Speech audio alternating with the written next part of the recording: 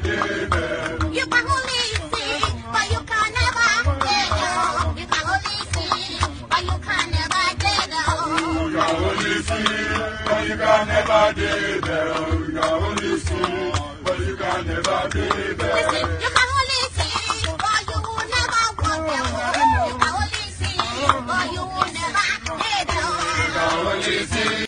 Ẹ̀jẹ̀ mi ni ẹ kí n gbọ́, àkànbí ewé ayò, ewé tún méje, ìtún ló ní ọ̀tún ẹ̀ ṣe, ìfà ló ní kan fà ẹ̀ mọ́ra, àìbínú gbogbo àtàrẹ, gbogbo méjì ọkà bàbà, gbogbo mẹ́ta ọkà wáṣẹ́, orí ló túmọ̀ ẹ̀dùn, gbogbo ọ̀nà ní túmọ̀ ẹsẹ̀. Akọni ìmọ̀ tú ìmọ̀ ọjọ́, ìmọ̀ èmi ni wọn kì í dálẹ̀. Wọ́n bá lọ mẹ́lẹ́mọ́, wọ́n á fi jó ẹlẹ́mọ́. Akọni wọ́n bá lọ gbé fèrè, wọ́n á fi jó ẹrùkù. Bọ́wọ́ wọn bá tẹ̀lé, wọ́n á fi jó aláré. Àwọn mẹ́tẹ̀ẹ̀ta parapọ̀. Wọ́n wá jọ ń pẹ́ mọ́, ẹ̀ẹ́mọ́ olóko jẹ. Wọ́n ń pa Akíntọ́lá ọmọ Ògún. Wọ́n ń pàdé Ìyọ̀dà ọmọ Àtàràbọ̀bà. Àkànbí wọ́n ń pàdé Ṣàtàdàdẹ ọmọ ọba Ìjẹ̀bú Mèrè. Aṣíwájú odò gbólùkẹrẹ, ajagun lólòdì ọ̀run. Tó o bá ṣe pé tìyẹ, tó o bá ṣe pé tìyẹ, lọ́ bá ń darí jọ wí. Àgbèrò mi kún gbọ́wọ́, ọ̀gọ́ ti ṣìgìdì bá gbé, àbẹ́tì ló máa ń gbé, àyàn ti ìlàyàn ewúrẹ́. Ọlọ́run dákun má padà lẹ́yìn ẹ̀, ó má gbàgbé ọ̀rọ̀ tẹ́. Aṣíwájú Ọlọ́run dákun má padà lẹ́yìn ẹ̀. Àkànbí Ọlọ́run dákun má padà lẹ́yìn ẹ̀. Ọkọ̀ olúrẹ̀lẹ̀ Ọlọ́run dákun má padà lẹ́yìn ẹ̀. Òdò lè sọ bẹ́ẹ̀. And there it is right there. Oh, there it is. There it is right there. So, a lot of you may have wondered why I started off with the British anthem, why this your man is suddenly subsumed by a wave of Englishness. So I've just been watching the European Championships, and England beat Netherlands. So Solly may not turn up today, or he may be crying in his milk. So I've just been watching the European Championships. England beat the Netherlands, which is Holland to you. So England beat the Netherlands to go into the finals to take on Spain. So that was what the anthem was all about. So that was what the British anthem was all about. So another burst of it just to celebrate that English victory. So God save the King.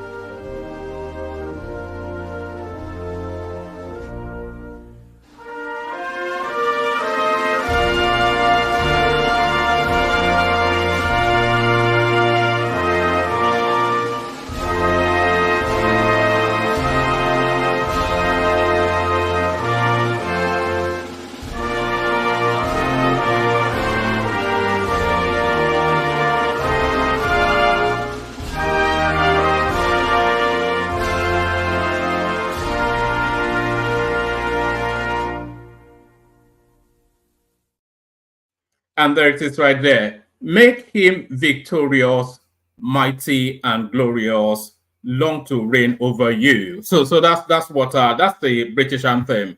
God save our noble king, God save our gracious king, God save the king. Mighty and glorious. I don't, but I know that phrase. Make him victorious, mighty, and glorious, Lord, to reign over you. Not over me, because I already have an Allah of him, but long to reign over you.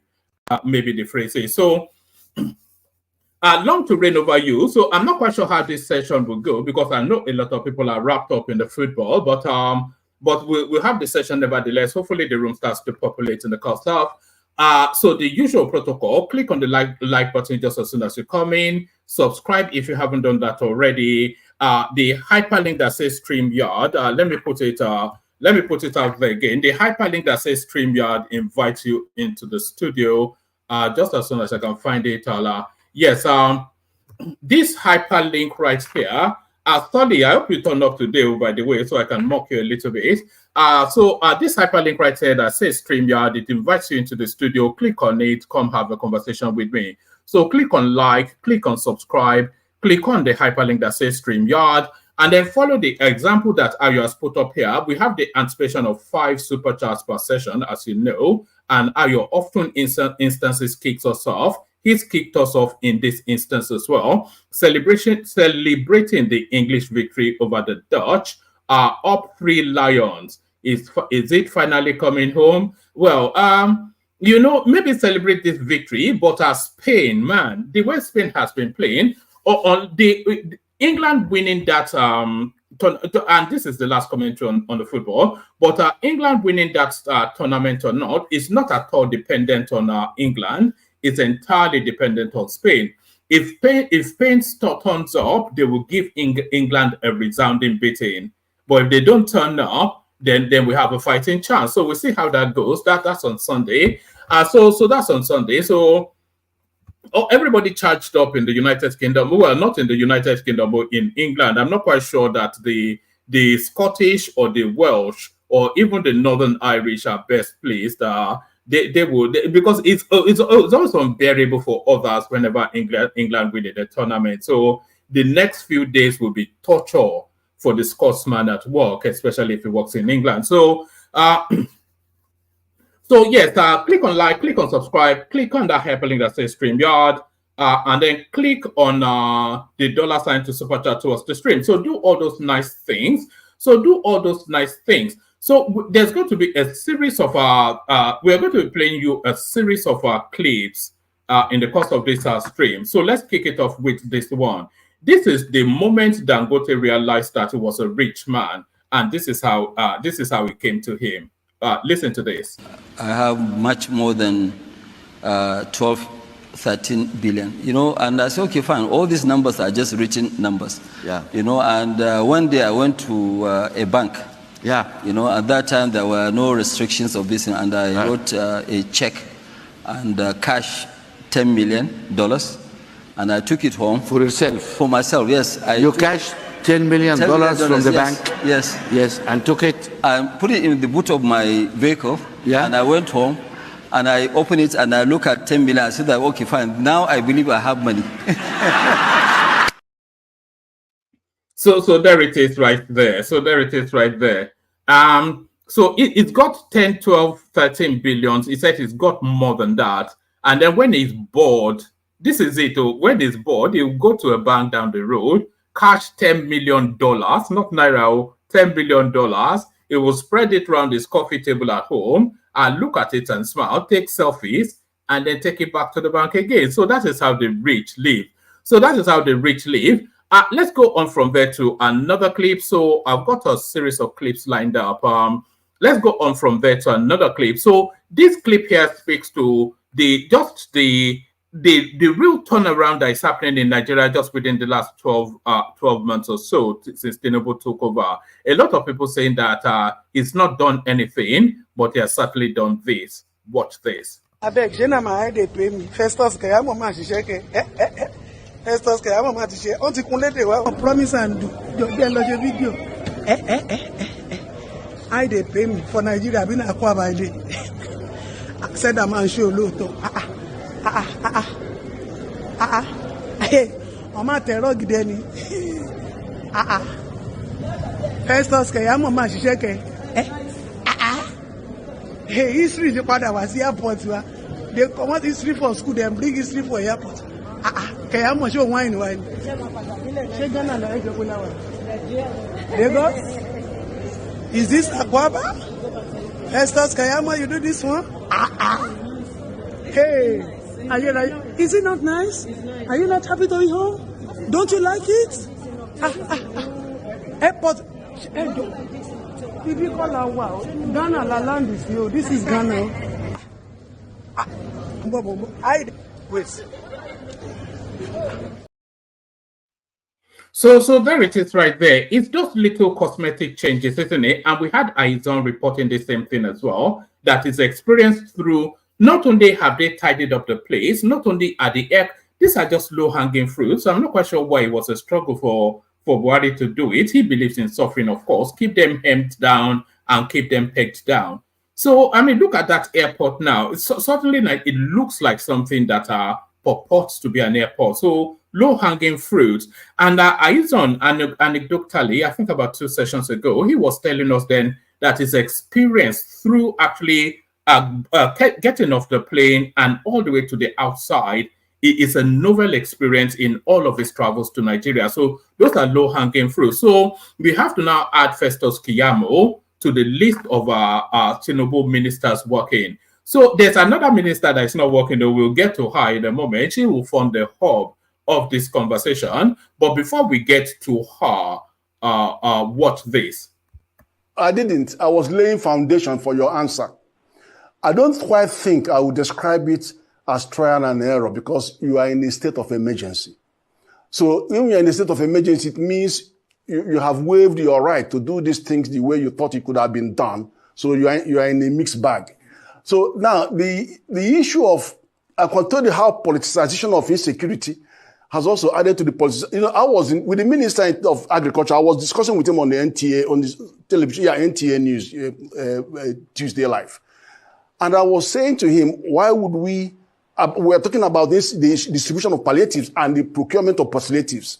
And he actually said to me that the distribution of palliatives that they did now was actually masterminded by National Security Advisor's Office and NEMA, the emergency unit. And so you can even see how they now have to involve the National Security Office and emergency to actually distribute. It shows you the level of politicization of all of these distribution structures and mechanisms. So it is the evidence.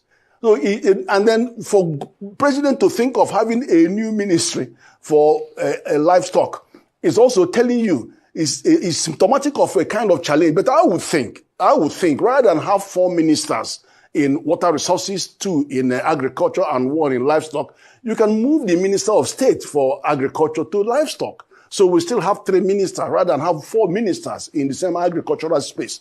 That would be my recommendation. But in terms of just hoping that I'm answering all your questions, though, or even addressing the questions, I think that the issue of the liberalization, the limited liberalization on a shorter time scale of particular number of food items could be justified in the sense that when we have a natural gap in planting season, that is the weakest time in our food supply because farmers have put everything that they have on the ground. And then the inflation indices also collaborate the fact that that is a weak period for us. So we should be importing if necessary. But I address what do you import?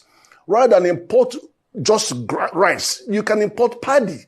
And then you are strengthening the production system that processes the rice and keep the jobs.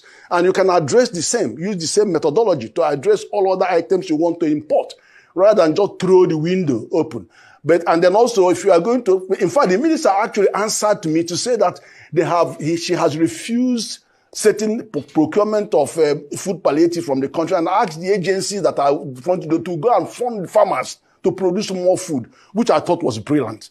But I think, there are many of these things here and there that we can piece together to make sure that there's a coherence, and even the people, or, telling people what exactly is going on is as important as what we are trying to do. Because when people have that sense, as you are just portraying to me, that there's no plan, that it is trial and error, firefighting, then, it creates far more confusion. And we need to try and build a construct behind this and then educate those who are at the helm of affairs to try and demonstrate that there is thinking, strategic priority, and allocation of resources, and and prioritizing of the.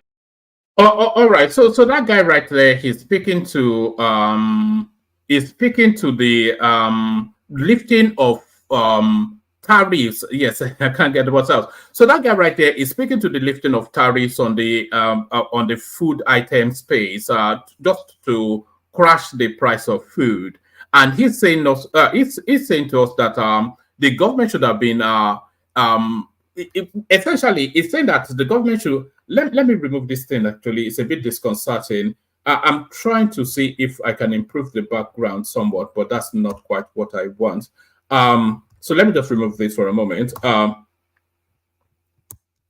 Yes, that's better. So yes, that guy right there is telling us essentially that instead of allowing the importations of rice, they should allow the importations of paddy that can then be processed into rice. But I think it's missing the point, because the point is to have immediate insulation to the food hunger in the country, which is to say import ready-to-cook items, so that crashes the price of the inflated food space. So I think a misreading of what's going on somewhat by that guy. But let's go into the readouts now. Let's go into the readouts. So we kick it off with this. Hardship. Tinubu has shut his doors. Even some ministers can't see him. So this is Senator Ndume, a very lost critic of the administration. In an interview with BBC Hausa, let's take it from the top. Let's take it from the top. Chief Whip of the Senate, Ali Ndume, has expressed concern over the rising cost of living and food scarcity. In an interview with BBC Hausa, Ndume said the federal government's inability to address these issues is a major challenge, adding that some ministers are unable to meet with President Tinubu to discuss the matter. He said, the major problem with this government is that its doors are closed, to the extent that even some ministers cannot see the president, not to mention members of the National Assembly who do not have the opportunity to meet him and discuss the issues affecting their constituencies. He spoke shortly after he and his colleague, Senator Sunday Karimi, sponsored a motion to address the food crisis in the country. They noted that the World Food Programme had warned that 82 million Nigerians are likely to face food insecurity in the next 5 years. So yes, I think some of the measures being taken by Tinubu is actually to address that food insecurity frontally and once and for all. So let's leave that there. Let's go on to this one. ECOWAS court finds Nigeria guilty of human rights violations. So this is going back to the answer space. And I think this is somewhat a victory for DJ Swift. So a couple of paragraphs. The ECOWAS Community Court of Justice held on Wednesday that the federal government of Nigeria violated the human rights of Obianuju Catherine Ude and 2 others. The regional court specifically found Nigeria in breach of Articles 1, 4, 6, 9, 10, and 11 of the African Charter on Human and People's Rights pertaining to the right to life, security of person, etc., etc.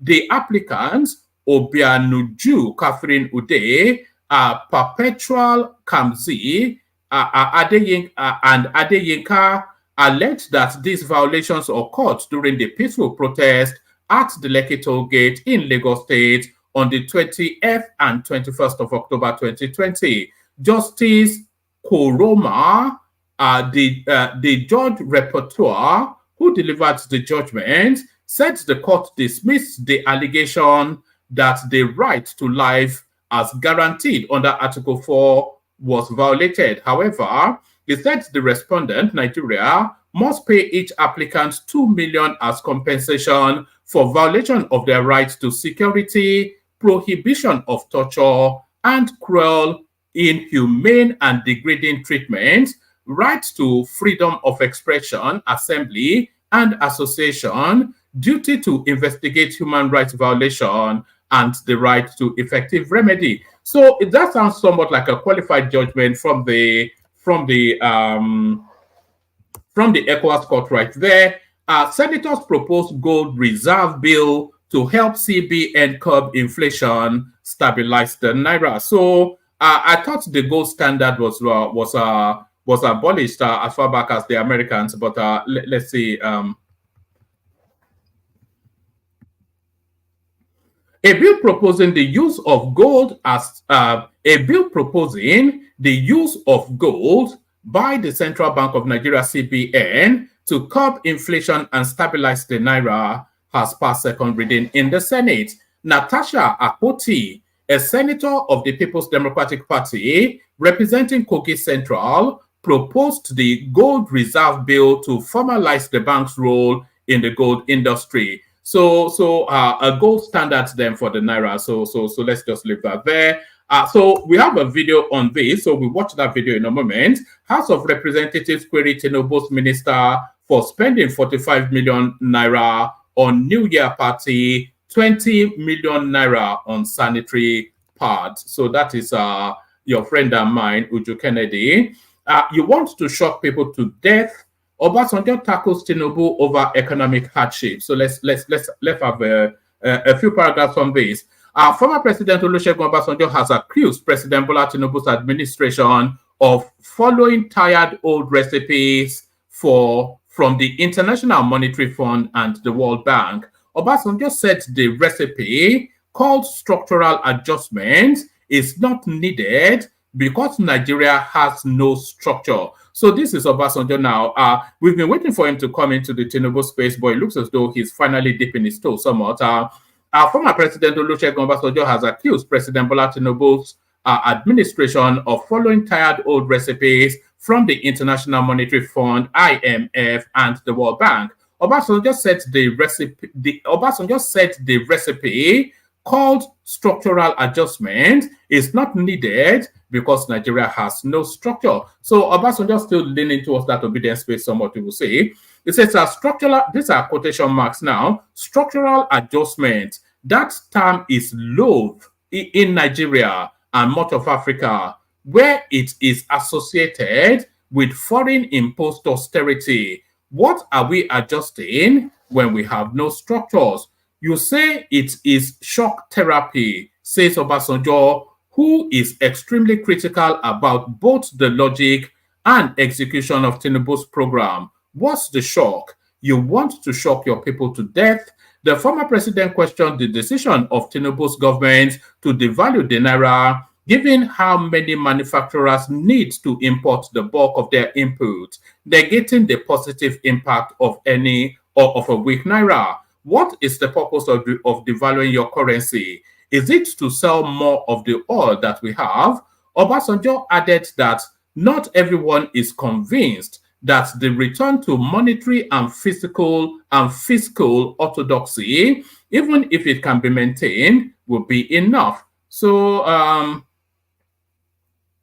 correspondents recall that Obasanjo visited the First Lady Remi Tinubu at the president's Ikoyi residence in Lagos, etc., etc. Obasanjo felicitated with Mrs. Tinubu on the celebration of Eid al-Adha, also known as Feast of Sacrifice. So there it is. Obasanjo then just jumping on that trade to knock at the Tinubu administration. But let's go on from there to this. Our hope is renewed. Mieti Allah Lord Tinubu for creating livestock ministry. So ministry for the Fulanis, and the Fulanis, of course, celebrate. You'll be thankful that you wouldn't have to listen to me read it, because I think we may have a clip. Mr. Chamberlain, first of all, thank you for having me. You can see I'm excited today, very happy for the creation of this ministry. And I express my gratitude to God for making it possible, and my gratitude to President Ahmed Bola Tinubu and his government for establishing this ministry at the right time, when we need it more than any other time. We thank him very much for that, and we appreciate him on behalf of His Eminence, the Sultan of Sokoto, who is the Chairman Board of Trustee Magban, and the other Board of Trustee members, the ESCO, and every other member across the country. We thank Mr. President for giving us a ministry for livestock development in the country. This is what we have been agitating for, as you have rightly said. This is what we are looking forward for, and today we have it. We are so excited and very happy, where our hopes have been renewed under the renewed hope agenda of Mr. President. So we thank him very much. We appreciate him for giving us this very wonderful achievement, and a historic one for that matter. You see, Mr. Chamberlain, creating a ministry at this time is what we have been yearning for, because we felt over the decades, the potentials involved in the livestock subsector has not been tapped by the country. While we compare it with our neighbors who had since served this Ministry of Livestock Development, and today they are reaping from the benefits of livestock. Some of these countries' economy solely depend on livestock because it has not been neglected. It has been given the right attention it deserves. While we are talking of only 10. All right, so there it is. So that's Miyetti Allah celebrating the creation of a Ministry of Fulanis by the Tinubu administration. But would that be sufficient enough to douse the insecurity in the country? So that remains to be seen. So that remains to be seen. But if you couple the creation of that ministry with this, then we may be on the cusp of solving that insecurity linked to moving cattle up and down the country. Cattle movement by rail to resume soon. This is the NRC. So the final question had always been how that how those cattle then move from the north to the south if they stop them from moving them via the forest via the forestries. So let's have a listen to this. Every thriving economy across the globe. Actually, we're not going to have a listen to that because it's 30 minutes long. So let me just give you the readout instead. The Nigerian Rail Corporation says herders and traders can soon move their cattle from northern Nigeria to the country's southern region using rail services. NRC Managing Director Fidit Okiria disclosed this on Channels Television's This Morning Breakfast Show on Wednesday, hours after President Bola Tinubu announced the creation of a new Ministry for Livestock Development. It said the movement of cows and other goods would resume with the Warri Ipati route, the NRC famous passenger traffic. Let's do that again. I don't quite like how that sounds. The Nigerian Rail Corporation says herders and traders can soon move their cows from northern Nigeria to the country's southern region using rail services. NRC Managing Director of Fidit disclosed this on Channels Television on Wednesday, hours after President Bola Tinubu announced the creation of a new Ministry for Livestock Development. He said the movement of cows and other goods will resume with the Warri Itape route. The NRC, famous for passenger traffic, had in 2017 suspended the movement of cattle by train following technical hitches. So it looks as though then so that opens up. So that opens up. Let's go on from that to this one. Okay, I think we've done this one already. So let's go on.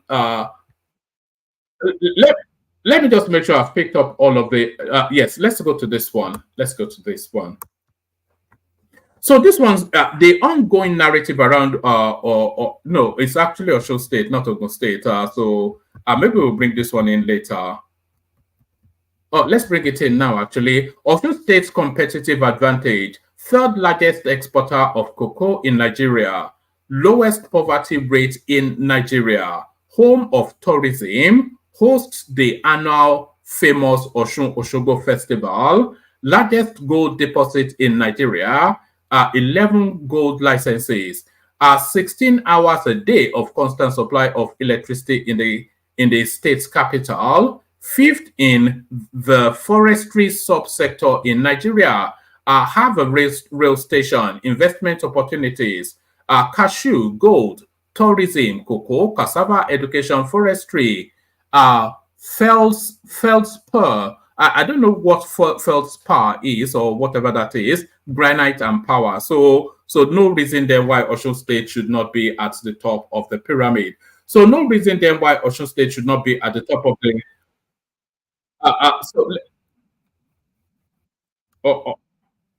All right, let's go on from that to this. So let's go on from that to this. This will be the last bit, and then hopefully we have a panel to have a conversation with. This blew my mind when I first saw it, but watch this. Honorable Minister and your team, Mr. DFA, I'm at a loss because fortunately I attended the last meeting. And one of the reasons why we took you on oath was to get the truth from you. And today you have deviated. You have deviated because you did say, yes, there was release of money and you take instructions from the principal. And there and then, I confronted permanent secretary. He said he was not in the known. And I still making my statement that you are running the ministry with your minister. What of you? I take exception to. Don't interrupt, honorable member. Don't interrupt. Don't interrupt, honorable member. Allegations. Please let her finish. I am not scared to anybody. Interrupting.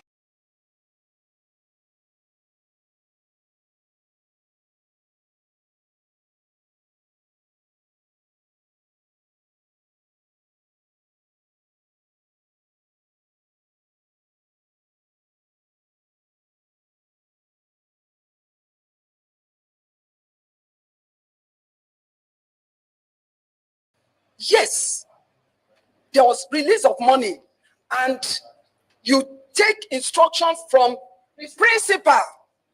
And there and then, I confronted permanent secretary. He said he was not in the known. And I still making my statement that you are running the ministry with your minister. What of you? I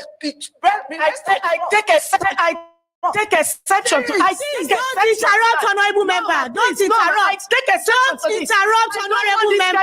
Allegations. Please let her finish. I am not scared to anybody. Interrupting, honorable member. She should. Honorable minister, about me. Honorable minister, honorable minister.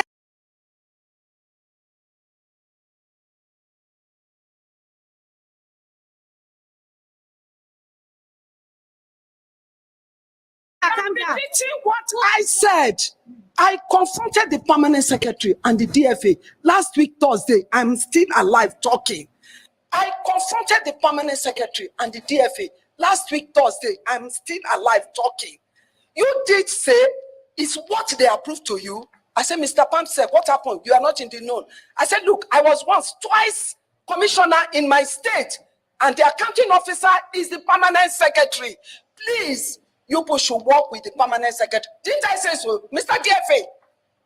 I am still saying it because from the revelations, what's coming out is one-man show. One-man show you people are doing it. Two-man show. Can I talk since you talk? Things without facts. Please, honorable minister, we will call you when you have to call. You will have your time. Allegation against. You will have your time. People say honorable minister, you will have your time. You will have your time. Yes, some fairness. Yeah, it's a trap. Thank you. Thank you, Chairperson. Jump into the trap. Chairperson, thank you. I fear nothing. I stolen nothing. Honorable minister, you will have your time to talk. Is anything. That's why I don't fear anybody. I'm not. Honorable Minister. Honorable Minister. Honorable minister, we are working with records. We are working Honorable with Minister. records. We are working with records. Yeah, Honorable Minister. Honorable Minister, hold on. Chairperson. You have to call. Just calm down. You will talk. You will have your time. Allegation against. You will have your time. People say honorable minister, we will have your time. You will have your time. Chairperson. Yes, some fairness. Yeah, it's a trap. Thank you. Thank you, Chairperson. Jump into the trap. Chairperson, thank you. I fear nothing. I've stolen nothing. Honorable minister, you will have your time to talk. Is anything. That's why I don't fear anybody. I'm not. Honorable Minister. Honorable minister, Minister, we are working with records. We are working Honorable with Minister.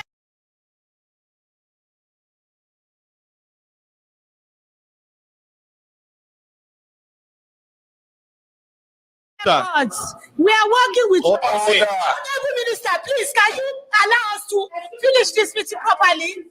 No, you cannot interrupt. You cannot. Off your mic. Honorable Minister, Not be accused here. I cannot be accused that I keep quiet. Honorable Minister, I think the committee is being so lenient with you. You are attacking the supremacy, the autonomy of this institution. We cannot come to your ministry and shout at you the way you're doing. DFA, why were they not paid? Thank you, The procurement officer has made it clear that by procurement law, before they even award the contract, they will ensure that there is fund to fund that job. So apparently the money was there. So why were they not paid? Please, I just want the answer straight. Don't waste our time. I will give you the answer right there. Now, the money was released up to the tune of only 25%. We know it was only one item that was not released. We know. That one item, how I hope I will get the document specifying that, because I read out the explanation of each warrant. Two of them that came last year, one before I joined the ministry, one after I joined. The description is being released of capital cash needs for the ministry. It didn't say except Nigeria for Women project. I've been emphasizing this, but understanding differs. There is no document you lay your hands on now that we say that monies released last year excluded Nigeria for Women project. That is why we are having this. You are still not ready to answer the question the way you should. Permanent Secretary, please, can you tell us why these contractors have not been paid?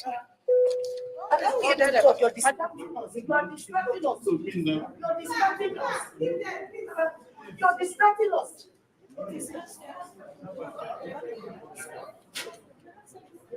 Permanent Secretary. No, I gave him that is 2023. Okay. Want Nigerians to know why these people, these poor Nigerians have not been paid. Because some of them, their monies are not even, they are not even up to the money you people used to fuel your cars from the records that we have here. Honorable Chair, Vice and members, I think I wish that we had brought the Accountant General's office here so that they can address the budget subheads that were released, because now it becomes a bit dicey. Like I said, let me also place it on record. I only resumed in February. These whole things happened last year, 2023. And all these issues, I met them when I resumed. So I am not in the position to say what was or wasn't. But like we agreed at the last meeting, there were major subheads, out of which some monies were released. And then part was not released. And the DFA has made a very fundamental statement now, which says that the warrants that he got only said capital needs, and it did not specify. Now, let us put that on one end. What we might now need to do is to find out from the Accountant General what specific budget subheads for 2023 did you release? If we have the warrants stating clearly what was or wasn't released, then they make our job easier. And then that way we can say X was released, but was not paid. Because if we put that together with what the procurement officer said, please, can we have one house? If we put that together, please, with what the procurement officer said, he said, by law, letters are not awarded for contracts until funding is available. We all know that as a procurement rule. And he is insisting that these monies were available before those letters were awarded in 2023. But now we also need to juxtapose that with the comments of the DFA that says the releases he got did not specify what projects they were exactly for. So I think for us to make a very objective assessment of the situation here, we might need to see these warrants. what exactly was the funding released for? Because we know that about 70-something% was not released, and the amount for Nigeria for Women Project was that same amount that wasn't released. But then there is no warrant. So if we can get that warrant that tells us precisely what was released, I believe that will help us to go forward with this. Okay, thank you. Let the deputy speak. Please, we are getting the warrant. Put it there. Take note, clerk. My chairman. No, please, hold on. Let the deputy speak. My chairman, dear colleagues. This interactive session is not to witch hunt, like I said the last time, or malign anyone, but to exercise our constitutional power as enshrined in the principle of checks and balance of government expenditure. The committee's mandate is anchored in the House Order 20, Rule 138. As we discharge our duties, let us remain committed to upholding these constitutional and legal imperatives, ensuring that our actions and decisions align with the highest standards of the law. One of the points that caught my attention in that clip was when the contractor was complaining that they have done a job, they've delivered, and everything has been signed, but they did not pay them. I think one woman was even said in that clip that he borrowed 5 million for the bank and he supplied items to Minister of Women's Affairs, but he delivered, they signed the documents, and money has not been paid. And she's still paying interest on that money. So it catch my attention because when we are trying to support our local suppliers, when we are trying to encourage our people with this current situation of people in Nigeria, we are still having this kind of situation. You need to appreciate the standing of this institution in our nation today. No one of us will come to your office and shout the way you're doing. I'm being very, very honest and truthful to you. Now let me land. I understand that you're new in government. When I came in and I saw Ambassador Duda, I was a little at ease because I know him. He may have forgotten me, but I know him when he was Permanent Secretary for Foreign Affairs. And I know him to be a PAMSEC that knows his onions. So I expected that this would be a lot. Honorable colleague, I'm sorry to cut you short. Yeah. I'm sorry. It seems the Honorable Minister doesn't want to calm down. She doesn't want us to go to the root of this matter. She's challenging the committee. She's, being rude to even honorable members. And this is very insulting and highly unacceptable. You are interrupting honorable members when they are speaking. We are still here. I told you you will have your ground to speak. And in view of this, honorable members, I cannot be here and allow the honorable minister to insult any member of this committee. We are going to adjourn Synodal, and I hope that by the time we call the honorable minister again and this team to come together, we'll be able to behave yourself. We are going to have a report to the leadership of the House that the honorable minister is not allowing us to do our job. She's interrupting. She's not answering the questions the way she ought to. And the records that we have is what we are speaking to. We have not manufactured any record here. Everything that we have here, they are from your ministry. We are only asking you to account for the monies that was paid to you. And you are speaking about monies that was released. We are all aware that the only item that was not released is that single last item. That 10 billion, over 10 billion item. We are all aware. We don't want anybody to come here to play on our intelligence. We are only concerned about these poor Nigerians, that their monies are being withheld, that are being misappropriated to pay some other contractors for other projects that were not appropriated for. This sitting is hereby adjourned Synodal. Thank you very much.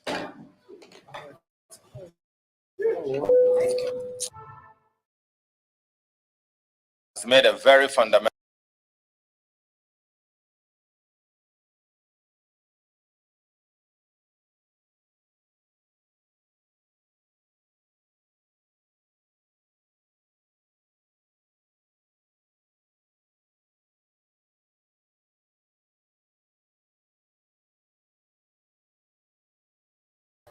Sorry, I was talking all the way through. I didn't even know I was off screen. So I was saying that when they say it's renewed hope and some people say it's renewed shege, that is what they mean right there. That's a good, perfect example of renewed shege right there. So there is a woman that the finance space has released monies to her ministry, and the parliamentarians are calling her to account for the spend so far. And because she couldn't account for the spend so far, she turned it into a street fight. So this is actually what they are alleging that she spent the money on. If I can just get where is our headline?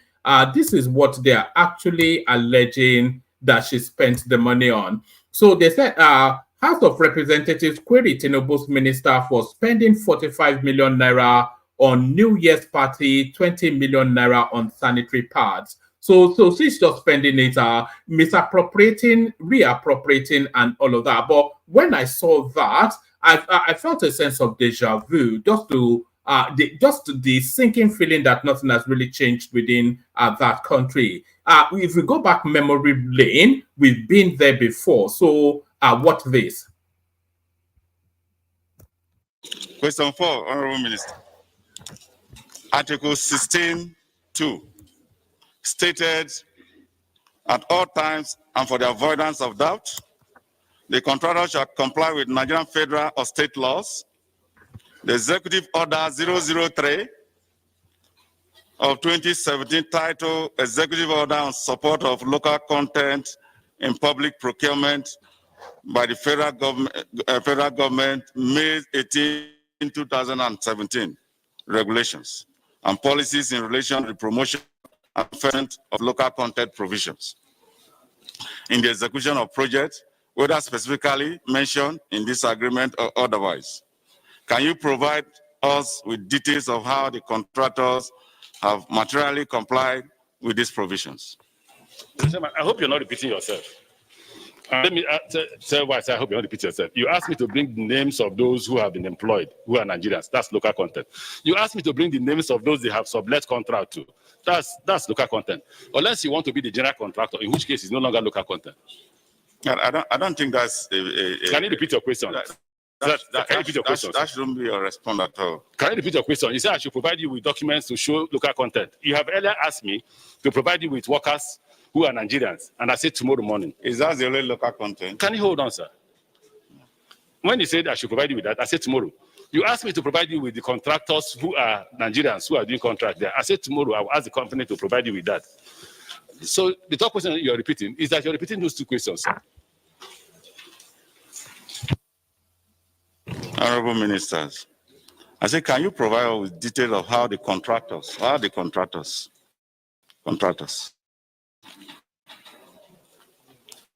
have complied materially with these provisions? Now, there are provisions in the contract agreements. If you are taking local content, has those contractors complied with it? It's a question of supervisions on those critical areas. If we also want to know the quality of what that project being executed in line with the specification. Maybe the House needs to appoint a supervising engineer. For us in Ministry of Transport, we are convinced about the quality. Nigerians are using the rail going to Kaduna from Abuja.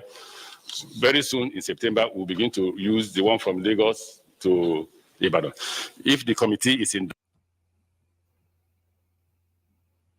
or the witness must be a governor. So you will not take a messenger to sign your document? Well, it's a law. It's a law you pass. Which law? Can you the one you pass. So no, there's no law that said it must be. Can you provide us with the law? Please, Honorable Minister, can you provide us with the detail of the Addendum 2 contract agreements from where you made variations? From where you made variations to sign revised contract for Addendum 2A. Mr. Chairman, one of the responsibilities of the House is to appoint for you legislative assistants. Is that not true? Please, sir, ask the legislative assistant to read our booklet. You will see Addendum 2. Addendum 2. Mr. Honorable Minister, I took time to go through your documents. I took time. And if that page is not available here in the document you provided.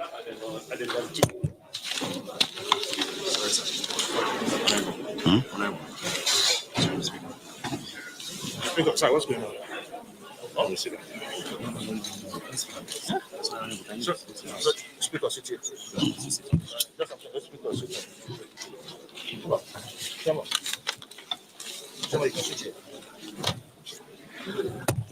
Gentlemen, please, can we just take a break for about 10 to 15 minutes, please? Let's take a break. So there it is right there, renewed Shege. So that is Rotimi Amechi being asked to come and account for monies missing from the books when he was transportation minister. And that is Femi Gbadabiamila, who was the Speaker of the House of Representatives there, coming to shut that session down for reasons that they're asking Rotimi Amechi to account for money. So fast forward to Ujo Kennedy, and that's the renewed Shege right there. So that's the renewed Shege right there. Everything changes but remains the same. Let me play you one more clip, and then we'll bring, we have one or two people, so we see how the session goes. We may have to, wrap it up sharpish. But let me play you this. This is nothing to do with politics, but this is trending number one within the Nigerian social media space. So watch this. I want to die. But before I die, a lot of you bullies will die together. I have kept quiet. You guys have pushed me to the wall. I want to die. I don't mind. I want to die. I wish to die. The way I am, I want to die. Because you guys have pushed me to the wall. I did not commit any crime. I only exercised my rights. I came out, begging you guys. I did not collect money. Me or anybody. Me or I voted for Jonathan that time. And you guys did what? You bullied me. I've had it up to here. You cursed my child. You do everything to my child. I did not arrest anybody's mother. I wrote a petition. From there, they said I should go to the cyber crime. I got there. I wrote a petition. I gave them the handle. I gave them the screenshot. The reason why I didn't ask, So that is right there. So that's Tony Abrahams, who have had cause to have somebody on the Twitter space locked up for reasons of defaming her. So the level of abuse and vitriol on that space. I thank God I'm not really on Twitter. I stream to Twitter, but I don't really have a strong presence there. I'm not quite sure I could cope with that space. But let's play the K guys, kick the session off and see where it lands. First, the K guys. Only water, where they see ma. Water, only water, where they see ma.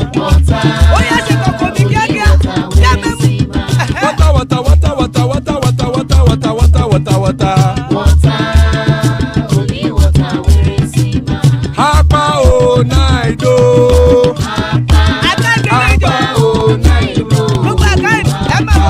Hapa you don't come o.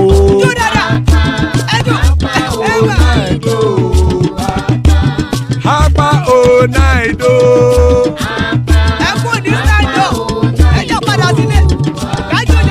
Oro keke elemu ye o. Ide sodi ya keke elemu re o. Bobby master keke elemu re o. Chifu Waila ti keke elemu re o.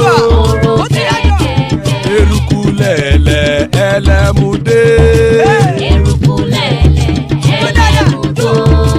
Erukulele ẹgbẹ́ ẹlẹ́mu dòde ojàre o. Erukulele Ghana ti dé ẹgbẹ́ bọ́dì o. Ọmọ ẹlẹ́yẹ ẹ̀yẹ o ó dìle o. Olúyẹ̀lá ẹ̀yẹ o ó dìle o. Petrosoname ẹ̀yẹ o ó dìle o. Petrosodunke ẹ̀yẹ rẹ̀ ó dìle o. Ẹlẹ́kọ̀ọ́ ọ̀run mú ìní o.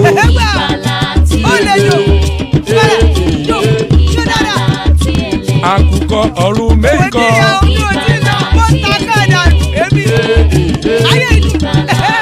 Ikú kò ní ríwà gbéṣe o.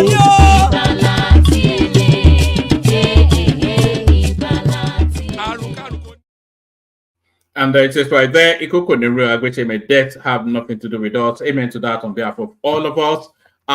So Thomas joins us. Good to see Thomas. Solly is in the house. I'm sorry that I had to turn up, but Solly, because you turned up, should I give you a blast of what happened today? Solly, Kwelema, you know.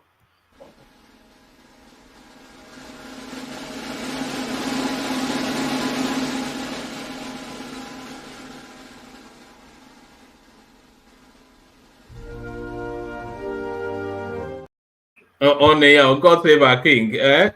Sorry, what happened now? All this No, bullshit. no problem. I already told you that I prefer if England wins. You know, some of these people here were doubting the power of Nigerians because they've not seen plenty Nigerians, and I simply told them that Shebi is Curacao versus Nigerians. We'll see who really sucks. You know, so as I saw England's victory. I have already uploaded my laughter all over social media, and you know, they are not You, taking you, it. you know, it usually happens the other way around. It's usually England that loses in the last minute. Just going back decades and decades. It's just, it's just they always end up in tears. But there it is, England in the finals. Can you believe that? If you are very good at being creative, you know, you always beat the Dutch people because the Dutch people, all they know is rules. It's not as bad as Germany, but they would have had their game plan for that match and they won't change it for any single thing. That's how Dutch people behave. So if you are very creative, like somebody like playing someone like playing people like Brazil, you know, Argentina, they always beat the Dutch. That's just the way I see it. But it's good for them. But Too much where is your sense of loyalty to the country that you live in? Nigeria. You don't live in Nigeria now. You said where is my sense of loyalty? I told you where it is. But that country gives you a lot now. They give you soccer, they give you shelter, you make money What is there. soccer and shelter? Huh? What is soccer and shelter? It's shelter. I pay my own bills. So why don't you go and pay your bills in Nigeria then? If it's such a what's this guy, man? I don't need to pay bills in Nigeria now. My father's house is there. You know, so I pay my bills here. Nothing is free. Where's the loyalty? All right. All right. Let's leave the football, go to the politics. So do you want to start it off with? Yeah. Let me kick it off with that last video you play. Good evening, everyone. The Tony Abraham. Abraham, no, you don't get the drill, woman. You didn't get the drill. What happened is he's being bullied online because he voted and supported Tinubu. So he has been quiet. She has been quiet about it. You know, all this. Some people let internet get to them. I understand sometimes it could be frustrating. You have to come out, but she doesn't need to go this extreme. So he has been bullied online, bullied. He has been quiet. Now he has gotten to the peak of it. So that's why you saw that video there. So they were bullying him, calling him bastard because he supported Tinubu. That's what happened there. Yeah. Okay. But the guy has been released. The guy she had locked up because she asked for him to be released. See, can I speak on the topic now? Yeah, you can go on. Yes, yeah. Carry on. So, yeah, I'm just giving one man the background. Yeah. Okay. Do you know that Nigerian people they have bullied so many white people into suicide? Just this their normal cruise is becoming so prevalent in the USA. Their normal cruise. They are bullying children online, and those children are killing themselves. I don't know why Nigerians are worried that this woman took that guy to jail. That guy defamed her. Nigerians defame you like it's nothing. The ones online that don't have anything to do, because they think everything is like election. They will go beyond Nigeria. They will start bullying you, and they won't let you rest. As you wake up, boom, they are insulting you. As you sleep, boom, they are insulting. Joblessness, it shows the amount of unemployment in that country. They will buy internet just to frustrate your life, and they will be calling it cruise. What she did is along her legal rights. You are going online, you are defaming somebody because of who they voted you for. Like, what is wrong? That kind of person needs to be locked up in a mental psychiatric hospital. Because what makes you do that? What makes you get to that level where you are going online and you are now lying about somebody? Now, this woman went with her legal rights which is legal anywhere in the world, and reported to the authorities, and the authorities locked this guy up. She didn't even say they should arrest him. She just did normal report and they took him up because what he did is a crime. Cyberbullying. And then Nigerians say, oh, she's a wicked person and they should release the criminal. If I was in Nigeria, I won't fight people. You know, Solid. Normally, I would weigh against this woman, but that cyberbullying is becoming a real thing, and the impact it has on people, you cannot underestimate it. I said, Nigerians are allowing children abroad to commit suicide. Don't use that word too often. Don't use that word too often. Sorry, to fight themselves. And it's not like once in a year incident or plenty. There are plenty. Nigerians are adept at bullying. I think that we are probably the foremost country in terms of I don't know anybody that knows how to bully better than a Nigerian. Even Africans are scared of us. Yes. And that's just US on their own report though. We don't even know about the other countries. They don't know what cyberbullying is and they don't know their limits. If I was in that country, I won't fight with you. I'll just wait for you to defame me online. I will just be locking them up. I will be locking them up till they have common sense. Because they never take warning when you don't take action. It's until you take action that they start using their brain. No matter what you tell them, no matter how much you warn them. Do you know bullying here is a crime? You can be jailed for everywhere. it. No, not in Nigeria. Not in Nigeria. Even in Nigeria, that's why they it's a crime in Nigeria. That's why they locked the guy up. But it's been released, isn't it? It's supposed to do some time. No. One man, this bullying thing is getting out of hand. We have to do something. What happened is she filed reports. Police now saw that this is a crime, something they cannot be on. They now picked him up and locked him. So she now had to go back to tell them to release him. Because Nigeria now started bullying her. The story actually started.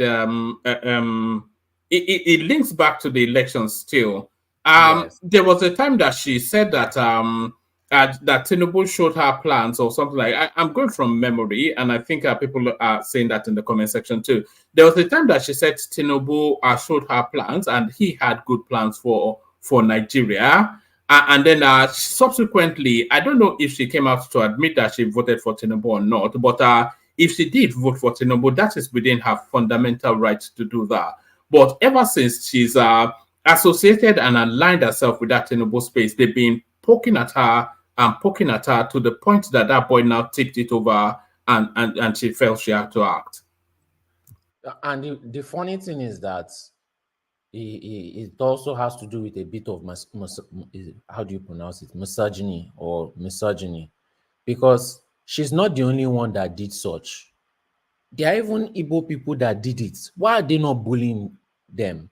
It's because she's a woman and they've seen that they always get emotional reaction from her, so they decided to concentrate on that woman. If she wasn't a Nigerian, she would have cried herself. Sorry, give me 1 sec. One man, I don't know what happened in your country. Did celebrity always support a politician and they will make it open? UK, America, do we know any of that? Yes, but this last cycle of elections, people are not letting it go somewhat. They are almost acting as though voting for Tinubu was an act of evil, and that's the narrative that is being put out there. So I'm not sure. They have sense of entitlement because they believe that the election was. This is why I don't always like propaganda, because some people will just take it and live by it. They believe that the election was stolen from them. So in their mind, they won it. So when somebody steals something from you now, that grudge, they will not let it go. But they always let go their politicians that steal from them. I've never seen them give that kind of anger to their politicians before. That's why I said that is a targeted misogynistic attack on that woman and her family. Imagine over 1 year of consistent bullying. They did not miss a single day. But what she has done now makes her an even greater target. This is not going to back them off now. They'll just now they know they can get a reaction out of her. They are just going to go even harder. And the worst part is now they know they can get away with it. She should have not. No, they didn't get away with it though. She released him. So yes, that means if they can do it again, I should release them again. They don't. This kind of people don't take. They don't take success. Hold on. Let Solid land and then come in. Yeah, Solid land. These people don't take any sign of weakness. They will keep on going. No, see that Chioma, she behaves like that too. I just had to block her. No. Leave Chioma alone. Yes, I'll say it. No, you don't. No. Leave Chioma alone. You didn't stop her like this. So, but when I voice, that's how she behaves too, like a typical Nigerian youth. But she's not here to defend herself now. Yeah. They don't know.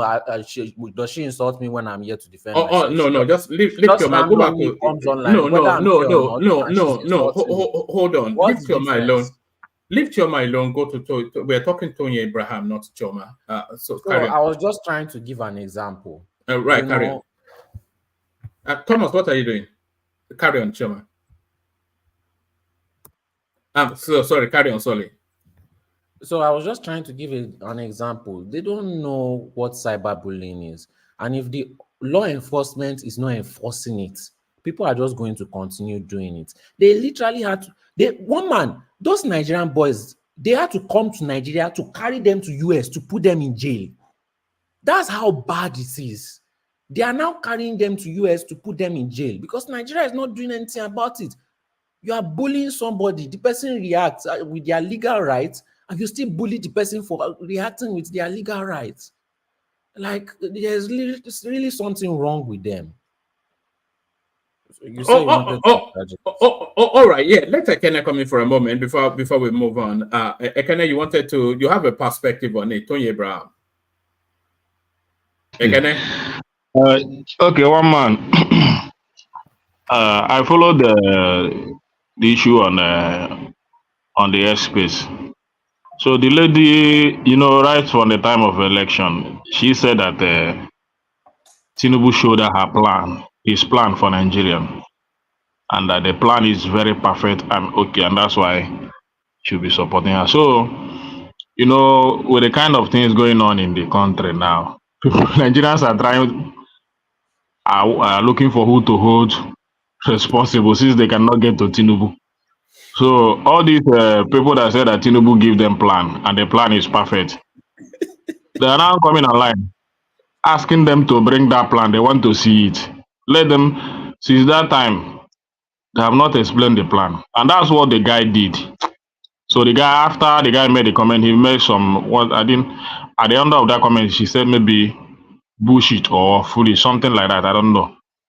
So that guy name is Ayo. So she wanted to arrest her.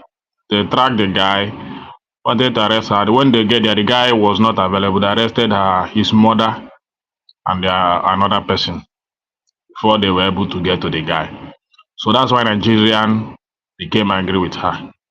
Why should he arrest the mother of that guy? But that's not actually true. The guy was arrested. And then the mother went to the station and said she wasn't going to leave without her son. So she didn't arrest the mother. She arrested the boy. And then the mother went to the station and said that's the story I saw on the X. So whether maybe another thing happened, but that is the story I saw on the X space. So, but for me, solely using the name Nigerians, lazy Nigerians, they don't have work, Nigerians, this and that. I don't think it's good making such statement on your fellow youth, seeing the kind of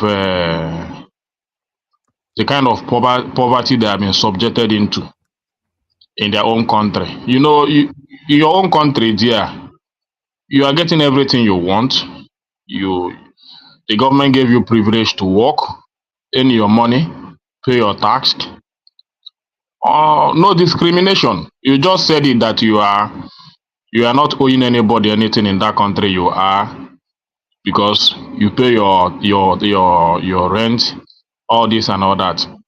But even in your own country, you tell other people stay in another state to go, not minding that they also pay their own tax and pay for their own rent in that state. So So sorry, this is hypocrisy. are you saying it's justified that the woman was bullied? Well, I think now Nigerians are angry and they want all these people giving. Nigerians can be Nigerians can be, and by the way, Nigerians are not angry. So only a subset that are acting out their political whatever. So all these broad Nigerians are. I think we should go away from that. Because we don't, we only see a tiny little group showing reactions on the social media space. So that's not a representation of Nigerians. But even if they are angry, then they should take their anger to the government. That woman is entitled to her own. Listen to Babash, this El-Rufai son. Look at what he told Tinubu. You didn't read his comment to Tinubu.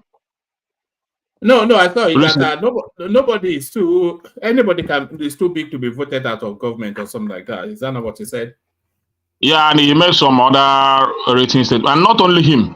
Many Northerners are putting it. Somebody said that another one said that well, you know, this 2027 Tinubu bill, that they said that anybody that will bring it to the north, that person will have himself to be blamed. That they don't want to see that nonsense in the north in 2027. Yes, so a lot of that is no, not a lot of it. It's just, look, you cannot use isolated commentaries to broad stroke an entire region. You yourself, you recall from that, the fact that some random northerner says something is not representative of the entirety of the northern view. Well, it might not be representing the whole north, but at least the people we know online, we are seeing their tweet and their actions every day. This is the reaction we are seeing every day from them. And you also listen to Ale Ndume, his own speech. So in the Senate, what he said, and all, even the former Senate president, I was even surprised that he could even rise up and be speaking against the government. You know, if one former Ekene, please, man. Can I please ask Ekene one question, please? Yeah, of course. Carry yeah, Ekene, with due respect, not disrespect to you, please. This question: have you ever been bullied before? Never in your life, maybe in school, maybe colleague, friends, maybe family. Have you ever been bullied before? Yes, even in this platform, I've been bullied. By a lot of forget about this platform. Who bullied you? You do more the bully though. I'm being bullied now. Part of bully. That's why you are talking like this. No, yeah, the impact is that they are comment that hurts you and all those stuff. So most of the time you see there are a lot of people that comment here, call you all sort of name, you know, terrorist, this and that. When somebody call you terrorist, what do you mean? What else? How do you want that person to bully you again? And it happens here. This guy, what is his name? He no longer comes here again. It's like one man has cautioned him. I forgot his name. Now you always come here to bully me and the rational mind. So many of them, even apart from that guy, there are other ones here. They always come here to call people terrorists and all that. Those words are bullying. And the guy didn't call this to Abraham a terrorist. You understand? But, you know, for me, people should understand that Nigerians are angry. That's the fact, especially the supporters of this government. And nobody wants to hear anything. Apart from what they should do is to make sure to pressure the president to start to do something. So that this anger will disappear within a very short time, because the former Senate president has already made it clear to them. Why can't people take their anger to the government? Tony Abraham is no, you know, these are individuals and they are already arresting people. So just talk about the government, just what the government would do. One of these guys, this flag boy that was arrested, is it day before yesterday in Abuja, for raising up flag that said that Nigerians are hungry. They arrested him now. He took the power of a lot of Nigerians there to go and rescue him, and he was released that day. Just for him to raise that flag in Abuja. They pick him up. He never did anything, oh. They are not. And you see another guy, this Nollywood actor, Hanky Anuku. They are on the street of Abuja now. But they picked that flag guy, that flag boy guy up today, the day before yesterday or day before yesterday, just for him to raise that flag. So you see the kind of country, and you are telling people why are they not taking the anger to Abuja. But I just gave you one example. Now, the guy didn't kill anybody. Oh. He's not holding any arms. So he just took a Nigerian flag, write it, Nigerians are hungry, raised it in Abuja. Immediately, police people saw him. They pick him up. Nigeria begin to react. That is why they released him that evening. So your government is more than even a Abacha government, that you cannot even talk. You cannot even protest. You cannot even lend your voice. Alindume said that Tinubu is no more. Alindume said that Tinubu is no more accessible. They have shielded him. People no longer get close to him again. That's the word of Alindume. So he don't know what is happening in Nigeria again. He said that even his ministers cannot even access him. Talk less of them, the senators. The man has went into hiding in Aso Rock. Nobody is seeing him again. You don't have any right to visit him again. That's the word of Alindume. So maybe one man can play the tape or read the headline. No, we've already read the headline. Is one of the talking points. But let's see this your flag boy. See what he did. Let's see this. Hunger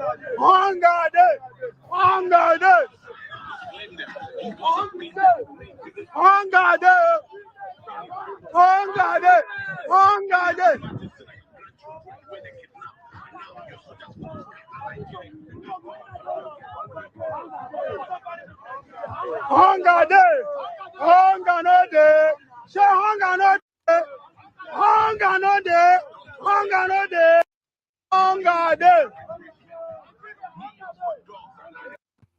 hungry day. I think they do my normal protest, hungry day.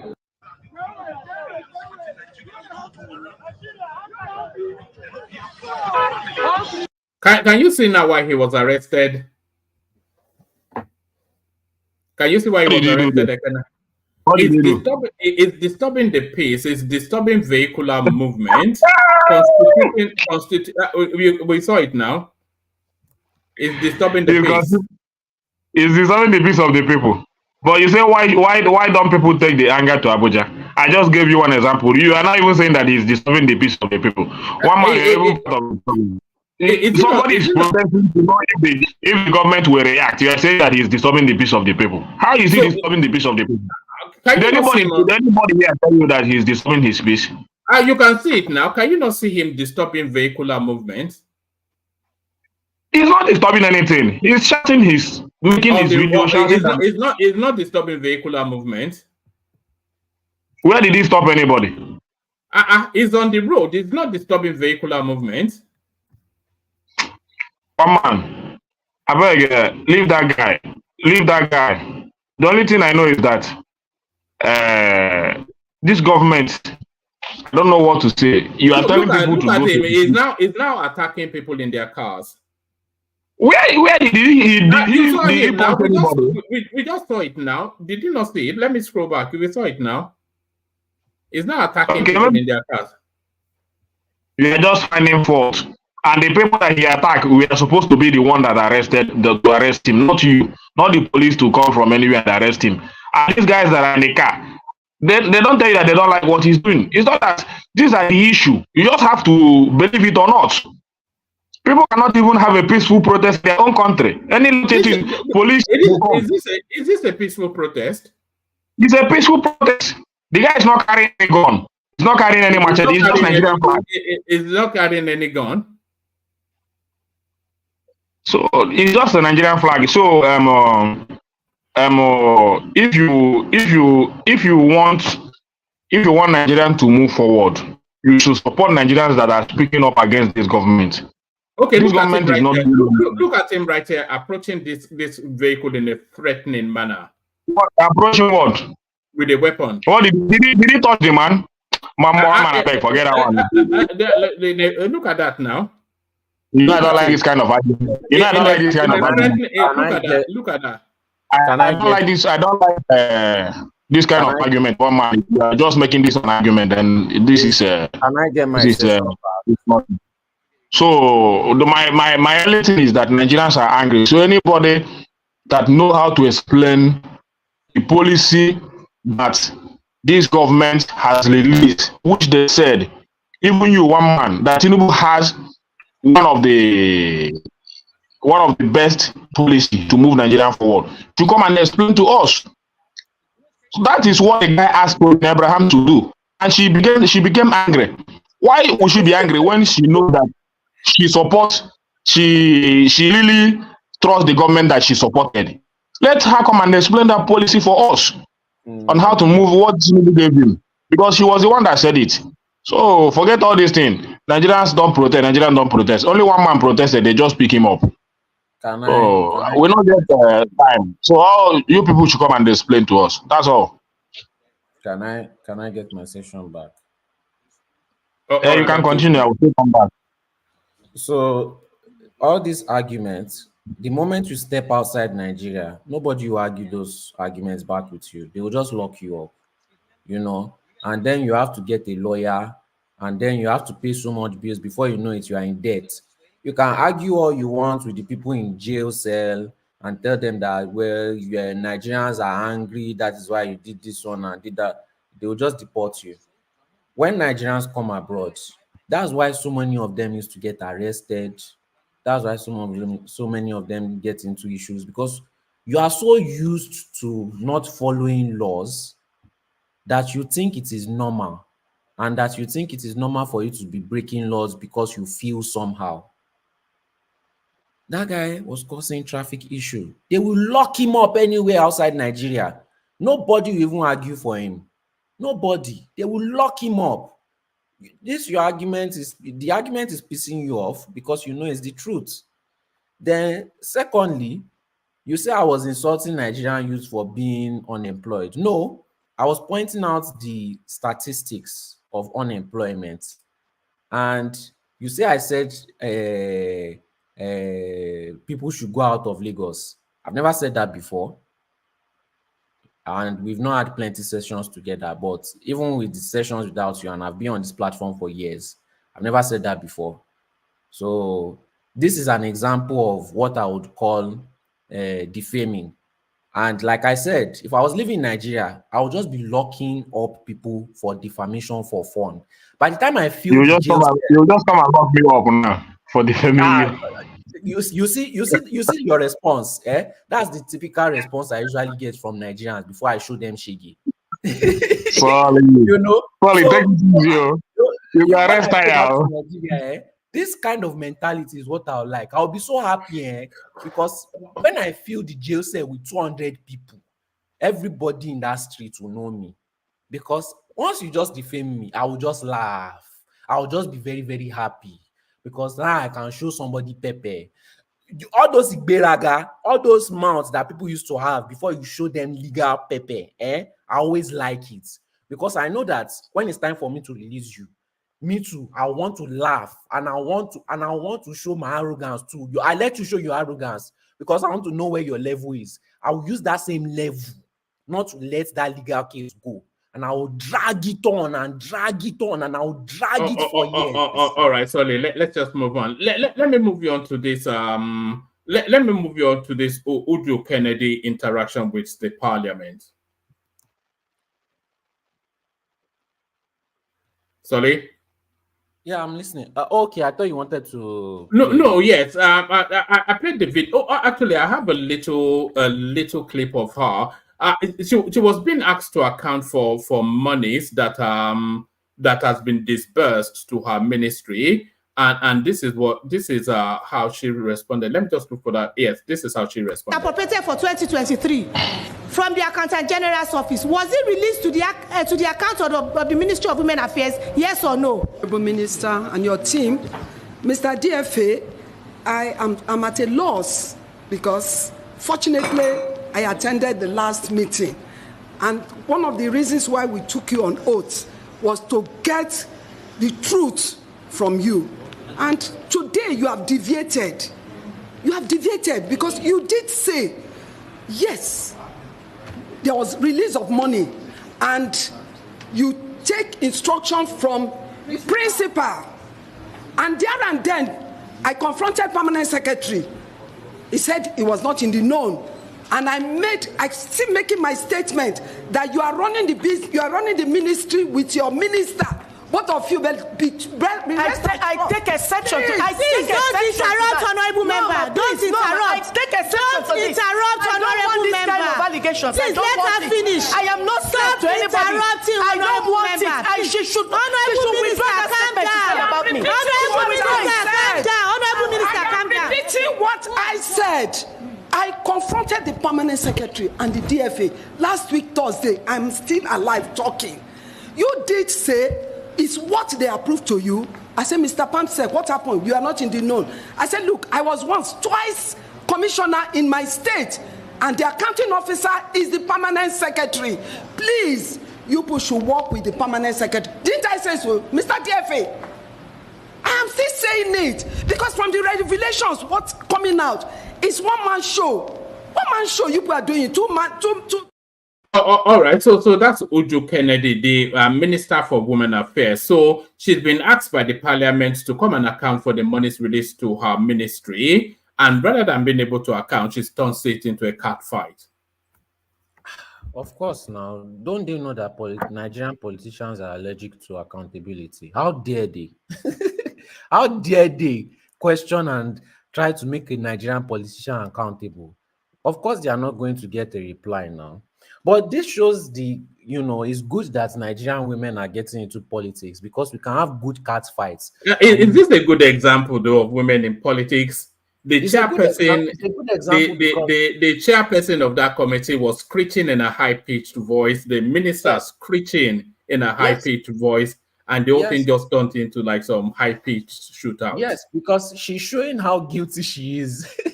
If women, even if they are guilty, they cannot lie too much. Before you know it, if you pressure them, it will get to them and they will just scatter everything.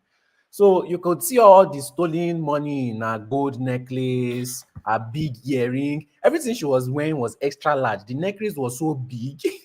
The earrings were so big. Her rings on her finger, gigantic gold rings.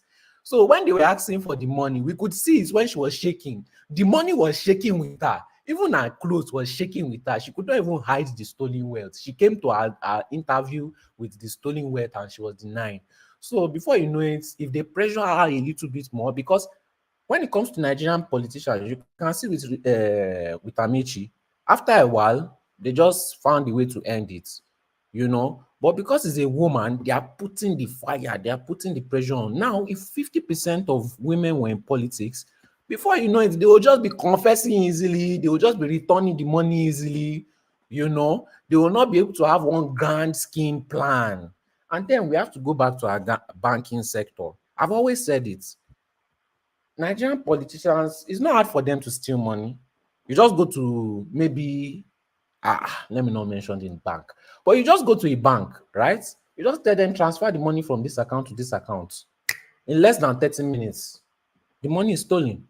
It's so easy for them. And then when they are facing this issue, the bank officials that did the transfer, they've collected their transfer fees. They are chopping their own toothpick in their house while the woman is crying at the panel. So if Nigerian banks are not involved in corruption, then there will be no corruption in the country. Plain and simple, you want to fight corruption in the country, hold Nigerian banks to standard. If they pass any corrupt funds, close their bank, you will see how corruption will end overnight in that country. All right, brilliant. Hold steady, Ekene. Let me move you around a bit. Let me go to Ekene. I'll still look around back to you. There are a couple of more topics I wanted to speak on. There's one topic I wanted to bring up too. Wike's wife got a role. I think it's to checkmate Fubara. No, I think she was going to get that role anyway. I'm not sure that. But it's still in He's still As a federal high court judge or some, so, or is it appeal court even? But it still favors Wiki at the end of the day. Yeah, well, I don't know. Everything favors Wiki now. That's just the way life is. But yeah, you speak on that in a moment. Let's go to Ekene just to vary the conversation a little bit. So Ekene, you're up next. So Ekene, we're talking about ECOWAS court finding Nigerian guilty on that on human rights violation. So that's the verdict coming in from that ENSA space. We're talking about Tony Abraham and encounter with the social media space that's led her putting somebody in jail. We're talking about the Senate proposing gold as the reserve for the Nigerian currency to insulate what's going on there, the currency running amok. House of Representatives queried Tinubu's minister for spending 45 million naira on New Year party, 20 million naira on sanitary pads. So that's Uju Kennedy's outing just earlier on today. You want to shock your people to death.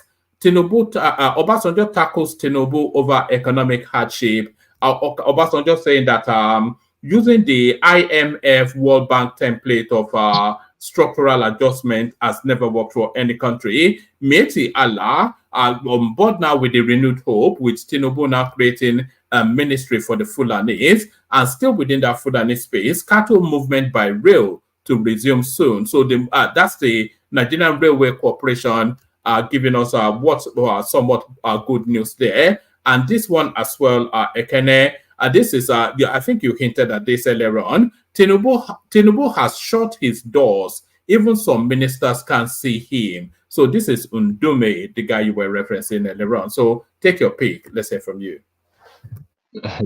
Okay. Let me take it a bit because I just want to speak maybe on three things. I want to speak on or you can just speak to anything else, so you are not restricted to Ahmed Alawal. But I'll start from that Uju Kennedy. You know, for me, I don't have anything too much to say. It's just character begets character. So it's the character of APC. We started seeing this character since 2015. We just showed them which we own. So it's a party that is not accountable. They are not aligned to anything called accountability. So whatever accountability is bring to their doorstep, they scatter the whole environment. They are ready to fight. They are ready to quarrel. So that's the character of the APC. And when it starts from the head.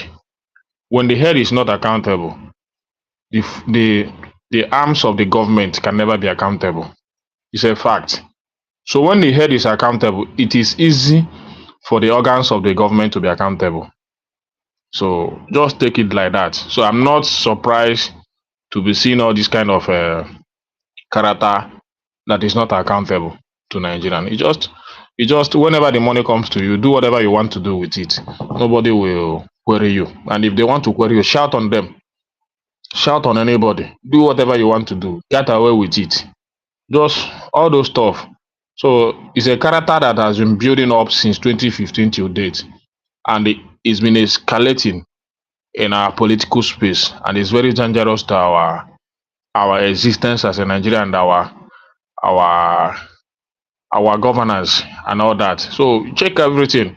Go to the judiciary, no accountability. You even see your Minister of Justice saying that the law or the judgment or the favor of the law now goes to the highest bidder. So it's for the highest bidder. That is your Minister of Justice saying that it's not from me. So accountability is not anywhere in the book of APC, starting from 2015. So we can give indices, we can give examples. It was in this APC government. Can I ask you a question? Before 2015, all the previous governments, were they accountable? No, it gets to it gets to a level now that when it comes to a level that a snake now swallows money in our government, python swallows money in our government, and all those stuff, it has moved to another level. of non-accountability. So it's only in this APC government that accountability has moved to the highest level. I'm not saying that other governments are accountable. They are not accountable. But the level of unaccountability starting from 2015 is alarming. It's alarming. So tell me, just check our NDCs today. Everything is just. Was there accountability under Goodluck Jonathan? I'm not saying there is accountability under Goodluck Jonathan. I'm saying the level of accountability. You understand where it has risen to? It has escalated to every organs of the government. At least during Goodluck Jonathan, you can still see some part of this legislative arms of the government working. You understand? They're still performing their duties, even though they're the government in power. You understand? Was that not what we saw with the Uju Kennedy clip we just played now? No, this one is not. She's not showing accountability. She was just shouting. At the end of the, what's the end of the meeting? Nothing to show. You know, you just show the same thing with Amechi before this Uju Kennedy, and all these things are in APC. You know, so let's keep it there. The only thing I know is that this is the character they have built for themselves, and that character is living within them, and they are governing with that character. So Nigeria has to deal with it. I don't care who is involved. So I want to talk about Lawal telling Tinubu that all these things that we are doing, you know, you saw many of you say that there is food in our, we have a reserve in our food basket, this and all that. Lawal was exposing them today in the house, telling them we have nothing. There is nothing like food reserve. There is nothing in anywhere. We don't have anything. Even if you say you want to import, the exchange rate is high. So even if you import food with this kind of exchange rate, that food will still be costly in the market. You understand? So the senior president was trying to explain to him and tell him their tariff has been removed from importation of food for 150 days or so. I don't know. But let's see the outcome. Let's know how it pans out. Because for me, it's whenever the thing begins to be effective, that's when I begin to say my mind. But the senior president was trying to tell them that the former senior president, I mean, not the current one, that they are deceiving themselves. What they are doing is just propaganda. You say most of the time when you guys come here, we say Nigeria has stored how many food in their food basket. This go to the food basket and do this. He said there is nothing like food basket. We don't have it. Nothing is there. Sheshe. You know there. So that's the voice of the former senior president. So coming out from there, talking about Alin Dume, saying that the president is no more accessible, and that is what you know. This APC government. I don't know where they learn their own style of leadership. I don't know that somebody will be elected as a leader of a nation. You hardly see him talk to Nigerians. It's a slap to many elite professors, educationists, business moguls in Nigeria. It's a slap to their face that you elect a man to come and govern you. You cannot have access to him for a complete 8 years, and you are comfortable, and you still come and defend him. Even his minister. Question. What are they looking for access to him for? Is it their beer parlor? Are they bringing better plans for Nigeria? Please, I just are they not his cabinet? Are they not his cabinet? They are his cabinet. He was the one that formed them. At least cabinet should have meetings with the president when things are going wrong. They should be able to confide themselves and say, Mr. President, what are we going to do? There is anger in the land. You understand? That is his cabinet. At least if you have an organization, you solely, If you have an organization today, there must be a day, a time to have meetings with your organization, your staffs. You talk about the progress of your company, discuss about the profit being made, the loss being made, all those stuff. You bring it together and know how to march forward. You understand? If you own a company, you cannot just have appointed you guys, or yeah, go and work. Whether you work or you don't, nobody should have access to me. Is that how to run a company? Is it forever?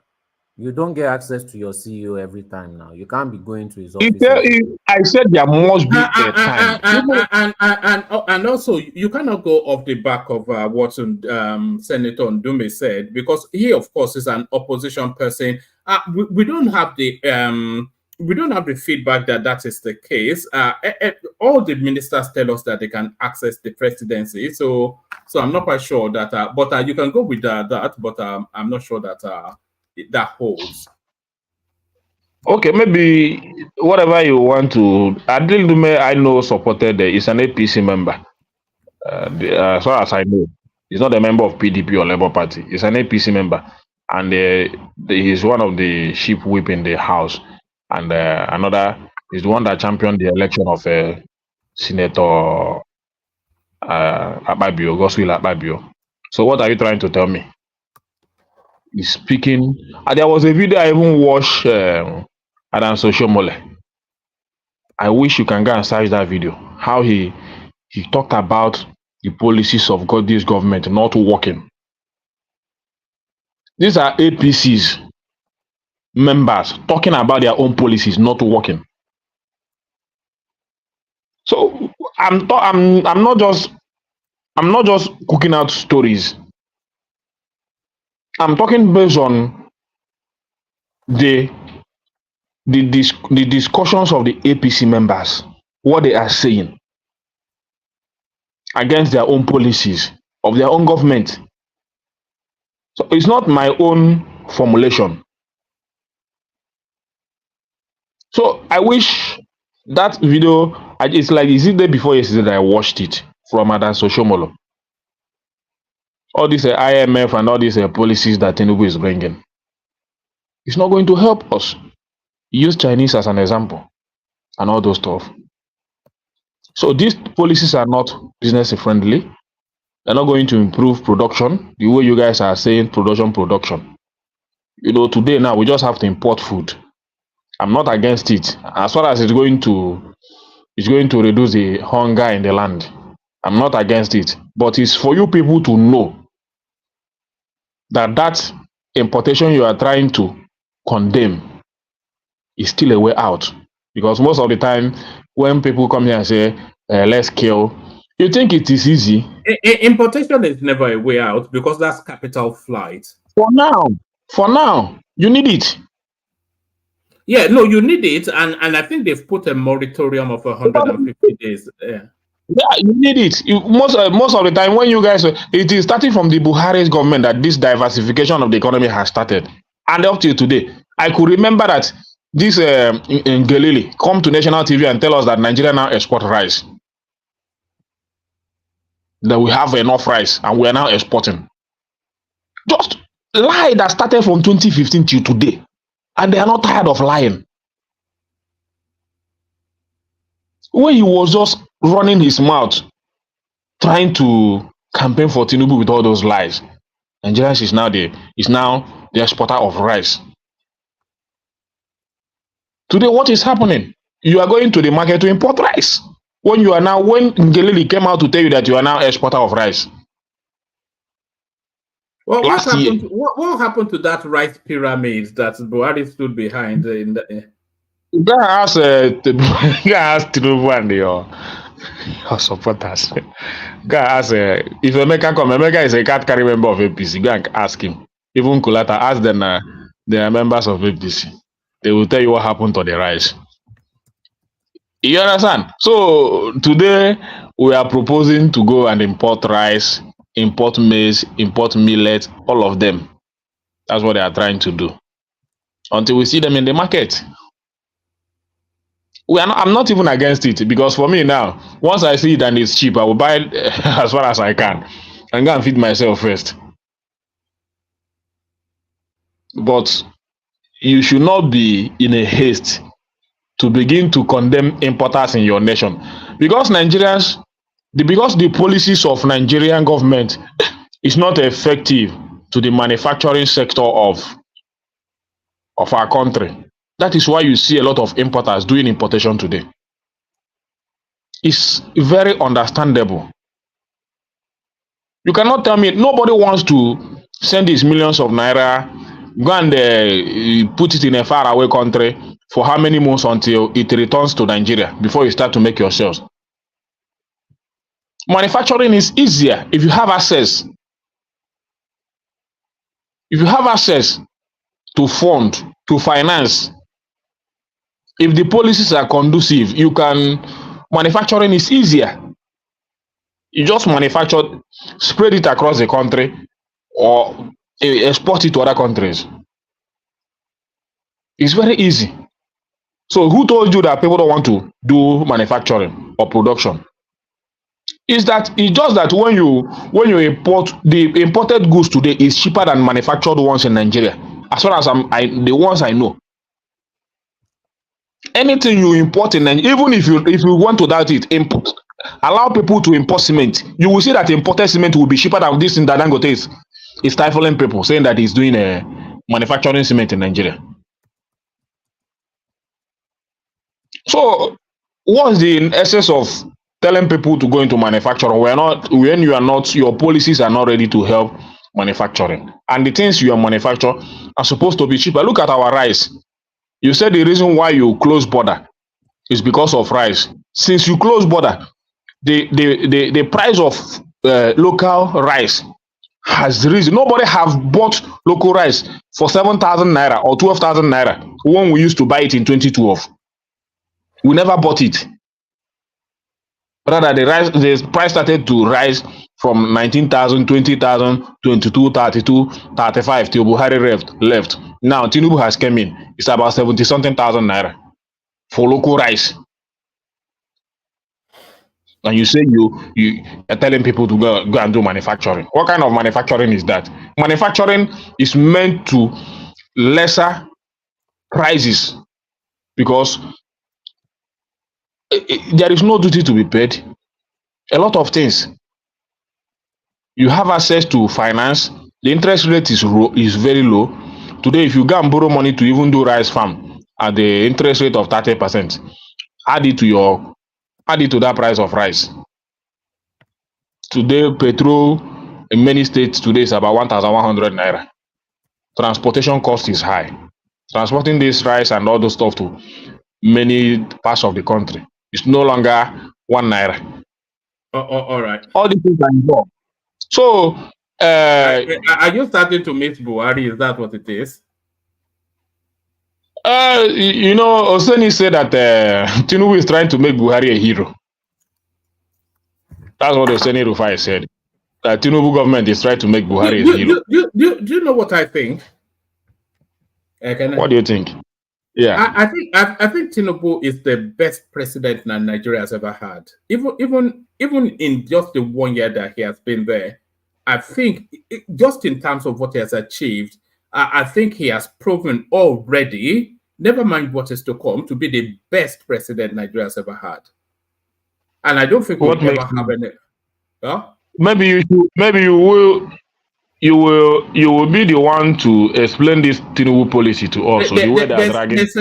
There's a revolution going on right across every single sector within the Nigerian space. A necessary revolution that should have taken place some 30, 40 years ago. So it's realigning the financial sector. He has realigned the educational sector. He has realigned the credit sector. He has realigned agriculture. He has repositioned the country globally. He is paid off all the. I hope you know that the exchange rate is approaching 1.6 now. Forget the exchange rate. Wherever it lands is wherever it is. Yeah. No. Why are you doing Nigeria this way? let me tell you, the naira has to stand on its own feet. That's just what it is.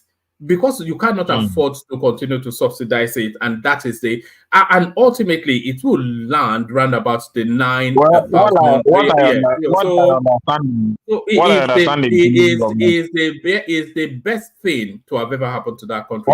what I understand in Tinubu government is that I think Tinubu is not the one governing. I think he's not working with his policy. I think his policies is that of IMF and all those stuff. That the one controlling, telling him what to do. Well, And the IMF are I not agree. telling him what to do. It's the economic realities that it's the economic realities that are telling him what to do.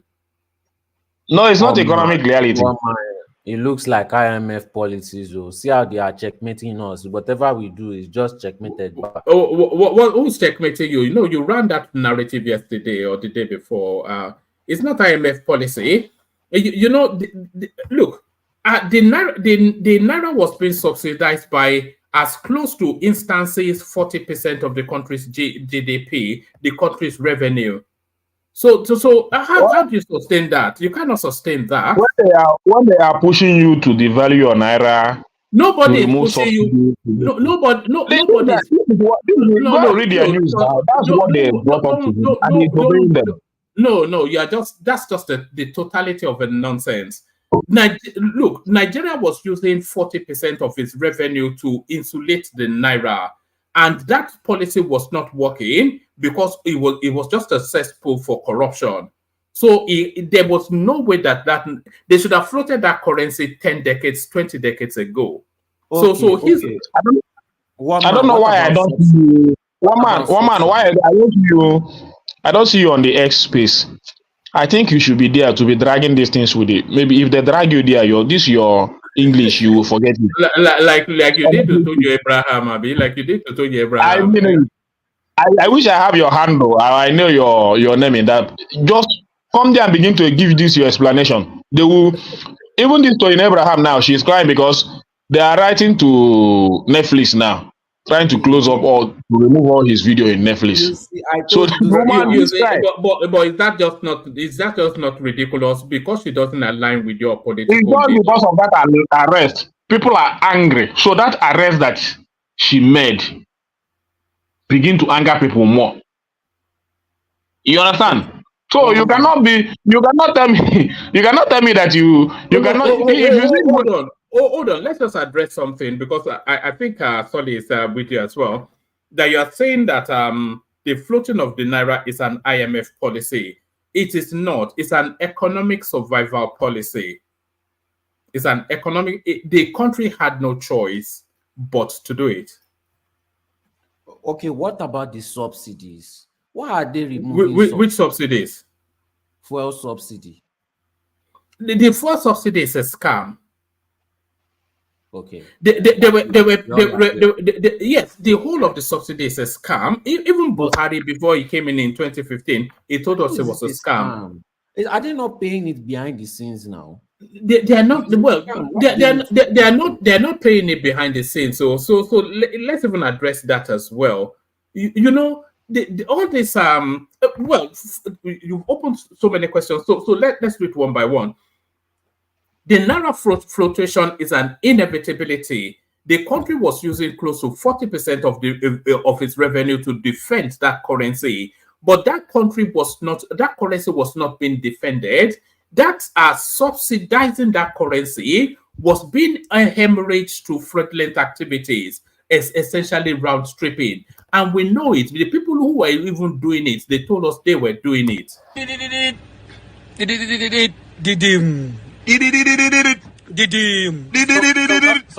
is the sign of landing of big money when MFL give you the line in official rank.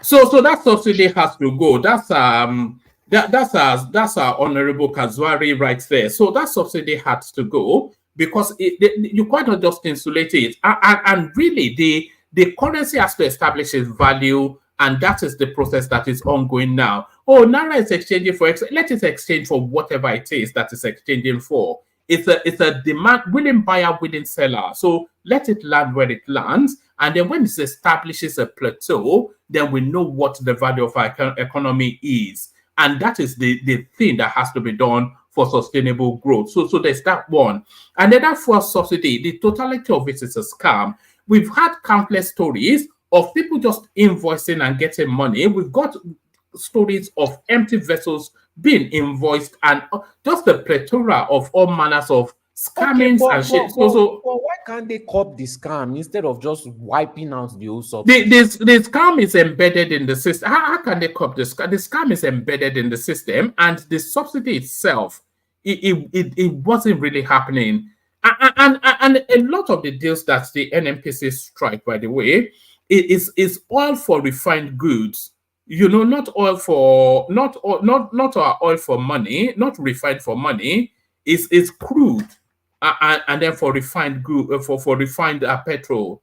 So that area is just too shady anyway. It needed to go, and also it was embedded in the constitution by the previous administration that the subsidy had to stop. So it was a scam.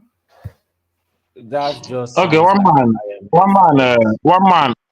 Subsidy is a scam. The Western world, they will stop these scams instead of forget the Western world. We're talking about our country. It just sounds like Sorry, let me tell one man that you know, you say that subsidy is a scam. Yes, everybody agrees subsidy must go.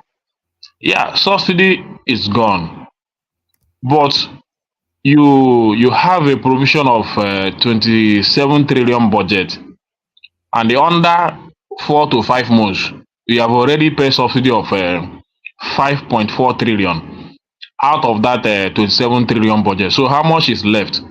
And the government is already putting no, that's already wrong anyway, because let me finish now, because you said that subsidy is gone. No, but you are spreading misinformation now. I'm not misinforming people. It's on the news.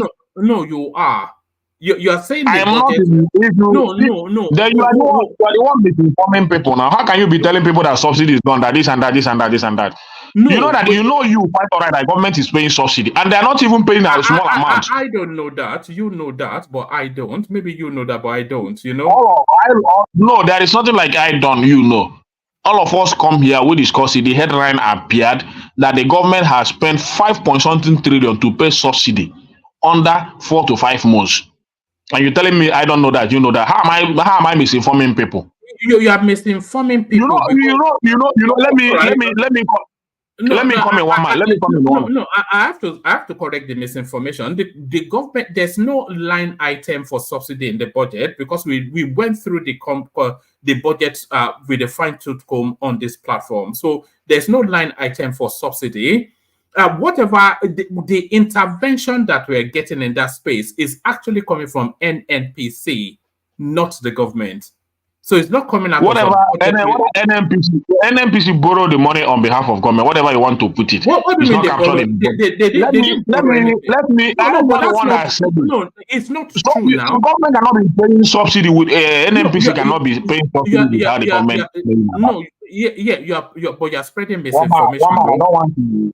I don't want to talk. If you don't want me to respond to what you are saying, no, you can respond. You can respond. Allow me to talk now. Then when I respond, don't stifle my own voice. You have made your own. I'm not stifling you, but you are spreading falsehood. That's just the thing. You cannot say I will not talk, and you at the same time saying that I'm spreading falsehood. Let the people listen and know that I'm spreading falsehood. I'm not the one that said it. L00TING come out and say that the government is even paying higher subsidy, and they begin to pursue him. Then after that, it appeared in the news that Tinubu government has paid under 4 months or 5 months about 5.4 trillion subsidy. And you are even proud that this money they are paying is not captured in the budget. Is it not criminality? You cannot be paying subsidy that is not captured in the budget, and you are being proud of it.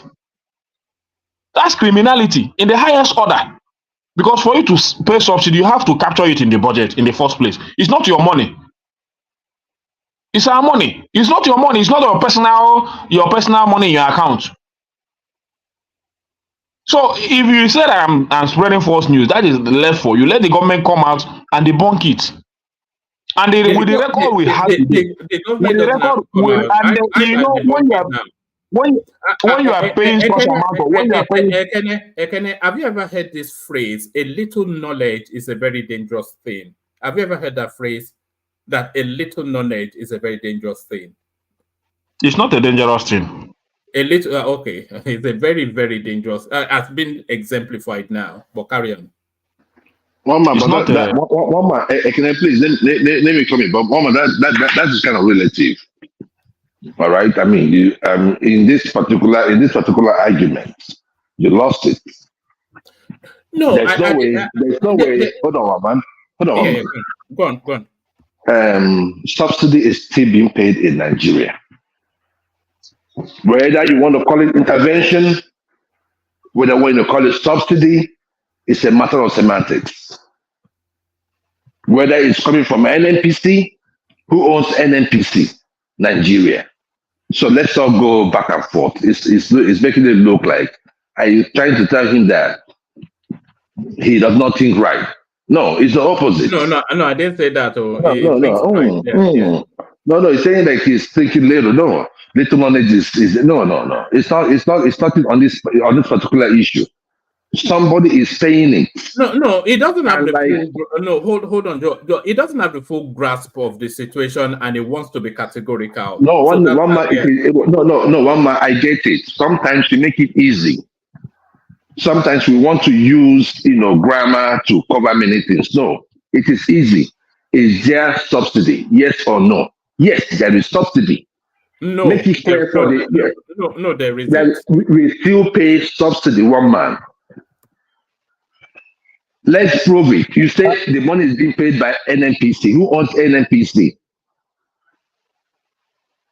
We're not paying subsidy. We're paying a stabilization intervention. Oh my goodness. Okay. As I'm when stabilization intervention. Yeah. One man, Tinubu need to appoint you. I mean, Tinubu really need to find you. You are a good defender of this government, and you have all it takes to work in their cabinet. All this like you and Ngelili, I don't know who just continue spinning it, right? Just continue spinning it.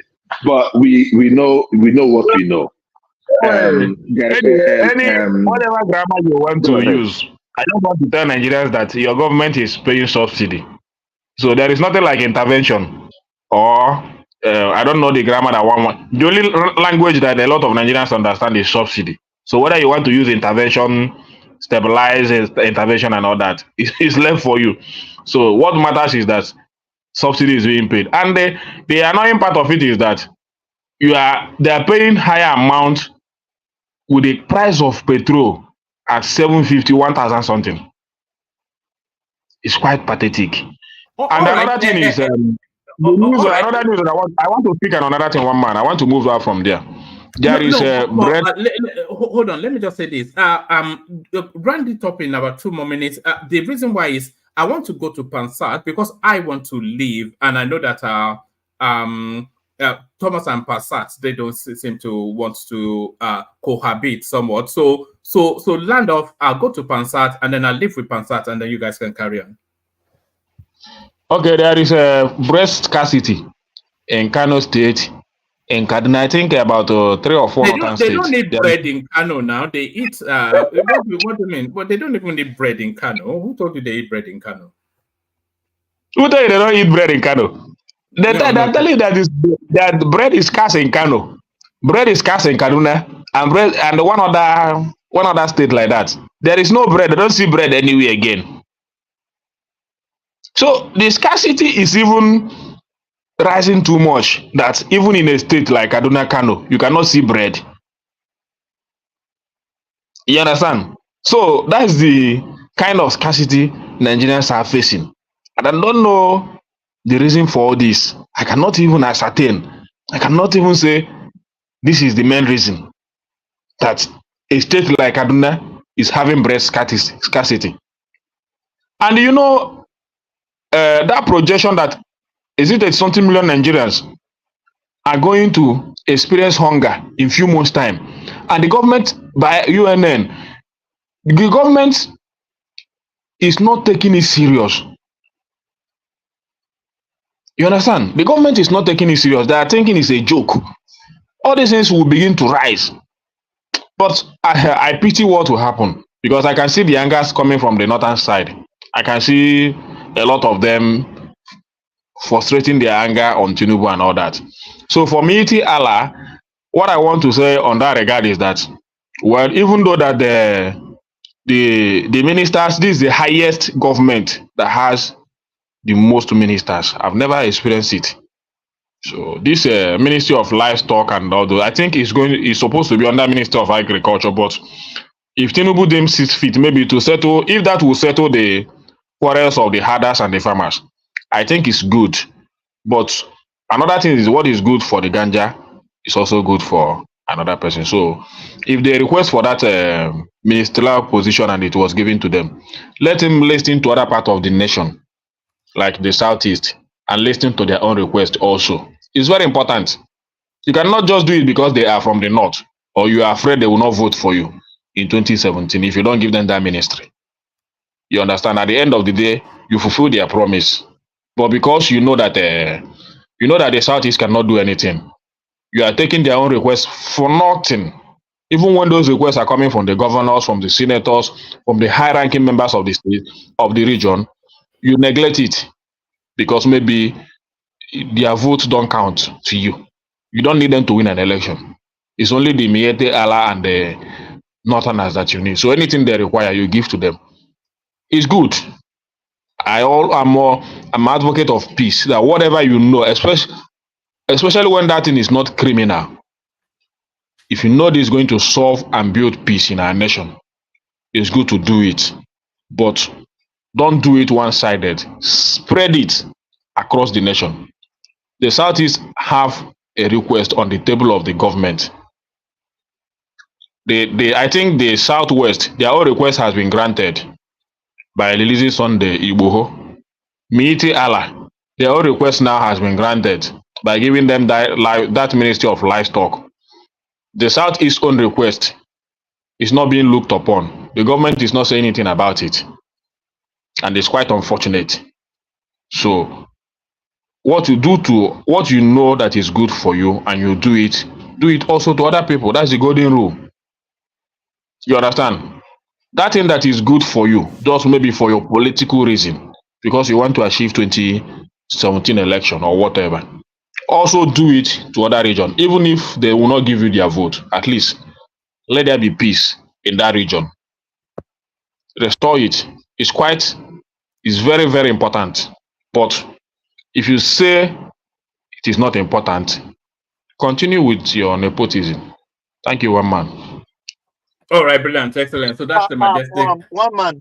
Yes. Yeah, one man, please. Ekene, but you as a southerner too. Don't ask a question, no, because I want to go to Pansat and then leave and hand over to you. So make it a statement. Oh yes, yeah. We will leave it for after. You go on. Yes, I just want to do Pansat and then Bill. Pansat, you're up next. Do you want to free flow? I think you've heard the backdrop of the conversation. I have. Let me say a couple of things and then we'll go to the flip floater. You're gonna be out of here very soon because I'm not gonna go on as long as others here. Could you then to make the deal that we have with what's his name, Thomas? Can you remove him now then until I'm done? He doesn't want to be with me when I'm on. No, it's fine. You see, there's no honor. There's no honor. There's honor among thieves now. There's always honor among thieves. No honor. Nigerians have no honor whatsoever. Here you've taken a principal position. Look, I don't want to be on when Pansat is on. But he's gonna be there with his mouth agape while I'm here. No, don't prod that in now. You did that yesterday. He's telling the truth. But no, let's not do that. The protocol of saying hello to the beautiful Tokwe, right? Lovely, elegant, graceful, magnificent, and she got a good heart. She comes here, and she really wishes that we're all one, and we're doing the country with a little humor. She play for us. See her giving you a lot of money here, even on her birthday. Now, on that day, I told you to return that money to her. It's her birthday. You're supposed to be giving her some money, not the other way around. You are right. Actually, we should be sending her a present. We have to arrange to do that, to send her something for her birthday. Yeah, very, very good sister. A real Nigerian when you're looking for one. That's Who's that person? That's Tokwe. Okay. Yeah. Now, one man, I'm looking over there on the comment section. Is that who is that? What's his name again? Yeah, Niger man. Is that the same boy that I was No, don't do that now. You did that yesterday now. So no, I'm not doing that. I just want to know, is that the same guy? He's one of your what you may call it now? No, it's not. So carry on. Yeah. So I wanted to make a suggestion. Actually, that's why I'm here today. You know that thing that you do, you have two people arguing and fighting. It's really a good thing. There's one suggestion I want to make about that, though. For example, if you had Einstein, he wants to talk about energy equal to the mass and the speed of light squared, right? And then somebody else is shouting, and he's trying to make his case. He's never going to win, right? If you have an Einstein here.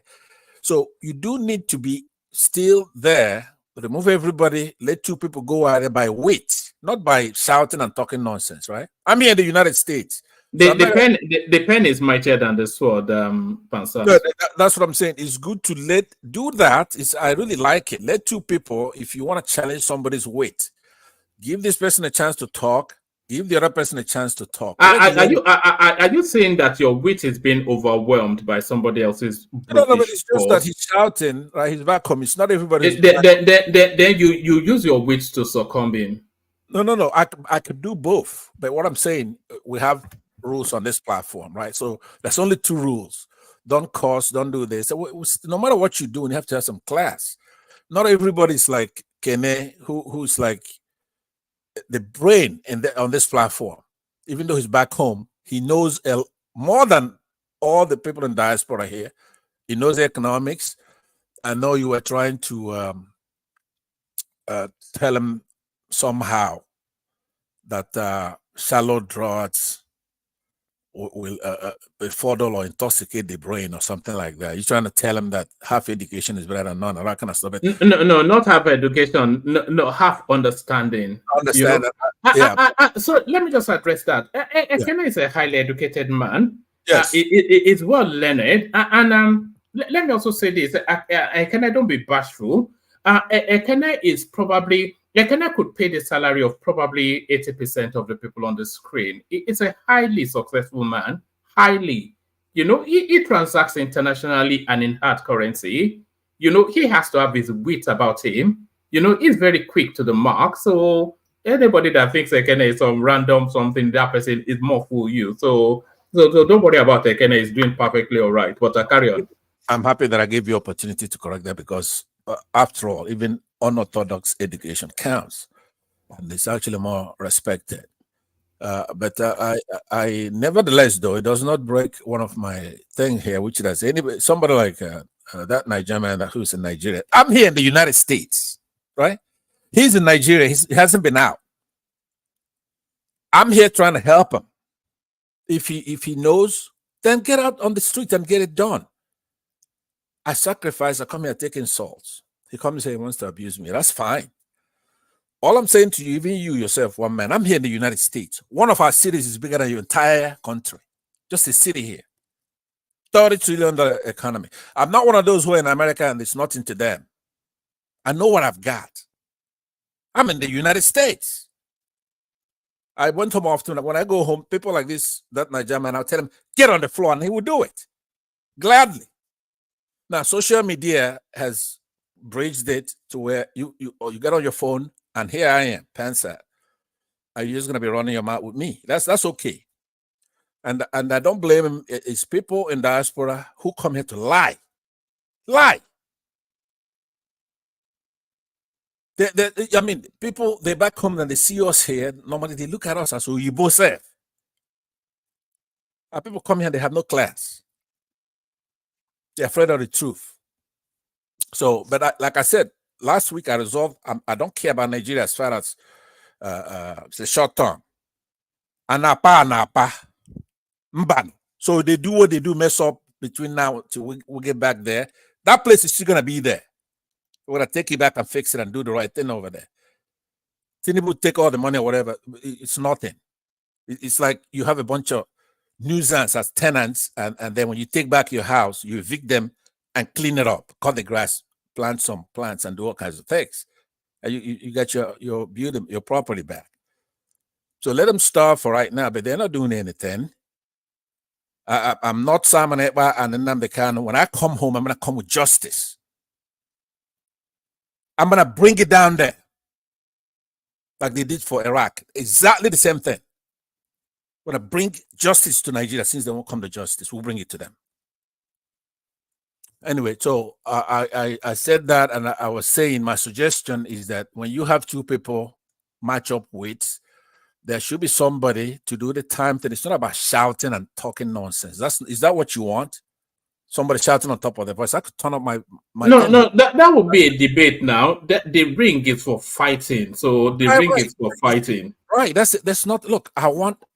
So if you're wanting a structured something, that's a debate. But the ring is for fighting. No, that's not a ring. You put somebody. One man. Pastor, let me just help what you said. I think probably if you just make it, he's right. If you have like a referee, you have to just be there. Give this person 3 minutes, give this person 3 minutes. It's not something that has to go on and on and on and on. No. But that would be a debate then, wouldn't it? I'm just saying like give this person 3 minutes, give this person 3 minutes. Because at the end of the day, 80% of what they're going to say is just cussing each other out, right? So I mean, the more you leave it there, the more they cuss each other out. I mean, it doesn't really look nice, but I mean, it was actually Pansat that started it with the Ejele Speaks. No, but look, one man, I'm not against that. You notice that all those who, when you come, I'm an elder man, I'm an older man, right? I come here with Ofonogu. You don't know what that means. Every one of those people who are insulting me, does it go with pounded yam? No. Ofonogu, it's spiritual. It's the biggest in Africa. Yeah, it means authority, doesn't it? So. When they insult me, guess what happens to each one of them, right? Don't you ever go and check and see? Now, I don't want it to be like that. You have to respect your elders. Who has Ofonogu? When I come here and I'm okay, watch this Nigerian man that insulted me yesterday. Watch. Now he might have run away from the platform today, right? But it's still, I have Ofonogu. I'm not coming here to play. When they mess with me and they assault me, like Ijele, for example, now I'm on his side. I believe that they're abusing his rights and he doesn't have due process. But when they start insulting me, guess what happens? So even you yourself here, you have to be careful. I have Ofonogu when I'm here. I have a Jesara. I have a Jesara. That's a small Yoruba thing. I'm talking about Ofonogu. That's from Igbo land, right? So I have a Jesara. Do you know what a Jesara is? You better be careful. I go with me here. I just told you to stay away from playing. Let's go to the what do you have? All right. I did warn you not to prod at people, but you know, so shall we give Niger man the right to reply? Yes. Pansat. Yes. Be careful, Oyato for Nogu. He has Ofonogu. You don't know the one I have now. Maybe that is all is just a Baba of Bekiri. So are you still weeping for the yesterday beating or what? No. You know, say these people no say maybe 2 months ago, you and I were at Dr. Damages. And I beat you blue black. We went backstage. So and I beat you. I still beat you. Even on the live stream, I still beat you, beat the Canadian. Well, I'm trying to suggest to one man, when there's two people who want to exchange wheats, right? It's a good thing. But you talk your own, I go talk my own. Oh, you don't talk your own, no way. Okay, now. I know the play, I don't tell you. Because you only talk your own every time and go away. You never stay. No. See, Pastor, let me tell you one thing. I cannot tell you how to speak, as you said. You understand? And you cannot tell me how to swim I'll go for you. That is normal. You see, let's just have it like that. I cannot tell you how to speak. You cannot still tell me how to swim I'll go for you. Okay, that is life. Let me tell you, no problem. Let me say that I come here and Asad, forget. It's okay. This is past. You know, I even regret even having this issue. You know, I thought you are even joking since. But the thing is, he is joking. You know, a lot of people don't seem to get concerns. Oftentimes, the indignation, 80%, Pansat is just trolling now. You can hear it in his tonality. There's elements of laughter in it sometimes, you know. Let me land. I'm here to speak for myself. He said he's come here for seriousness. He's not here to joke. That's right. And I mean, you and I went back. We normally don't talk about what happens backstage. We went for hours and we had our stuff and we talked and we debated. The only thing I don't like, and I'm going to say this and I'm going to conclude it. As a matter of fact, we can go. So one man will get a break. What I'm saying is that I've made it very clear. The problem we have in our country is being instigated by minority groups in our country, right? Especially Edo State. It's crazy. The day you were there on that backstage and there were some Igbos on the platform, and I said, you know what?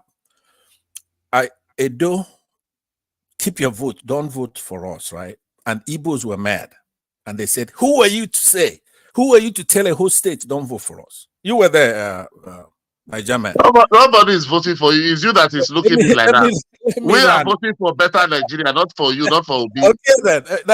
You should be mad when I say something like that because the reason is no. You let me tell you one thing. Pastor. Let me just say one thing. Let me just please, Wama. You know what? You know before many years I've been dealing with Igbo for the more than 30 years of business. You understand? In abroad. So I don't always reply, but one thing I noticed for the past 5 years when Nnamdi Kanu started this thing, if any Igbo man say any derogative word to any tribe, because they learn it from Nnamdi Kanu, if you go to their comment, 99% of the people that will comment there are Igbo. They will never tell that person, no, don't generalize, don't do this one. That is why after the election, I see this thing continue. They were throwing it to Baba. That is what I pick up. And I said, no matter what, if any Igbo man will call me bigot or will call me whatever, I'm ready for it. But I'm ready to deal with anybody will never take it back. You understand? That's why when they say generalize, I don't want to care. Because when they said it, all of them will go under that comment. They will comment. Even if you come there, you say, no, don't do like this. They will insult you. They will go. The first thing they will do, they'll go to your family father, which I hate. Me and you, we are having an argument. Why are you going to the parents? But now, when you now do it back to them, they will not be claiming victim and be telling you you're tribalistic. No, me, I want to be tribalistic now. If to defend my land, to be tribalistic, I'm ready to do it. I owe nobody apology on that. Honestly. All right, I will suspend. I'll give you a rain check, but we're not done. Okay, I'm gonna suspend the entire episode on that. I still have issue that I want to settle with you, so we're gonna deal with it. But in conclusion, then let me say to Ekene that you're talking about they don't have bread in Kaduna, they don't have bread in Kano, right? And that may be true. It is written, man shall not live by bread alone. Right? That's what these people need. If they don't have bread, let them eat cake. That's what Marie Antoinette said. Oh. If they don't have bread, let them eat cake. No, man shall not live by bread alone, but by every word that proceedeth out of the mouth of God. Right? It's Matthew 4:4. You could also find it somewhere else. I believe it's that is when you are fasting. If they are not fasting, why they must go hungry? Deuteronomy 8:3. Do you know the worst thing? They need the Lord. No, Pastor, do you know the worst thing? is to starve yourself to death. Do you know it's the worst in the Bible? Or don't you know? Oh, are you a Christian? No, I'm a pagan, I'm a Jujuman. Pansat, I have 5 minutes to bail out. Okay, no, you can go ahead. I will yield back. I just want to tell you with that accent, you know, my German, as a Southeastern, right? Once I hear your accent, right? That's all I hear it. I know you're tribalist. We know this. I'm telling you, I'm not hiding it. I'm a bigot. Anybody who has that You say accent, somebody is a tribalist from accent. but I was suspended. No. If they want to defend them, they have to propaganda. Prasad, I'm a tribalist. I'm a bigot. I'm anything. How did they call it? I don't even know. I'm a bigot. I'm everything. If for me to be bigot to deal with you, I'm ready to be it. If for me to deal with you to be bigot, I'm ready to be it 100% time I come to this world. I'm gonna beat you. I'm gonna beat it out of you. That's what I'm telling you. I've beat you 3 times. Even when the Kene, I've beat it more than 3 times and they apologize. All right, hold on. You know me have the energy to do it. Joy, I don't tire. I yield back to you. Go and get some rest. Tomorrow we do it again. Not me and you again. Bye bye.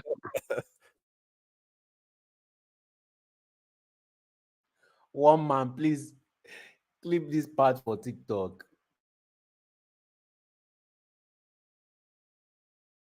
I think they are both muted. I don't know what happened. They both dropped just then. I don't know what happened. Let's go to Paddy to hear a Senna voice. Pansat dropped and so did this Paddy man. But Paddy to give us a more sanitized commentary. Paddy, are you ready? oh goodness me! You kept your head away from you. You just my goodness. Hi, world, man. The time when I joined, there were like just a few people in the room. I was like, okay, good day. It's gonna be a very lucky one, you know. Lots of sanity, but then, Pastor, I just had to creep in. Yes. Unfortunately for me, I haven't been in the news much today. Today was the day like I got back from my staycation with the family. But I tried to catch up on a few things. I'm just more like very light casual stuff caught my attention. The exchange between the minister of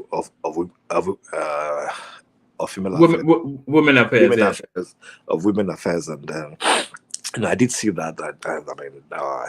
I think we've all known that this is hashtag. You know, we've seen her try to jump on narratives or scenarios that didn't need to be jumped on. We've seen her try to bloviate little issues, trying to make it seem as though she's doing something. But we also understand that our role is largely a political compensation. I just would have hoped that they would have at least done something much more tangible, you know, with their, with our office. But you know, I'm not. I guess everyone just left them, you know, women to women energy. Let them do their thing. You know, at least there's no misogyny cry out there. There's no masculine energy. Let them just have their back and forth. Accountability is something that very many people are shying off. And I think, but what it also does for me is, as a supporter of this government, is to further emphasize what the opposition are saying. You know, like almost as though the office of the presidency aren't setting the very right standards, or they're not setting the right yardsticks for people to understand that you can't but be accountable. You know, accountability is probably one of the paramount things that this government should have been very strong on across board, across all the ministerial and secretaries, you know, palm sex and everything. But you know, we'll just probably just wait it out and see how it goes. I jumped a little bit of conversation between yourself and Ken, and that's when I jumped. That's when I tapped on the show to see, you know, what was going on, and then I saw that you were live and saw a few people, and it was around the young man who that flag dude, you know. And I think I did see that video too yesterday or so, or 2 days ago. I can't remember which other days. And I saw. Do you think it was a bit excessive? Him being arrested? No, it was excessive, without doubt. I think we've gotten to a point where, it's not like we've just gotten to a point. We've always been at that point where we see something that's right in front of us.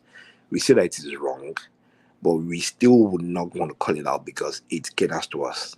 You know, and the same thing, similar, is also a reflection of what happened with Toyi Abraham's arrest. She didn't even arrest the guy. She raised a petition, and then the cyber security office of Nigeria were the ones who arrested the young man. But they knew about her, Ekene is not seen as somebody who was barraging people and shouting hunger day. People are just trying to mind their business. They're just trying to walk, trying to get their daily living. But you're trying to get chaos.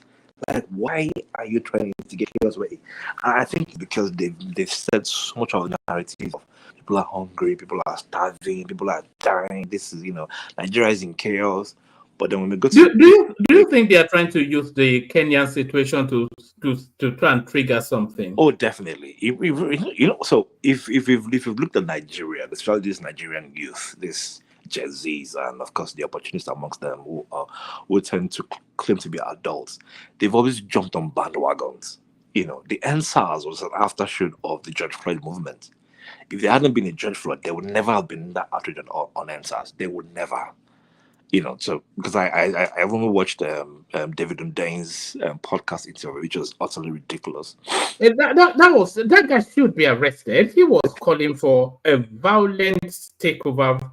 He wants to be arrested, man. He wants to be so bad because that's what gives him that validation. He wants to live abroad so bad.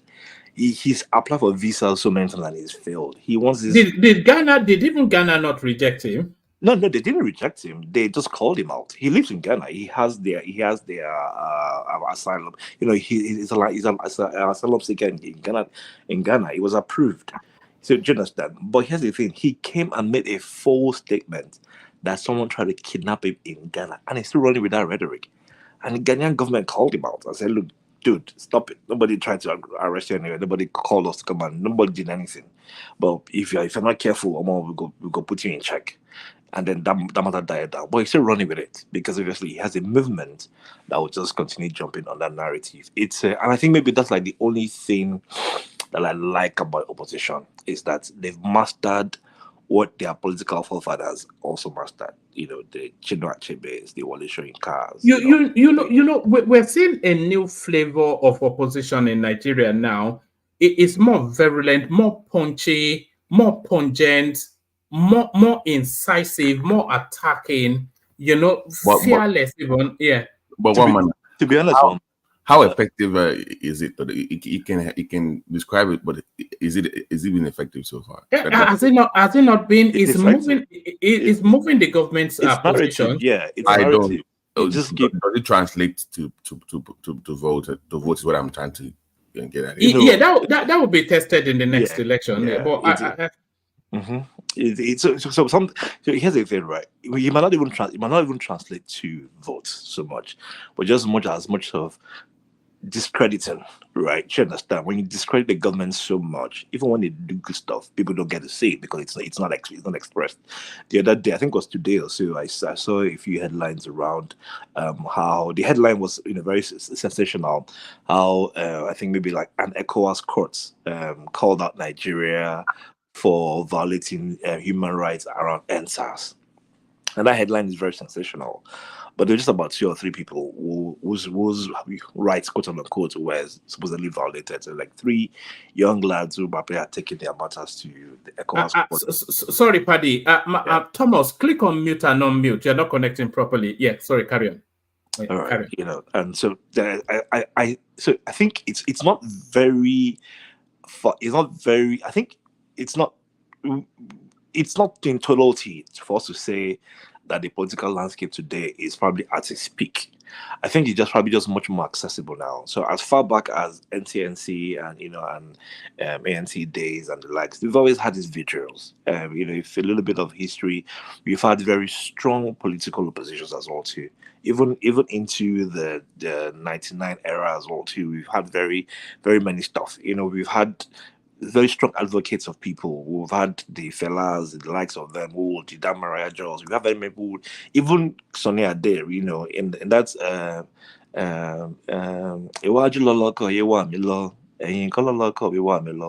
actually a political song.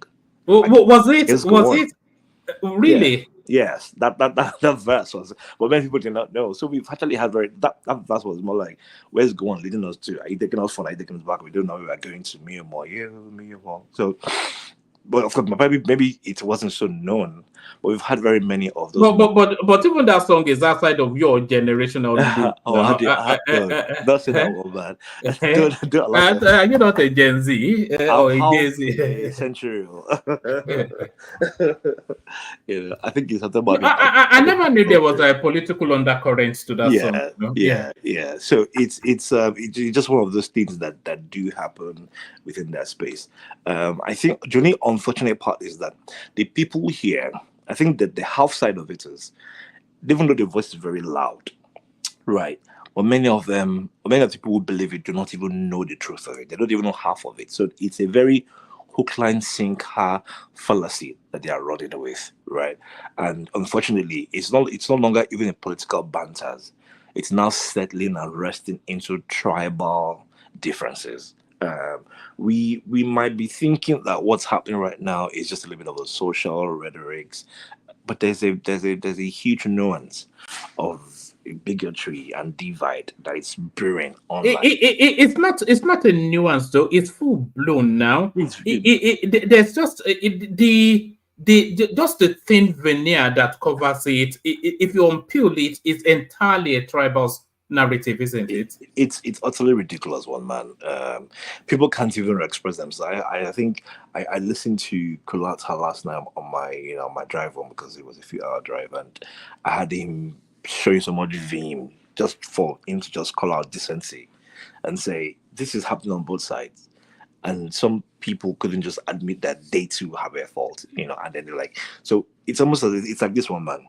A certain tribe will talk about their prowess. Oh, we are the best. We are the, we are the John Julios. We are the Rockefellers of, of the nation. Without us, you can't be anything. And everyone is fine. But once the other person says, oh, we too are, how dare you talk about yourself? You must be a tribal bigot. You get like, you almost can't even I've never that phrase. I've never heard that phrase bandied around in Nigeria quite as much as now. You cannot even cough. You're a tribal bigot. Why are you coughing in that way? You're a tribal bigot. It's you can't even have an opinion anymore. So it's almost it's like this, and I think it's one of the things where. So when during the election, we all came together. People from different leanings, different nations. We all came together. We chose we voted for our candidates. We rallied around one person. But the moment one person won, and the other person people didn't leave, they don't care the fact that they had like one of the largest advocacies on their side. As far as we are concerned, as long as this guy didn't win, every one of you, including you, those of you that voted, including those of you who were in forefront, your entire tribe are bigots. Like how do you think it's going to crescendo if Tinubu, if and when Tinubu is returned in 2027? Do you think it's going to lead to a violent outburst, or? It's just going to be the same thing. So remember, this was something that was done to the Fulanis, right? So the Fulanis had to endure this. The Hausas that didn't know anything, they were also roped into this. The Canaries, nobody even know that they exist. They still call as long as you're in the north, you are Fulani, or Hausa Fulani, as the case may be. And then they spend the entirety of those 8 years demystifying that tribe. But unfortunately, they didn't have this pushback. They didn't have the opportunity for this. They didn't have that platform for pushbacks. So everything that was wrong in Nigeria was caused by the Fulanis. So it's the very same thing, that everything that is wrong in Nigeria is being caused by the Yorubas. We don't care how far back. One might need to understand how well integrated the Yorubas. We've been in the South. How vastly integrated we've been in the South. But all those things do not matter. They do not matter. As long as our guy didn't win, as long as we are not there, every problem that we have is your problem. And even though we live in your own space, we don't care. We will take your space. You are dangerous to us. We don't even want to see any one of you dare mentioning the guy. If you do, we will call you out. We will cuss you out. And if you even react to us cussing you out, we will destroy whatever it is that you built for yourself. So here's the thing. A lady came out last year and said She never even said vote this guy. She said, I chose this guy. And that was at the beginning of the election. And they came for her for one whole year non-stop. Non-stop. Even after she apologized, even her husband had to chicken out and say, look, you know what, guys, just leave me out of this thing. Because my inbox is being called out, my business is being called out, I'm losing deals. This woman couldn't make movies. She couldn't, she make movies, they will put poor reviews on the movies. They were trying to affect her sales. She tried to act tough. They were calling out her children. And people started saying, you know what, arrest one person, just show some sort of punishment on one person. And one particular guy came in and made a defamation and says you were paid. And in between said you won't. I mean, of course, there's a little bit of a cuss in there, and even your children will not, they'll be unlifed. And all she did was to send a petition to the police station, to the police, and police said no, go to the cyberbullying department, which she did, and leave the rest to us. And at that, she did a civic responsibility, and they're still tagging Netflix to pull down all our videos that they don't watch, that they've said was poor. But we would, in fact, they're going as far as going to our Wikipedia page to put denigrating stuff in there. Oh, Paddy, can I ask a quick question of BT here? Yeah. So if they want political power, wouldn't the logical approach be to grow the tent, to make it bigger? It seems that their own approach is actually shrinking the tent. So what do you think the end game is what is their end game here? Like, because if you want political power, then you have to grow bigger by welcoming other factions, other tribes, and other people. But their action seems to be shrinking their own political base.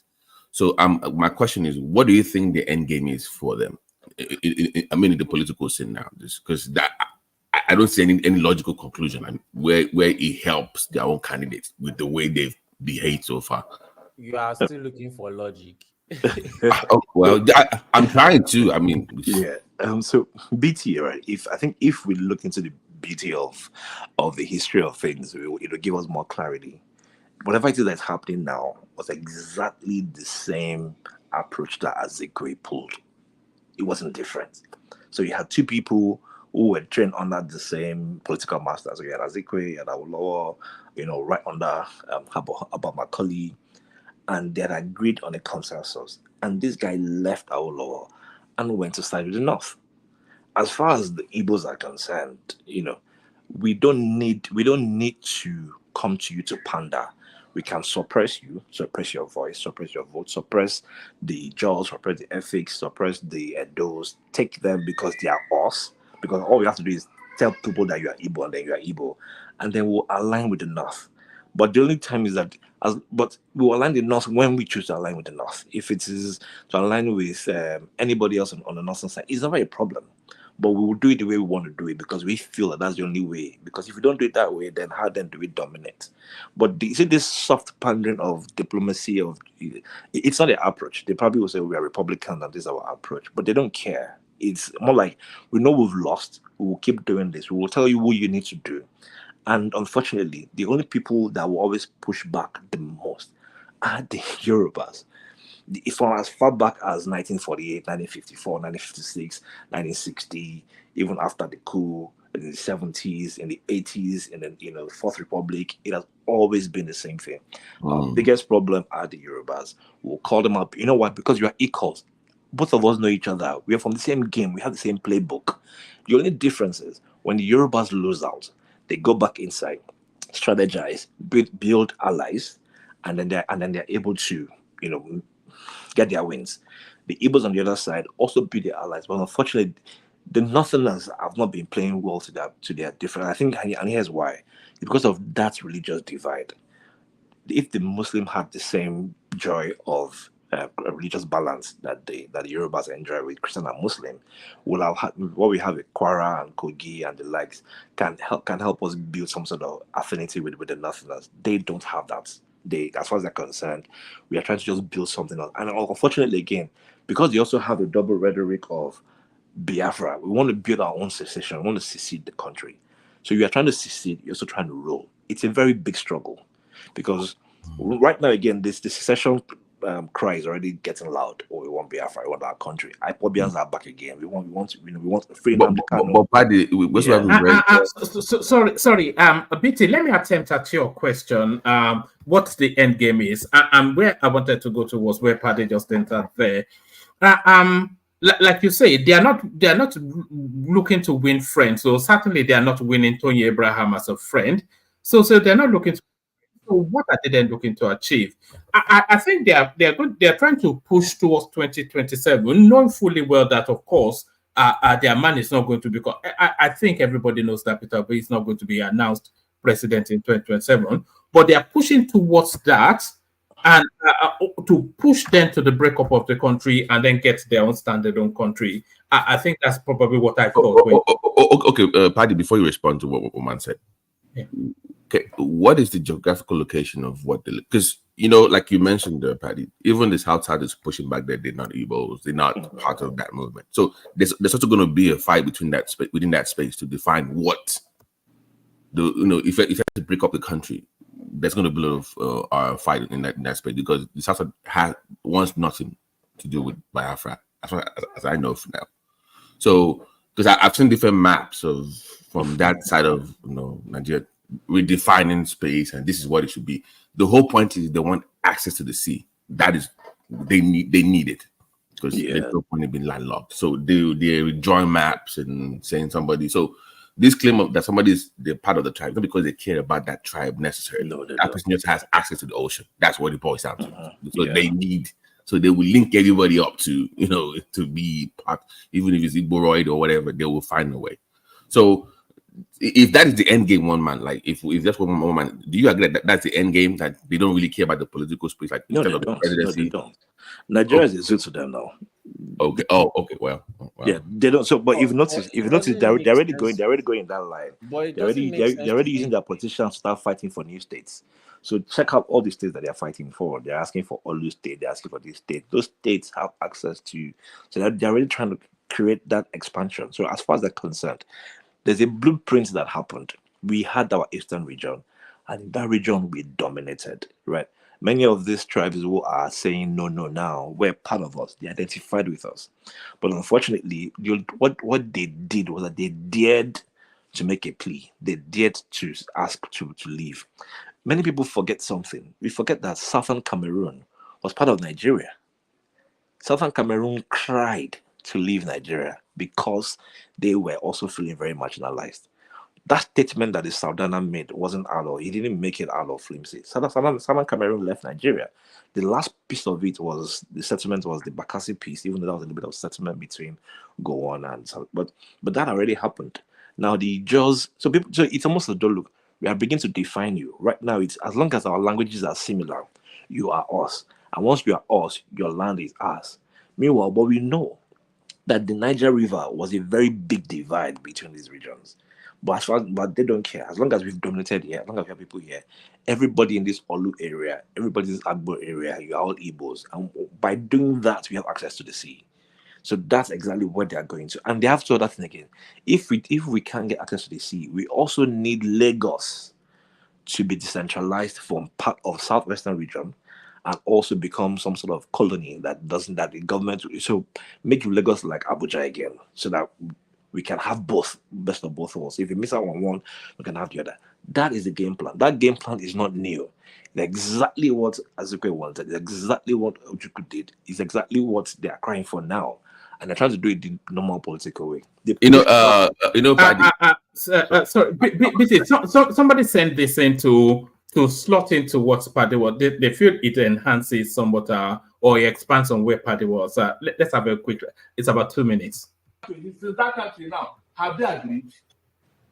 Have they agreed? The most deadly ethnic and intra-ethnic war was fought in this southwest among themselves.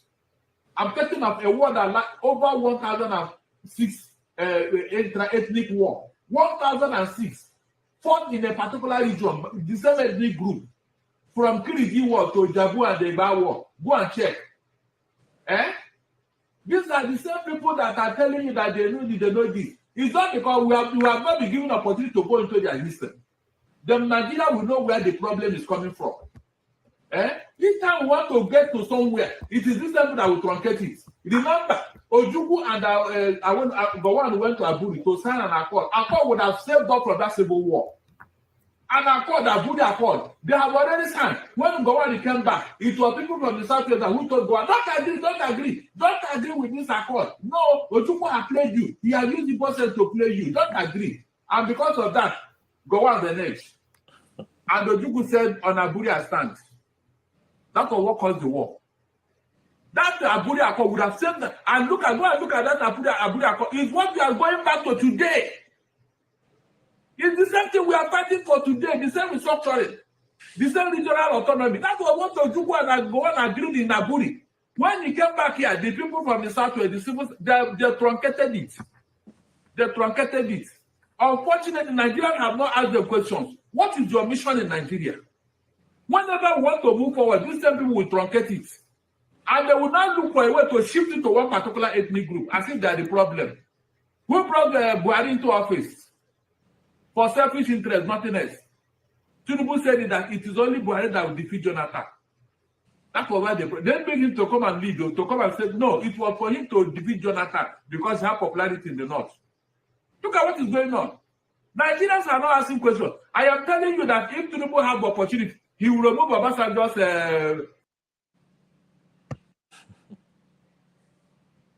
since that country now. He will remove Obasanjo's photograph in Aso so that he will be the only Yoruba man that has become president of Nigeria. That is how vindictive these people can be. So that he will be the only Yoruba man that has become president of Nigeria. That is how vindictive these people can be. Obasanjo cried out that Abiola is not the Messiah that Nigeria is waiting for. He said it. Who truncated Abiola's president? Was it not people from the same Southwest? Who went to tell Abacha, don't allow him, don't agree, don't give him. Go back to history. You can see a record of infamy. Somebody don't wake up because you want to show that yes, you are not the president. So, and they are even among themselves. If people cannot settle among them, how can they settle with you? They will deliberately find a way to put up a fire between two ethnic groups. When they fight, they will go and dodge. Meanwhile, they are the one that started it too. The coup that started all this problem. Go and check Adele Mogu's book, Why We Struck. It was organized by the Yoruba, but they are shifting it to the Igbos. That is why they not hate the Igbos, thinking that they are the one that carried out the coup. Meanwhile, there are documents to show that the Igbos were not even in the know. That coup was organized to free Awolowo from Calabar prison. But now it has become an Igbo coup that made them to be thinking that the Igbos did it, the Igbos did that. We are saying this so that Nigerians will know the truth. There was no reason to change any national anthem except because it was brought in by Obasanjo. And his kinsman felt that no, it cannot be Obasanjo. It should be me. That's why he brought that in. I was that if he doesn't like the two anthems, why can't he ask people to bring a new national anthem? Since you want to build a new Nigeria.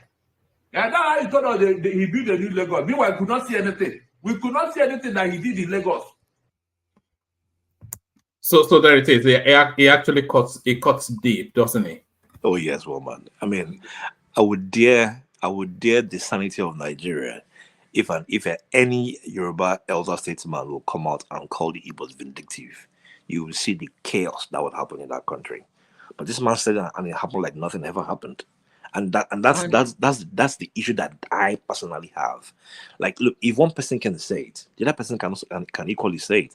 When the other person says it, oh, you say no. So, who is this guy? Is he a bigot? Is he a tribalist? Is it just implicit bias with all the fake news that he said? But all of them. To be fair, though, that guy is clearly a bigot. So I'm not quite sure. I'm not quite sure if it's representative of the views of the. Because it's an extreme. It's like an Adeyinka grandson, isn't he? That guy. Well, isn't that how most of these kind of videos are? No, that's exactly the point I'm making. That it's not representative. The worst part about this thing is that this is just a 2-minute clip. These people can sit down there for 2 to 3 hours. Look at how many lies he was able to put in 2 minutes. Right. These people sit down there for 3 hours, 4 hours. brainwashing and pushing propaganda. And the worst part is that they will tell you to go and verify, knowing fully well what they are saying is a lie, knowing fully well their followers will not verify anything. Okay. All right. Let me take a minute. So when you said Erika grandson, it's on the fringe end, right?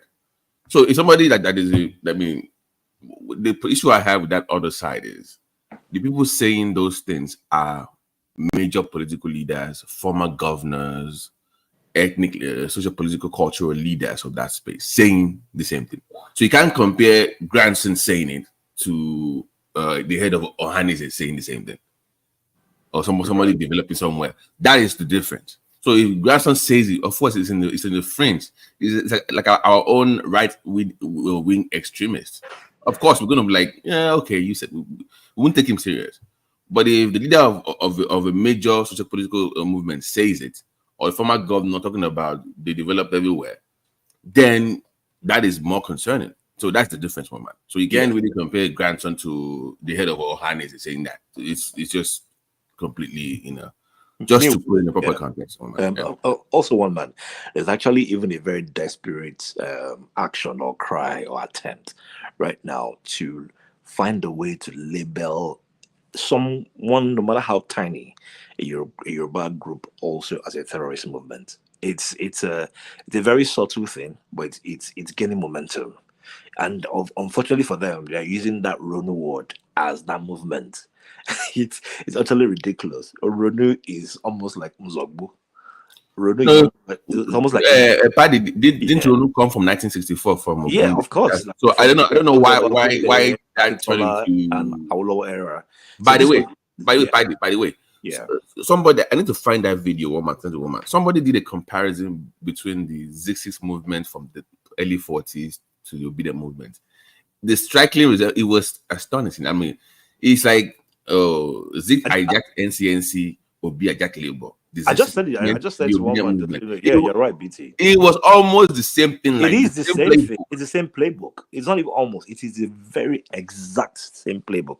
The only difference is but why do they always use losing playbooks all the time? Why don't they ever use a winning playbook? Because that's politics. Is it Solly? Yes. Yeah. It is solid. And don't say it's a losing playbook. It's a technique. Yeah. You keep hammering at it and hammering at it until it gets strategy. It is not a non-winning strategy. Yeah, it's not a how does it win in the grand scheme of things? No, okay. So here's the thing, right? Different people have different goals and different attempts, right? So your goal, you might be looking at it that you think that their aim and their goal is to become maybe president, as an example. But then their end goal is not different. Their end goal is to. Sorry, Paddy. Let me ease myself out. Thomas is here. I have an early start in the morning. Thank everyone. See you tomorrow. That's Ayo right there. That's Boston, of course. And Tope also. So carry on. Thank everyone. See you tomorrow. All right. Have a good night, woman. So yeah, the end goal is to expand. Expansionism is the end goal. We think it's about presidency. It is not about presidency. It's never been about presidency. It's expansionism. Just look at every of the antics that they did. Azikiwe had the opportunity to become prime minister and Awolowo become president. He chose the latter. He left Awolowo and went to meet the North to say, you know what, I'll be president, you become prime minister, and I'll be president so that I can head the military, because at that time, this in 1960, the president would be the one in charge of the military, and then prime minister, because you know what prime minister would do. In fact, during independence, this man was a total civilian, wore a military gear because he wanted to show that prowess. But look at every of the actions every time they've been in power. It's to grab. It's just to grab. When Agri-Ronsi was there, what did he do? Ended regionalize immediately and pull all the power to the central, which Ojukwu was fine with. So Ojukwu was fine with it. 6 months, no issues. The moment a counter coup happened, the moment Gowon took over, he said, "No, I don't want it again. I want to end. We need to split power." But you were fine with it for 6 months. You made no cry about it. But the moment you felt that you were losing, you started crying. The same thing happened as well too. Once Ojukwu was heading, Azikwe's biggest aim was Lagos. We cannot allow Lagos to be part of Western region. He fought for that. Lagos to not be a part of Western region almost throughout the entirety of his career. up until what was it?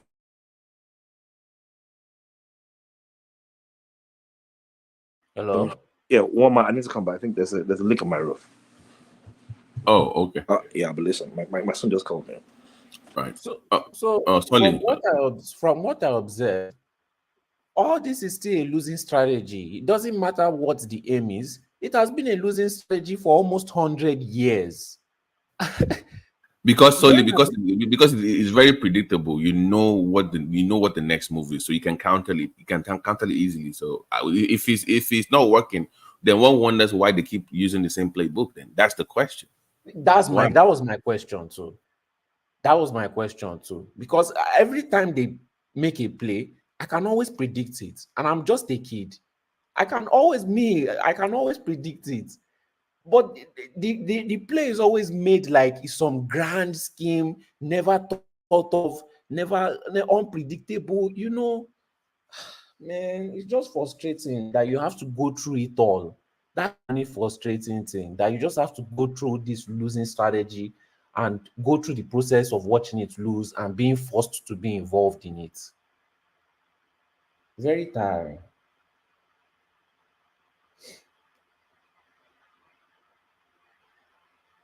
Hello? Hello? Yeah, who has the floor so we can move on? Yeah. Who has the floor? Yeah, I'm the one who has the floor. It's Paddy. Paddy Yeah. Paddy is the man. Is the man of the hour now. So. Yeah. I hope you are not speaking Efulefu. Yeah, go on, my brother. Yeah, have you gone through the topics, or do you want me to? No, already. I mean, I think I'm just jumping. We just piggybacking on politics generally. Oh yeah. Oh yes. Yeah. Yeah. So I think have you spoke on the livestock ministry? no. I think that was really trashed yesterday. It's really, for me personally, I think it should have just been an agency and not necessarily a ministry. I'm not sure why Tinubu had to make it into an entirely new ministry, but I mean, we have Ministry of Agriculture, so why not make an agency under that ministry for livestock? But I to be honest, Somos, I don't know what Tinubu is doing. It's my brother. It sounds so ridiculous, as if I haven't even heard something like that in my lifetime. Ministry of Livestock. What does that mean? What does that mean? It's so ridiculous. He's obviously trying to pander to some people, and I think for me, what he's reflecting is that there's some sort of chaos going on within the northern space that he's trying to divide, right? Or there's some people who feel like you haven't settled us, you have to settle us. Maybe some Meiti Hala kind of settlements or stuff like that. But again, livestock does not require a ministry. We have agriculture. It can be an agency, a department. It can be expanded. You can probably nominate maybe sub ministers. Those deputy ministers, those softer minister of states. Under agriculture, and then make that a minister of state that but creating an entirety of a new ministry under this, when we're trying to cut costs. I don't know. It defeats. It's I don't know. It has a poor taste in my mouth, but I'm careful not to slander all the time, even though we can see that this is definitely there's some sort of political game behind this thing. So is there another topic you want me to address? For Paddy, now they've declared that. Don't you think the Southwesterner too, or South as a whole, they should to key into that, and to get some there? Nobody will say you can't do your livestock farming as well. You know what I mean? So everybody should go into the Malu business, and just get anything you want to get from the government. Must they tell you? Okay, that's a governor now. If your governor really wants to invest in that, or bringing in the diaspora and from their state. They can do that. You don't need federal government to tell you that. If you're a proactive governor, you should have been on that since what? Since last year? Since years ago. I mean, Yeah. we remember we used to have this Fashola Farms thing that had when we had those black and white cows in our region, in Southwest region, those black and white cows, that those dairy cows, when we had the likes of margarine and the likes, when we were enjoying butter, blue band planter, those eras, we had very healthy southwestern ranch in our region. I don't think it's a very difficult thing to do. I also know that there's someone who also owns a ranch in Ibadan. It's a private ranch, but it's not large yet to the point where people are talking about it. So it doesn't take away the opportunities that are there. But even at that, we still do not need a ministry for us to be able to get that done. But we know that this is a settlement. We know that this is for some people to feel part of something. But I don't know. It's also a reflection of how poor the Ministry of Agriculture has been, to the fact that they have to create an entire ministry to sort this out. So why does it have to be independent? They could have declared a state of emergency for feeding, which was part of what is agenda at the very early stage of last year. The presidency said they're going to declare an state of emergency on agriculture, and water and fresh water. Those haven't happened. He said he was going to re-energize Lake Chad. That hasn't happened. Like, there's a blueprint agenda. There's a manifesto that is already on ground. If you have focused solely on those things, we should be doing very well now. But again, I just don't want to fully join that. So, Paddy, what's your take on the introduction of GMO to help boost production? The flip side, I'm just asking them. I want on this one now. We've been consuming GMOs for a long time. It's just like, it's not like it's there now. I mean, this outrage of some Nigerians. We don't want this. Oh my God, they're going to kill everybody. We've been consuming for all these rice that people are importing, all the cassava that you're eating, not GMO, the fish that we get have been consuming. These are GMO fish now. Even so there've been so many processed things that we've been consuming, imported. Even the millet, the sorghum we got from Ukraine. Some of them are GMO seeds. And here's the way GMO will work is that it's going to be tailored to our own locally grown seedlings. So it's not that they're going to bring in mango from Portugal or again. We're going to use your local. Okay, let's get your local mango. Let's get your local rice, and see how we can enhance it so that it grows more. Yes, it might be bigger in size, but people have been consuming these things for the longest part. The rice that we are buying here are not the very fresh ones. They're not the best of rice. But in fact, you'll be shocked that Nigerians will rather buy the GMO foods that comes from the cities imported very much more than having the local rice. We've always had our father Abakaliki rice here that are literally really planted in Nigeria. But we'll still go and import the GMO ones from China, Indonesia, stole them from the border, and we'll be consuming it like no man's business. Now they're saying, let's do it in your land. Let's use your own soil. Let's use, let's create it your way. But of course, because it's coming from this place, say, oh, no. So I get it. And we also forget that we are increasing in population far much more than we can even manage. The population growth in Nigeria is going tremendously. Paddy, are we eating too much? Yes, that's what we do now.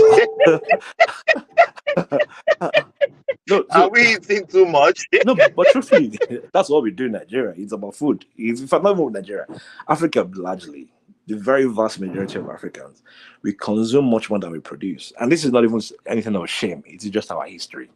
As far back as when the entire world was going on, we're actually expanding industries. Paddy, do you eat 3 square meal? No, personally, as you get older, now you begin to reduce your dietary and start trying to watch your waistline and your stuff like that. But I don't do 3 square meal. I also live in diaspora, but in Nigeria, 3 square meal is a pattern. In fact, people used to use it as a prayer point. Okay. So let's just get to it here. So Akeredolu, before his death, I mean, he had this red line project that he was doing, 70,000 hectares of land for agriculture, for mechanized farming. I think that's the route we should take, right? Mechanized farming, if you're really serious. GMO thing, I agree with you as well, even though I have concerns, but that's what you plan. Ogun State, you have farmlands, you have all that. But in your own, just your own opinion, with state governments now those that are willing to give up that chunk of money, like 70,000, 80,000, what should they? What would, if you had the power to design a policy? Yeah. For mechanized farming, how would you go about it? Let's say you are from Ogun State, right, for instance, and they say, oh, we've earmarked 80,000 hectares of land for mechanized farming. Yeah. But you still have to incorporate your subsistence farmers, maybe through their cooperatives or whatnot. How would you go about it as a governor with that kind of land available for mechanized farming? All right. So I think one of the first key things that we need to first clearly admit is that not all our lands are arable, and the ones that are arable are not arable to everything. What we have to first do is identify which one gives us the stress. So thankfully, our weather allows us, for the most part, to be able to grow some certain crops at least twice in a year. Yeah. So by the way, they were focused on oil palms and vegetable seeds in Ondo. That was that they said the land was can do oil palms and stuff. Yeah. So if you have those land, there's each region, each state should just focus on what they know will grow in their land the most. So if I'm going to, no matter how arable my land will be, as long as it has to do with planting, I'll focus on what grows here the most. Even in Ogun State, if you know Funab has one of the very biggest all farms in Southwest. Aside one in Ondo, in Ogun, between Ogun, Osun, Ogun, and Lagos, there's that Funab, and I know, I know the owner. I know the person who used to be the owner. So that's why I know that land was so massive that Funab, they had to list it to Funab, and Funab listed it to some Korean company. So there's that all palm reserve that is there that can serve the southwestern region for the most part. There's also a lot of Ondo. All we have to do is, okay, where can we plant what the most? The tomato we have in the southwest is not like the tomato we have in the north. The tomato in the southwest looks like pumpkin. I don't know if you remember that pumpkin shape, those rings. I think it has its own name. It's not the same species of the kind of tomato we have in the north. So here's the thing: we need to find ways to see how we can make greeneries for places that are not arable, and we can have green farms easily that we don't have to stress. And also see if it has to do with livestock, what livestock can survive within that terrain easily, and also so GMO also helps with that, because you can plant some, even if the land is not that arable. The way the seed is designed, you can put in more water, use less water, and still. All right. So GMO will do those things. If I can chime in real quickly. Oh yeah, sure. Hi, Prince Daddy. Hey, Patty, Babati, what's up? Hello, everyone. Yeah. Prince Daddy, you have to stop this accent. The ladies are complaining. You are just turning them off with this your accent.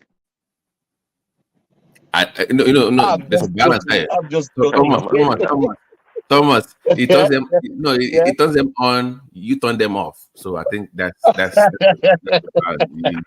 yeah, go on. I'm just joking, my brother. How are you, Prince? Yeah, good. How you doing, Thomas? Good. The arability of land you're talking about. Isn't that like a thing of the past, really? To think about it, in today's world, where literally the Jews or the Israel is growing things from thin air or no land, so to speak. See, agriculture overall has advanced to a level whereby complaining about arable land is almost a thing of the past, if you ask me. There's so much advancements in technology and in agriculture. As long as you have a space, you can turn that land into whatever you want, I believe. So our problem has always been laziness, lack of creativity and innovation. That's what is killing us. So this notion about this, even GMO, yeah, maybe we've been consuming GMO for quite a while, but at the same time, I mean, we have plenty of land. We just not, not thinking outside of the box. And the beauty about everything is that, look, we don't even have to innovate anything. Everything that we probably need is out there, being done right now. Is in the Scandinavian countries, or in the Middle East by Israel or by the Chinese. Is there to be done. It's for the taking. But this complete identical will come. Insecurity, we can't grow food. Oh, we don't have all our lands are not arable. No, these are all excuses. Absolutely all excuses. If you ask me, I'm not a farmer, but sometimes if you look around you and you see things being done, you wonder how come you can't do it in your own space. Are we waiting for the white man to come do it? Is that No, is no, that a problem? but principle, okay. If I'm the governor, because that's why I was asking Patty. If you were the governor, like if I don't know personally, then I think I should be able to find experts or bring people that are knowledgeable enough in that field to help me, right? That would be the logical way to go, right? Okay, I have no Yeah. idea. I have this land. Then I'm going to look for experts or in agriculture that might be from my state or from other places to help me. So why don't they do that? So it's not like that. Okay, even if I don't know or I'm lazy, at least find somebody that can help me out. So why don't they actually look for? Why don't they? I've always said it. The problem of Africa, we Africans or Nigeria, is that lack of leadership and the ability to organize. That's been our problem. We don't organize for nothing. We don't organize. Yeah, you don't have to be an expert, being a governor, to know everything about farming or agriculture. Just like I said, there's nothing we're looking for to do in agriculture to increase our yield in any crop that's not out there already. Somebody, it was a couple of days ago, I can't remember, it was Remy was talking about in the Netherlands, or maybe it was Sally, what they are doing with agriculture, how they are trying to customize agriculture based on different climates and topology around the world in a certain place in their country. The technology is so advanced.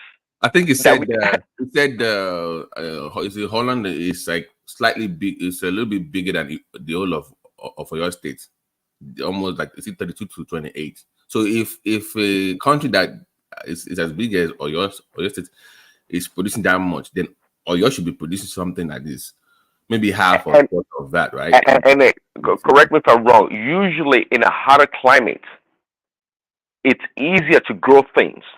These Right. countries we're talking about, they are cold countries. And yet, they're freezing countries. And Prince Daddy, go did look I at hear you that. say we are lazy? I hear you say that Nigerians are lazy when it comes to farming. I don't understand. Is it what you said?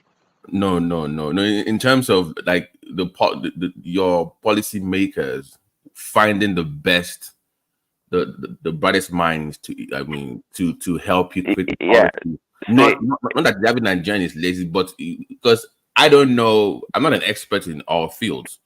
So if you don't know something, at least find the person that knows to help. You would have used a leadership failure. Right. No, well, if you listen to my that's a leadership entire, failure. no, if you listen to me, I mentioned everything. But let's talk about the laziness. See, it was Solid that was saying the other day. No, it was this guy, Gassam, about Nigerian soccer players, football players. It's always muscle and gra. We play soccer. It's still in us. When other people, they own the skills, they develop, they to the cutting edge of the sports or whatever they're doing. Yes, we are lazy. Okay, it's not about. See, I said it before. We Africans, black people, we know how to suffer. Okay, but we don't have to sacrifice. But I know many people can't tell the distinction between the two. We can suffer all night long. We can. That's what we do. Suffer. Prince Daddy, you are speaking in innuendo, so you need to expatiate what you're saying by saying you are lazy, because I know Nigerian spirit. They don't agree when you come to what they are pursuing.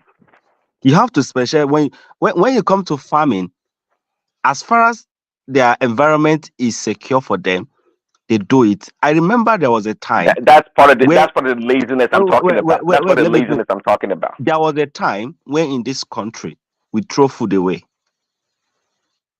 There was a time when security was nipped to the bud. We throw food away.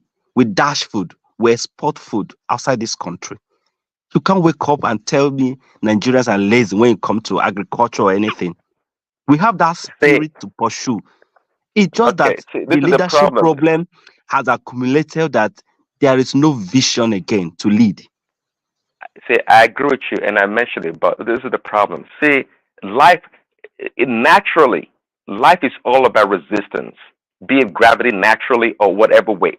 We always go through encounter resistance in everything that we do, be it in the sciences, electricity, or whatnot. But my point here is that because we used to throw food away 20, 30 years ago, now we're encountering other challenges. Do we just throw our hands up and say no, insecurity, non-arable lands, and this and that, and we fold our arms? This is the problem. That's what I'm saying. We're lazy. This is the problem.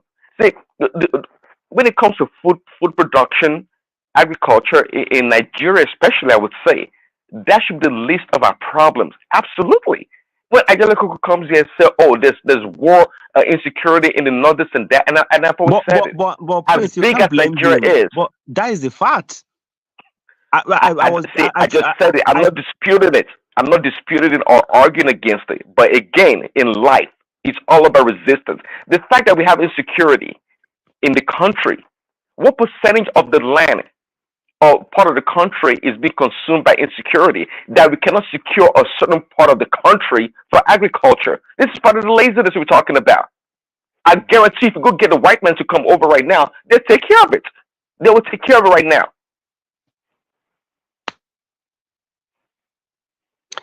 To me, I think virtually all the land is secure, and that is a leadership problem. So, if Abuja could not be secured, that means the whole nation is vulnerable, porous. Okay. Oh, Paddy, you want to come back in to the topic, because I think you were speaking earlier about it. You want to add to it, Paddy? Yeah. Personally, I think one of the issues that I have with outright mechanical farming is that we have too many labor, we have too many hands that we need to get busy. Once we mechanize everything, we are going to have too many redundancies. I'm still a believer that we can maximize our physical hands. Yes, so I'm not saying we shouldn't mechanize, but it shouldn't be like the forefront of this agenda. So let's use America as an example. America has mechanized farming, Nebraska, Ohio, and the likes. But then you go to Texas, you go to Arizona, they still have local people who will still pick those cherries, who will still pick those grapes, who will still pick those strawberries, who will still pick those grapes, because they're trying, they also need to maximize, and it's cheaper as well too. So let's not forget that we're a third world country and we don't have that huge, tremendous budget. So let's assume that we have this budget. We can split the budget into two. So if you look at what these guys are doing in Nasarawa, so Nasarawa has been able to get some tractors, get some mowers, plowers, and the likes, but there are few. And Niger, Niger State, yeah. And then you can also now still use people who will still do this. So what we've done is we've created more jobs for people because we have very many jobless people. So we get them busy, they're able to farm, they're able to harvest, they're able to cultivate. We just need to maximize and find better ways. So I know that one of the things that they do that we can do better is, rather than using a full tractor, they can use like manual plowers or manual planters. So people plant them around the farm. You have manual people who will pick weeds when they are growing. You have so those things we're able to also maximize both of them, and then we can maximize our cost. So we don't put all our funds into one sector, and then we have the rest of the sectors suffering. So I think that's like where I want a balance of both. And again, let me quickly answer one.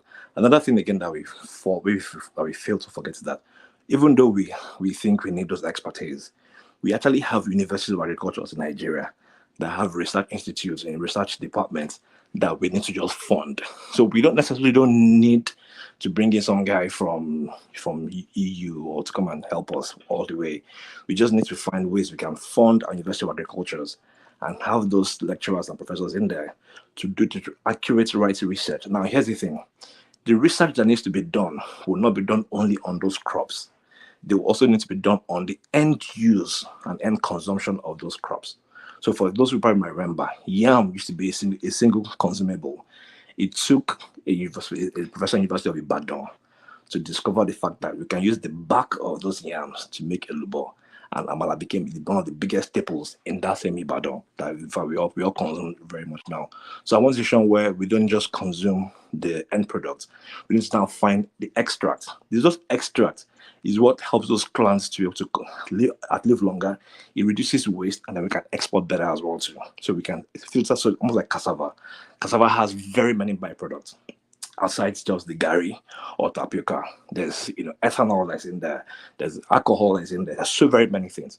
Once we understand that cassava itself is a very massive industry, then we can enjoy what we can do with cassava. Same thing with sugar. I apologize. So you're discussing the entire value chain of, let's say, cassava, not just exporting the raw material. You're not exporting, but just the processed.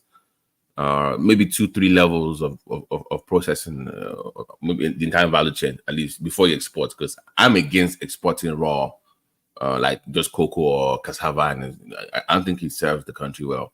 So if we can also, beyond just investing in the planting of farms, also looking at the entire value chain itself and manufacturing, even storage, processing, I think that should be a better approach than just planting to export or growing seed or just shipping out, because you don't really benefit that. I mean, you will make money in the short term, but in the long term, it doesn't really serve the people well. So I think just to add to the point, I think we should also look at the entire value chain of this agro produce. Can I just add something to this? Oh, you want to go? You want to speak? Okay, please? 10 seconds or 10 seconds. As Patty's point about we don't need mechanized agriculture or farming. I don't know. I don't know how to Didn't say approach that. so. No, I didn't say so. I said I don't want to be a forefront. I want a balance of both, so that we can still maximize the labor that we have, but we'll have limited. So we won't mechanize all through and through. We'll use some manual, we'll use some extractors, but we'll also give local people too. That's why I give the example of Nebraska and Texas. Okay, I get your point. If it's possible to 90%, even 100% mechanize the farming, I'll say let's do it. But just like Babati said, there are auxiliary opportunities down the stream in agriculture that people can tap into, the young ones. Someone said it a few months ago that even the young people, nobody wants to go to farm anymore. Nobody wants to go to farm. Nobody wants to go to farm and go pick out the mangoes or pear for whatever they do on the farm. Nobody wants to do that. But if you can get the produce out there in the marketplace, I think more innovation and ingenuity will come about that people would capitalize on it and bring about new industry. If it can get, if it is mechanized farming that can get things out there, I say we should jump on it. And the reason why they wouldn't do, I guess some product or some produce, you cannot like mechanize them. You have to like carefully pick them. Maybe that's what they do in Texas. I'm not sure which kind of produce are those, but mainly, the corn. I don't know if you can mechanize farm yam and all those things. Whatever we can do in large, massive scale, I think that's what we should embark on. And to the point about, I don't subscribe to the opinion that we should get. What happened to our textile industry? Can I just add something? I see your answer to that. Let me line this point. Sorry about to Niger. When it comes to the experts, I don't subscribe to bringing in experts from around the world to our country and take over. I'm talking about us targeting certain maybe industries or crops and go out there and learn the technology and the know-how and bring it back home and implement those things. Okay, and in so doing, we grow. Just like you give a good example about Ibadan and Yam and the professor, right? We are going to discover more opportunities and what to do with the byproducts of many of these crops. That's how it goes. A smart person once said, technology or innovation is a long-term process. The more you have more iteration in certain area or in any field, you are going to naturally discover new things. Yeah. Go ahead, Thank you. Let me just hold on. Don't clarify this. It's never going to end. No. Unlike okay, time limited. Hold on now. How long is your own then? I'm only 10 seconds. Just wait. Unlike you, I don't talk 10 forever. seconds. just you don't moderate the show, please. To the guy with the beard, I can't see your name. You've been talking now. Come on, can you just let me just clarify something before you go ahead? Jesus Christ. Do I speak that long on the show anyway? Don't make me start now. I'm trying to be gentleman now. You want to make me start being rude to you now. You've been talking. Oh, the guy with the beard, just to clarify. Guys, just let me finish. Do we even have a topic to discuss? I don't understand. I don't understand. I said, hold on. I said the expert. I didn't mean foreigners. You can have Nigerians that are experts. Okay. I said expert. Doesn't mean they are foreigners. They can be your Nigerian, the brightest mind in your college. Doesn't mean they have to be foreigners. Just to clarify, that was what I was going to say. Thank you. Yeah, greetings, this is Thomas. Thank you for having me, and greetings to everyone on the panel and the chat and to the viewers.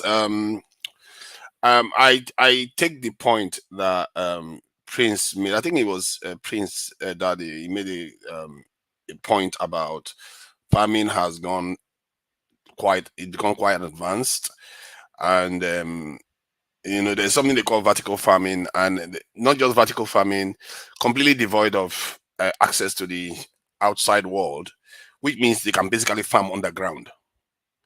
These are the kind of things we are not thinking about. These people are thinking. Yeah, my name is Emmanuel. So the idea is that they can be able to farm underground. They can provide the lighting source and the nutrients that the plants need, and they can feed themselves. That is how far some of these people have gone, and we are not even off the block yet. And I think there was a point that somebody made a comment about security. Our problem is that we lack the ability to properly do threat assessment. I think that is a big problem for our people. I just saw the UK Prime Minister, the new Prime Minister in the UK called Biden. After, thank you for greeting me for being elected into, congratulating me for being elected into office. Immediately, security, first thing they started talking about. Nothing else came first. Nothing. It's just security, straight up. But our people will be talking about food and everything else because they think that that's the way the world works. And when we say our people are not be able to go to farm, it's not just about the farm. It's everything. Security is infiltrated into everything. Our debts, our choices that we make for our trade deals, the people we choose to ally with that could have benefited, or like some of the things we wanted to do with China that we cannot do. All that is tied to your ability to defend yourself. And we really need to start understanding this stuff, because one thing that I was looking at, because some of all these things I diagnosed this years ago, and recently I just got this note. Somebody, I don't know whether it's even real, that they said Lord Lugard wrote, but it's really scary, because if he actually wrote this to his people, man, these people figured us out quite a while ago.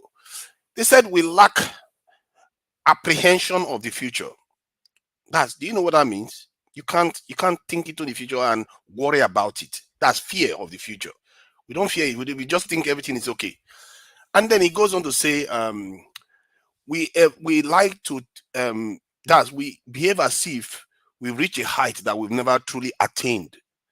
Like things are ours to take when we've not earned it. And I find that very interesting, because that is what I've been saying. Our people don't understand that you think you can just do all these things and it's just going to work for you. And I keep giving this example. You can't have a house and you leave the doors open every day and keep putting wealthy, beautiful things there, and you think you're going to maintain it if you don't secure that house. And we do it every day with our own individual house, but we can't understand it this thing globally or nationally. That is why everything we do fails. Everything we do seems to fail. Why do you think that is? You can put all the nice policies you want. Nigerians are some of the most alive people I know on earth. Nigerians are some of the most hardworking people I know on earth. And sometimes they can work for almost nothing. They are willing to do that. But the problem is that we seem to lack the ability to project and fully understand the scope of things for some weird reason. I don't understand why we are like that, because most of us are exposed overseas. We see how people behave overseas. They argue about their security constantly. And these are some of the most secure people. Why are they still busy arguing? It's crazy. Nobody's attacking the UK, but look at how paranoid they're acting, as if somebody's already attacking them. They are preparing for war.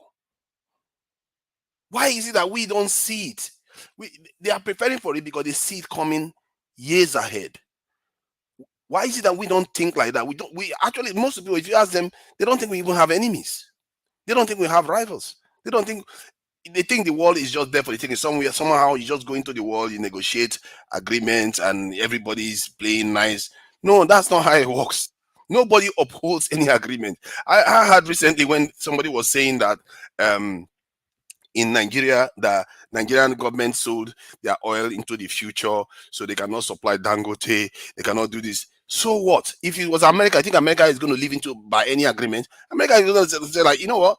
This agreement that was then, this is now. We are going to do this for our own interest. That's how it works. Who cares about? See, he said whether we are going to lose credibility. No nation cares about credibility. America goes back on every agreement all the time. They want to ban TikTok. They put tariff on this in Chinese steel. They do it all the time. But it's only us that think like this.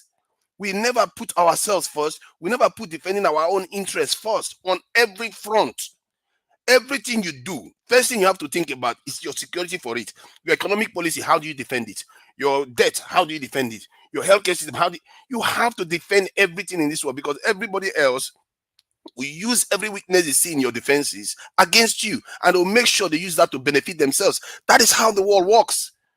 That is how we all behave when we are here on this panel sometimes and we are arguing. How do you think the other person argues back? They will use what will hurt the other person to hurt them back in the argument. That's how it works. That's how the human beings behave. And we have to make our peace with the fact that everything we do is tied to our ability to defend it. Nothing is given to you for free. Not one inch will be given to you for free. This is why I keep telling you guys, if Nigeria has a security... But to not get to your question, you can't defend things by mouth. Now, all this country just mentioned, what are the defensive mechanisms? Tell us. You know it. There are defensive mechanisms. So many, like from a clandestine method, this is a conventional security. This is okay, good. Okay, good. So, what does Nigeria have to defend it? What about name what Nigeria has to defend its own assets? What Nigeria have to defend its own assets? What do we have to defend our own assets?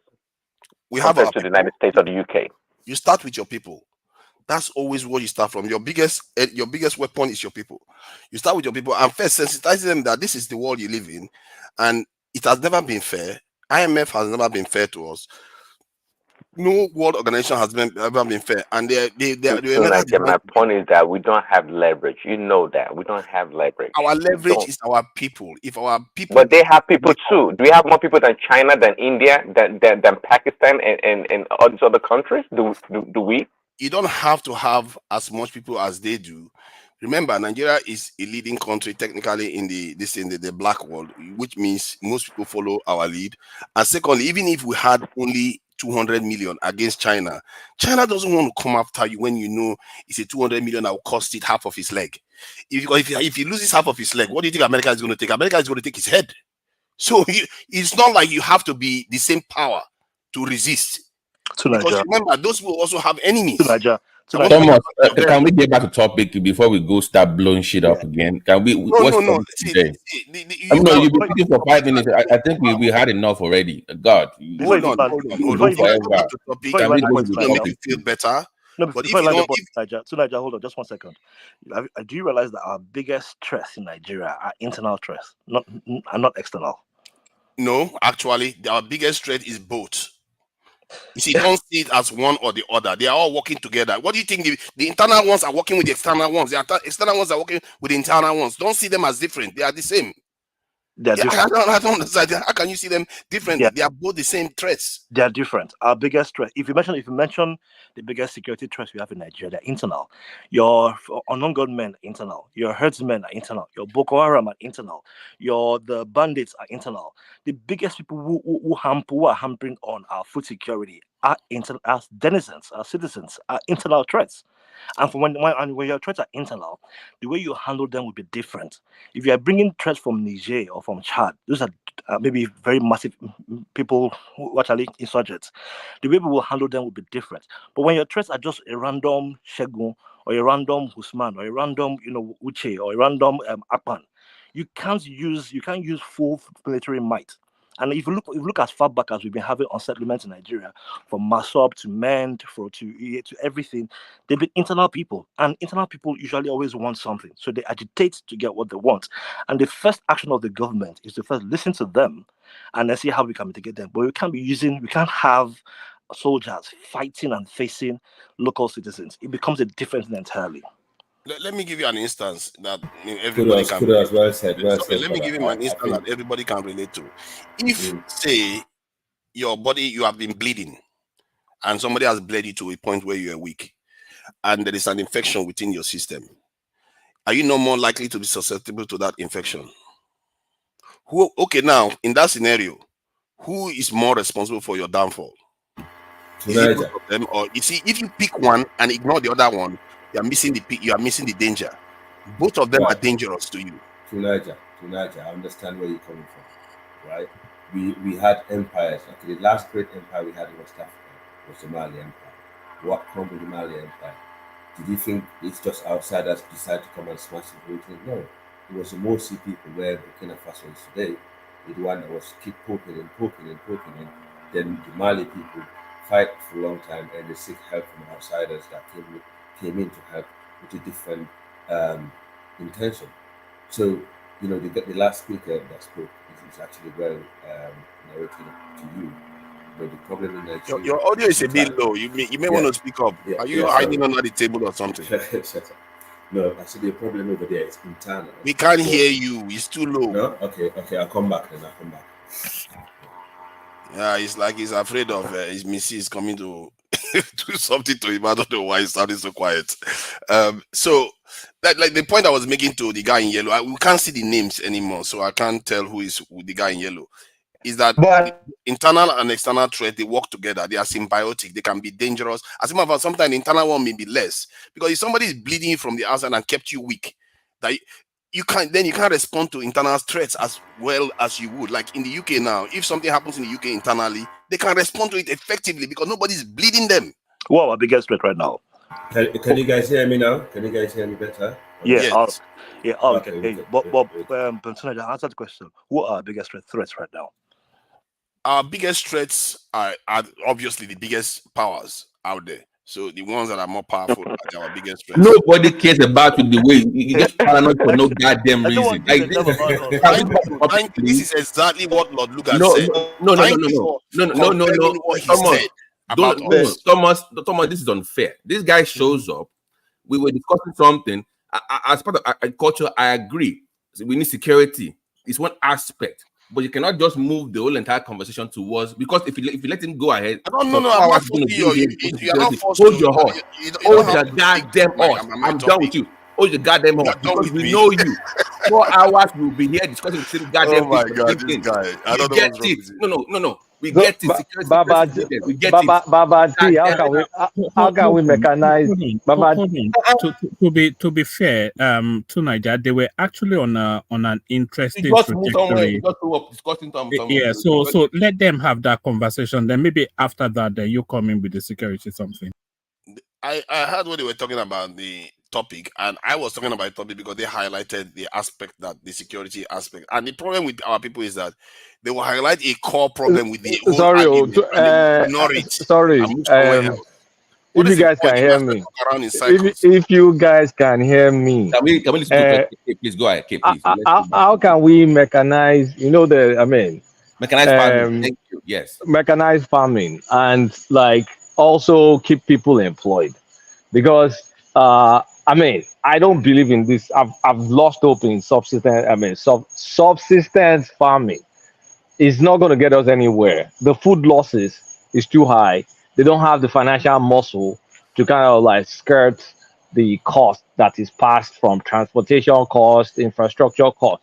But when you bring all these very rich farmers, like people that are profit-minded, profit-driven in farming, they can clear roads by themselves that will be able to use all these rugged SUVs or rugged farm trucks.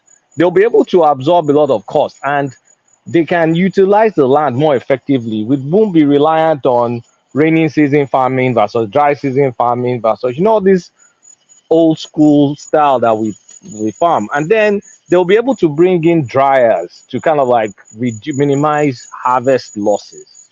And even when it comes to even securing the space, because I mean, all this goddamn conversation about some imaginary enemy coming from outside, nobody's stopping you from farming. So even with that, Seth, they have enough skill to even like monitor their secure from scarecrow preventing pests and to real stuff. And we had example, and I'm going to follow up with some of my friends of the large scale farms that I'm talking about, even though they're white people from Zimbabwe that created farms in Kwara State, massive farms. So why can't each, like, I'm the one that said the landed area in Netherlands is slightly larger than Oyo State. So that means Niger State is probably bigger than Netherlands when it comes to land, not water. And Borno State is probably bigger. So we have the land, and we can even still maintain game reserves and maintain forest reserves or whatever we want to preserve for nature or whatever the fuck we want to do. Coletta, sorry. You know, you said large scale farm. You know, when I spoke to you in the last time, I gave an example of JB Farms that does over 14,000 hectares of land. So yeah, we have people like that. Maybe we don't have enough of them, perhaps. We don't have enough. That's what I'm saying. But you see, what if each state has 2 to 3 JB farms? Each state. Okay, look at it this way. If we say, okay, each state we have 2 strategies. One for feeding, the one is for cash crop. So we say, okay, for cash crop, my state, Osun State, our cash crop, naturally we can grow cocoa. We grow cocoa. And then we can grow palm oil. Almost every state in the south can grow palm oil. A lot of the palm oil and coal. So they can use palm oil and rubber and the cocoa for their cash crop. And then they use cassava and all the, in fact, cassava kind of like is dual. Is a cash crop, is also a food crop. And then we also have a strategy for food crop. And we make it large scale.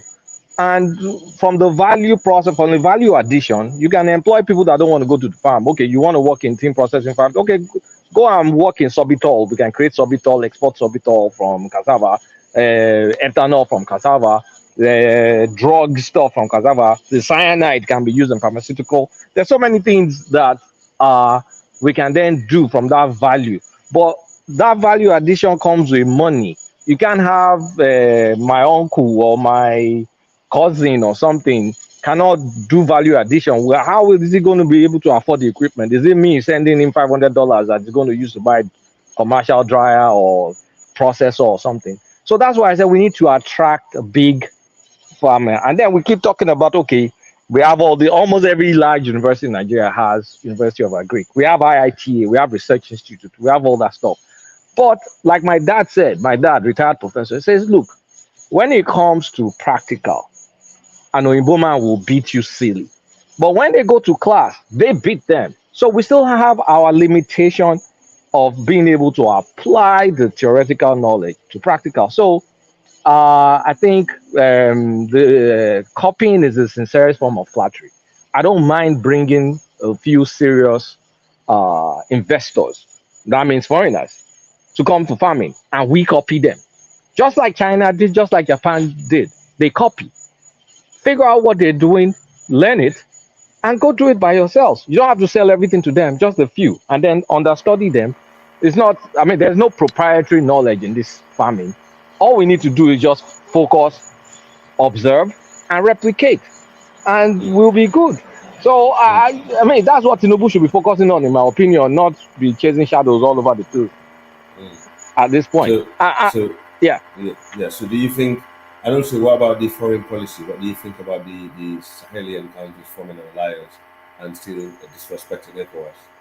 The policy, we need to, well, from any serious government, we need some form of policy or regulation just to make sure we don't, I mean, in the areas like GMO that you guys are talking about. Yeah, at the moment, I'm just saying, like, security-wise, I'm not talking about food security at the moment.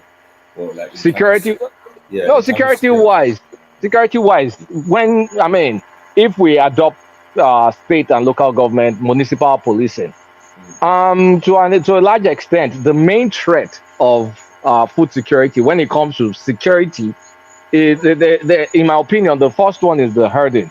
So the soft powers, I mean, the soft solution that they just did if they start implementing a variety of Ruga and whatever, it may curb some of them, not all of them. And if we implement state policing, or we have they give the local vigilantes more power to do stuff, and it will be curtailed. But we act like this security is stifling. Hold on, let me make this point. Okay, good. What I don't like is we act like our security situation is crippling, that no, we can no longer go to the farm. Where are we getting the food getting produced in the country? If is it not the farm? Is it not the same farm? People act like the entire Nigeria is That's burning true. down. That's true. I agree with that. The entire country is not burning down now. I mean, we have skirmishes here and there, but it's not like the generality. Like we can't do anything. Otherwise, there won't be single food in the market. Right, right. So I agree with that. But my take, but yeah, you're right. The hardened problem that needs to be solved. But it's funny when you talk about agriculture, people don't always mention the hardest. Hold on, please. And Colata, there are some local food that we are eating in that country that's not being imported in the country. We are the one producing those food. So how are they producing those food? How are they planting those food? Because the farmers are doing it. By the way, anyway, let me finish making my point. Okay, I apologize. That's all right. My point is, farmers, the hardest are farmers also, right? But when they talk about farming, they always focus on the individual farmers that grow crops. But it's a wide range. I think it's one area that the government have been ignoring. That's that from the last government. They haven't sorted that out because food security is secure. That's the one point I agree with Niger. When you keep going on about security, you need to actually break it down so people can understand what you mean by security. Because we have food security, we have all kinds of security in the country. Yeah, security is very important. Without security, you don't have a state. But it's how you go about doing it is the maintenance. And also, as you mentioned earlier, state policing is not good because when you decentralize police, when this group run from one state to another, you're going to have to reconnect to this next state. You're going to share information. It's going to be a disaster. If for a big country like Nigeria to have what we call state policing, it will be worse. It will be badly corrupted, and also, information would not be shared by the other states. So it's a bad thing. No one should actually contemplate doing it. That's my take on it. But yeah, food security is very important in Nigeria. That should be the most urgent thing. Even during the war, you have to make sure food is growing in the farm, and the authorities should prioritize those farmers and their areas. Make sure they don't have any bandits coming in there and killing them. So that's obviously in the hand of the government. That's where government comes in any country. If you want the business to flow, you need to protect the businesses so they can make money. And that's not happening at the moment. So Niger is right in some point, but in some of his point is go too much and you make it all boring. Because the thing is, you cannot have just security when people have got nothing to eat. But you're gonna secure them. To Niger, as I mentioned the other time, Guinea, West Africa, they've got one of the highest security ready military in the region. They never had any invaders during the war in Sierra Leone, Liberia, and none of them dare go to Guinea, and they destroy Ivory Coast. But however, Guinea is still a poor country because it invests so much money in protecting the country. The people are suffering. So where's it? You need the balance. For a place like Nigeria, it's really different because you've got regional differences. You've got tribal differences, and I think that goes right into the government and the system. That's what you see out there. So you need to actually, I think the younger generation in Nigeria need to put this tribal business behind and religious differences and regional and come together and build a country with a new talent, because all this talent that we got there, these old people, they don't have the interest. Old people are greedy all over the world.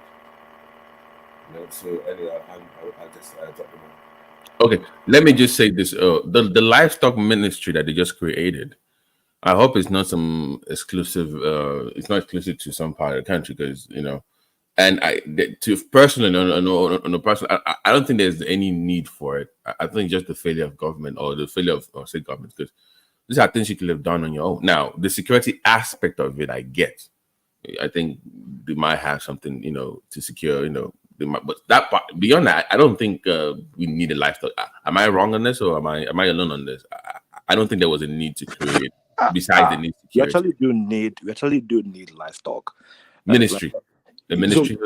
No. So, but we actually need to have you do. a very stringent department that will focus on our livestock. I strongly disagree. In the UK, hold on. Yeah. So, and again, here's why. For the way we are structured as a people and the kind of consumptions that we make, we can't but emphasize the need to have protein. We don't want to go into the era of kwashiorkors anymore. We don't want to go into that, that malnutrition. The only bit where I don't remember, we also have a deficiency, so we don't even have enough of it. So look at Nigeria, our biggest consumption is carbs, cassava. We consume cassava, consume bread, and we don't have a balance. So there's almost like a very large dependency on one part of the country for our protein. That's our meat protein. Every other thing that we eat, which is our maybe layer goat, is imported. Our stockfish is imported from Norway. And our large fish consumption, so we have places like Bielsa, we have rivers, we have Port Harcourt, we have the Delta bases as well too. Those guys don't give us enough fishery. The North don't provide even enough fish for us. So we definitely need to have a department or an agency that. Sorry, Paddy. Somebody's mic is on. It's kind of. Is it Thomas? I'm muted.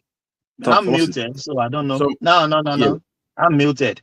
Okay, I can hear what I was saying like a few seconds ago still playing. So it's probably a delay from your end or something, But let me mute and allow the. Let everyone mute so we can. Yeah. No, go ahead and finish. Sorry. Go ahead and finish. Sorry. Don't want to. All right. Yeah. So again, I just want to also emphasize that. So personally, I do not shy away from that responsibility. The only bit that I have concern with is what the government has identified to cater to that need. So I think one of the things when we focus on livestock, we tend to focus largely on just the cows and the meat healers.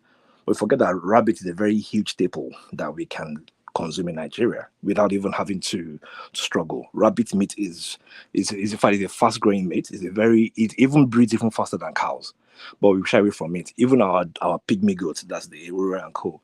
It's not something that is consumed largely outside of our region. So it's just more like a southern. Yeah, I know, but I'm saying, do we really need a whole ministry for that? So that's what I just said. I'm not sure how the government identified that a ministry is what can cater to it. Like I said, an agency or a strong department, a well-funded department would have been able to solve that. However, I would have assumed that there's probably some sort of discrepancies or some sort of need for you to have a very broader attention. But I personally also do not believe there should be a ministry. I believe they should still retain under the Ministry of Agriculture. I think. Sorry, let me make a quick point. Sorry. Okay. From a need, when we say need, there are two needs. There's a political need for it. Is what I'm going to say.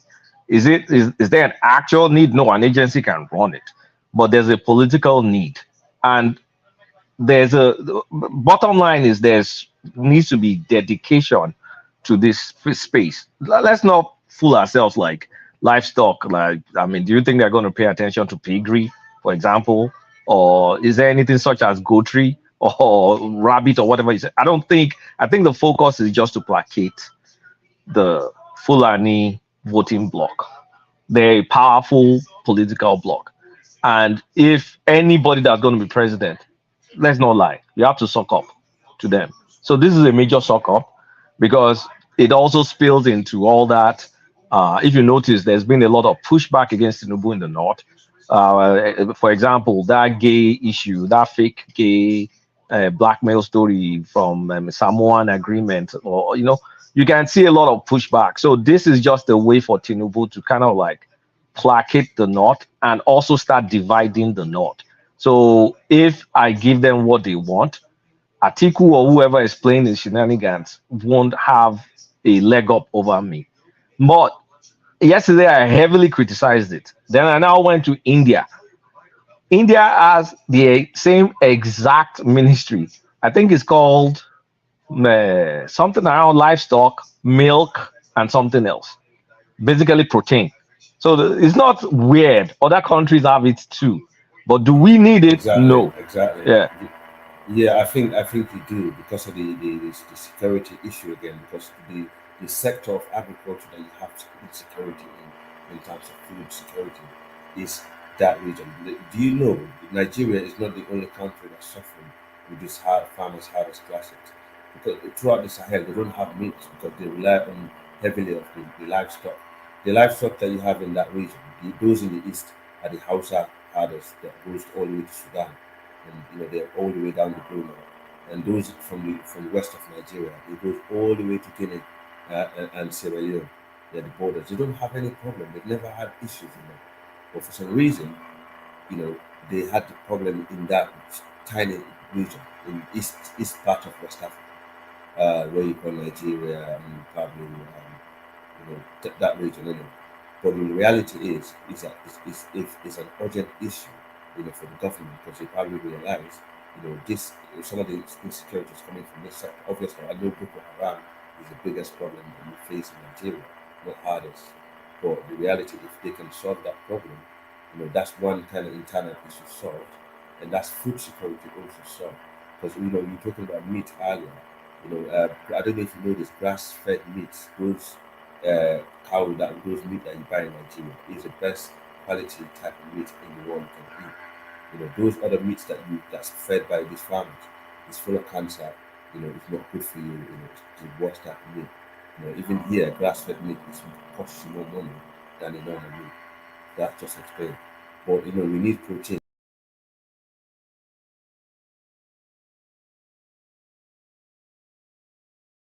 Oh, Prince? Is Prince that is still there? Okay, he left. I think the I don't network know. dipped in. Yeah. Was that Yeah, Prince go Daddy? on. I don't think that was Prince Daddy. No, No, I it's thought it not was. Miss Daddy. It's Paddy. Oh, that was Paddy? No, That was Paddy now. no, it That was was Al. That was Al now. I think Al was the one speaking before he dropped off. yeah. He probably stepped out. Okay. So Kulata, I don't know if Kulata is still here. Is Kulata still here? Okay, maybe it's I dropped. did. Okay, all right. How now, my brother? But another issue that I do have with this is that you see how Tinubu is so swift to want to figure out a way for his political ambition, as that much stealth that he's using to resolve and solve that gambit that's going on in the north. Do the same thing for the country. Don't just. It's that lapse that I have issues with, because right now I think that there should have been a very strong state of emergency on certain things that people resolve. I also do believe that the tax importation, the tax duties on some of the staples that we eat should have been taken off. I know some was taken off recently. I know the one for pharmaceutical products was also taken off, but there's still that lag in terms of how people are able to still buy and consume food. That piece is something that I'm seeing him struggle with. Unfortunately, is electoral power or executive power does not permit him to work with states or tell states what to do. But there's that big margin. But then again, another fear that I have when it comes to excuse me, when it comes to agriculture in Nigeria is I would hope that the Ministry of Natural Resources, that's Delialake, should do a qualitative. I think there is one, but I don't know how expansive this is. But a qualitative research on what part of our lands do we have natural resources that would fetch us good money, so that we can map out where our arable lands are and the ones that will not be our arable lands. So it means that whilst we are focusing on agriculture, let's not forget lithium, let's not forget uranium, because it is those things too that are also causing this people coming in to placate people outside of their region. So if people know that there's ore, as an example, in one region, and that region, remember what's happening in Jos, the Plateau states, places that were very, very big on agriculture before. Suddenly, those people are now becoming displaced. Why? Because they found out that beyond their land being fertile for agriculture, those lands also have resources that people need to tap into. And as long as that's happening, now that we are having a very effective mining, we have a very effective natural resource target, one will suffer for the other. And I think, to me, that's where the biggest problem is. If you're unable to filter and separate both of them and say, look, this region has these natural resources, we can't plant there. It's like a no plant zone, and see how we can have a structured minery, even if we want to sell to the Chinese or Indians or whomever wants to come and extract those places. I do not mind, but then we should focus on where it is. But what would be best for us is if each region can provide for itself, at least the very basic things that they do need. But but I also to understand that for us to get there, we will need almost 2 decades. And here's what I'm saying. So we already have an active consumer base. We already have an active growing population that is not stopping anytime soon. Before our okay, so I don't know if you watched the interview of Sheon Okinbaloye and Abiola's son. Like you mentioned that his father has a silo, some massive hectares of silo abandoned that no one is using. So that means there's something existing somewhere that no one is tapping into, or probably someone is using it, but maybe a private company using it to export. So we need to have those replicas done within our states. Our state governments are not being called for such things. They are focusing on the intangibles, maybe roads or parties or whatever it is, or politics. And that, to me, is like one of the biggest divides that we have in there. So I want to hear what your take on it is in what I just said. Well, I know we have geological survey, but I don't know if it's those kind of new surveys that can tell you the proven reserves or whatever. I mean, we have something. We have an idea of what exists in each state. I mean, we've always known there's gold in Zamfara, gold in my own backyard. There's bauxite and tin in Jos. There's lithium. I mean, but now do we know the proven reserves in each one? I'm not so sure, but I think foreigners have the ability of finding out. That's why you see all these Chinese everywhere in the nook and cranny in the country mining stuff illegally. So it will be good. I mean, I hope I'm wrong that they have like known proven reserves, but it will be good to kind of have that kind of survey and secure all those spaces. So at least anybody that wants to participate there, you need to have a mining license and you need to have whatever. And then we need to know that, okay, this area is secluded from farming. Because honestly speaking, I'm going to confess, I hate mining. It's so destructive on the environment. And I think it keeps us in this perpetual lazy cycle when, I mean, we just rely on stuff in the ground. Well, that means you hate gold if you hate mining. I don't like mining. Honestly, you know why? I grew up in a university campus, right? I heard that some people have started digging the place up for gold. And I was pissed because it's one of the most beautiful campuses in Africa. But they've started digging it up for gold. So, I mean, all of a sudden it will go out of control. So I don't, that's just me. Personally, I don't like mining, but I guess that it is what it is. So if we seclude and earmark the lands that are meant for mining, let's secure it. If you're appearing there, you better have your license or they shoot you down. That's what I think. So, but in having states harness their resources and all, probably if the local government thing happens where 20% of the, I mean, they give the state 26%, local government 20%. If that 20% starts going to local government, then maybe. Look, can we also push it further here? I think if Tinubu can push through with this local government autonomy, they also need to look at that sharing formula. They need to look at increase it. So it has to come. Federal government has to at least maybe 4 or 5% or so has to go down there. At least to start off, because it's going to be for that adjustment period. Like they need more funds to kickstart some things there. Well, what I was even thinking is if local governments are collecting their own money, states collect less, then the states will sit up more. They will look inwards more. States will not sacrifice. They will fight that one. Federal government will be the only one that can actually give up something. Those state governors, I don't think they're going to give up any more. No. If the court says that the federal government can give the local government money directly, then all these I'm building this Lagbaja road in this corner is no longer the business of the state. It's now the local government. So the state will need to fund itself. The government needs to look inwards, even without changing the constitution. Then they can maybe think about, they remember, we have Oduduwa, so company. Come and invest here also. You can pay us taxes. You know, all those kind of things will come up. Maybe that will kind of like get us to be a bit more productive. But All right, I think can I have my own say? Can I have my own say now? You guys have been going let around me just land. Let me land my on point. the topic, not that we're gonna go blow shit up again. That's what we're trying to. Yeah, You're not gonna use nuclear war to blow Bororo. Talk. Please say your own piece. Look at the people. Carry on. So Let me finish. Have my say. let me land before we nuclearize the goddamn country. So before we deploy the missile. like God knows. I don't know what tonight you enjoy the game. like Pakistan has blown all their Can you terrorists just into finish smithereens. having your say, please? You guys have been Tunaja gbẹnu song Tunaja.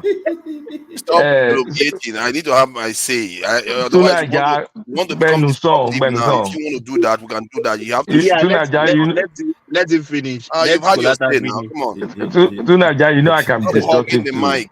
So you don't have the monopoly of that. Stop hogging the mic. So as I was saying, Babati, if immediate thing that can happen is if the Supreme Court allows federal government to fund local government, then we will have more desperation and people will even have more push. You see, if that happens, the state governors will have more push for more resource control. That can actually be a constitutional amendment that is feasible because then they're desperate. They need more money. And for them to get more money, they need more whatever exclusive list or whatever they call it. So that's the immediate thing I think can happen, though. But the long term, like Paddy said, all this long term stuff, it will take a decade. Hello, good afternoon. More. Still morning. Good morning. Good morning. How are you? Thomas, mute your mic. You're not on mic. Yeah, I muted him. So yeah, let me have my say. It looks like you guys have been spending a long time running around the head of a pin, claiming advancement. All right, Mr. Nuclear I Weapon. say my piece. Let me say my piece. I think there's something wrong with us as a people, and to an extent, I can understand that. Tunaja, give me 1 sec. Tunaja, I have an hour meeting. Can you take charge for 1 hour, please? Don't worry. No. Thomas, no. Thomas, I no. will make sure Baba T and Nata don't say Thomas, no. Shut it down. That means I have to shut it down. I will make sure because I have a meeting. I have a meeting in 5 minutes. Have to say shut it down and put it in the backstage. Let me beat this boy up. I like to circle around the wagon constantly claiming that they are sharing knowledge, as if Nigerians don't know everything people have been saying. Goodness, Nigerians are some of the most educated people on earth. It's crazy. Go to your point. Stop all this. About all this jargon stuff all the time? Stop all this fake outrage. Go to your point. You are scared of looking at the sun because you fear your We have enemies coming to kill us tomorrow. They are coming. How are we going to shoot down the Americans? You guys are so scared. You're scared of your own shadow. You would rather hide your head and pretend as if the world is going to be all right. No, it won't be. No wonder we are treated that. No wonder Lugard said what he said. Because we behave like children. He literally called us that we behave like children. That's what he said. And he wasn't talking to us. He was reporting to his people. That book wasn't for us to see. He was telling his people, that's how we are. See you in an hour. Behaving the same See way. you in an hour. All right, I'll see you. Don't worry, I'll make sure Baba T and Kulata are kept in check. And they are right. Your freedom of speech has, from henceforth, been curtailed. Just like let me say something. If you say Okpata, I will drag you. So mind your Okpata. Yeah, you don't have freedom of speech anymore. All these fake freedom of speech people are expressing. So, but for me, I find that peculiar where somebody tells you that you don't have apprehension of the future. You can't be able to project. You put yourself above a station you have not achieved. That is something we display all the time. Look at all the stuff people were talking about just now. What makes you think you can do them? You can't. You don't have the privilege to do it. It's for those type of things you're talking about right now. It's for the UK. It's for Netherlands. It's for Singapore. It's for other people that have done the relevant job to attain that height. We've done it before. No, that one, what you did before, you were just basking in the glow of the colonizers leaving, and you were always heading down. I don't know how you people read it, because when I look at it, we were always heading down. The only time it looks like we bumped up was during the 70s, when there was a lot of oil glut, and then the oil price went up. That's when we had a chance. But even that, because that's when we even created ECOWAS and all the rest. That was at the Actually, no, we had a chance in the 60s before we started doing oil in large scale. We were self-reliant. Yeah, but we went on to fight the civil war now. But we had a chance after the civil war to break out of the mess we are in, because we did a lot of stuff after that. Okay, let's engage you. Let's engage you, because you have a tendency of pie in the sky. You can't marry macro to micro. You can't. No, let me talk. Wait now, Farabale. You talk macro, but you don't have the ability to take it to the micro. So now the problem we're facing now, fix it. Let me hear you. The problem we are facing now, if you first start with recognizing that you have a serious problem of people that don't understand their own priorities, that's putting their own people first on every front. And what does that mean? If you put your people first on every front, what is going to happen? Okay, so start worrying about their let's engage one-on-one. Let's have this conversation now. So you said put your people first. Okay, now we have food inflation. Put your people first in food inflation. Now, immediate problem, not some pie in the sky. People are hungry, food is getting expensive, blah, blah, blah, blah. Let's apply your approach to this specific problem. Yes, food inflation is happening right now. First thing I will do is, one of the stuff that is causing the food inflation is the foreign currency, and the fact that a lot of Nigerians, because our currency has depreciated, are sending most of our goods outside to go and sell to neighboring African countries. One, you have to stabilize the currency. You have to control demand. How? By putting tariff on goods that Nigerians don't need, useless goods that Nigerians don't need, by discouraging. Okay, we currently have similar. We've closed the borders. We've closed the border, so that's not working. No, they've not closed the borders. Nigerian borders. Our borders have been closed since Buhari to Nigeria. Go and check. Oh no, I think it's been reopened though. No. You're not aware? For food, we've closed our borders. It's still being closed. They are still smuggling it anyway. Was it not Tinubu's government that caught a lot of people taking our food? Yeah, so all I'm trying to say is that tariff you said, effectively, you can as well assume tariff, because we've closed our borders since Buhari. But we know they're still taking food out. Why do you think they can still take food out? Lack of security. Again, security pops up there. So, okay, and I'm not fighting you, so Farabale. So, the near now, you said to stabilize the currency, and that's one thing. I'm ask you how. You said you're going to put tariff. I said effectively we can as well assume a tariff because our borders are closed. And then you said, okay, we export food, which is true. Where people go and sell food because CFA is better now, so you can just take your farm whatever and sell it in Benin. But okay, you now said, okay, secure the border. So how do you immediately secure the border? We're talking about timelines here. People are still hungry. Point. You are just trying to make I've just passed it. I passed the baton to you. I passed the baton back to you. So first, you make sure the borders are secure. If you really want how the how is important. Your people to go and protect the borders. That's what you How long will that take? 6 months. You will have a significant amount of force at that border to start preventing this thing. Then within a year, you start reducing it. You start reducing. So we need a supplementary budget. If you need a supplementary budget, you get it done. Is that not what Tinubu?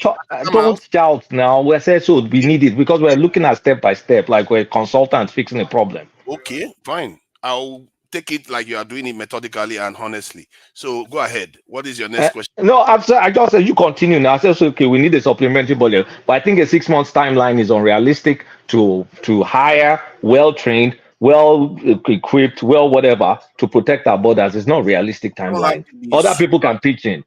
They don't have to be super well-trained. They have to be just aware enough, and you have to build the border posts. Remember, building the border posts and all the manning the borders is an infrastructural project. You're also stimulating the economy by doing all those things. You're giving people job to do. You can also assign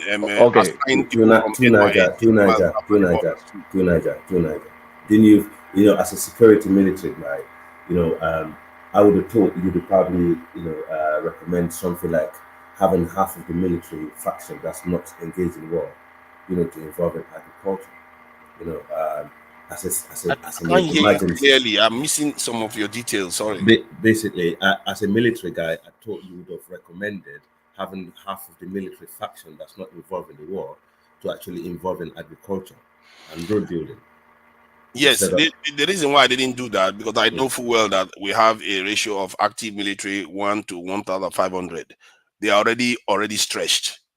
So the idea of stretching them even further is not going to solve anything. The moment you move one from one end, you open another security gap in Nigeria. Because Nigerians are stressed, you will create a security problem the moment you move security from one point to the other. What you need to do is start bolstering the numbers to protect the borders. Do you think most of these unemployed northern youth should be actually encouraged to join the military to involve in agriculture or farming?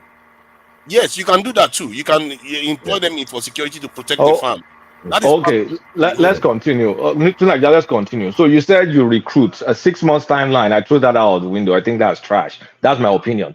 But then the next thing is, hold on. Before you call it trash, I have to rebut that's my opinion because wait. Hold on, let me rebut that specific point, because even at Chatham House, El-Rufai said within a year they recruited 200,000 into the Nigerian military when they had to go to war. So it is possible to do it if you want to do the El-Rufai is not an authority, so I'm just gonna unless I go and check it.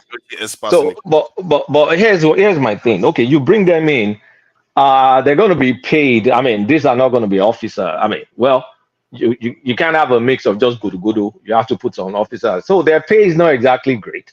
So they're not actively fighting war. I mean, I don't even know, who do you even hire? Because these are not soldiers that we're talking about. We're talking about border patrol.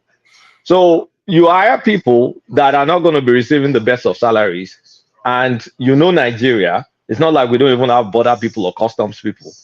They will facilitate that trade that you're trying to prevent. So how do you fund them, pay them enough to distribute them? Because you assume everybody is patriotic, like is in England or America. But we're talking about Nigeria here. I think what you are saying, you are talking about more of, want of a better word, downstream problem. Because the idea is that, like, it's a reality. I'm not. That's why I said I didn't say it's not a realistic. It exists, but you cannot say Nigeria is zero security. Sorry, others can pitch in. So it's not just me and Nigeria having back and forth. To your long, please. We need to get somewhere. Let other people pitch in. If we are honest, don't worry about others coming in. I've been in conversation where two people drill an idea to the bottom so that we get somewhere. See, if, say, Nigeria right now, full well Nigeria doesn't have zero security. Otherwise, the moment you come out of airport, you'll be robbed. As a matter of fact, there will be no airport if Nigeria has zero security. What does that tell you? It means there is security even if there is corruption. The same is going to happen with the borders. There will be security even if there will be corruption. The amount of vehicles leaving and coming to the country will reduce. All those illegal trade will be cut down. And that is just one element. Like I said, there's no need importing things that we don't need. We are wasting a lot of our foreign exchange. So one thing, though, I don't want us to be hung up on one factor, because the only thing we've been talking about here is the farmers exporting food to sell in Benin, Niger, and whatever. I mean, Cameroon. That's just one aspect of the food security. The other aspect that you talk about, cut demand, we already told you that tariff is nonsense, number one, and we've closed our borders. So that's even mute. So even that security that we've been hung up on, you're talking about, okay, we have existing border people there. It's not like they don't exist, but they facilitate the trade. Bringing more numbers, bringing more bodies is not guaranteed your result. Because we can't say they're patriotic and then they want the best of things while they're correcting the shittest salaries when they can be making money by just having some guy go sell yam. Okay, what I'm going to say to you is that even our national security advisor told us that they don't have enough people to protect the Nigerian borders. This is a fact. They don't even It's a fact. It's a fact. Nobody's. So where that gap exists, then what is the point of your argument then? It's just making it's not. No. We're talking about effective. We're talking about effectiveness. National security advisor. That's what I'm talking about. When you talk to security, it's like you have a tunnel vision of soldier. No, there's internal security. There's border patrol. There's private security. There's mock-up. There's all multi-layered. Everything is not nuclear weapon and fissile metals and materials and all that stuff. We're talking in this particular case, we're talking about border protection, border control. It looks like he just said a lot of words, but nothing at the And same there's time. not a lot of words because you're focused on national security advice. I mean, national security advisor was talking about the military in that No, context. he's not talking about the military. He's actually talking about border security. We don't have enough. Yeah, That's what he was talking about. He admitted to that. My point is that just like our police, this in ISG, I think what it's called, said we don't have enough men. That's the truth of the situation. And you have But we don't have enough on, men. But the result is what we're talking about. only that you asked me a question about reducing the cost of this in the inflation and the food inflation in Nigeria. That's one of the ways. Now, the other aspect that AL rightly pointed out was securing the environment enough for farmers to be able to feel secure in the areas that produce enough food. That is another So, aspect. what kind of personnel are for that for the farmers? Yeah, in your opinion? either from police to this in the forest guards to military, you bolster their number. All and then the secret services too. All our security agencies. When I say security, make no mistake, I'm not talking only about the military. I'm talking about all of them. As a matter of fact, I would think that the highest proportional increment should occur in the secret services. That is where, because you need a lot more intelligence and you need food and people on the ground covering the space of Nigeria. So this is something that you need to do. Even when I was speaking to a retired colonel, when I was speaking to a retired colonel, he admitted it. He said it himself. He said, you can't secure the entire country. That if you want to secure the entire country, you need 1 to 2 million people.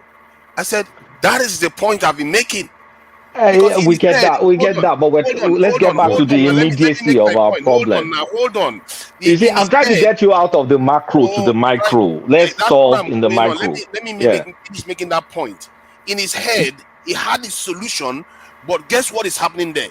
But he doesn't think in our own nation, we don't have the capacity to do that. That is how scary it is. Okay, in my head, we should have single-digit inflation. We should have low interest rates, but in reality, we don't. So let's get back to the micro. I think someone else wanted to interject. Yes. Basically, what I was trying to say is to Niger, I agree. The military, the recruitment, they should come like from rangers, to border security, not necessarily military, and also the northern youth that happen to be the most unemployed in the country, should be supported to join this force, because you cannot come from another territory to go into another territory and fight a war. It's not easy. Always use locals to fight against this kind of banditry or Boko Haram. They will be more successful, than having someone from far away to come in the territory. But as you said, I agree on one point that they need to increase the border, like rangers and all this intelligent gathering from the local people, that live there, because not all people in the north or in one area would actually support it. There must be one person or two person. Intelligence is easy to gather, but I don't think African government. Okay, now from the existing structure, everything is centralized, right? And for more effectiveness, intelligence gathering has to be more localized. Policing needs to be more localized. That structure does. Hold on, let me make a quick point. That structure does not exist. So if you increase scale, the results may be mixed. So that's why I'm trying to apply I'm almost done now. That's why I want us to apply what we're saying in today's world, not the ideal. We get the ideal. That's why it frustrates me, because everybody gets the ideal. But fixing, if they hire you to Nigeria consultancy services, this is the problem now. In 6 months, give me your solution, walk us through an effective solution that's impactful. That's where I want to stay. I don't want to stay into we should have 50 million stuff. That is exactly. I'm not talking about. I'm talking about what having a centralized security. If it's actually organized, it works perfectly easier, better than when it's decentralized. That goes globally. In the UK, to Niger, for example, like all the forces in the UK, back in the days, if you commit a crime in London, the police in Bristol will not know about you. It's when they decided to centralize all the police and bring it to one, and now they can get their database and also sharing and stuff like that. That's when things become easy. So this when people talking about state police, decentralizing the security, it's gonna be into fragments. Some states would refuse to work with another state based on their own interest. So what are you gonna do? Yeah, and that could lead to data Exactly. sharing problems. Exactly. But that said, anyway, I'm not anything that secures the country. I'm for it. My point is that guys, I'll come back in a minute. I'll let you carry on. yeah, that's good. That's good. Your audio is very good now, though. And then how many more minutes before Thomas comes back, please? Is it 30, 20 more minutes? No, it's 2 hours. Don't worry. Babati, you don't like Godo. You don't like Godo talk. Don't mind Babati. Babati is not allowed to say anything. He's in the guard room right now. Stay there in the meantime and let the grown-ups talk. I'll say Kolata. Okay, let's get busy. So see, regarding okay, on a more serious on a more serious note. So for me, like security, the one thing that I want us to also talk about is border security itself, like in the entirety of the country, because we tend to focus on the border in the west part of the country, but nobody talks about the entire, like the northern border. Like what are we doing to secure that space? That's what I would, if I was to discuss security. I think the biggest question, even from when you think about the way you said that the northern border, I think the biggest question is, can you even secure the northern border? Is it even possible? Of course you can. It is possible. What I say is possible is because of the way those people identify. Oh yes, you can still secure it nonetheless. You can. It's not because of the way they identify. Do you understand the last statement I just made? Yes, I understand. The history. But they don't see themselves different from each other, so there's no incentive to tell me you can't carry your cow across the border, or you can't carry your whatever they plant beans across the border, because you're going home this side, you're going home that side. That's what I'm saying. Is it even feasible? Let me give you an example. Very feasible. You know, like El Paso, and when I lived in El Paso a couple of years, and you'll be surprised how many people actually live in Mexico but work in America, and you see them on a daily basis at the border, coming in to work in El Paso and they're working. So they have the same like ECOWAS now, where you have an ECOWAS passport. So you have the freedom of movement, right? But at least you know who's coming in and you know who's going out. Okay, so you can design those kind of means where at least my thing is, at least let's know who you are. If you say that your cousin, your aunties, your family is one thing, but let's know, okay, you're coming to this route. You can bring your cows or whatever, but at least we know who is coming in and we know who is going out. That's what I mean by securing your border. Doesn't mean like a barrier or anything. No, you can have drones. You can have, you can have technology to watch, just to guard. But at least let's just know who's coming in and out. Is what I'm saying. Yeah, but we need a level of education for this stuff, because we're talking about two societies largely rural and same ethnicity, same everything. They don't count it. It's like I'm going to go and buy gari in farmer's market. Just be biased. Have you considered? I am not biased. Have you seen the pictures Let me give you my reasoning. Let me give you my reasoning, because there is also a border between Nigeria and Benin Republic and that of Cameroon. But we're not concerned about that. Why are we concerned only about the northern one? No, I've not told you I'm not concerned about that too. I'm concerned about that too. The obvious one is the northern one, and the reason I brought that up was the recent Tinubu shenanigans when the coup happened. I don't want to turn this to a dog. You could see that pushback against, like, this. You can't go and be messing up Nigeria. This is us. They told him flat out, like, look, forget Nigeria. These are our brothers. So it's the same thing that will happen with Benin Republic and Ogun State now. Like, what are you doing?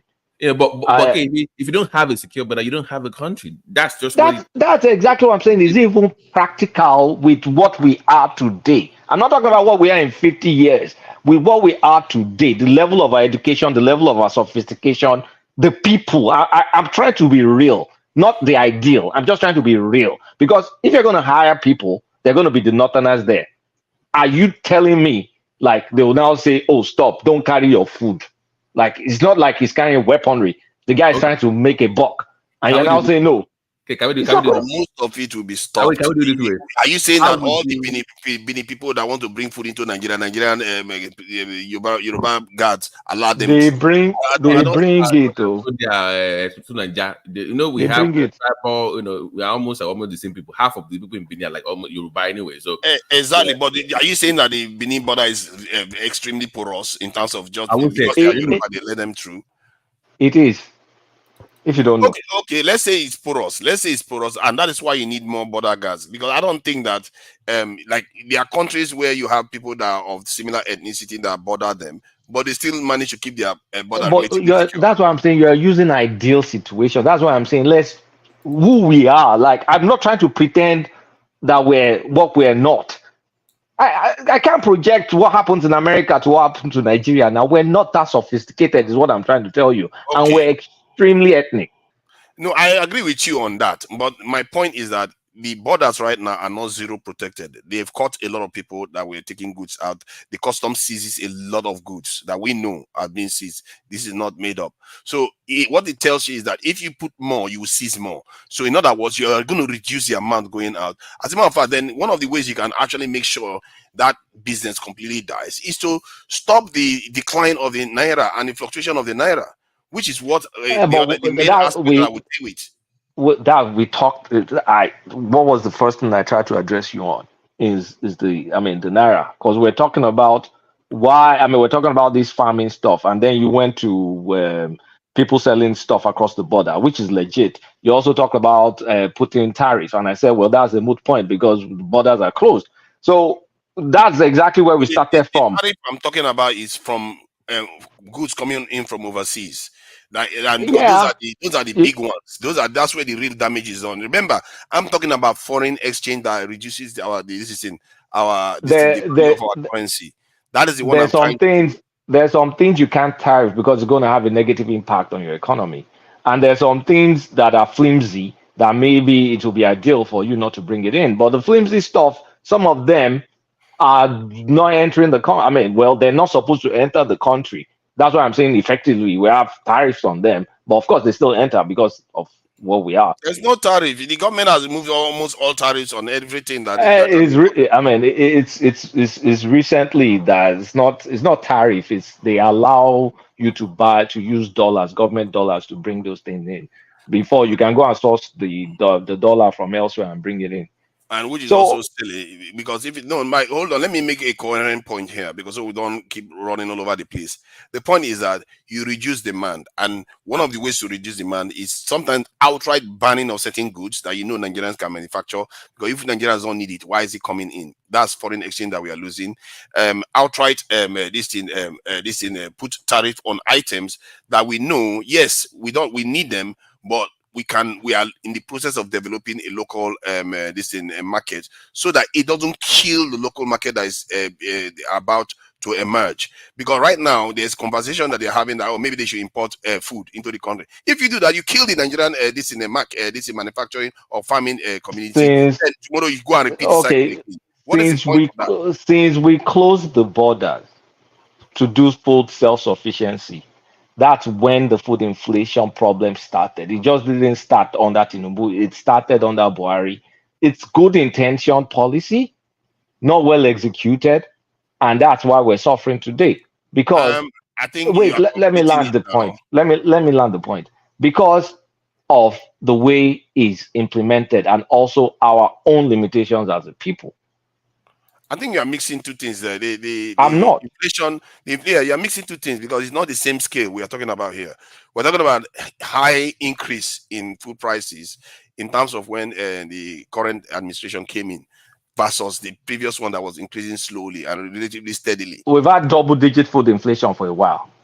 When we talk about double digit, there's difference between 10% and 30-something% or 50-something%. Yes, but we've had double digit. Yes, yes. So that's what I'm talking about. When you see 50-something% increment, that is dangerous for any economy. There was increment even in the UK and all over the world, the normal kind of food increment in price due to the Ukrainian war. That is fine. But in terms of the one we are seeing now in Nigeria, that is a runaway one, you have to contain it, and because that is happening due to the foreign exchange. because most other services that they have to access it has increased in price. So even the farmers, they have to buy stuff too. So they have to charge more for their crops. So getting back into the micro, your approach. Let's get back to that. Yeah. Fixing. We hire consultants to Niger. Fix the problem. Yes, I'll definitely fix the problem. Continue walking us through now. Okay, You're walking us through. I'm going to control the exchange rate in terms of ensuring that it doesn't cross a certain amount. Like I'll peg maybe like 900. I'm trying to explain to you now. You can't say how and want me not to answer. The way you do that is curtailing demand. You have to be aggressive in curtailing demand in such a way that our demand for foreign exchange, because if you run out of foreign exchange to back your currency, so be it. Then let the country remain as it is, because you can't. Wait. If you run out of foreign exchange, let the country remain. No. My point is that you see that's the thing. That concept completely eludes our conversations in the Nigerian space. That it almost seems like it's impossible. You have to spend according to what you can afford. You can't have an economy that keeps demanding foreign. From what I gather, we require $70 billion worth of this foreign exchange, while the Nigerian economy can generate $50 billion. Why would you have such a 20? That's not true.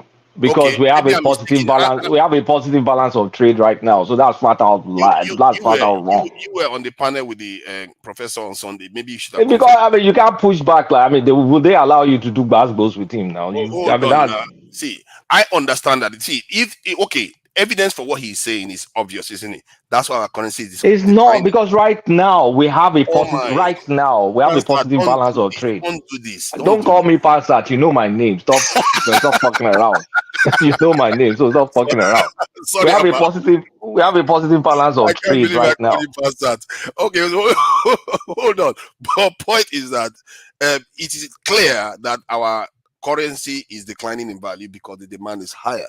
So that tells you that however you want to look at it, our demand for it is higher than we can currently afford. And there is also another angle he also highlighted. He said locally the Nigerian but okay, fine. So let's talk about your control of the demand, because you see, if I say, I'm just going to cut the interest rate, I'll make sure that I'll make sure people don't demand for money. The interest rate will go down. I can't say that. That's a flippant statement. You have to give us specific. I'm not talking about interest rate. I never said anything about interest rate. I'm just giving another example. Like you say, I'll just cut demand. I think someone else wanted to interject. I'll go after all the sources of demand. I'll go after all the sources of demand. One second. Which are wait now. Let him explain himself what he mean by cutting the forces of demand. Or what does that mean? Yeah, you cut the forces of demand from items that we don't need. You cut the forces of demand from people that are hurting the currency. You cut the forces of demand from people that are speculating on the currency. If you go after these 2, 3, you're going to reduce a lot of demand. And you also items we don't need. Oh no. Let's have items we don't need. So who determines what the country needs? How you determine it is because whether local people can manufacture it. As a matter of fact, I will use that opportunity to set up local manufacturers to meet the demand, so that it doesn't come from outside anymore. You see what I mean? So in the meantime, what would be the then we find ourselves in the situation we have found ourselves now. No, actually, you're going to get more money. You are going to get more local manufacturing. Wait, friends. Let me just push back a little. If you make sure we stop importing the things that we can manufacture, and you are going to work on local manufacturing, that was what Buhari was trying to do with farmers, and we found ourselves in this inflation. So the cutting demand is the outcome. To me, let me not say it's outcome, it's sub outcome. But how you are going to do that? Are you going to tell them don't demand this, don't demand that? People have their taste, people have power in the capitalist system to acquire what they want to acquire. So if you are going to cut down those forces of demand, so the only thing you can do is to continue. You increase supply first before you start cutting down the foreign import. I agree with the idea of dealing with supply. One thing I disagree with you too, Niger, when you talk about economy, is that authoritarian mindset of dealing with economies. It doesn't work like that. It doesn't work. Yeah, markets are liberal. You know. I'm not, to Nigeria, wait. Hold on, please. This is a very important point. I'm not going to take long. The truth is that if you think maggots are liberal, that's the first mistake you've just made, because he's never been liberal. Oh, Make no mistake. okay, we get it. I want to get into a specific point. So just hang on, guys. Permit me. So you've been talking about tariff. So I just went to check the tariff. Nigeria has tariffs on agricultural products. Nigeria has import duties on used vehicles and imported vehicles. Nigeria has tariffs on textile and apparel. Nigeria has import duties on electronics. Nigeria, they have tariffs on furniture. Nigeria. So look, the tariff stuff you've been talking about, we already have it. You see, what you don't understand is that when they say tariff, even all goods you send to the United States has tariffs. But you increase it to a point. Hold on, let me finish my point. You increase it to a point where it's prohibitive for anybody to you reduce the demand for it. In other words, by increasing it a lot. By what the government has done now, do you know that? Hold on. Because of what the government has done, let's stop. I don't want you to move away. Can you stay on that point? I'm not moving from the point. Okay, fine. If you don't want me to move from that point, then we'll move on to the next one. You see, this is why it is good for. I wanted to ask you just a follow-up question. So you put, let's just say, used vehicles. Let's use used vehicle for example. You tire the fuck out. I mean, one man is not there. You tire the fuck out of used vehicles, right? People still need cars, right? So Innoson and Nord are the only guys you can buy from, which is kind of because you still allow them to import their own cars that they bring from China and they assemble there. So you can buy from them, but their production is just X amount. But the demand is so big. So economically, what do you think you've just created? Okay, so what I would do is you don't just do it. You have to do your evaluation to see, okay, what is the effect of the policy they are going to institute, and what's the amount you need to add the tariff by, because the tariff, the amount you increase it by determines how many can come in, isn't it? So what you're going to do is you use that to ramp up whatever money you get from it. Use to ramp up what Innocent is doing. You know why you do that? And Nord and all the local manufacturers, some of them are even making electric cars in Nigeria. You use it to ramp their own up, because you are thinking not only about today, you're also thinking about tomorrow. You just said you'll make. You said you'll make. They're already doing that. Do you know how much? Do you know the tariff on? They are not. Do you know? Wait now. Do you know the tariff on used car as of today? The duty. It's almost the price of the car. No. Do you know how much they sell cars now? It's online for you to look. It's online. You need to learn to Nigeria. You listen. Oh my God. I don't know. I don't think it's as high as it should be. My point is that look at it. I'm looking at it right now, and I say 20% duty rate. So I don't know what you are talking about. When we see this is something that other countries have done. I don't know why you are fighting me for it. As if people want your country to remain the same way. Anyway, let's move on. Stop. No, what I don't like, don't go into all these holier than thou. Let's stick into discussion. Okay, then this is why. Hold on. Okay, let's have a civilized conversation here, where every single point he raises, we check it and see which one this thing is correct. Because that way we know who is right and who is wrong. We just asked you a specific question. Like you said 20% tariff is not enough. You increase tariff, and then you have local. You said local producers, but local producers have certain capacity. Local demand is way bigger. You just effectively created what? More money chasing after fuel goods. Inflation. You just inflated the local economy. Everybody chasing after Innoson motors with excessive tariff that you're putting on cars. And even wait, let me just go ahead. And even with that, you are still going to allow some imported cars to come in with a massive tariffs you're going to put on it. I don't know. Let's just call it 50%, just for sake of argument. So you've created inflation, and then you've created a situation where the country is going backward, because then you don't even have enough cars, and the few cars you have available, whether created or imported, is going to be prohibitively expensive because more people want it than is available. Again, to Niger, your authoritarian thinking in economy, it doesn't work. And Oh, God. Why do you keep saying authoritarian? It's never.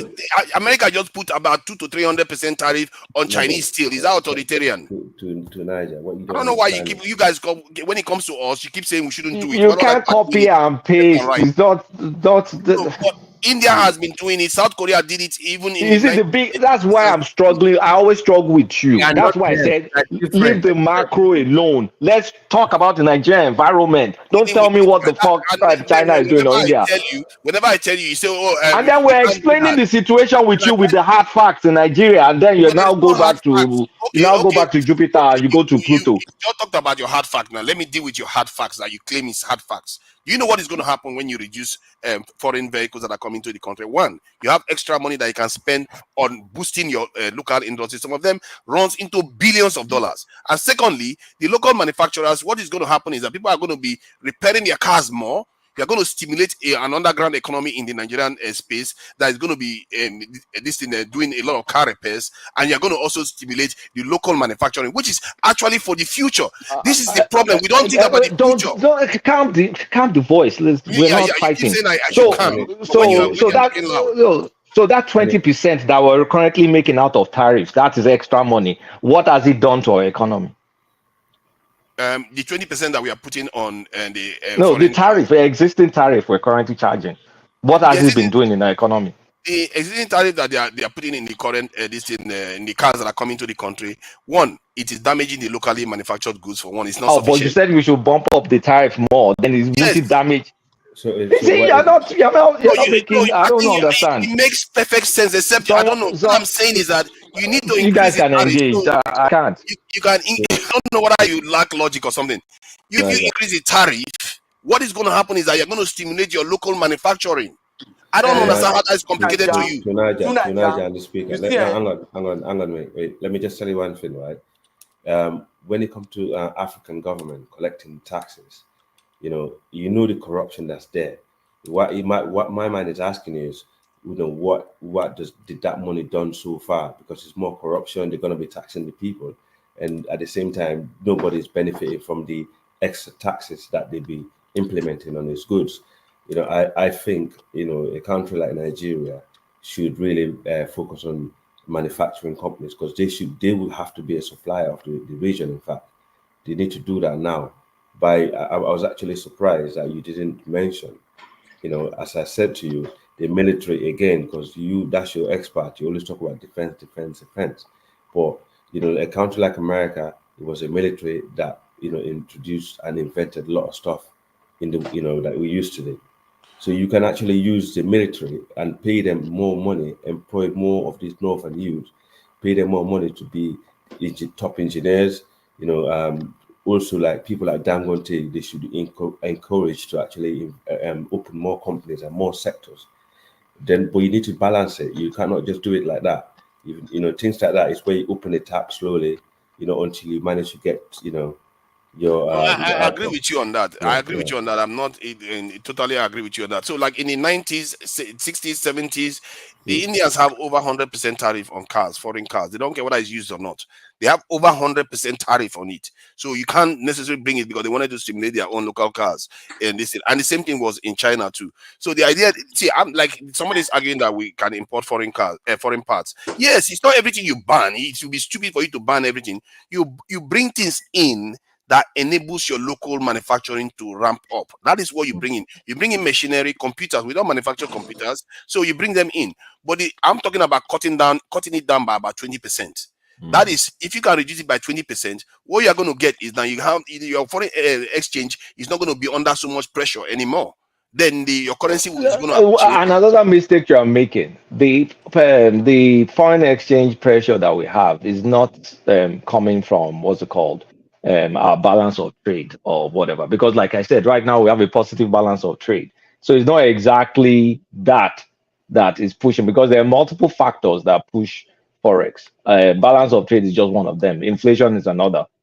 I mean, of course, the things like speculation, inelastic demand. Nigeria owe a lot of money, right? Nigeria owe a lot of money, right? Sorry, can Patrick. I just put in some suggestion? You see, Kulata has a very direct question. He said, in the immediate, we have this scenario. What are you going to do?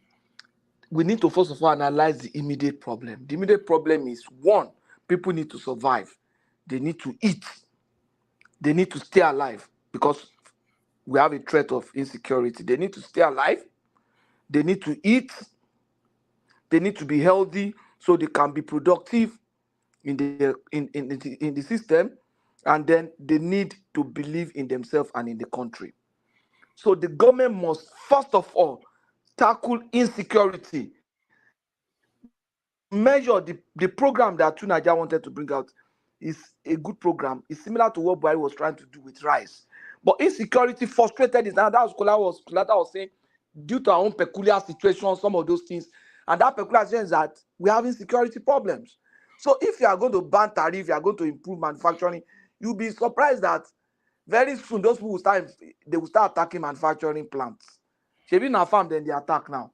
If we don't tackle that insecurity problem, and manufacturing also require power. So to me, security needs to be addressed. Then two, agriculture, not big scale, intermediate. I think, sorry, my friend, I think you great well said, but I think you missed the energy security. Yeah, please let him finish what he's saying because energy security too, which that's power and energy security. So the immediate, we might not be able to buy big tractors, but we need to now start encouraging small community family farms, even small farms. I'll give you a good example. We might not be able to buy a tractor, but I've seen some tractor head driven by Marua, driven by bicycle. Some people farm like 6 acres, 7 acres with those kind of equipment. Do you know that if you have cassava on 7 acres, my brother was telling me yesterday that he has like 2 plots in his house. Behind his house, he wants to farm with cassava. He has a family of 5. He said with the cassava from there, he will make gari that will feed them for the whole year. He has done it before, you understand? He stopped. Now he wants to start again. That means he can feed his family with gari and fufu from that 2 plots for a whole year. So you can imagine people have 6 acres, 2 acres, 3 acres with those small equipment. Patrick, Then we you're can not start thinking. You're not thinking big. You're thinking No, we're looking at immediate problem. Let me immediate problem. Look, see the immediate problem that we're talking about. First of all, like I keep saying, if the insecurity was so bad, there should not be any food in any market in Nigeria. The insecurity is there, but is there specific areas that are heavily prone to insecurity? There are areas that are not as prone. And when we say fix insecurity, there will never be a permanent fix of insecurity. It's the way you brush your teeth, the way you will always have you just the say way. that. Can you just let me talk? Wow. The way you will always have germs in your mouth, and you manage it by brushing and flossing. That is how insecurity is going to be. There's no country that's going to be 100% secure. There's going to be incidents. It's something you are. Don't they improve? Do you know? That is not what we are talking about. We are talking about 5,000 kidnappings in 1 year. Let me finish. Don't they improve on politics? You have to improve on your security now. You have to change. You have to improve on it. Yes, it's always going to be a work in progress. So there's never going to we won't get to woo and everything is gone. Yes, it needs to be at a very manageable. As a very manageable, sizable thing that we can contain. True, but we cannot hold on. Yeah. But we cannot just say we're helpless right now, because in a modern country, or your state has enough land to feed West Africa. If we can get the same level of productivity that they get in Netherlands, we will feed the entire West Africa region just from one state.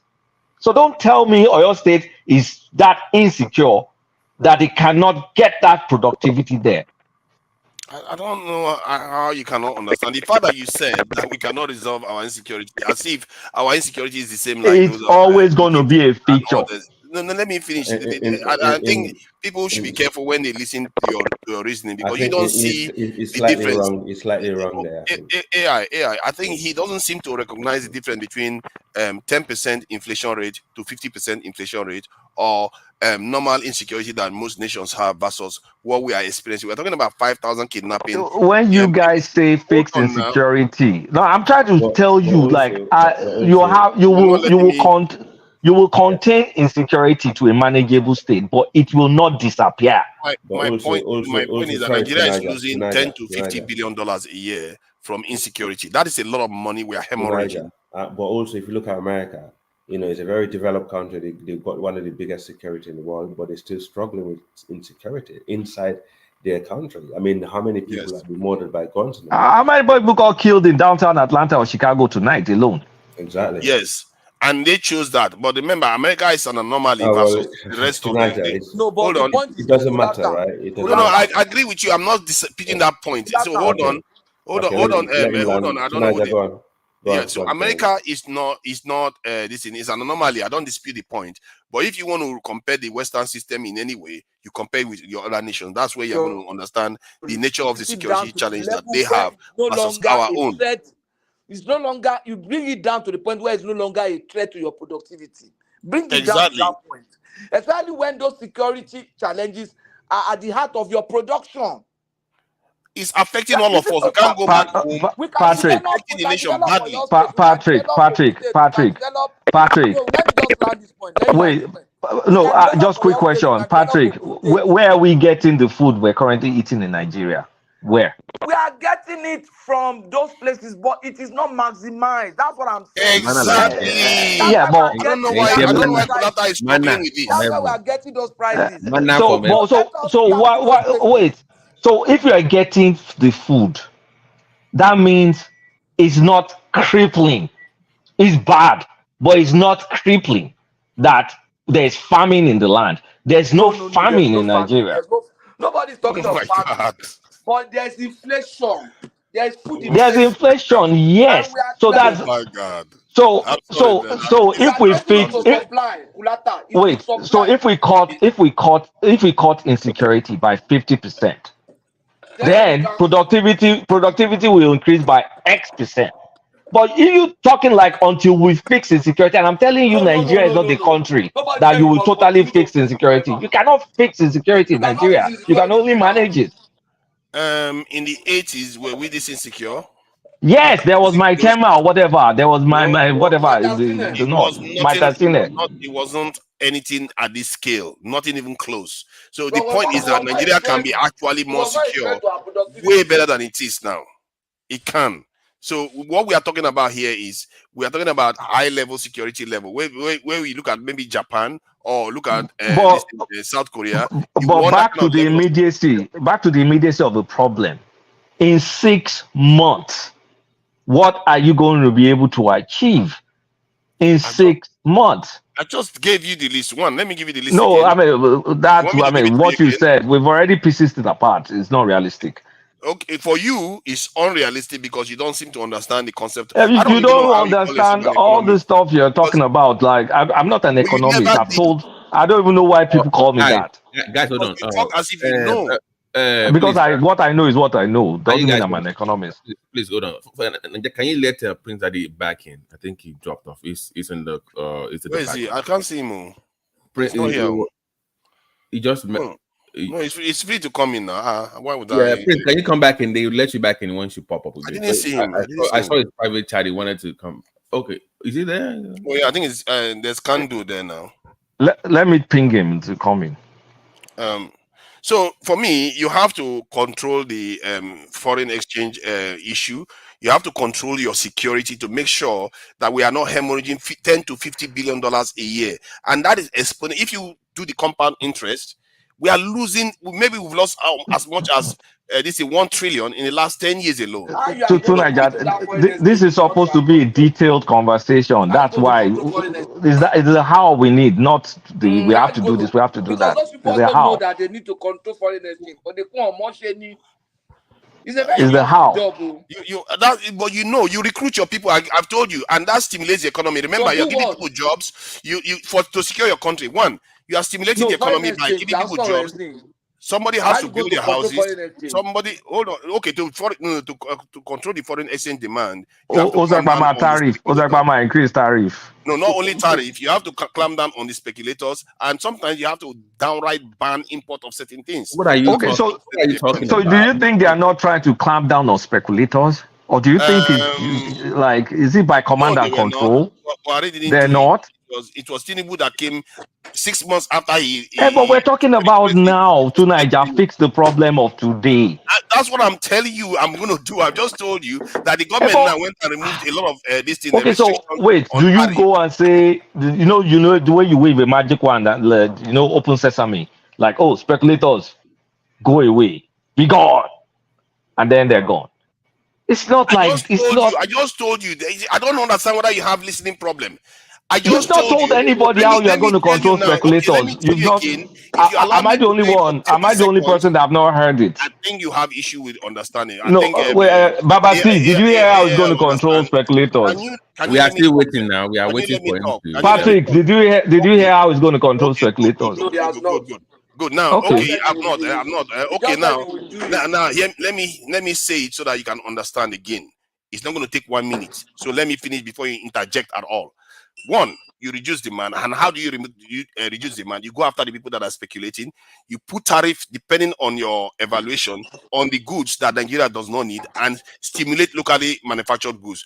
And first, you have to start recruiting into your security forces to defend the country's borders in terms of this in goods going outside the country. That's going to reduce the inflation of the food. How do you go Then, after hold the people on. speculating? Can you let me finish now? Then the other aspect of your security that you're going to do is to defend against this kidnapping that is happening, that is preventing farmers from being able to grow, maximize the output of food and this in trade. Even trade within the country is being affected. Some people that will be open for extra 2 to 3 hours, they will not be open because they are afraid of security. That's one. You remove all those ones away. Then now going after speculators, because you have the necessary forces to do this job now, you put rules in place to highly penalize people that are caught speculating on the foreign currency. And the Nigerian government itself that is patronizing foreign goods, you go after those ones. You stop patronizing foreign use goods, foreign currency that are being used to store value. You go after it. There are so many things you can do to reduce demand. And now the target will be to try to reduce demand by 20% so that the Nigerian currency will stabilize and appreciate. While that is happening, you are going to see reduction of inflation. Okay, we don't hear. Patrick, let me ask Patrick and Baba T. Yeah, we are. So Baba T, so when you want to speculate on currency, you have to sit in the borders of Nigeria, and then you announce your IP address. Then Tunaja will send Godo to come and arrest you, and you can't speculate in Atlanta, Georgia, or Boston. Oh no, you can't speculate on Naira. Wait, I'm talking to Baba T now. This is our I'm talking. Wait now. I'm talking to Baba T. I'm being flippant to the purpose because you just said bullshit. You can speculate from anywhere in the world. We're not talking about the world you're thinking about. The world you're thinking about simply doesn't exist. Now, all this stuff you're saying, do you think there are no CBN policies that is now trying to control all these things? No. And then because you've hired soldier and all that stuff, then that means our judicial system, in fact, our civil service system, all of a sudden has changed for the better. All you had is soldier, isn't it? Because this is what my problem. You don't listen. Let me finish what I'm saying because I allowed you to talk. I said, first of all, speculation is not something you only do within the walls of Nigeria. So the rate at which you can control it is finite. Then the next thing, the rule of law in Nigeria, you're not going to change it overnight, the way we behave. That's not the third thing. All this stuff you listed, there are existing measures right now to address those things. What's the effectiveness based on who we are? I'm trying to deal with reality there. You are trying to create a picture. Wait, can I finish? Can I finish? Hold on. No. Let me finish. I'm making a lot of points. Let me Fine, finish. go ahead, Let me and finish. I'll be allowed to So debunk you are talking in like a magic wand command and control world that simply does not exist. Okay. Thank you for saying that. See, what you just said doesn't I'm not going to use this in that kind of stuff. I will just tell you that the measures you said that they are put in place, one, is true. They started putting measures in place while I was here complaining that there were no measures. The Nigerian government started paying lip service to people not patronizing foreign currencies and all the rest. They started going after the speculators, even the Bureau de Change. They started doing that 6 months after they floated the currency when the damage was already done. And if you look at the Nigerian currency now, it's beginning to stabilize to an extent because of that. But they should have done it a lot earlier, and they should have put more measures. One of the areas they've not really done is control the demand. They've not done anything about controlling the demand yet. If they want to control the demand, they need to start going after the people that are storing foreign currency, and some of all those things that are being imported into the country. They need to also curtail on that. Okay, what is devaluation? What is devaluation if that's not the control of demand? What is devaluation? That is control of demand in a negative way. Because in other words, you are saying, oh my God, control demand. Okay, yes, in a negative continue. way. Continue. One, see, if you say you increase this thing that you devalue to control demand, what you are doing is that you are impoverishing your people to control demand. That is not how you do it. If you want to control demand by increasing devaluing the currency, first you need to encourage local manufacturing. You need to literally start doing substitute manufacturing. In other words, the goods that your people are not going to be able to buy because you devalue the currency, you have to be manufacturing it locally. You have to start manufacturing locally before you start doing all those things. In other words, that's what the doctor was saying the other day. He was saying that you have to put measures in place before you open the gate for everybody to just start. Who is going to start manufacturing locally? Is it the government? Oh my God. It's a question now. Is it the government? Can you answer the question and stop being ridiculous? Okay, fine. See, it's not the government, of course. It's the local. We have excess of local businesses in Nigeria. Nigerians are one of the most entrepreneurial people in the world. So we know that you can sponsor them, you can fund them, you can do whatever you need to do to incentivize them to start doing those substitute manufacturing.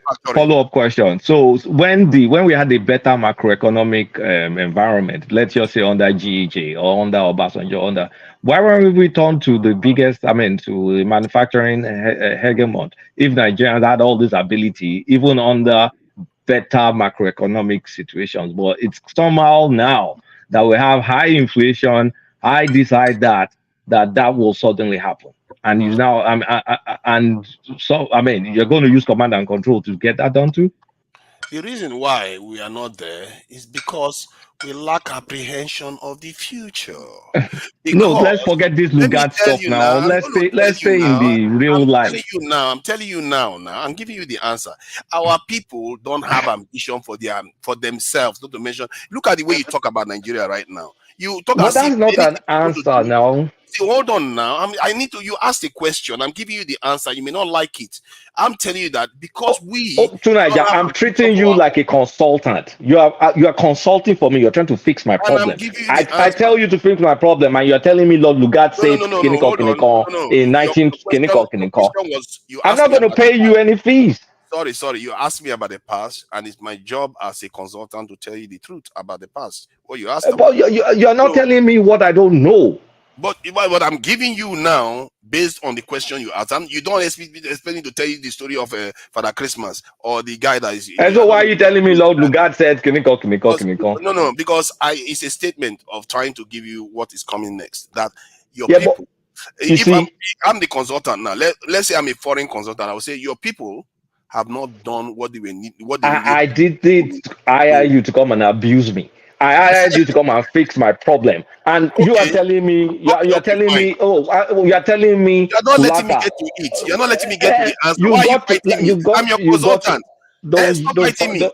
I'm the one paying your fees. So I'm telling you, I have this fucked up macroeconomic situation. You're now telling me, you can do impulsive substitution, you can do this, and I tell you, when I even had better macroeconomic conditions, I couldn't do all those things.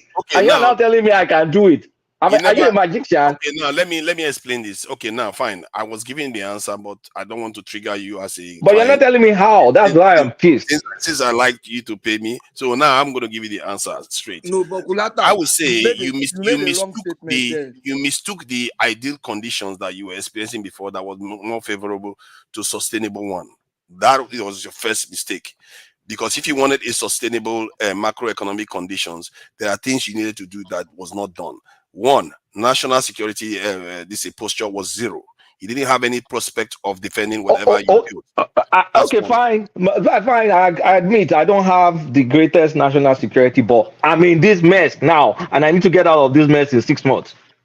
And I've given you the solutions to it. At But least you are not giving me anything realistic. I'm giving you these are things I know I can do. Okay. Babati is a neutral arbiter. Have you heard the how in any of these conversations? We are here. Actionable item. Have you heard Babati is in anything? guard room now. Where is Babati? Babati is in guard room. Why are you asking him? Okay. I put him in guard room. Why is he talking? Babati is not allowed to say anything. Let him give him answer. I don't know what. But just one second, just to go back to one thing you said real quick, like about the manufacturing. I think you give the example of car manufacturers. I think one of the mistakes of Innocent and Nord is that they're making cars that look like the foreign brands. They're supposed to be smaller, a little bit more efficient if they really want to break into that market. Because Babati, are those cars cheap for Nigeria to afford them? No, they are priced like they are Toyotas or Hondas. So if you really want Nigeria to buy from you, start making cars that are smaller. I'll say smaller brands, not this mid-sized brand or anything. It doesn't make any sense. So just The truth of those companies is they are just taking shell and assembling it in Nigeria. That's what they're doing. So what they can manufacture is limited to what the source company in China produces. Yeah, but I get you. But even those companies, they have small. But I'm saying, like the way what they're producing right now is not even. I don't know. Maybe did they even do any market research before they even you get my point. Before you put anything out, it's not adapted to the country. If they're able to produce for Nigeria, they should produce dead cheap stuff you can buy for $10,000. My point exactly. So who did the research study for them before they start producing this mid-sized SUVs? I mean, really in Nigeria? That was a bad idea. Actually, they were manufacturing things that Nigerians cannot afford. You need to start manufacturing things Nigerians can afford. Please hold on, please. Yeah. That I saw the documentary yesterday about one guy. I don't want to promote his YouTube channel. He went to Nord, and I saw those cars. They look good, SUVs, and they said Nigerians are not patronizing them. So it could be it's expensive, isn't it? No, why can't they it should be a major. Okay, wait. So BY is it BYD is making EV cars now. I know Kate's going to say it's subsidized, but for them to break into the market, what do? They got government subsidies cheaper. They're making EV for $10,000 to $15,000 for the local market. Of course, guess what? It will be more attractive. People will start looking away from Tesla to say, okay, that is enough market to say, man, this is cheaper. What is this? So you need to make cars that are different from what is already out there. Even the design of those cars, they look almost like they are Hondas or Toyotas. They almost look like the replica of like a knockoff version of Honda cars or Sienna or whatever. Babati, if you were on my WhatsApp, I would have forwarded some video I stumbled upon. All the car designers of the West, all of them now work in China. The top ones. I just stumbled upon a video today. Like people. The guy that used to design in Rolls Royce is designing the luxury. I don't know the Chinese version of the Rolls Royce. There's another guy. All these European designers that have all this fine line stuff. A lot of them work in BYD, essentially they're in China right now, and My brother, I came across. Let me give you. When I went to China for the first time, I was in Guangzhou, driving on the road. I saw some cars. I see their Camry. My friend said that's not Camry. When we got close, it wasn't Camry, but the design was Camry, but the logo was different. They had Honda like that. They had almost every car like that. So I think this Nigerian manufacturer just went to those component manufacturer, give me a Camry, a type kind of component. They come here, assemble and put in or put something. But, Yeah, but when you look at Nigerian economy, like someone called it on TV, like we're a sachet economy. Our purchasing power is now low. So why are you producing cars that can't even compete with Tokumbo? I think it Hold can. on. I think it can is because Do you sometimes think it's those guys? about. Can anybody hear me? Sorry, Yes, Prince we can Daddy. hear We you. can hear I'll you. let you Yeah. go. 30 seconds, please. 30 seconds, please. I beg you. I think the problem is that our Nigerians and the car manufacturers, to be fair, have not promoted their cars to be a lifestyle choice, because according to them, they said when it comes to the utility vehicles, they do sell them like buses and stuff like that. But when it comes to cars that families use, that they hardly sell because Nigerians don't choose those vehicles. Do you know why the No. utility? Thomas. You are missing the Babati, let me point say here. this. You are missing the point here. The No, it's not utility one that. is almost commercial. No, So those it's people have the not money right, to Thomas. buy it because it's commercial. You are missing one point. Can I say something? No, Kando, wait, hold on. You guys are missing one point. There's one thing about Toyota Honda that they have over all those present cars. The resale value of those cars is the reason why people buy it. If you buy a Nigerian Nord or Innocent, they don't have any. Okay, what is the resale value of an Innocent SUV that has already had 7,000 miles on it? Are you buying it? No. But if it's a Honda, I'm like, okay, the resale value is still Can I there. say something? Go ahead. Can I say something? Prince, As a- hold on, can do. Yeah, Prince Daddy will go first. Hold Then you hold go on, hold on, Yeah, man. Prince As Daddy. an international person, I'm gonna say something. To Niger was right all along, and I think you all are dilly dallying around real progress.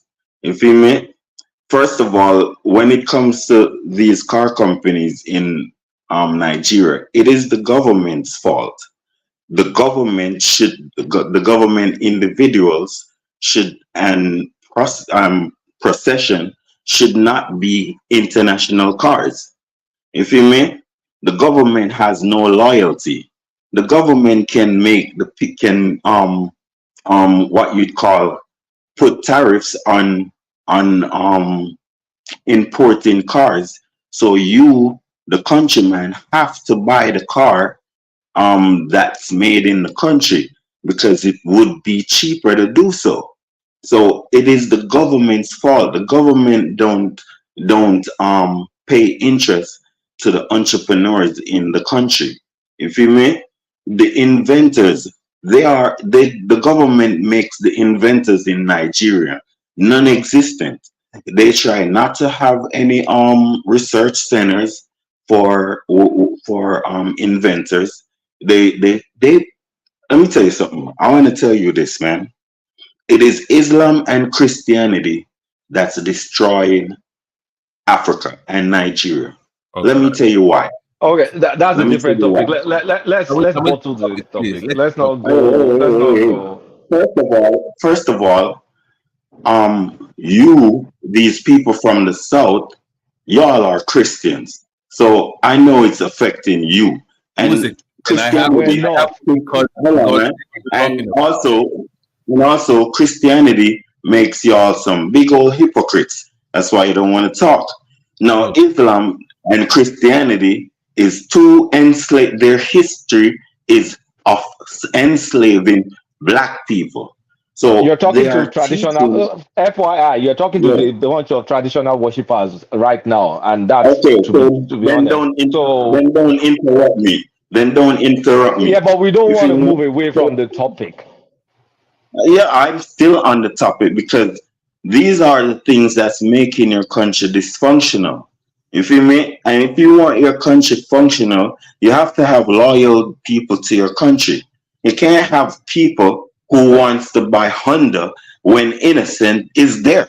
You feel me? These type of people should be hunted down. Why do they buy this? You Why do they do that? type of people You type of people don't have no loyalty. You're disrespecting you are the ones that's making your dollar devalue Oh because God. you Okay. have no value for your country.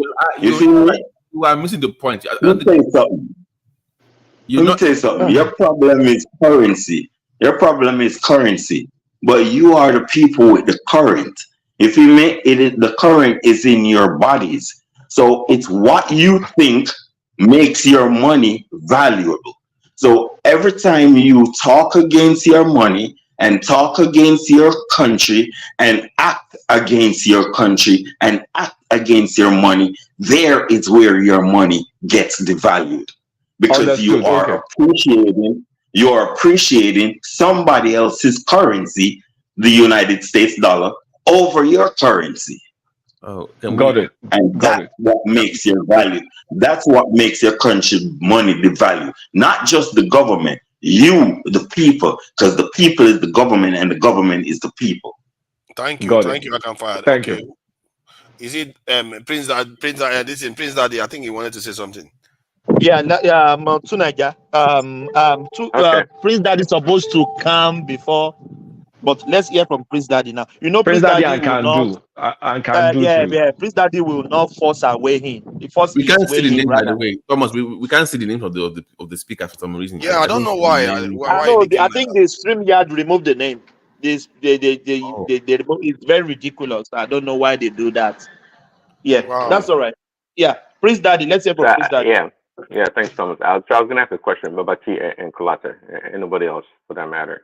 Um, do you think not all innocent motors can actually produce cars to the scale of $10,000 or less for people to buy? Do they have the economic of skills to be able to do that? Not at the moment. Uh, They don't have at the moment. except we If can, they except get They if have to be they ramped get up. support, Yes. if they get support, they will. If they get the first of all, they don't have the people not ordering 10,000. for them Of to course. people not ordering enough. Listen, people are spending a lot of money on stupid stuff in Nigeria. People are rich. Some of them is rich in Nigeria. They not support those people not supporting the car company. They buying Mercedes and all these things. My So brother, not is a personal business. You can't force anybody to support him. Is he a the so government government company? can. to The answer that question government can. specifically, Can you let okay, please? can we just answer the question? Please. Yeah. Let's Um, hear from Sonata. Yeah. I mean, I think maybe perhaps three ways. First one is, of course, if the government subsidizes that purchase, but then that's not efficient. Second one was if the major chunk of part of that manufacturing, if we get the raw material in Nigeria, for example, steel, and if they have a foundry, a steel foundry where they can actually do the production in Nigeria, then that's backward integration. So that's possible because you have more control into the raw material, but that doesn't exist. Then the third one is if what is coming out of China is cheap enough and profitable enough for the partner company to be able to supply it. So that car will probably be something equivalent to Keke Mawa or something like that. It's going to be some shit car. But If what about electrical motors? Africa has copper. They can go to Zambia and get copper and make motors and use motors in their cars and have an electric car. You No, feel They have me? electric. I I've thought mean, about. Wait, hold I've on. looked into that before. One of the gap in that area is the magnet itself because they are made from rare neodymium magnets are made yeah, from rare. magnet. You gotta have magnets. We need to Okay. do that kind of Tunga, mining I've thought in about Africa. on this platform that there's a design that I think we work on in Nigeria, especially in the northern part of Nigeria, where you know how you have. No, I know. I'm just responding to Prince's question.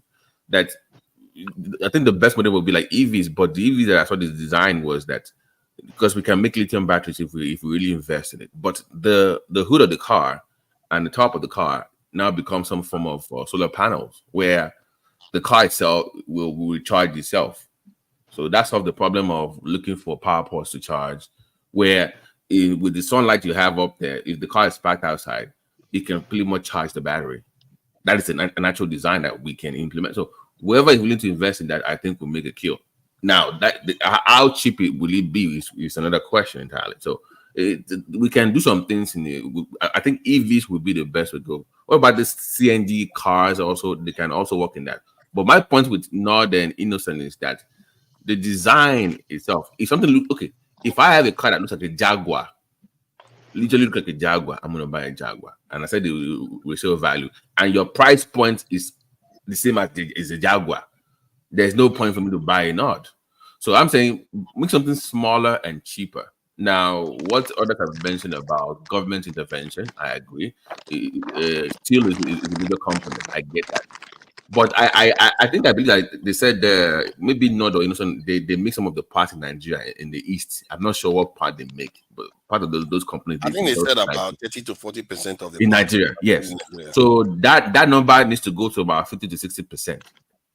That will be. And one of the areas that nobody has touched on is that based on orders, banks can provide loans. So it means when a government creates a policy that favors the local manufacturing companies, then the orders skyrocket. The orders skyrocket. The banks can provide loans. The government don't even need to provide most of the support. Then your government needs your government, for instance. Now, let me give an example. Tunanja and Kulata. Do you remember when the commissioner in Lagos, I've forgotten his ministry, said that he's never heard of Nord, even though Nord is in his own state? I heard it on TV. My mouth was agape. Like, what the? If your government does not even know you exist in your state, it's a problem. If you have your government workers, maybe ministry, driving Nords, it helps the brand. So I think it's also branding as well. You need some big boys or government. But if I'm someone, I'll say, okay, someone you're right, 100 Nords for state government, not because we really need it. But you guys, let's just cut through the chase and stop the bullshit. Our consumption preference is not Nord and is not Innocent. So let's stop fucking around and let's say the truth. An average Nigerian doesn't go out of his way to go and buy a Nord. The only success those guys will have is what they're having now. Government buyers and utility cars. Nobody. Look, except you just want to bullshit your way. You know why Nigerians have that preference. That's conditioning. You have to. Do you remember? It's reality. But it can change. The government can change it. The government can change it. Only political will can change something like that, because just like a lot of people would like to steal, but because of the government regulations, stealing is illegal. A lot of people would like to do a lot of things, but government regulations have set regulations on it. So it's the same thing with what the people have. It's like this. The government can choose what the people have at their disposal. Let me put it this way. China that has a lot of control in their economy. When I went to Beijing, I don't think I've ever come across the number of German cars that I saw on Beijing roads. So consumer preference is consumer preference. It's you just have to step up your game to the point where let me finish my statement. Let me finish my statement. You have to step up your game. Have already. Can I finish my statement? Africa is nowhere to these places. Let me finish my statement. Can we hold on, Kulata? No, Nigeria can be dodgy that. I'm back now. We are not talking on each other. Let someone finish their statement, then you counter them, please. So the only way your consumer preference will change is if the quality of those other cars improve to the point where it's almost a moot point. An example is, at some point in time, nobody wanted to touch a Hyundai with the 2-foot pole. But now you see people buying Kia and Hyundai because the quality has improved so drastically that in a lot of benchmarks, they're even getting better than a Camry or a Toyota. So now nobody has any qualms of buying it. So as long as those Nord and whatever remain shitty cars, You cannot force people's preferences to go and buy them. That's my point. All right. Did Hyundai get government support, or did they do it on their own over the years? No, Kia did. I can't speak for Hyundai, but I know Kia got. I'm sure they got government support. I think you are right. In See, the idea is Well, that you let have me to just look at add this their for their 30 model, seconds. their 30 business seconds. I'm model. not going to speak more than 30 One seconds. second. The idea is that if a government puts restrictions, Fire is right. It can limit people's access to certain cards and giving the other cards chance to gain credibility. Credibility is the reason why people have preferences. And in terms Come of on. listen, so there is nothing wrong with that, and I don't think why we are arguing against that point. That's the direction we should be traveling. Yeah, but the Okay, let Hyundai, me make a point here. I let me said just make earlier. 5 seconds point. 5 seconds. Hyundai and Kia or whatever, they had a low cost strategy that it was the government could, because they were cheap enough. These other cars are not cheap, so that's why you can't force that preference of consumption on people. The Kia and the Hyundai, they were at some point in Can I? time you could get them like $10,000 or something. All right. Can I say something else? I think we are wrong. Hold on. I think we are wrong to My be. brother, hold on. Let Prince come. Let Prince come. Yeah, hold on, please. Prince, let's hear from Prince. Okay. Yeah, Thanks for the rescue he again. throw These the guys are tough guys. hold on, yeah. He throw the question out. You guys have answered, so you have a follow up here. Let's hear from Prince. Yeah, go on. Yeah, thanks, Thomas. What was my question again? Well, let me just talk about the China one that Kulaka mentioned. See, the Chinese market, it's a large consumer market. Yeah, all those American cars, the German cars you saw in Beijing and perhaps in Shanghai, they appeal to a certain class of rich or wealthy Chinese people.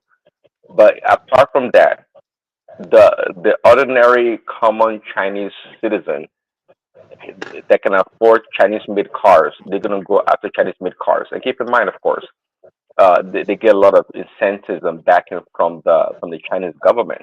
There's no doubt about it. And to Hyundai and Kia, see, they're today, just like I think Olaka said, those two, especially Hyundai, the quality of the car rivals that of Honda, Toyota, and Nissan right now. Right now, I tell you that. But back 20 years ago, or maybe a little bit longer, just like I said, those were shitty cars. They were terrible cars. But guess what? They had a price point and they had a penetration model or approach to the market. People still bought those cars, believe it or not. They were so damn cheap that people still bought those cars. They did, but they could afford to do that. Now, I wasn't sure how profitable those Hyundai or Kia was back then, but I think they were not a single line business. They had some other investments or areas that they dabbled in. So they were able to sustain for quite a long time, just like Amazon did, uh, making little profit or no profit and survive for such a long time. And just like I said earlier, um, see, technology or invention does take time through iteration, right? Over time, they own their skills, that they own their technology. That is Hyundai and Kia, and they were able to get to a point that today they are competing with the top models. So it didn't happen over time. It did not happen over time. So let's not pretend. I can guarantee if you want to do a little more study or research on them, they had some great challenges along the way. I mean, especially competing in the American market, it did not happen over time. And who knows, by the way, they probably get a lot of support from the host country. They were selling in America, obviously selling in Korea, okay, in the Korean market also. So they had a lot of things moving parts that probably helped them solidify that market position today. But it wasn't the case before. That was not the case before. It does take time. So to my question earlier, innocent and not, I don't think they have the wherewithal to be able to compete. They don't have the economical scale. They their don't have. business model. Do you question their business model? Like what do you question? I don't like I say it's CDK or whatever body whatever they use. The model. See, I can guarantee you that if they were to make smaller cars to appeal to certain segment of the market, it was going to cost them almost as much as making those expensive cars that they're making right now. They Really? cannot compete. They don't have the economical skills. They don't have the factors of production. They don't have incentives or collaboration from the government or even the Nigerian consumers. And just like I said, let's stop the BS. You know the Nigerians who go for the foreign made cars.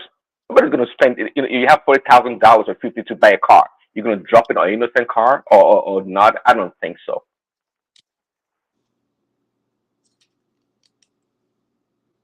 Well, what I would say is that like I will give an example of the Nigerian music industry.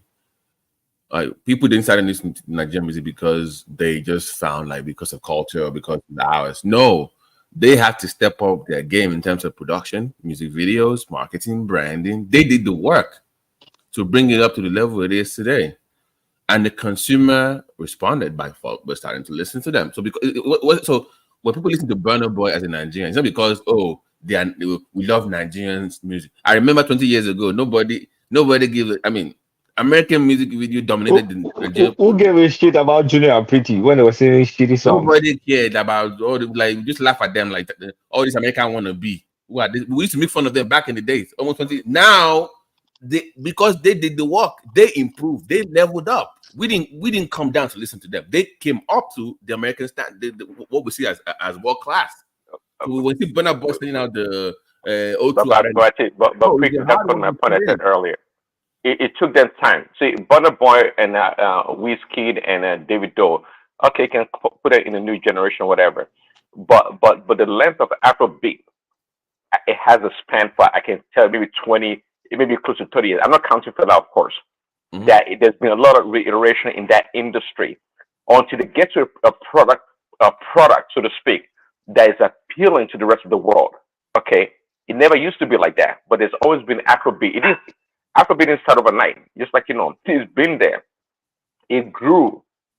Okay, it grew. It developed. They put in the work, and with little to no government support. By the way, let's put that out there as well. It wasn't like government was funding some guys to support this thing. No, with little to no government support. What I'm saying is, on the part of Northern Innocent, what have they done? Where is Innocent's showroom in Lagos? We're still waiting for that big showroom of his so we can see it. So you cannot just stay in the East when you know the biggest market you have in the country is Lagos. So there are things you have to do on your own to push your own product. If you have to give the cars for free to some government officials just for the visibility, you do that. For the big, look at when Volkswagen. Yeah, but Peter B said he bought a lot of cars from Innocent Motors, right? What now? Peter B said he bought some cars from Innocent Motors when he was the governor. Now forget. Don't let me deal with. Don't want to Peter B story. No. I mean, I'm just trying to say. Something tells me that they've tried and they've showcased their vehicles, trying to get the government officials to buy in. They can't just be there and not have done such marketing techniques. Well, they need to figure out their marketing and business stuff. I think this Abia governor went there, and I think he might have bought or is planning to buy. We don't want to. Planning to buy is not good enough. They just still need to keep. They need to keep working at it. Yeah. So if I have to give the car out to free for some government officials, so you need that you need them to the governor has some 4 or 5 nods, or you need that even for a second. Lagos, I'm even surprised. Not should be something that you market and you make money from. Let's talk about the market realities in Nigeria. Nigeria is a country right now that someone buys a 2014 SUV. Let's just say Toyota Highlander or something. They will take it to the mechanic and they do something nowadays. I don't know if you guys are aware. They will upgrade it to 2024 model. Our mindset is so far away from this innocent, whatever you guys are talking about. Like, I don't see someone taking his money, his savings, and say, "Oh, I'm going to an innocent showroom and I'm going to buy this car." It's almost like people that buy it have to be compelled to buy it, or it's utility, like you guys have been talking about. So it hasn't reached the stage where those cars are differentiating themselves enough to kind of like make. I mean, maybe it's happening. I don't know, but at this point in time, my knowledge of Nigerian mentality is totally not buying Okay, those cars. do you know? Do you know what is even funny? If it eventually happens that people are buying Nigerian made cars, it will not be Nord or Innocent. It will be a completely brand new company that will just show up from the middle of nowhere and take over that space. I don't see this making it. If we ever get to that point where we now want to pay attention to Nigerian brand cars, I think it's going to be a different company that will just spring up from the middle of nowhere and just figure it out. I don't think these two will ever get it. Because our Good consumer morning. behavior is our consumer behavior. Oh, go ahead, Kandu. Sorry. Good morning, everyone. Good evening. Yeah, I've heard, I've heard a lot of people, hit on a number of different points. Um, Virtually all of them are very good ones, but I think it's the Nigerian mentality. Um, I remember, was it about 20 years ago when I was reading in Sahara Reporter that they appropriated 1 point something billion dollars to buy trash can from the UK. I said human beings could sit down, and these people were actually debating this. I said there's what's his name over there in Lagos? Um, what's his name? The one that makes all this plastic. This Yoruba man that has all this plastic. Eleganza. Eleganza is there. I said Eleganza is there, and you look at yourself in the mirror. I'm talking 20 years ago, 1 point something billion dollars. But aside from the government, the average Nigerian wants foreign stuff. I remember about 35 years ago in Lagos, people used to say, "Oh, this one now Koro made, this one now Koro made," and I used to pose the question to people when I heard that which one is Yoruba made, which one is Hausa made. At least somebody's doing something. All this Kia, as PD rightly stated, about 20 years ago, people were still buying them. I mean, people were, even in the news, you hear stories of them breaking down, but you saw them all over the place, and those definitely, I mean, I know because I follow documentaries of stuff like that, like this breakfast, not Kia, the other one is like Kia. They actually have other businesses, big time. I mean, big business. And I had said this, I don't remember if it was during the time of Jonathan or Buhari or early days of Buhari, because the government this is not just about government buying cars. It is about any government in any country supporting industries that will help to create jobs for your people. This is about job creation, not about selling or buying cars from the government standpoint. And I said to myself back then that, what if Jonathan or Buhari, whoever was the president, commissioned Innocent and said, look, make us some presidential fleets. Even go and get a bulletproof company to come and bulletproof these cars for us, but it's got to be done in Nigeria. They may not be as perfect. I've heard Kulata say this many months ago that well, those cars, they don't last long. These people change cars every 4 years anyway, and they don't even give us the car back when they leave. Okay, It won't last that for. okay. It won't last that 4 years. Even if it my friend, doesn't, No, One of hold my on, hold friends. on, hold on. No, no, you don't. I don't. No, hold on. Before you go into a peculiarity, the point of this is this. I'm not saying that even if all the government officials are driving innocent, that would, or all of whoever are putting cars together in Nigeria, that I will solve all of your problem. But just like Kia and all these people, like PD rightly said, it takes time. But you need that government to support because you need job creation. Those people that are working at those places, they will eat, they will live somewhere. The multiplier effect is what you're looking for as a government, not I mean, and the skill level of your people continues to be improved over time. I remember some 20 something years ago in in California, virtually every Asian, Japanese, Chinese person that you saw, they drove a Camry. Virtually every single one of them. It was like there was an order from the top that you all have to buy each for, promoting their businesses, improving over time. When I saw this guy Modi that went and interviewed Innocent, this guy that does this travel all over the place, and he was showing them a pep that they put together. I'm like, wait a minute, why doesn't Innocent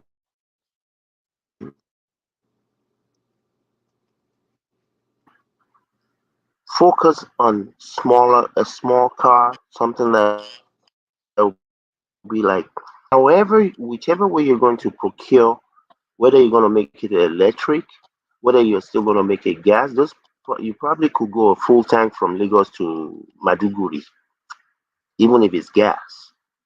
So Tata Motors did the same thing in India. You don't need a big engine.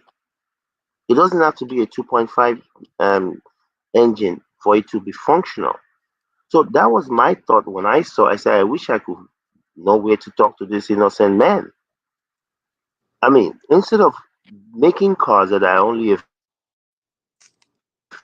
You know, Kando, your thing is breaking up. I don't know few what's going on. million naira, maybe 5 or 10 million naira less than what it yeah, I don't know what it is. Well, in any event, all I'm just saying is, the average Nigerian, this is from day one. They would rather buy foreign something than buy made in Nigeria. The mindset. Most of our problems are mindset based.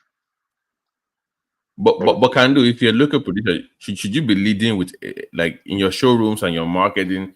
All I see all the time, I mean, most of the time, is SUVs.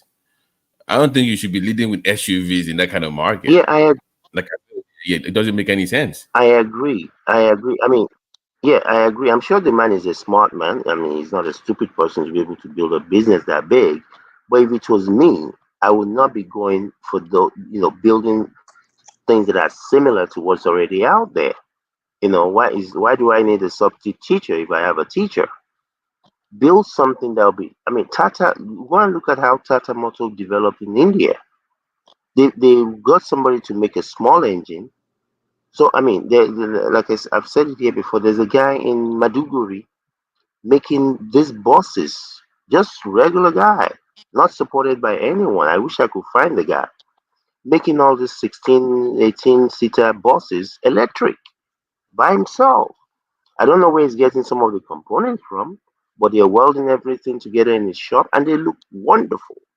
Someone like that needs to be brought into a innocent or whichever person is doing something in Lagos.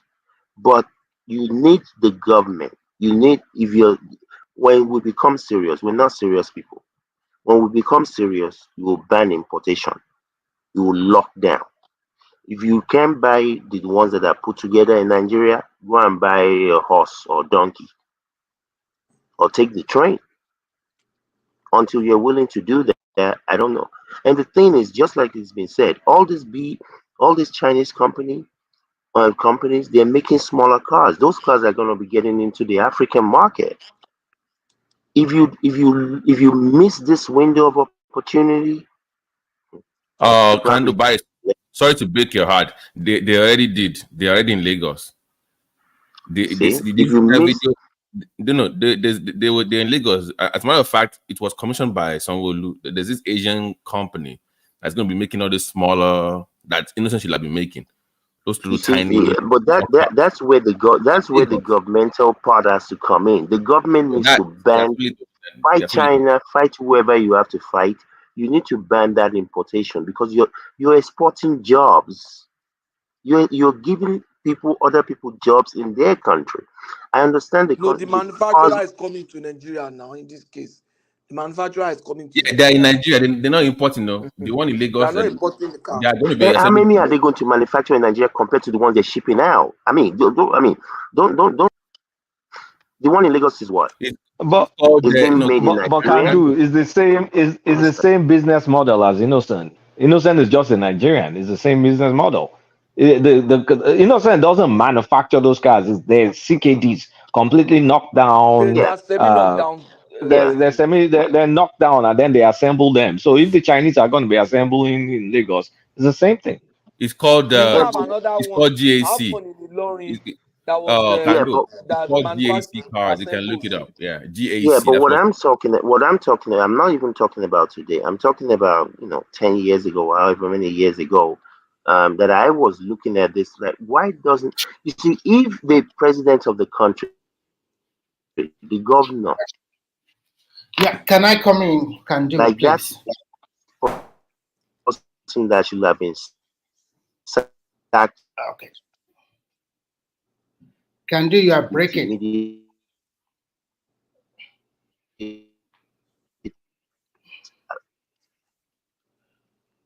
Okay. I can't hear can do if he's still talking. Can I interject, please? Yeah, come in, Remy. Yeah. Okay. Good morning, everyone. The manufacturer in your state. That is a fireable offense immediately. Because it's not about the company, it's about those jobs. Can I quickly interject you, please? Let's go. Okay. Yeah, okay. go on, Remy. Okay. What you are discussing is very interesting. First and foremost, I will look at it in three angles: the quality, the business angle, and the pricing. When you look at it from the quality of Innocent and Ford, both of them, because I watched a documentary on both of them confirm that the engine, like what Kulata said, are being brought in from China. I think the one of Nord, I think he has a partnership with a German company, where they brought in the chassis. And all the other associated product, they also buy, because most manufacturer of car are virtually doing the same thing. It's just assembling. But the design and some of the other stuff, they do it by themselves. So for Innocent, the quality, in terms of quality, I doubt it, because I've lived in China before, and I know that he's in maybe Beijing, Shanghai, or something like that. Even most Chinese, they don't buy that one. And that brand is not the topmost brand in China in terms of their local car manufacturing company. So, and then the pricing itself, when you now compare it with even the, Tokumbo vehicle, an average sedan from Innocent is as much as close to about 35 million, 45 million naira. And when you go to Nord, an average sedan costs almost from 40 million naira upwards. So, and what they said for Nord, most of the thing he is selling is just kind of buses, passenger buses, that all those Chisco and all those big transportation companies, that is he sells most. For Innocent, he's quite lucky. He's always selling the utility vehicle like a van to police and the rest. Nigerian Army also bought from him. But in terms of business angle, that is where the problem lies.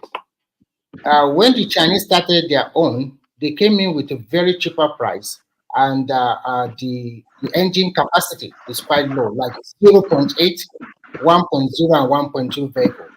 And I remember they started with small one, they call it QQ. That one sold as little as $4,000. And then they have a Sherry, that one sold as little as like $4,800 that time. So, and they target Somebody is making noise. They target the immigrants. I mean, the people who live in interland. Who is making noise like that? Okay, so they target the interland. So and you know, China has a huge population. So this gives opportunity to people who live in countryside to get their first car. And some they also like sell to them on installment basis, not paying the whole full cash at once. But now just oppose with Ford with Nord and Innocent for them to penetrate the market. First, Nigerians suspect the quality, just like Chinese did also. And somebody talk about maybe Chinese people prefer some different class that prefer the German model. If you go to China today, I can bet you will see more Cadillac, Rolls Royce, Jaguar, VW vehicles, Audi, Mercedes Benz, and so many of these kind of vehicles because they prefer that one too. They know the quality. So for them to penetrate, for this local manufacturer, for them to penetrate the Nigerian market, they need to go and sit down and find a way to do a passenger car that is very cheap, that will attract a young Nigerian, especially they can target young Nigerian entrepreneurs and young that are blue collar workers. So, but the pricing is so expensive. Like, even if you want to buy a car, you can get a nice Tokumbo car for like 10 million naira. But for them, their new car started from 40 million. They are competing favorably with the quality one. So who's going to buy them? So their business strategy is not good enough. Are you saying that the Chinese are using more foreign manufactured vehicles? No. What they do is this. Initially, they have their own automobile company. And those automobile country, they can do the fabrication of the steel because China is the highest producer of steel. So they can do that one, which these two Nigerian companies, they don't have. So they can manufacture those steel into chassis and whatever they want to do. And they also have a lot of associated car manufacturing spare parts. There's so many of them in that country, which Nigeria does not have. That means Remy, quick question. Can Nigeria, do you think it will be better someday, not now, maybe 10, 20 years from now, where we will start making our own engines? Will that possible? I don't think it's. I don't think it's possible because the government policy and also it's not going to be an easy job for Nigeria to do because before maybe in the 80s or maybe in the 90s or 70s we have some of these car part manufacturing company in Nigeria. But where are they today? Most of them are gone. Most of the car batteries are being produced in Nigeria. I'm not. Do you know the reason why? Because back in the days when I was young, I used to hang out with all those mechanic stuff. You know they used to call it rewire. Even when you have a knocked, they used to call knocked engine. What's a knock? They just wire the whole thing, and they will just configure the whole thing by that. These are like mechanic villages. Though I'm like, wait a minute. If you know how to move things around in this engine with government support and some funding, you should be able to. I mean. And some engineering is supposed to figure this thing out. That was in the 80s, so even all these indigenous car manufacturing plant in China. Initially, the government did not support that. What their government did was that they have a very old manufacturing plant. They call it FAW. Their government, they pump in more money to that one, and that one was able to produce to manufacture a kind of Cadillac for their presidency. That's the only one. But at the later end, this company have a joint venture with most of these big manufacturing like Mercedes, like BMW and the rest. And they started manufacturing VW vehicles like Jetta, like whatever you can. Toyota also have a very big joint venture with a local company in Shanghai. I think what Innocent and Not should do. But when I look at their plant, the Ford overall business, I mean, the production plant is no more than 2 plots of land. That's not a business. It's just too little. But it's good to start from. And when you look at Innocent too, even their PR, the people that are supposed to be, the way he was not talking to even impress me. It's like the guy that intervened, he's just putting words to his mouth and then yes or no. And they asked him a very good question, which I think the answer is terrible. They asked him, what kind of vehicle are you using? and he said he's using Tokumbo, what do you call it, Toyota Havalon. I was expecting him to say I'm using this particular vehicle, Innocent. If I were a potential they lack marketing skills, and even from the very gate, even you can see that the gate, everything, the presentation was horrible. So, what do you think? Let me ask you now. That innocent gate and embarrassment. Man, I felt sorry for myself, but it's all right. So, what do you think we can do to improve the situation? I think first and foremost, Nigeria as people, or for example, we have Ministry of Transportation. What I discovered that in China is that they pushing a lot of their people to technical colleges, like vocational school, after their junior middle school, because they have that like junior middle school and high school also there. After your first 3 years, they deliberately push a lot of people to that vocational school to go and learn the needed skills in automobile, fabrication, painting, everything that associated with an industrial plant. And once they are out, there's a ready-made job waiting for them. So if Nigerian can also follow that model, because it's all about skills. Cannot push people. Yeah, so that is why I said that Nigerian cannot push people, but we want the best things. So that's why I say we can only incentivize them. You can't push people. You can't do that. Everybody has his own part in life. You can't just push them. Go to vocation. Everybody has. Do you guys understand? Do you understand where we are? So you want your country to grow, or you want your country to grow? Sacrifice my own child because of where you are. Let me finish. Let me finish. This is what they do. To become somebody. This is what they do. This is what they do. Maybe this is the time to start flogging people. Are you on this planet? Let me say this. You go technical school for Lobe. No, let me say this. There's that capacity to go to Ife. I'll put you in technical school because let me say this. Maybe this will clarify it. Once you are in the junior middle school, they also have an examination to high school. And they have a score like JAM. If you are not scoring that high score to go to high school, they only give you one more chance. That means you can do it one more time. So if you do it one more time, that means you are losing 1 year. You are not following your mate again. So they give you one more chance to do it. And if you can pass it, then you go to high school. But if you cannot pass it, the next option for you is to go to this vocational college. Or leave the country. If your parents have the money, if your parents have give you better opportunities to achieve your dream. Okay, now in America, in Asia, how many people go to college? What is the percentage? But you don't deny not everyone that can go. Give them the option to go or not to go. That's what we are saying. Did we say anything about denying anyone? Do you push them in this situation? Hold on now, hold on. You see, don't call Jesus in this matter. He just told us how they do it. You go to junior high. If you don't pass high school first time, by second time you have no idea any other option. You can't go to high school again. On this platform, how many of you wrote WAEC 2 times or 3 times here? How many of you? I'm sure some people wrote. And they now say, oh, because of that, you can't go anywhere. Go to Olobe. But Patrick, you understand what I'm saying? Go to Olobe or go to Abbey Technical. Patrick, what I'm saying is not the high school. How many people in Nigeria? How many people in Nigeria are not in university?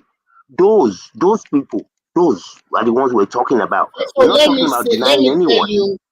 Let me tell you where they have advantage than Nigeria. I will tell you why. For example, in Nigeria, you see a lot of people drop out from the primary school and go and learn trade, or go and learn skills like mechanic and the rest. And they can end up spending 6 years. Some of them end up spending 4 years. Some even can spend more. But the advantage they have over you is that most of their skilled workers are at least they are educated to a very good point. So they can write very well and they can speak very well. Sometimes you might not even know the difference between them and those ones that went to the university. So that way, they have a good record and they can monitor your performance. So, but in Nigeria, we don't have a good database to do this. Some people, because of money, they will not send their children to school. And even if there's free education, some people say they want their children to help them in their farm or in their businesses. That country does not allow that kind of stuff. You cannot do that. You cannot say because I'm a farmer, I must push my children to come to the farm every day to help them. No, it's not going to happen. Everybody go to school. So in that way, they have pool of skilled workers that can work in every manufacturing plant, maybe automobile, maybe in the in clothing or whatever you can mention. They have skilled people in this field. So in the university sector, China have one of the biggest university. I mean, the lab. They are in terms of unit. They have even in a state they can have more like 13 universities. Both they don't have a lot of private. Most of them belong to state and to the federal government, and which the government subsidized the tuition fee and so many stuff like that. They too went to university just like Nigeria too. Most of their parents want them to go to the university. But in a nutshell, back to the automobile, the business angle that not and whatever they are doing is not good enough. The market they target does not give them that leverage for an average Nigerian to pop in 40 million naira to buy a vehicle where you are not sure about the quality. And if you pump in 40 million naira, you can get a good second-hand Tokunbo. So you can't blame Nigeria for that. So that is preference of the consumer. So I will rest my case so that another person can talk. Remy, and also you can't force people how to spend their money. You can't force people what to buy. No. But I can categorically say that any country that want to develop in this world, you have to find a way to make the government have to find a way to make the citizen do their wish. If you are still thinking that as an individual you have a choice, we can see that in Nigeria. You look at our youth. We have a lot of people that are not going to school, and those ones that went to university don't have a job. So what can you do if you still continue to say, okay, I don't want to be a farmer, I don't want to work in a plant, I don't want to work in a factory? How can you develop the country? The mindset have to change. People have to sacrifice for their nation, for nation building. But if everything can say, okay, don't you think that is not the problem of Nigeria? Nigerians are willing to work anywhere, almost for very little. No, you are wrong. If Nigeria are willing to work anywhere in the world, why is only the northern part of Nigeria that is producing that is going to the farmland to plant to do whatever? Why is the south not doing the same thing? I mean, the southern part. The south have less land available for farming. No, it's not about less land. Have you ever traveled across the southern part of Nigeria? You will see a lot of land by the roadside, both on your left and right, uncultivated. If you live in abroad, you can never see that kind of land uncultivated. There'll be I'm not saying that there's not an element of kind of snobbishness going on, but that so is don't give excuse that there's not enough of farmland. That is not the core of the problem is the ability of our government to project their own nation. The government and the people themselves. And if you are still thinking that well, you're not the one that was saying that we cannot even we cannot manufacture our engines. There's no reason why we cannot manufacture our engine within 5-10 years. We cannot do that. Remy, Tunaja, give me 1 sec. There are two people at the background, so I want to know who is with us and who is not with us. Obviously, Tunaja, you are here. Babati, are you there? Babati.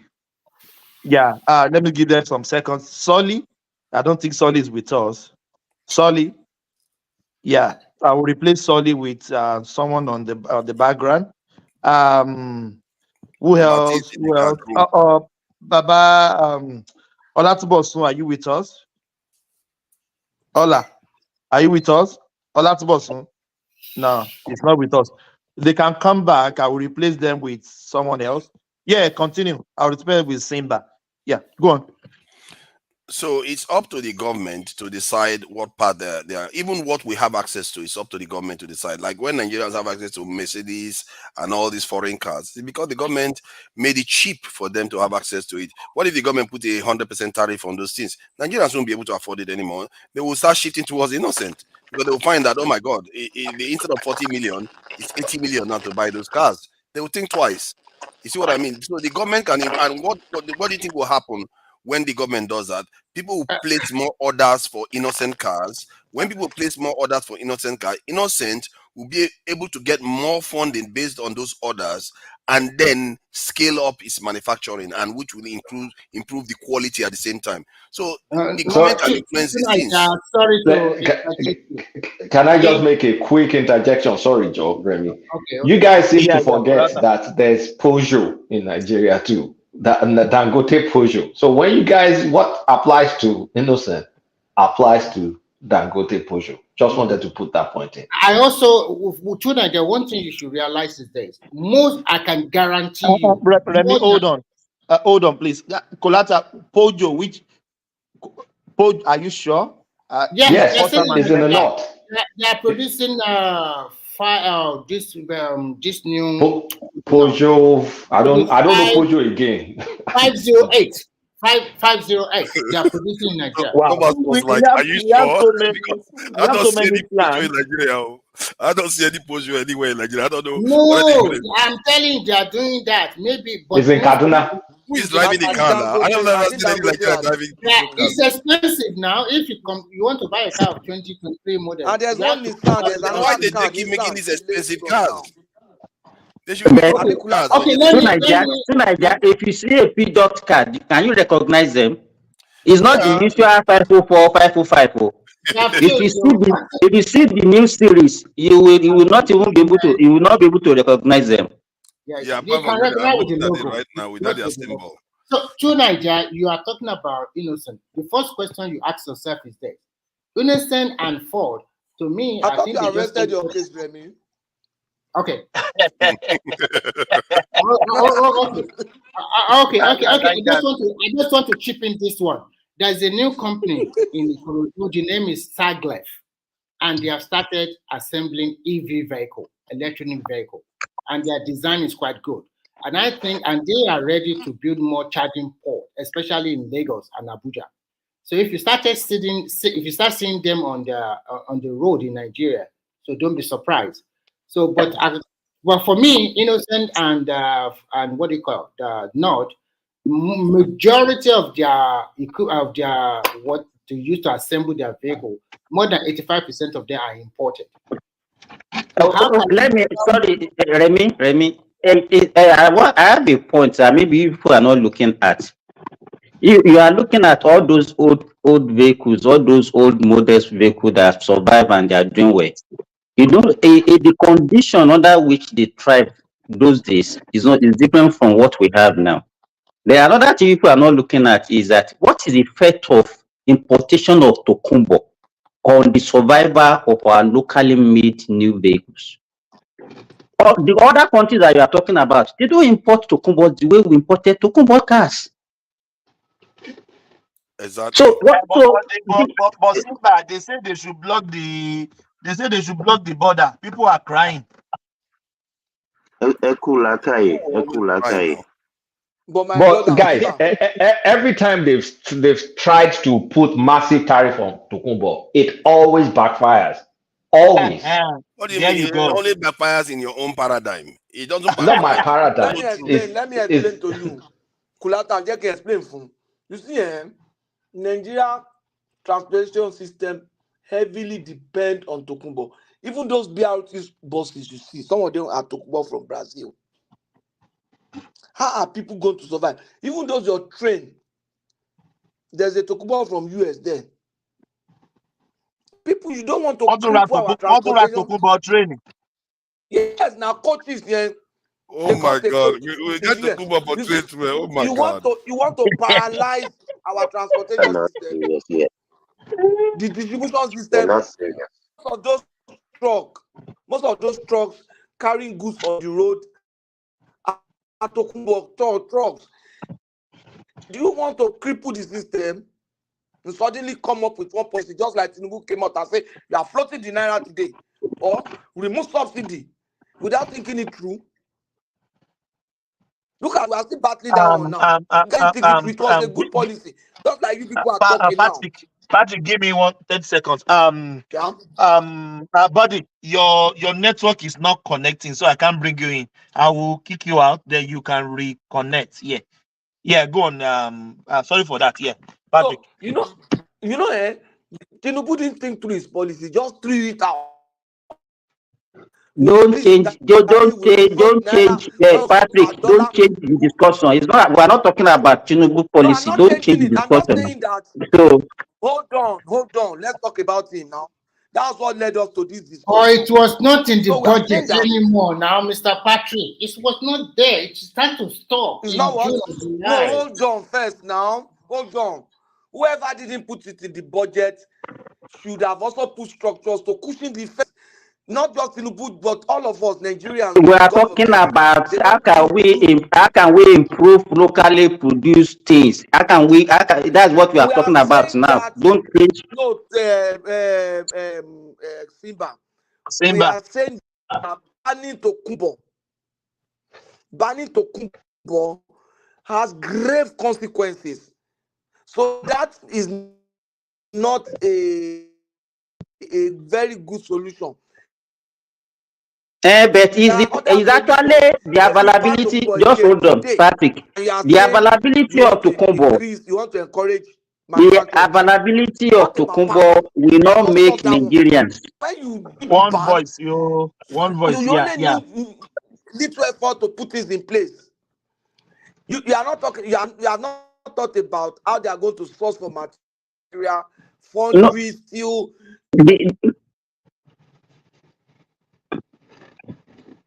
We are not hearing you again.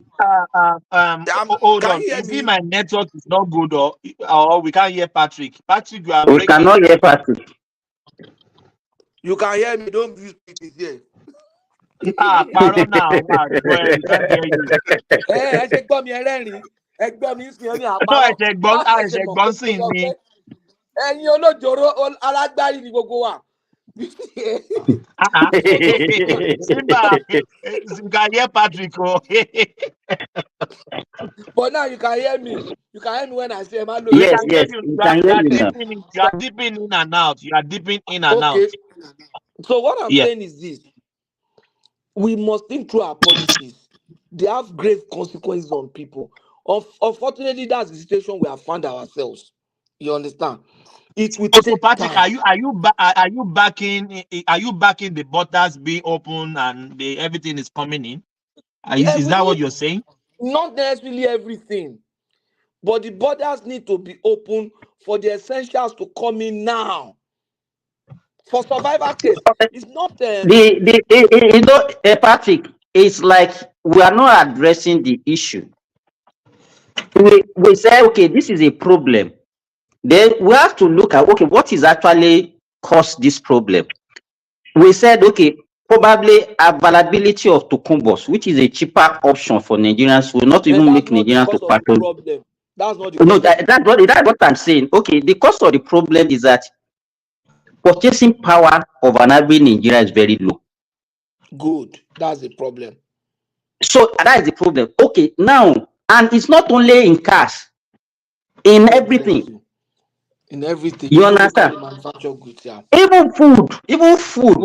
Yeah. God bless you. You understand? So now, the answer should be, how can we now improve the purchasing power of an average Nigeria? If we don't do that, let me tell you. You are sounding like Ekene now. Ekene, purchasing power. Go on. So if we don't do that, let me tell you that there's no way you can encourage any local production or whatever. All these things that naturally we are just talking. So Simba, sorry, a quick question for you. If you improve the purchasing power of Nigeria, especially the civil servants, which are about 6 million, and the rest. Let me tell you, it's not the target. He's trying to make a point towards what Listen to my question. Concerns he just raised. Which is about 6 million, and the rest, about 60% are entrepreneurs in Nigeria, and the rest maybe private sector. Are you telling me, even if your government paid these people 150 or 200,000, do you think most of these small SMEs? So you think that the only way you can improve the position? Hold on. Let me finish and then listen to my question, and then you put it together. So my question is very simple: the lack of purchasing power, and then you want to increase their purchasing power. It has to start from the government. Everybody always talk about government. Let's say now they agreed that minimum wage now is 200,000 naira. And then the private sector, they also have to pay that minimum wage. If they can pay or they will pay, I don't know. Now, my question to you is this. If they increase the minimum wage to about 150 or 200,000, should they remove to 100% removal of subsidy? No more subsidy. So that means the average liter of petrol in Nigeria now. They have removed it 1,500. 100% now. No, let me finish. They have removed it 100% About 1,500. What are you telling? They have already removed it now. They are giving What intervention. You are not saying... No, they have been removing subsidy. And there's still subsidy. Without subsidy, petrol price. No, Patrick, why are you pretending as if so you are telling me that 600 naira is the price of 1 liter of petrol? Yeah, even yes, some is close to €2. Calculate €2 to Nigeria is about 3,000 naira. So what are we talking about? Don't pretend there is no subsidy in Nigeria. There is no removal of subsidy in Nigeria.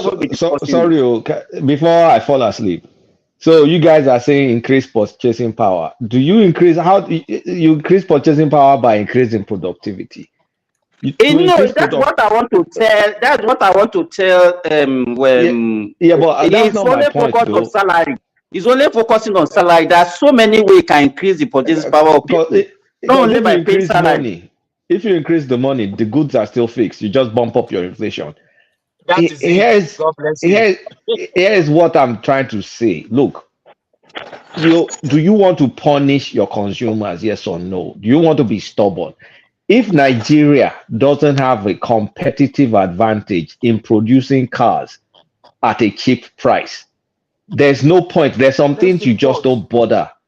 You have to focus on where you have advantages over and bump up productivity in that sector. And at that point in time, importing cheap cars becomes a moot point because you are making up in other areas.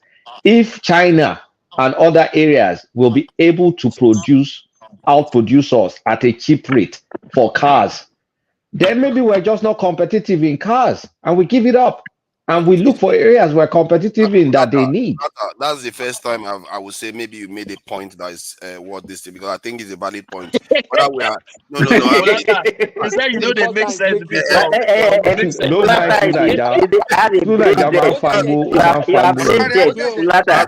Don't make me throw inside that room. Hey, that's the first time you made a valid point that is worth thinking about. If we cannot be competitive in automobile manufacturing, then maybe we should put our strengths where they are. But that said, there are companies that are emerging in Nigeria. We can start encouraging them to start becoming stronger, because remember, we have the West African market to sell to, and we have other markets to sell to. So we have the ability to scale up. West African market we buy from you. They will buy your card. They can't buy. We can't be using hand downs from other people. We can't carry on doing that. For that purpose alone, for strategic reasons, we should be looking to start manufacturing these things. And obviously, we need to get our steel manufacturing in place. I think that's a valid point Kolata made, and we have to look at it from that point of view too. Who is breaking? You are breaking? You are breaking. Patrick alone break one. Patrick Kini. Oh yeah, mi lẹ́nu gbà náà ní sanwó internet. Gbà náà ní sanwó internet.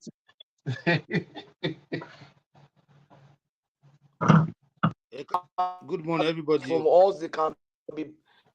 Welcome. He's still talking though. He's playing guitar. You don't have to. The guy's playing guitar. Patrick, you are breaking. We can't hear you. You are breaking. Kulata, Baba, they go. Ta ló sọ jìṣà sí mi? Èmi náà ni. Àwé. Àṣírí ké ò gbọ́kò gbédè o kò fẹ́ pé. Àwé kárí ọ. Ọkàn gbọ́ jẹ̀sà sí rẹ̀ tú. Mo gbọ́ jẹ̀sà jàre. Ọ̀rọ̀ pìtẹ́ẹ̀dì ni. Mo gbọ́ jẹ̀sà, mo mi sọ díẹ̀. Kí orúkọ ọ̀gbọ́n rẹ lílé sà? Kí orúkọ ọ̀gbọ́n rẹ? Ó ti tán, ó parí.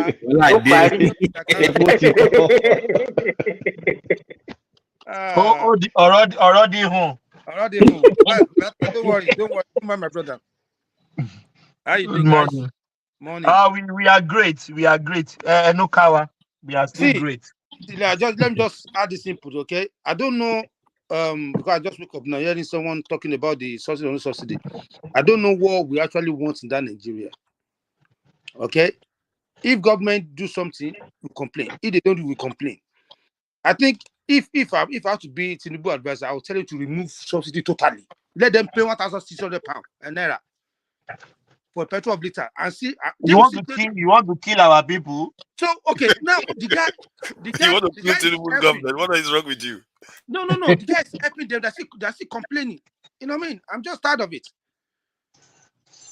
We all know that petrol is not 600 naira per liter. They added some money to it. And still, we are not appreciating what that guy is doing. All what we do all the time here is to complain. No, we're not complaining. He didn't need to change the goalposts the way he did. The real problem is that floating of the currency. It's not the removal of the subsidy that is the main problem. Because if he hadn't floated the currency, he wouldn't have had to be subsidizing the petrol now. Why are you talking this way? If it does not partial removal of the subsidy, where is it going to get that allocation for the state? Don't you think if we No, I said he floated. I agree with the subsidy removal. Is the floating of the currency? Most of the government will not be able to pay salary, will not be able to do nothing. So I agree with the subsidy removal. Are they paying, Remy? Are they paying now? Is the floating of the currency actually the damage? They are paying now. No, none of them is owing. Even if they are paying 12,000 minimum wage, they are 18,000 minimum. They are not owing. Most of them are paying salary now. I agree with subsidy removal, and that's not the point I'm making. I'm talking about floating of the currency. But if you don't float the naira, the same thing that is happening to the oil, we are subsidizing our naira too. No, you don't have to subsidize on naira. We are subsidizing the naira too. Let me calm down. You have to reduce the demand for the naira. That is what you do. You reduce demand for the naira and keep everything where it was. Now they have all the billions at their disposal for subsidy removal. Let me present a question to. Let me present a scenario. You see, it's like a human being. We have doctors on platform now. If you have a patient, are you sure they are doctors? No, we have medical doctors. We have medical doctors on platform. I'm just joking. Go on. Doctors, if you want, and project managers will know, if you want to carry out surgery on a patient, 2 major surgery at the same time, that can be done one after the other. It's not as if you are going to. It's not as if you are working on the same location or you are working around the same. That will say, okay, if I'm able to open this person up, I can do this and this at the same time. But they could wait. Would you rather carry out the 2 major surgery on that person and be trying to help the person to recover, or you would give him the shock of the first surgery, get him to recover, and then watch him and then think of doing the next one? I just want an answer. I think, Patrick, you are really making a lot of sense there. That's the art. No. Are you a doctor? Are you a doctor? Yeah, that's the doctor. That's the first time I'm making sense. No. You have been making a lot of sense today. I don't agree you are making sense. So, but let's see. Let's hear from the doctor, please. Yeah. Patowski is just been too clever for whatever they normally say. Why are you saying that the surgery they are not related? How is subsidy removal and then the floating of naira not related? We just want to escape. If it's a surgery that can wait, that one can wait for the other. In this case, we have two commodities that we are subsidizing. We are subsidizing naira. Patrick, let me help you explain it. Simba, Patrick is saying you have 2 high-risk surgeries, and I mean you have the option to space them out, but you decided to almost do them simultaneously, which, from a medical standpoint, they will rather have you, like it's like removing your wisdom tooth. Some will tell you like, okay, remove one, come back later, or remove both at the same time.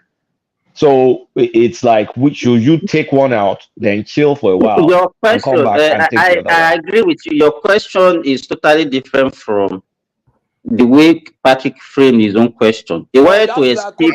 Is exactly the same. It is not. Let me tell you. You can do a CS and as well as doing an hysterectomy, removal of the womb. There are two That's same different surgeries operation that now. can. That's what I'm saying. So you.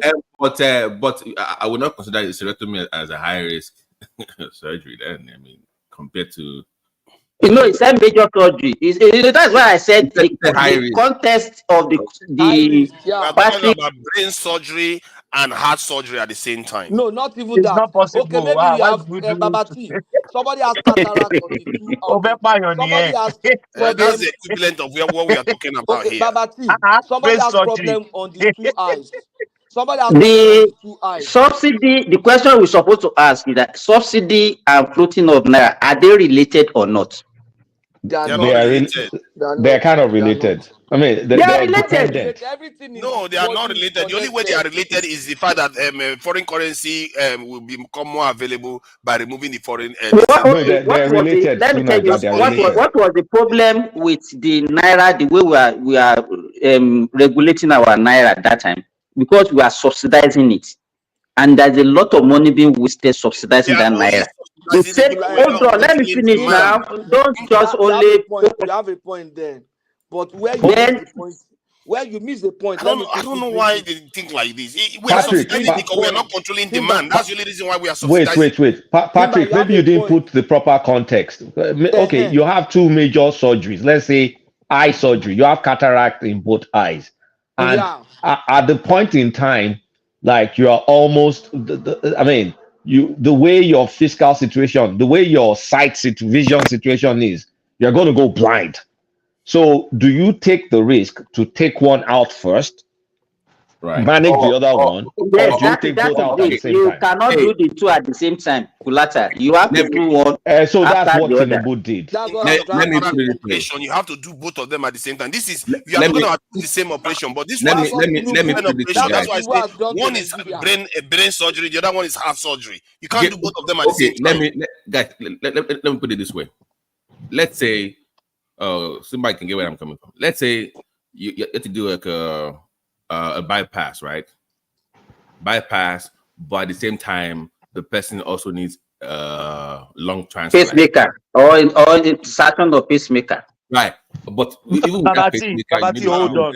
We are medical doctors now. Babati, hold on. Don't think only you know all this time. Me too. I know what you are talking about. No. By virtue of your. Give us now. Go on, my brother. Go on. Here. I'm saying that. Let's say you do like a bypass surgery with a pacemaker down the road, then plus like a lung transplant. You know, the lung transplant, the odds of organ rejection, you got to consider that, right?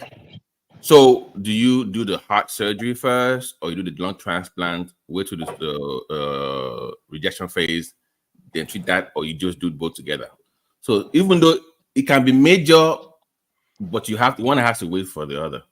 You most likely do the lung first, because heart you can still manage. Lung, if you reject that's it.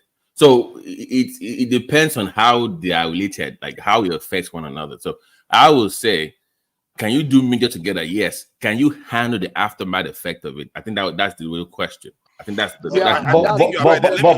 But what if you had a high risk of dying? What if you had a high risk of dying from either one of them? Kulata, just hold on 30 seconds. So this goes to the core of the argument. Then you choose one. Then you choose. No, hold on. Then you choose the one that has a higher acuity. To address first. So let me just make this point. It goes to the core of the argument that I've been making. Look at the removal of the subsidy. What do you think it is doing? It is controlling demand. In other words, you are reducing the demand for the dollars. That's exactly the approach that should have been consolidated upon. Because what he did was he reduced demand for the dollar, then devalued the Nigerian currency on top of it. What is the point of that? You just subverted the benefits that have just been created by reducing the demand for the dollar. So that is my issue with the floating of the currency. If you can devalue the currency, you can do what they call management.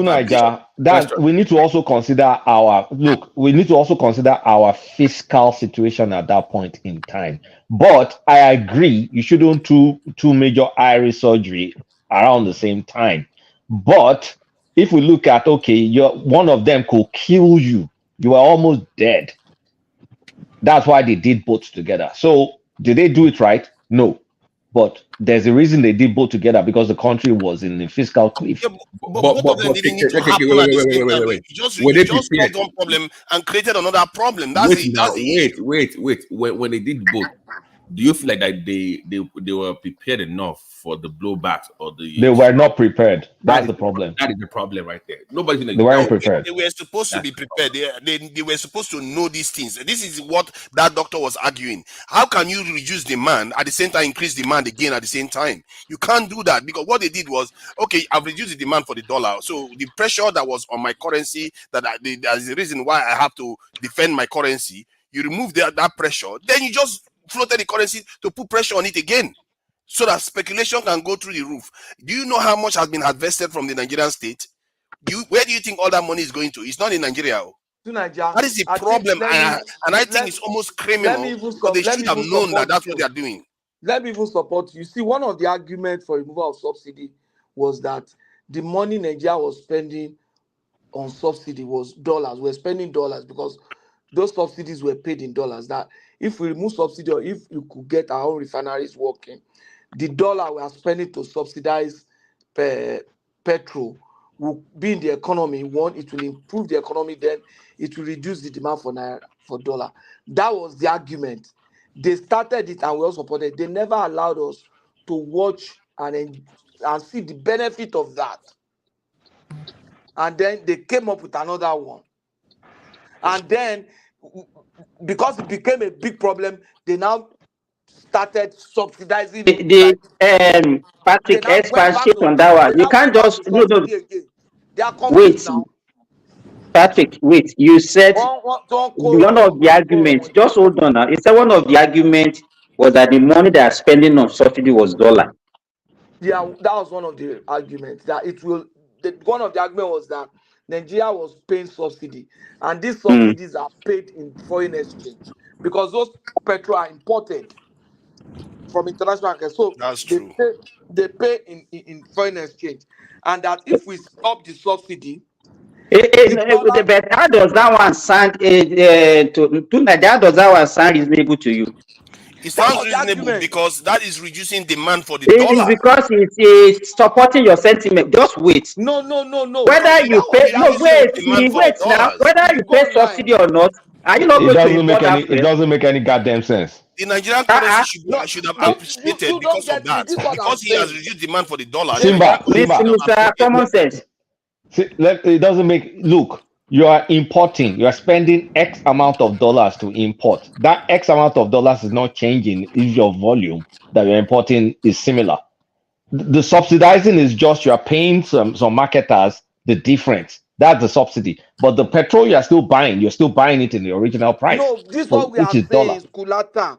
That subsidy. So you're not. What I'm trying to say, you're not saving dollar because you still have to buy at the original price. Now, the subsidy. So that was never an argument, Patrick. It was never an argument. Wait, I'll look for it for you. The subsidy itself is paid in dollars. That's what we are saying. Patrick, you are falling my hand. You are a financial expert and you are talking like this. Is confusing for you people. They just reduce demand for the dollar and you people are finding confusing. God. That's the point of reducing. Okay, you guys are acting like Olodo today, honestly. The petrol you are buying, whether subsidized or not, you are still buying it at a price. Exactly, right? the same quantity, the same price. It's the same quantity, the same price. It's what you sell in Nigeria that you decide to subsidize. What you buy with your forex is still the same thing. So what are you guys talking about? Why do you think you are subsidizing it? Because you are paying for it in dollars. That's what you are. No. But you still pay for it in dollars until you start refining your own. At a lower price. Oh God. You still buy at a high price. You sell at a low price. It's too simple now. Yeah, but how do you sell at a low price? Because you are spending for your money. People, not for dollar now. I don't tire. Hold on. You cannot create the money from thin air. When you create naira, you are devaluing your currency by creating naira. That is the whole demand problem. If you create naira to subsidize, no, you are shifting now. You are shifting. No, because it's still that's my point. Look, to Niger, you buy to Niger. Wait now, wait. You buy a bucket of petrol at $10, and then you sell it in Nigeria at $5. You subsidize by $5. If you remove subsidy, you buy that bucket of petrol at $10 and you sell in Nigeria at 10 plus X dollars. You're still using $10 to buy the bucket of petrol. Yeah, but So what's the demand you are reducing? But the subsidy is not being paid anymore. Yeah, but you're not reducing demand in dollar that you're using to import the petrol. No. The subsidy, where do you think that money goes to? Nigerian government spends about $10 billion. Where are you subsidizing? Are you subsidizing abroad or you're subsidizing in Nigeria? Are you listening? The Nigerian government spends about $10 billion on fuel subsidies. You know that. So why are you pretending as if they you don't convert to dollars now? I mean, they anyway, convert it because they know it has ramifications for it. Your dollar that you are using to bring the thing in, the money you are using to import is the same. Except you want to make an argument about volume, that maybe volume reduced after you remove subsidy. Because Nigerian government, if Nigerian government is spending $10 billion, what do you think is happening? It means Nigerian government is creating 10 billion or 10 trillion naira at that time in the Nigerian economy every year. That it has an impact on the dollars too. That the exchange rate. That is what we are talking about here. It's not coming from thin air. Look, you guys, the argument about doing things at the same time is a legit one, because I don't think they were prepared for the ramifications of both decisions. They weren't fully prepared. They were prepared. They know. Come on, stop doing that. Wait. So that argument is a legit one. But when you're now telling me, you reduce, that doesn't make sense. That here in the UK, the prime minister that is now in the UK, 2 years ago, he went to America. He got training. He was working with the Rockefeller organization and all others. He was working with the CIA head and all the rest. Now he's the leader of Nigeria, the UK, and is highly compatible with what American this establishment wants. The same thing happens with our leaders. Our leaders, our current CBN governor went to the US to get trained. And you are telling me he doesn't know what he's doing?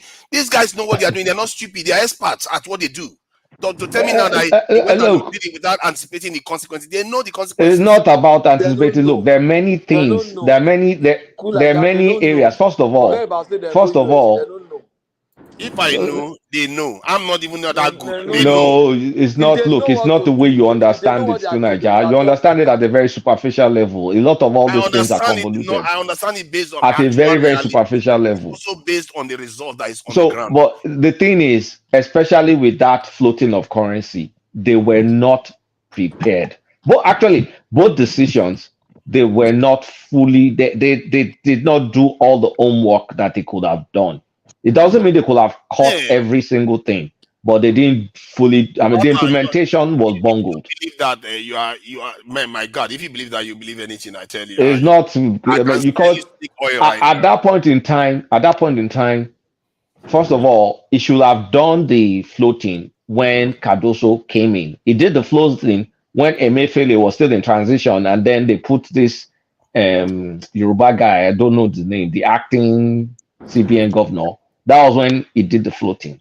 The subsidy was immediately from the subsidy one was already in the budget, so I'm not even going to argue that one. That subsidy had been gone before Barry left. But the floating one, it could have waited to sit Cardoso in to do things properly, but it was too in a hurry. And if I'm to guess, Colata, all this grammar we've been blowing. So what is the solution? Can we talk about the solution? Because Tunanja is just fighting his keyboard now. I talked about it now. I talked about it. I keep telling that what we need to do is reduce demand for the dollar. Don't have the technical.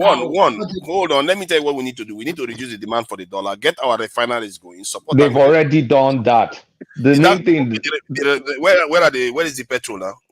They've done that. They've already done the demand reduction and all. They're on that. Few queues in Nigeria now. But hold on, you know that some people are saying that the scarcity that you are seeing in Abuja for petrol right now is artificial, because there's no real petrol shortage in Nigeria.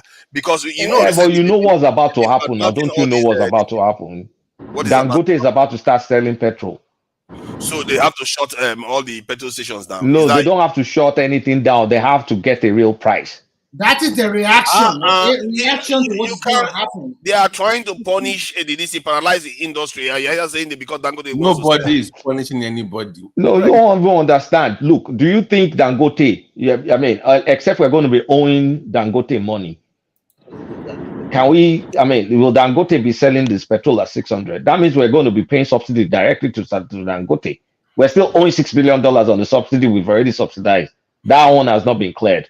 So if Dangote is going to sell, is either they subsidize Dangote or they sell at a price that won't be subsidized. That price may be $900. Better they I'm subsidize sorry, Dangote than 900 subsidize naira. foreign companies, I say. And then Pansat and Co will bust Hold on now, a bust a car. because we own 20% of Dangote. Better they subsidize Dangote than subsidize companies that we don't own a percentage in.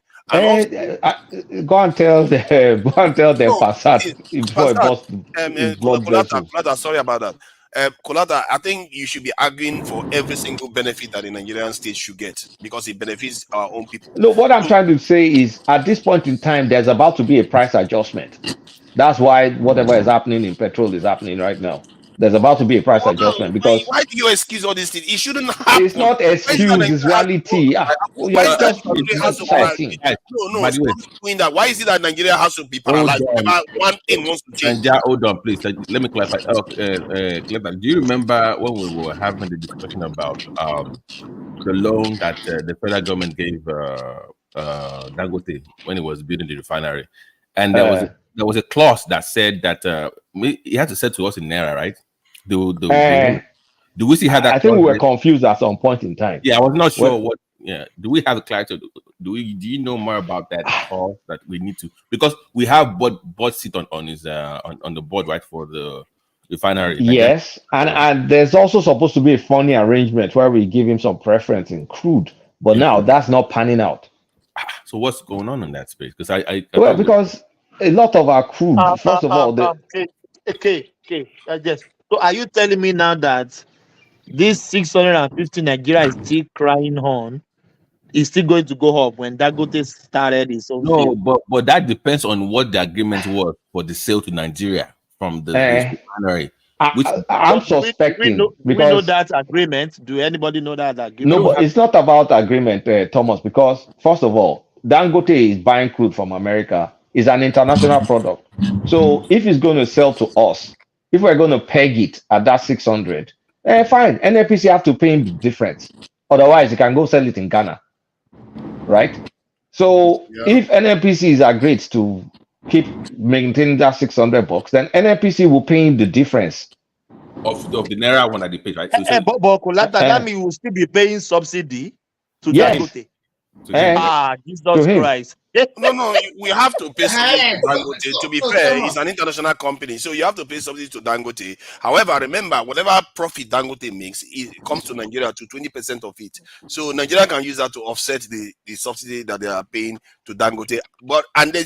Nigeria should also focus on getting their own refineries on stream, so that we can start actually manufacturing. If you want that's refinery, Nigeria refinery. You think that one's going to come? Even if Nigeria started producing, do you think that the cost will still come down? Do you think that even Nigeria refineries are working, we can still sell at 600 naira? Yes, the cost will start coming down. If you can make it work, it will start coming down. Because remember, that's going to be the most unprofitable refinery known to mankind. It's very obvious now. One. Nigeria are not just being realistic. I don't even know how some people think. One voice. Argument. See, one voice. Yeah, let him land. Yeah. The reason why it's going to come down is, one, we used to buy from overseas where their workers are more expensive than Nigerian workers, and then we have to transport it over, pay taxes and all the rest. But the Nigerian refinery doesn't have to do any of that. We've already spent the money fixing the refineries anyway. So all we have to do now is manufacture and supply to the Nigerian market. So from that point of view, do you want the refinery to survive? Do you want this refinery to survive and self-sufficient? It has or you don't want to run it down the way it comes and go? Of course, I want it to survive. So if you want it to survive, then that 600 naira cannot be selling. There might be marginal decrease from the one that we're importing, but not to the extent of selling at present price or something even small above it. Okay, it's not realistic. I think the price will come down we can manage things like taxes about 20-30%. The price can come down about 20. We can manage things like taxes, transportation costs. Which price? Are you talking about present price, or you are talking about the real price? Are you talking about the present price of 600 naira coming down? Can you give us? Can you give us? No. Can you give us a breakdown of your, because you said it can come down by 30%. How did you arrive at that number?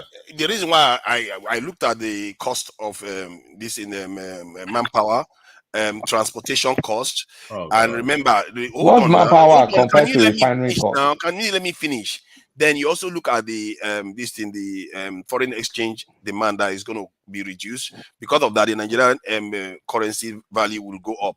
So all those things will reduce the price of all these things. That's the point I'm making. If you look at it overall, the benefits are outpace some of the things we actually are thinking about, especially with the demand of foreign currency. It's going to cut it down. 30% of our imports is because of petroleum imports.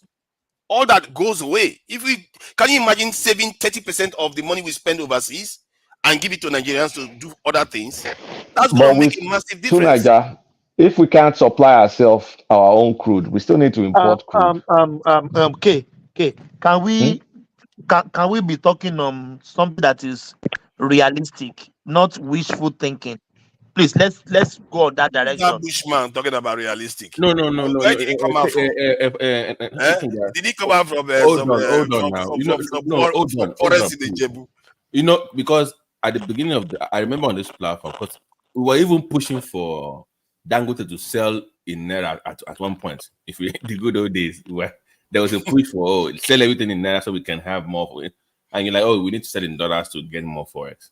So I just want to know before, because it will not make any sense for Dangote to be selling and we are still having issues. I thought it was supposed to come in and solve the problem, not add to it. So, price will come down now. Price will definitely come down. Just because of price will come down, but it's marginal. I want to. But even if we are talking about price coming down, that is even if we are selling at the real price now. The price that we have now is not even the real price. That's what I'm saying. So we should not be talking about price coming down. Because the price now is not the real price. You are talking about like times 2 of the price, or times 3 of the present price. That is the real price. So my point. The government still has to pay the Dangote to keep the price low. And it's crazy because Nigeria is spending more on subsidies right now than we were doing a year ago. That is crazy. It's mind-boggling. Go ahead. Give me 10 seconds. Just yesterday, Dangote have a big meeting with airline operator in Nigeria. Right now, they are selling per liter of aviation fuel for about 1,200 to 1,300, and they are trying to reach an agreement to sell at 980 naira per liter. So that means the price of if you want to fly within Nigeria, the price might come down soon. And I think the independent marketers are also. What is the question I want to ask you, Remy? What is the present price? The price they are buying because they had an agreement. 1,200 to 1,300 per liter aviation fuel. So they are reaching an agreement to sell. Dangote is reaching an agreement to sell within 980 to about 950 per liter to them. So this kind of arrangement can also come on stream with the independent marketers in Nigeria. But Remy, the real price of petrol is not 600. Yeah, I know. Even the real price of I'm trying to say here is that at the end of the day, maybe the price of petrol will be around 700 to 800, depending on location in Nigeria. It can never go below 600. Forget it. Because if you go below 600, that guy will not make profit. And no matter what happens, Nigeria will not make profit. So they are not going to. Maybe around 700 to 800 will probably be. Yeah, you are just giving. I don't think you can even sell at 800 naira. Believe me. No, it can. Why not? It can, because they are going to give you a lot of leeway. Why not? They can't sell for 1. Wait, Remy, if they can't give him crude. Sorry, you said Dangote is still buying crude from abroad. So from America now. You expected him to sell less. Are we talking realistic now? Are we making sense? No, Thomas. The point is transport the petrol. The point is there is still intervention as a form of subsidy in selling petrol in Nigeria. So that subsidy is what Nigeria is trying to say.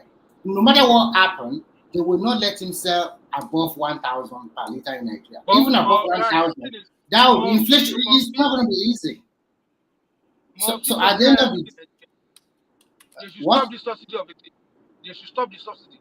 To me, If they say that country will crackle, that country will boil, man. you know, we are just living a fake life. Nigeria already We get are used to living, free something now. we are living a fake life. They should get used to good. They should get used to life. Is that not what they're hyping against yes. already? They are hyping against it. So if you now, okay, let me ask you a question. Let's say per liter of petrol in Nigeria is about 3,000 naira per liter. What do you think will happen in Nigeria? Or it's about 1,500. It's not going to. They'll continue crying now. They'll continue shouting. They will not cry. Oh, that country will. But Remy, I don't know what the price of diesel. The diesel is the driving force of the Nigerian economy. Diesel is around below 900 now. From and that one, there is no subsidy on it. That one has been removed years ago. Then why are we crying over petrol?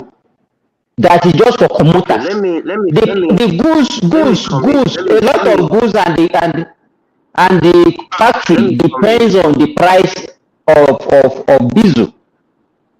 Okay, let me come in for a second. Even buses, most of these big buses, it's only that sorry can do. It's only that Nigeria like exploiting Nigerians. Most of these buses also using diesel. They like speaking. Okay, let me come in. Hold on. Let me come in. A lot of people were ganging up on True Niger when he said that the price of petrol will come down. Someone just said that Dangote had a meeting with the airline people, and the same the fuel that they're buying for their jets, that they're paying 1,300 and something, he's going to be able to sell it to them for about 26% less than what they're paying.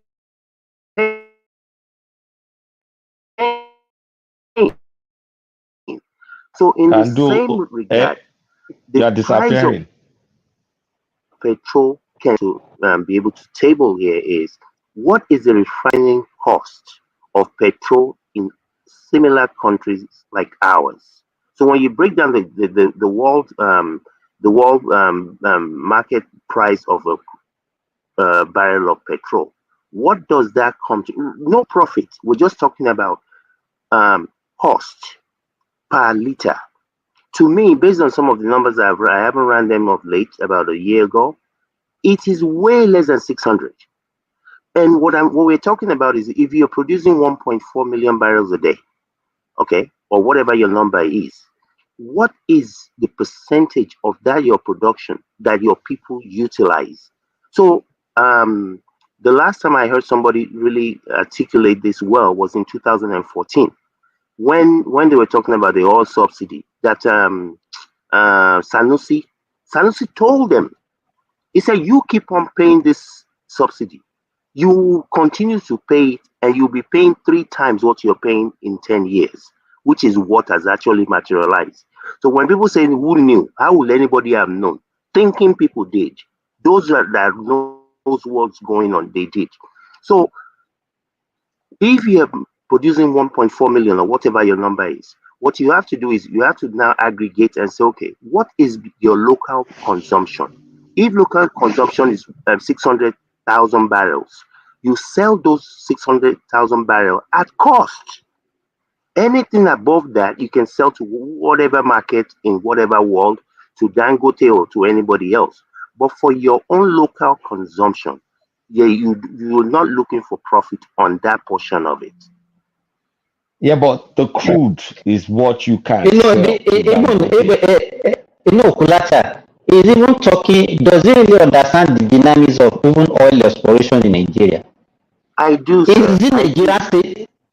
Okay, do you think that is Nigeria state that is actually exploring the crude? No, it's not. Okay, so at what cost? Wait now. Because there's a lot of things that we are not in control over. We are even talking about crude supply, and where the companies, the foreign companies that are even say they are saying that they already have an agreement over maybe decades that they have agreement with countries where they are selling. No, exactly.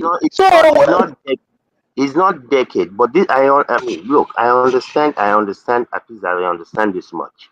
Even if the barrel of petrol is selling for $80 on the world market, it doesn't mean that Nigeria is getting $80. We might be getting 35 or 32. So I get Yes, that, but but what I'm saying is, what is your local consumption? What percentage of whatever you're producing is being utilized within the country? You can manage that percentage, be it 50%, be it are you 30% talking at about the cost. crude So can do? those who hold at cost, He's talking yes, about the crude the crude that they should sell at a lower price for Nigerian consumption. Okay, for can do, consumption. Yes, sir. can do. You're Yes, talking sir. about our crude, Abby. Yes, sir. Okay, you know we have some part of the crude that's supposed to be for our refineries, and that is what they're using for crude swaps. You know that. And we've not stopped that crude swaps. And we owe those guys money. So for us to pay them off, we need to continue those crude swaps. If we didn't owe them, there's probably enough crude to supply the local refineries. Then the alternative is to go into the part that they're selling, and that's where you're getting the pushback from those IOCs. So Dangote, being a for-profit company, owes us nothing. He needs to Agreed. pay back his loans, and he needs Agreed. to sell at a profitable price. So he doesn't give a rat's ass about Nigeria subsidy or no subsidy, except you guys are going to pay him back the difference. He will sell to United States, sell to Ghana, sell anywhere because it's a dollar-denominated market, and he needs to pay I back his agree. loans. I agree. But I guess the input here is that if and or when, maybe that if is the Hail Mary, if and or when you can bring all these other your refineries in on board, you can with those ones, forget Dangote, forget the whatever percentage Nigeria owes in Dangote. You can have those ones. I understand, even to get them to where they are now, they probably borrowed the money and you have to pay back.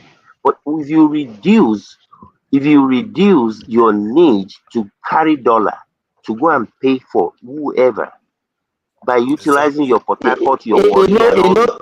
Can do. Yesterday when we are discussing, Yes, sir. it's US that you are living in. Are they selling because of the look at the humongous amount of crude that they have? Are they selling below the world market price in No, US? you see, we cannot No, utilize just US. hold on. No, You know why? no, Because they we are have to not. look at. Let me look. Let me see this. Use We have to look at. Okay, all these refineries. All it's Simba, not, Simba, hold not on. American. Simba, We hold use on. 20 million Everybody, barrels. please, hold on, please. Don't let us talk on each other. Let him land, then you can respond. So we talk on each other, nobody is listening. Yeah, can do. Simba, The landing. question Yeah. you have to ask yourself is this: what is actually not making Nigerian, industries, governmental industries not running efficiently? Is because the way what you are saying is what is actually mitigating against the survival of government-run companies. This same what you call it, the refineries. Have you ever looked at yourself and asked question why are they not functioning? And we want to still continue the same route. We run it, we use government money, whether you make profit or not, whether they can survive on their own or not, then we should run it like that. It's not going to survive, it's not going to work. You can't continue doing the same thing every time. I agree with you that we have to make sure That is, the hold on, refinery. hold on. He said I should come after you. Wait, well, they said I should Okay, come go after ahead. him. I'm not saying that we should be running a charity organization. And for your question about does the US sell at cost? No, we cannot, because we utilize 20 million barrels a day. We produce 10 million, so we cannot do that. The comparison has to be the other countries that produce more than what they use, not those that have to go and import 50% of local consumption.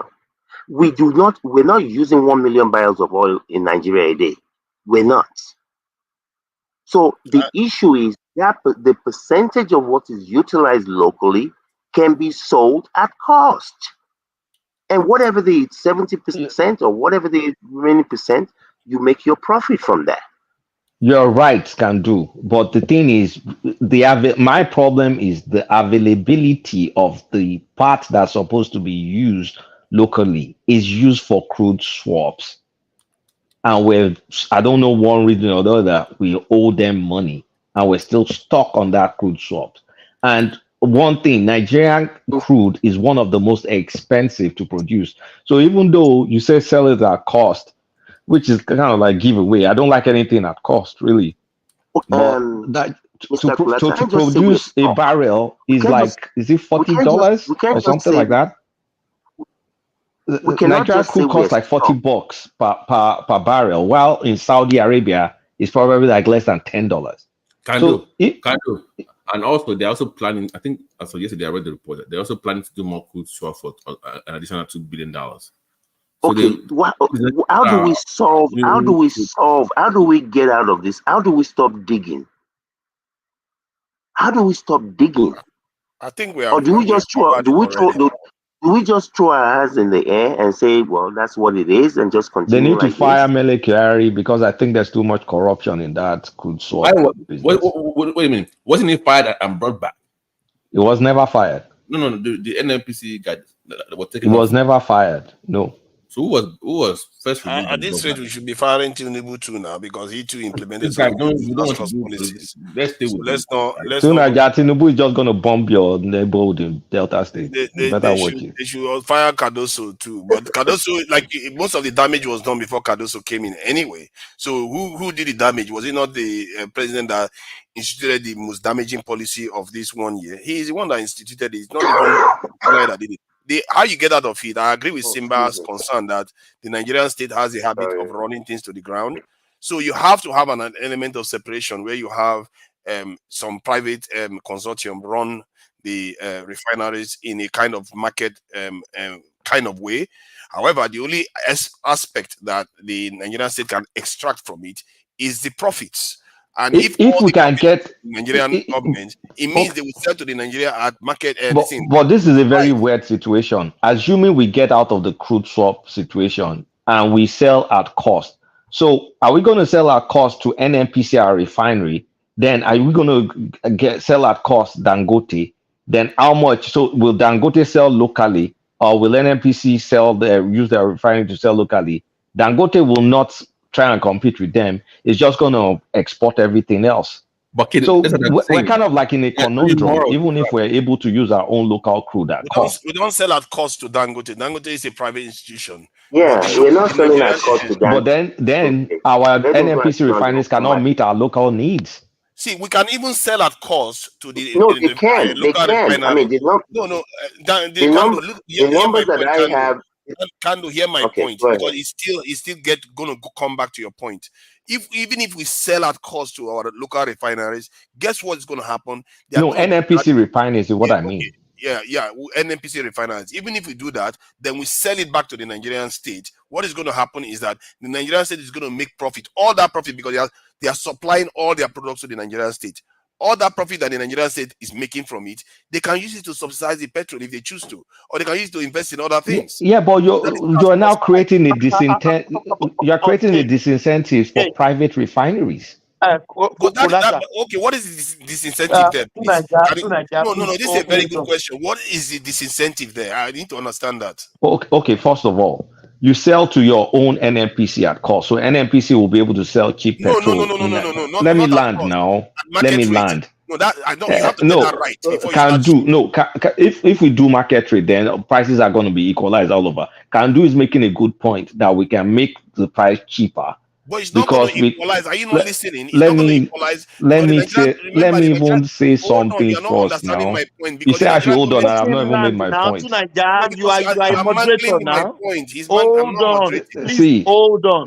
Please let him land. It's mangling the point. Let me just land first. If I mangle it, then you can fix it.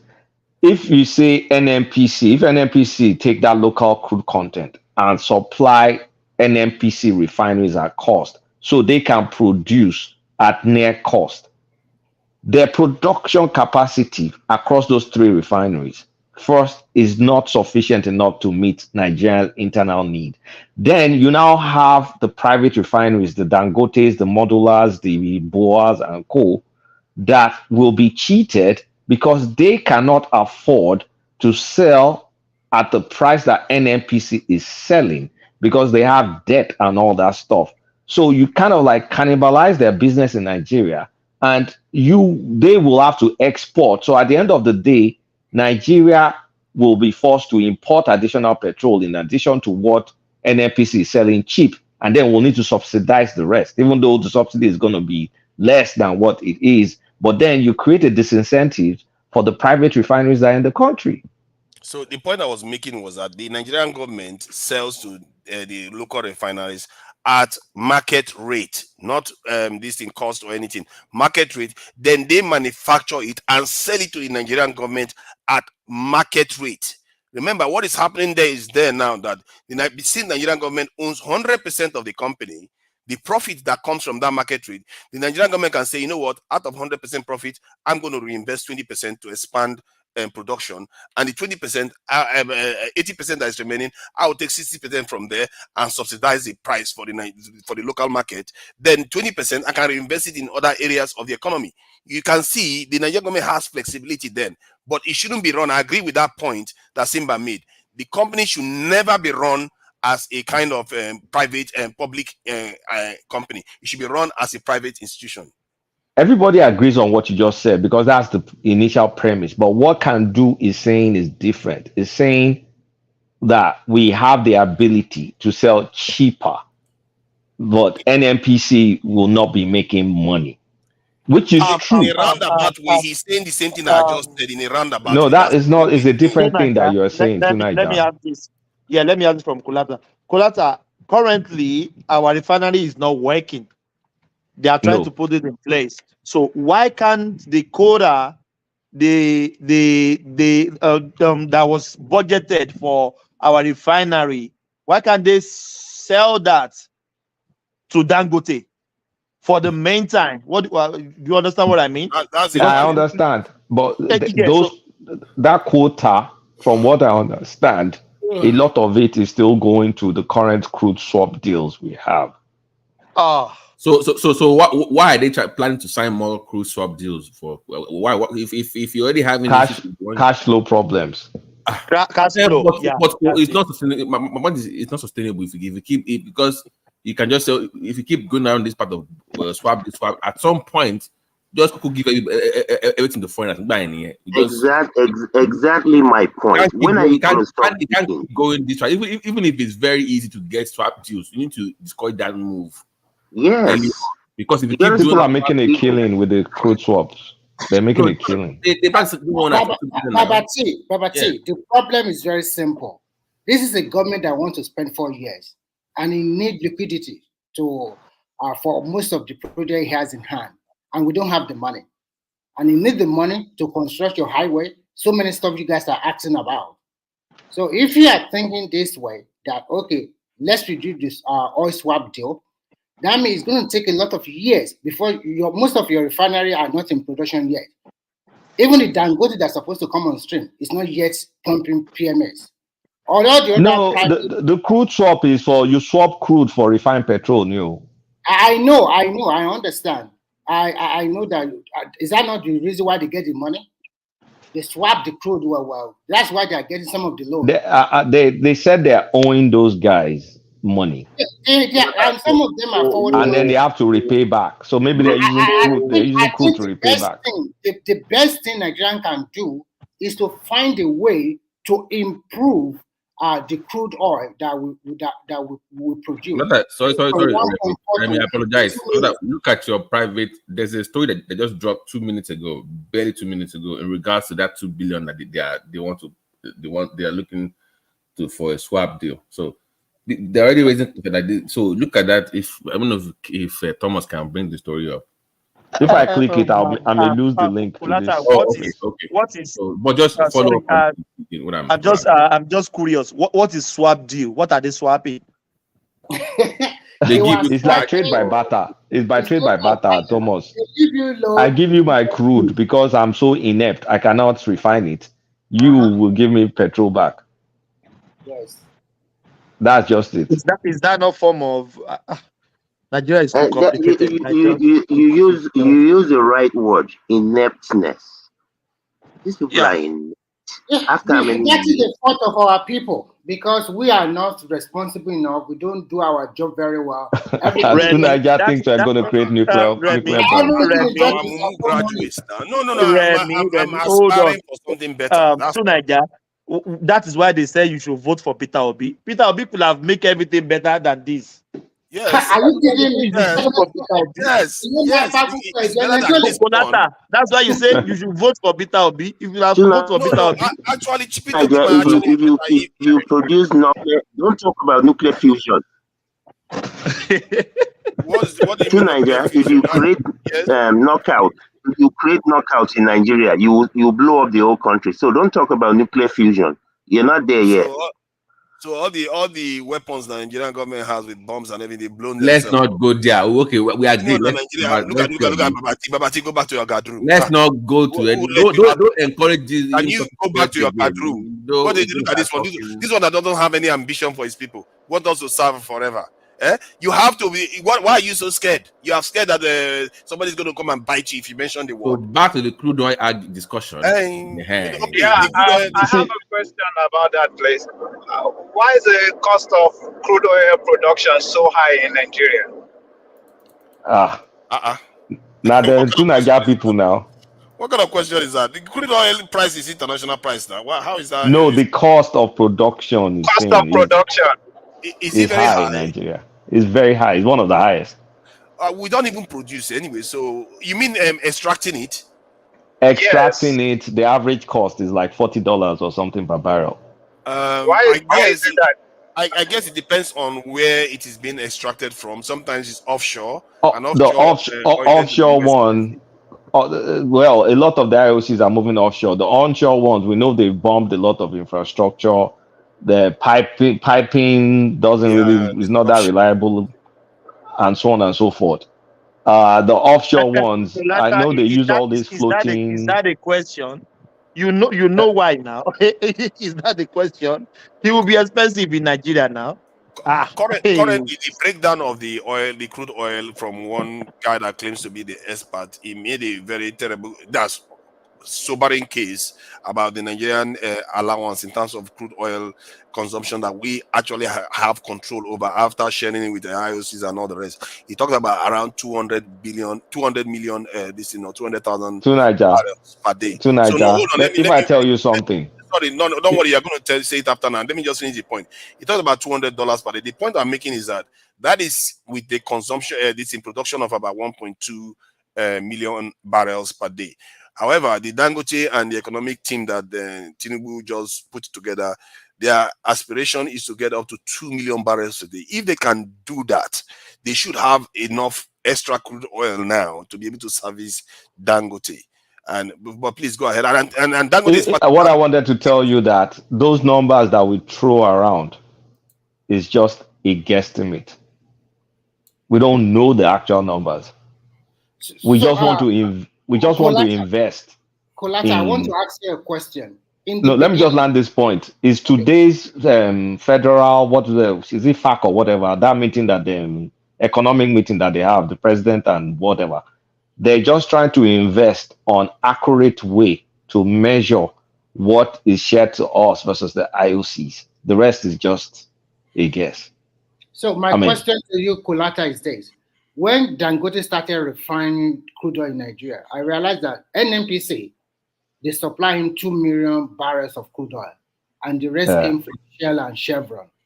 So for this 4 million that he got, initial 4 million he got, so there is nothing for Nigeria. You cut off. Am I the one? Dangote started already. Most of it is exported. The only thing we got from him is diesel. That's the only thing we got from him is diesel. The rest of the product are exported. So this guy is already smiling to the bank already. Oh yeah. He started exporting and making money. Wow, you're making it look like Dangote is making a killing. The guy is losing No, money. I'm not saying he's making a killing. I'm trying to tell you that at least they supply him this 2 million barrel from NNPC. So, and what we got is a price reduction in diesel from 1,003 to 1,001, and now about 980. They are talking about 989 now. So this is another lack of planning that Nigeria does. See, I'm building a refinery our 15 seconds. We are building a refinery like Dangote. We didn't make any plans on how to supply Dangote crude oil. It's not the fault of Dangote or the Nigerian government. You guys, Nigeria is broke. We need money. We need money, and this is a lot of things that is not. No. I'm just saying, whose fault is it that Dangote is not getting the oil that he needs? Relax. We forget who caused it. We all know the country was in a mess for 40 years, and to turn it around is not going to be 1 year or 2 years or 3 years. It's going to take time. But they had 6 years to prepare for this day. Calm down first. Calm down. The country is broke. Let's say it literally in the layman. Mr. Remy, okay. These two Nigerian now. Go ahead. Again, I think for the most part, most people on here have agreed. Hold on. Most people on here have agreed that. Hold on. Most people on here have agreed that we cannot continue to do more swaps because it's not sustainable. So what do? We can't continue what we are doing. It's not sustainable. Then what are the viable options? What we can do is increase production of crude. Yes. But that's what we can do to increase production. But the IOCs are not attracted to onshore. They want offshore. And then now they're saying they want a better deal. So I think, I don't know if it's 60-40%. I forget the ratio that we split it. But now they want a bigger percentage. Most of the onshore. And we get wait now. So who is getting 60? Who is getting the 40? I don't know if it's 60-40 or 50. I think it's 60-40. I have to go and check. But Nigeria, NNPC gets the bigger 60, part. Okay. But when you are now drilling offshore, the IOC is a lot more investment, is more expensive. So the IOC has more skin in the game. So they're now demanding more cut.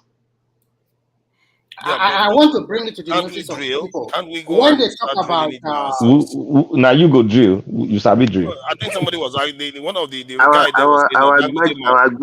our graduate is too much. Honestly, our graduate is too much. Excuse me, guys. Dangote just buy one of them.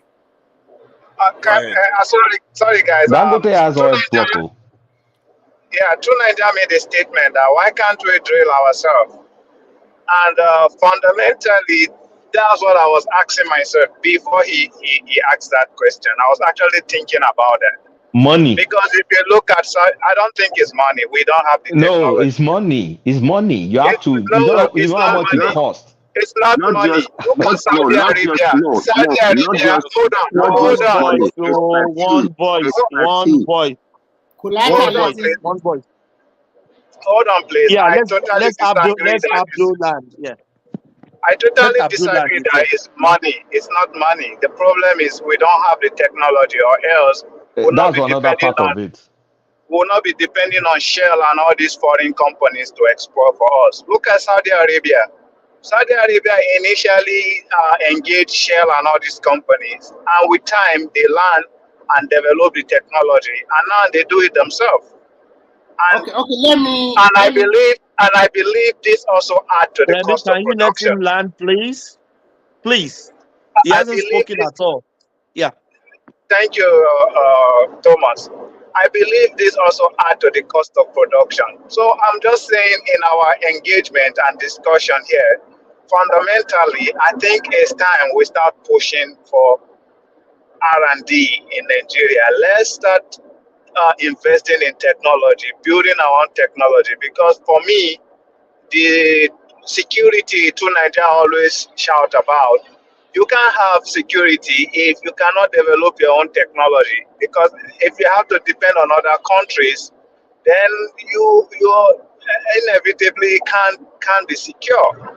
And look at what Dangote is facing now. Other foreign companies can influence how he gets crude oil, and this also goes down to the lack of indigenous technology.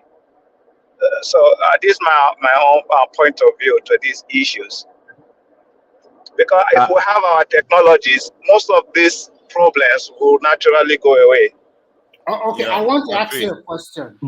Sinopec and China Petrol, they also refine petrol in China. But when they want to buy the crude, because of sanction against them, they cannot buy the crude directly. They have to go through this IOC like Shell, Chevron, and the rest to get crude from Nigeria, Venezuela, or the rest. So what we are trying to say here is that it's not easy like that. They control the market, the Western world, and the technology and monetary aspect of drilling oil from the ground is not a child's play. First and foremost, do we have, in terms of people that are expert in this field, do we have enough people? And second, do we have the technology? Zero. Three, do you have the money? If we have the money and we don't have the technology, we can still control. But we don't have the money. We don't have the But technology. let's not bash ourselves too much, because even in Russia, you have the likes of BP and all that stuff that go and drill for them. So the technology aspect is not just, even advanced countries like Russia and co still rely on all these IOCs. So, what did Saudi do to overcome that challenge? I mean, because they are you sure? I mean, well, drilling in Saudi is lucky the because flat land thing. No, they don't have their land is easy to drill in Saudi. They're not drilling offshore like some complex drilling now. And our own landed drilling, we've used insecurity to finish it that nobody is interested Which can be anymore. fixed. Which can be fixed. Now you're walking back to my direction. And also, when Tunaja Daniel, we go build nuclear bomb to chase all of them away. Yeah. Don't get me We started. agree. Let's move on. Let's move back to the point topic. I'm making. We get going it. to Insecurity. the oil. No. Come on now. I want to talk about. I agree with you. Let's move back to. We I'm know. talking about the offshore drilling. See, the offshore drilling, the cost range from it's not as much as we like to think. Actually, the most complicated ones is somewhere around $500 million per well, but some of the other ones can be as low as $80 million, this into $30 million. Some of them, like the one that they did in the North it's Sea. like, how do we get out? How do we get out of this mess? Because and all of this, the Saudi Arabia's, all those countries, over time, we're not saying that all of their extraction is done by just their own local people, but they've taken time, years, decades in some instances, to become experts in those areas. But can for the most, we have $150 million? Is that impossible for us to generate to be able to To drill our Nigeria, it's not just so you may drill a well, you may not hit need oil, or you may not make a commercial hit. It's We are not that talking about straightforward. actually getting it from a well. That's the cost. Exploration is different. Exploration is a lot cheaper than that. The cost is expensive. no, This is not cheap. offshore is way more than that. You're talking billions of dollars, not 150 million. No. From what I can see here, let me give you an example. To Nigeria, please we don't mix hold on. stuff up from the real world. The North Hold on, Sea. please. Okay, go ahead. To Nigeria, please. Yeah. Just have to educate me. So, those companies extracting our crude oil, are they working for the Nigeria, or they are extracting it, then we are buying for them? How does it work? I don't know. So I don't need to be educated. They are extracting and selling it, and we share the money. We share it. Yeah, we share it. So together. No. Say that again. They extract it. We sell the oil. They share the income from the No, oil. maybe you should explain to Thomas this way. Thomas, they bring the expertise, they bring the technology, they bring the money. You don't put nothing. So they do all the hard work. And when they not get the oil, they also hold on. I see Ojoro. I just see Ojoro. Wait. Calm down. I just saw Ojoro. He just complicated the argument. What is wrong with you? Calm down. I see Ojoro. And when they now extract this oil, when they now extract it, they will now help you sell it to willing buyer all around the world, and then you now share the money. What? Tell me what Nigeria. There will be Ojoro there. Let me tell you the Ojoro that I just saw right now. Okay, we said these guys are extracting, right? And then we're sharing the percentage. Why are we still paying subsidy on what we gave away for free? Crude oil is the natural resources. The byproducts are many. They need to work on. That's why Yes. we are having the refinery. No. So that's Even just take the crude. And Just Nigeria take. is If you losing just out take on the. everything. If you our just take the crude refinery portion. before when they extract this crude oil, they gave it to the refinery in Nigeria, and they refine in Nigeria, and they were able to sell at a good price, whether they subsidized or not subsidized. Well, for more than 20 years now, your refinery, they were all dead. They were not working. Okay, I agree, So but hold on. I agree. You said the crude is in the ground. You go and bring Chinese man or Igbo or whoever to come and extract it. It didn't cost me anything. It didn't. Well, it cost them whatever, but that cost is part No, of their it will portion cost of you. it. I think Remy Miss NNPC too will have skin in the game. No, I'm Okay, talking maybe about. I'm not talking about sorry, maybe, NNPC. yeah. You are Kulata is But right. what I'm Because some of saying them is, like if it costs $40 to bring that thing up, and then it cost you add another whatever for refinery, and they sold it for X, whatever that X is, we're getting a percentage. We didn't sell this portion we're talking about. Why are we paying subsidy on that portion? Remy, do you know why? Hold on. Do you know why I asked the question, guys? So that means if we can extract the crude oil ourselves, all the money will be ours, isn't it? Exactly. So why can't we do it? Exactly. If we It's are not not, even that they are not a expensive fool. because somebody can Welcome sell All on the board, money will be Thomas. ours. Thomas, that's the point I'm trying to make. That's the So exact that point is I'm trying to make. Thomas, now listen to me carefully. That is where we call international conspirators.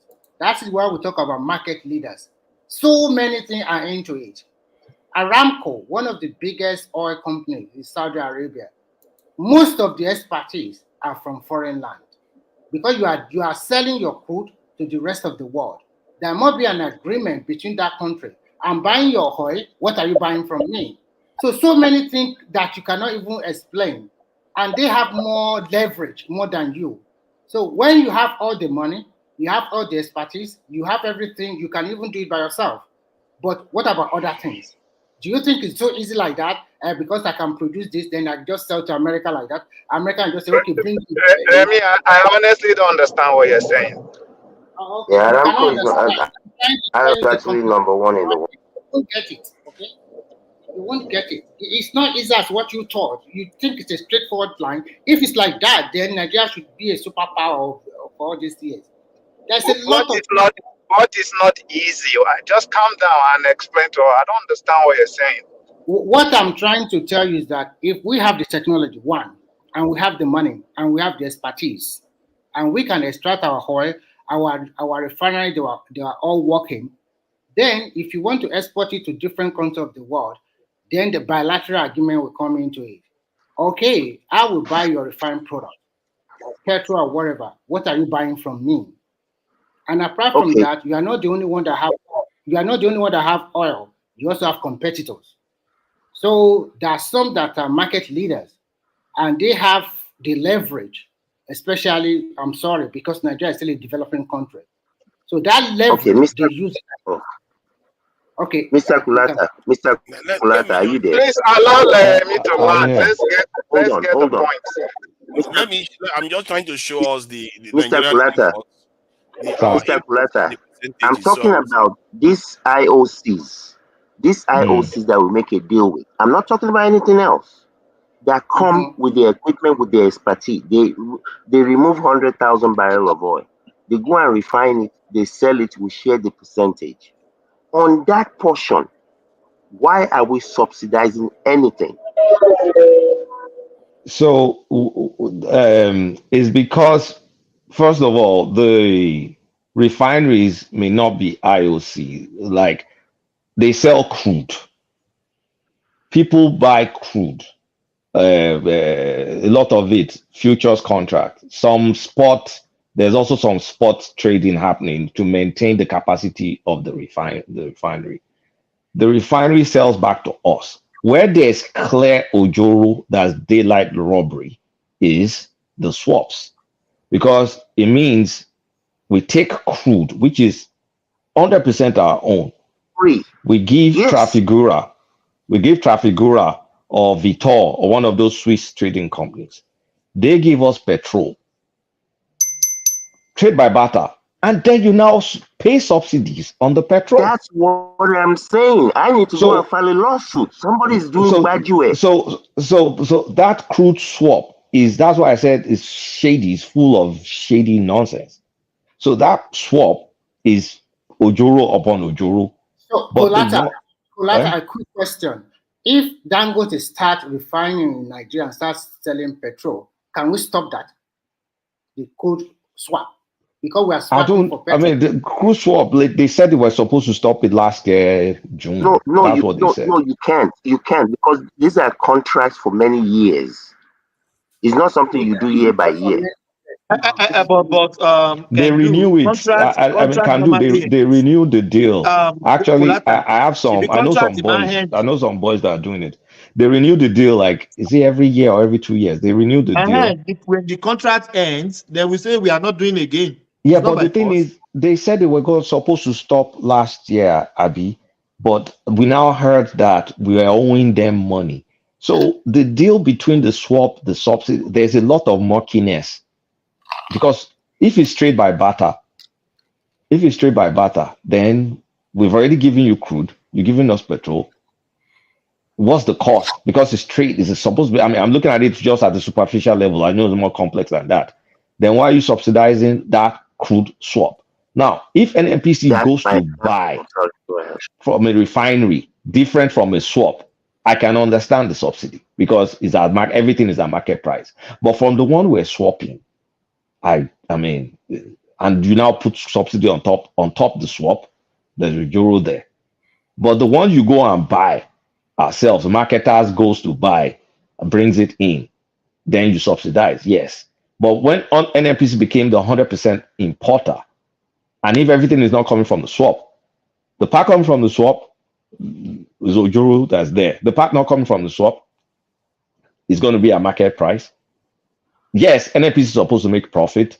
So assuming, I mean, a normal operation profit, but the subsidy is okay from the one you import directly from a refining contact versus the one from a swap. That's why I preference what I said. I said just the swap percentage, the swap portion. I'm not talking if you go and buy and refine in the world market, yes. But the that's upon whatever that for percentage sure. is, somebody needs to do a drill down. Yeah, somebody needs to do a drill down on this, and let's see what really our level of graduate is. If you want to deal with the Nigerian problem, this is why looking at things on the macro level is good. These are the two areas you want to target. If you target them in the next, this is 4 to 8 years, if you deal with these two sections, this one is easier to deal with because we have oil in Nigeria. We can technically deal with that. Then if you can come to this area and kind of supporting local manufacturing and steel production, you can deal with this area in maybe 4 to 8 years span. Then this area you can even increase imports with this area because we need some of these people to develop the country. So you without knowing the nitty-gritty, you can't fix all these areas. You'll just be the macro will always be wishful thinking. That's the biggest problem I have when you talk. You're talking about no. Those look, for me. You can say, oh, we need to do this. Okay, look at example. Dangote creates refinery. Yes, we're supposed to be able to do this, do that. But when you now start peeling the onion and looking at the detail, that's when you're now understanding all these shenanigans. Like, why can't simple crude? He built refinery in Nigeria. We should be able to give him crude now. What's going on? The devil is in the details. Before you need to understand the details to be able to get to the macro goals that you want. The problem with the way you look at things is that when you hear details, you think details stops you from action. Details doesn't stop you. Details makes you understand the problem so you can fix it. You think I don't understand that? If anybody we don't have a command and control economy. It's not a dictatorship. I already understand that. Yes, go ahead. Please take this question. I checked and I discovered that most of the oil wealth belong to all Nigeria, whether you are from the southeast or south or north. And some of them that have offshore wealth, they don't have the money. So they have to contact this IOC to help them drill oil. and they can get their percentage, whatever, and government also get their own. That's how that Famfa oil, that madam, that what's her name again? My question to you, to Nigeria and the rest of the platforms, that is it advisable to continue to share oil wells to these people, or Nigeria should just sell it as a country as a whole, not sharing any oil well to anybody? Have you seen any other country that sells oil well to people like that? Does that happen? So that is one of the biggest mistake that country did, because all those elite or power brokers, all of them go to your Abuja. Don't tell me it's a northerner that get more oil wells. So your southern people get a lot of oil wells too. And they I think the problem with them is that they are just doing a kind of round trip. So that's one of the biggest. I think you have to stipulate that if you want oil well, you have to be able to refine it locally, or you have to supply it somewhere to they give them oil well. They don't have the money. They don't have the money to exploit it. They look for the IOC to do for them. That means your hand is in our fate is in their hand. Yeah. It's up to the government. This is what my point. It's up to the government to say, if I want to give you this, you have to start looking at local production and not necessarily. They don't have the money. It's not. They have the money. You keep saying the money. I just showed you the amount. You want to show the amount. It's not that expensive. We make it look like. To Nigeria, it's not that straightforward. You just don't. Business is not like that. Why do you keep saying that? Because you make simple. You make everything like simplistic assumptions, and we know it's not like. You don't let me talk every time. Anytime I open my mouth, you tell me it's not that simplistic. The way you talk, you can say that about anything. Then there's no reasoning behind what you say. The reason is because I've seen other countries make progress rapidly. If I show you the power generation that other countries can generate, it's nauseating. That our men keep telling us that it's not that simple. Because when they tell you it's not that, no, who told you it's not that simple? The only reason why it's not that simple is because you are busy listening to fools telling you, not even fools, smart people telling you what to do for your own people. You are the mumu listening to them telling you what to do for your own people. We know what should be done for our own people. If our leader, that's why I said, if our people don't change their mindset to start fixing their problem, forget it. They wouldn't even secure their country. They wouldn't do anything. Everything, they will be subsidizing everything and lying to their people, because this credit swap deal that you're talking about that is so corrupt. Why do you think it's so corrupt? Because our leaders are willing to take a cut as long as they can get maybe $500 million, $10 million, and they will sell their people out just for that. They don't care about anything. Why did you mute me? You sound like a motivational speaker. We're talking about a particular industry with serious costs, depending on the terrain that you drill. It's not simple as, okay, I checked the internet, this is the drilling cost. It's not like that. No. I hear what you are saying, but you have to give reasons for because if you just say because we have corrupt politicians, that's a fair point. Deal with the corrupt politicians. It's not because we have corrupt politicians in our onshore right now. Everybody's running the way and they're selling it. I mean, they're handing it over to local companies based on the PIB deal. Those local companies will now have to. Can I land? Those local companies will now have to look for investments to be able to drill in all these, what do they call this, marginal fields and all these other abandoned fields. The offshore one, it costs a boatload of money. And also the offshore, some of it requires what we call FPSO, floating platform, something. The last one that was built in Nigeria cost $2 billion. They built it in South Korea. These things are not cheap. They are cheap, actually. If you think $2 billion is expensive, Jesus Christ. You don't have a clue. Really That's why you guys are borrowing $2 billion and mortgaging your crude. Hold on, you think Nigeria has money? The way you see, that's the problem. I mean, what's the problem? You don't even understand the fiscal situation you're in. You're borrowing money right now. The $2 billion. You now think $2 billion just comes cheap like that. You have the mentality of condition. It's not mentality. Stop talking about people. Talk about the issues we're talking about. Stop talking about me. Because you keep saying it all the time that we cannot. Stop all the adomi names. Focus on the issue. Where is that $2 billion we're borrowing from? How much? We're just trying to borrow another one. Let me say something. The $2 billion you are saying that is a lot of money.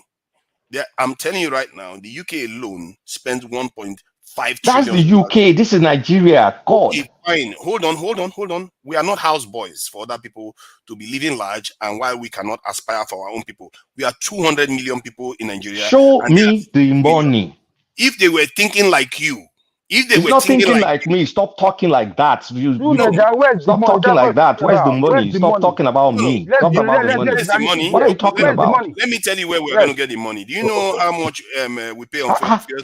Let me tell you now. Now you're asking me a straight question. The Okay. amount we pay for fuel subsidy is over 10 billion a year.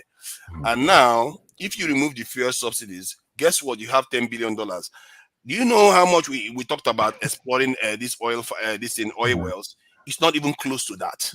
It's not even close. If you decide on one mission every year, you open one oil well, you start drilling it locally every year alone. You spend maybe $100 million, $50 million, depending on where it is. Where will you get that 100 million from to drill it?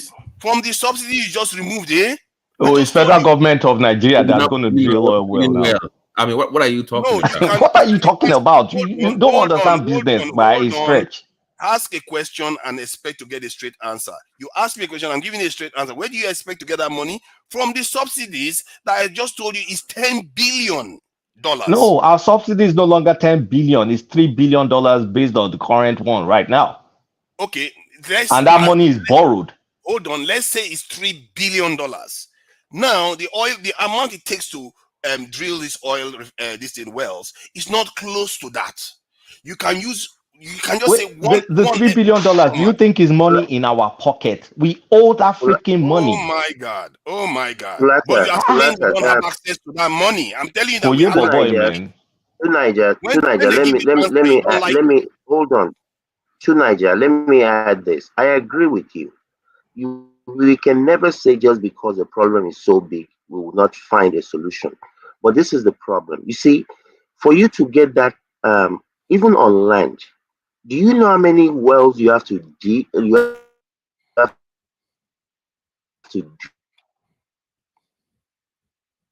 drill before you find one productive one? Yes.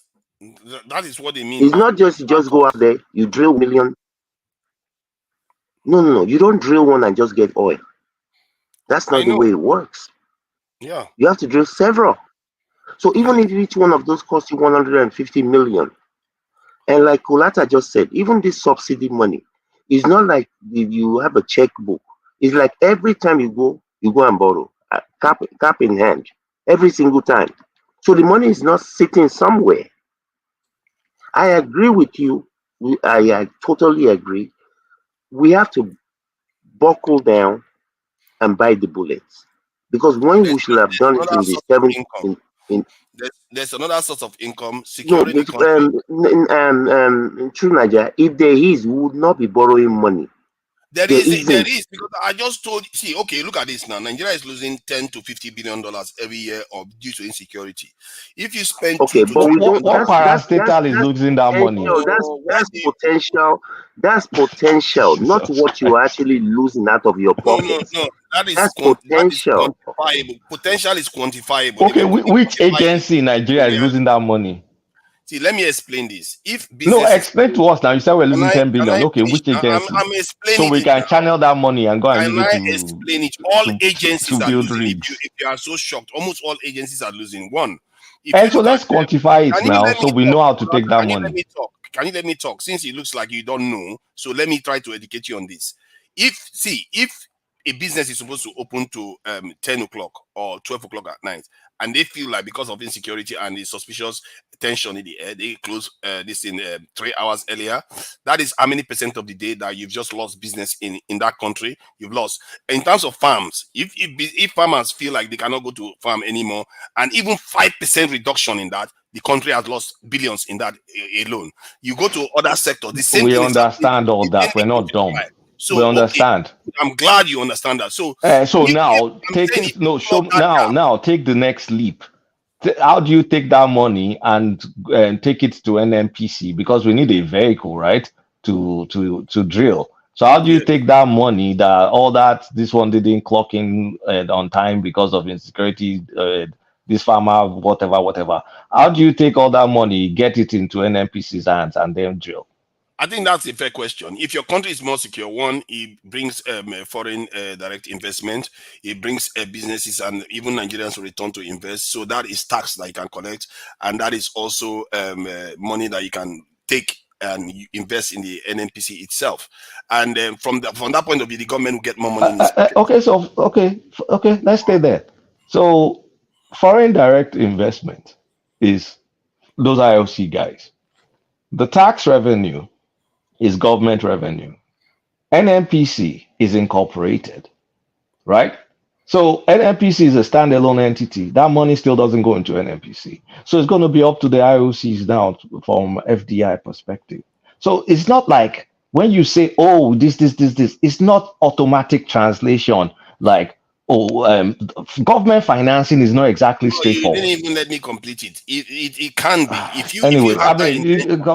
I'm just my point. Let me make my point. I don't even need you to complete it. If you have that The way intention, you the government assume can things pass is a not the way it policy. works. Hold on, That's just what I'm trying to can. tell you. I don't know why you put roadblock. It's like you're a gatekeeper It's or not something. roadblock. It's Okay, reality. I deal with reality. I fix problems for a Finish my living. point so that let me get you to where yeah, how it gentlemen, translates. The gentlemen, government can please. pass a policy. Hold on, the government can pass a policy that says, okay, this foreign direct investor that is coming to the country, these are the incentives that I'm going to give you. If you invest in this area, we can partner together, and I will bring money forward from the revenues that I've gotten for you to invest in this adventure that we have. We want to drill into this area, or you basically use the funds that you generate because of the nation becoming more stable and you getting more revenue.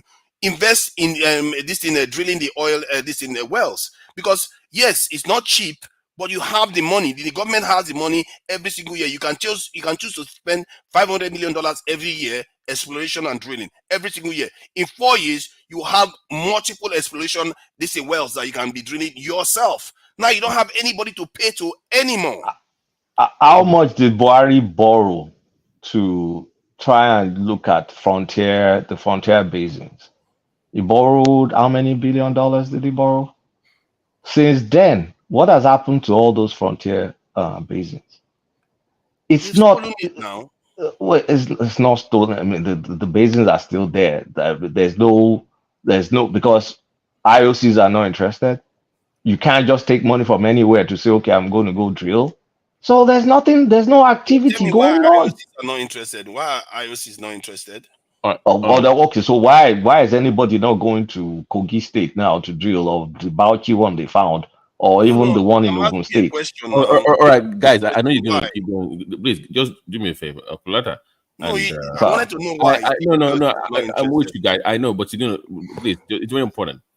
Looking at the screen right now, I think we all agree that we need to lower these percentages, right? This is what we're important. So my question to you two is that what would be if you're looking at this I can't see clearly, but I have my glasses with me. But which one can we tackle in the long, short, and medium term, and in the long term? How can we bring down these numbers? And which areas will you tackle? I'm just Short looking and at medium term. Mineral. Yeah, I'm oil looking at one is the easiest Is one. that 33% we're able to handle in the short term with Dangote refinery? Do we have a breakdown if you click on it, Tunanja? That like I think you can see the breakdown here. Imagine $21 billion actually. It's even higher than I thought. For that, $21 billion. Yeah, for importation of these things, oil and distillation products. $21 billion to spend. That's the one we can tackle with Dangote refinery though. But Vehicular railway and tramway is costing us $13 billion. That's more like the Chinese, one, right? The Chinese train, whatever. And Tukumbo vehicle. You can okay. tackle that one too. That's okay now. That one will stay. That's fine. Man, this guy, do you have a Tukumbo business or something, Kulata? Because I don't, but it's okay. I mean, it's not. How much does it cost in the grand scheme of things? The nuclear one reactor, when is that? That can build how many oil wells? How much does it cost? You see what Kulata does?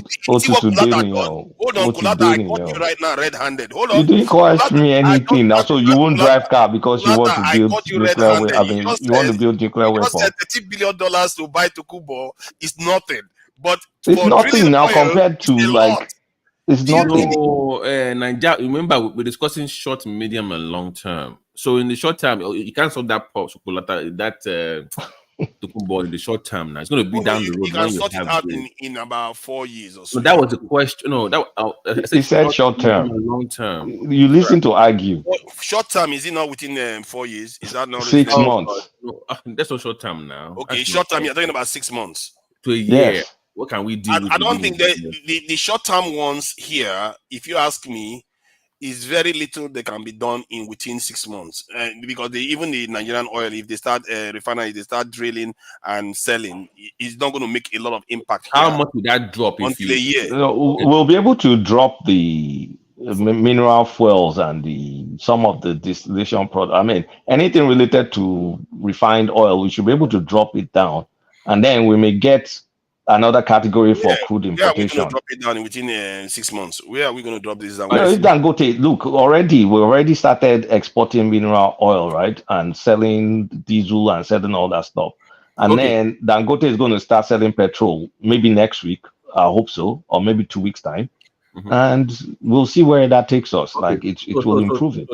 3 to 4 years, that at 30%, how low can we go into that? I think 3 to 4 years time. Ideally, this is why I said this government. We can cut it in half. Or this is why I said this government stands a chance of being one of the greatest. One, if this government within 4 years could cut it down to 10%. If Dangote goes full buster 10%. and the local refineries come online, because remember, it's not only Port Harcourt, it's Warri and Kaduna too. If they all come on stream, that number could go down to 10% or even less.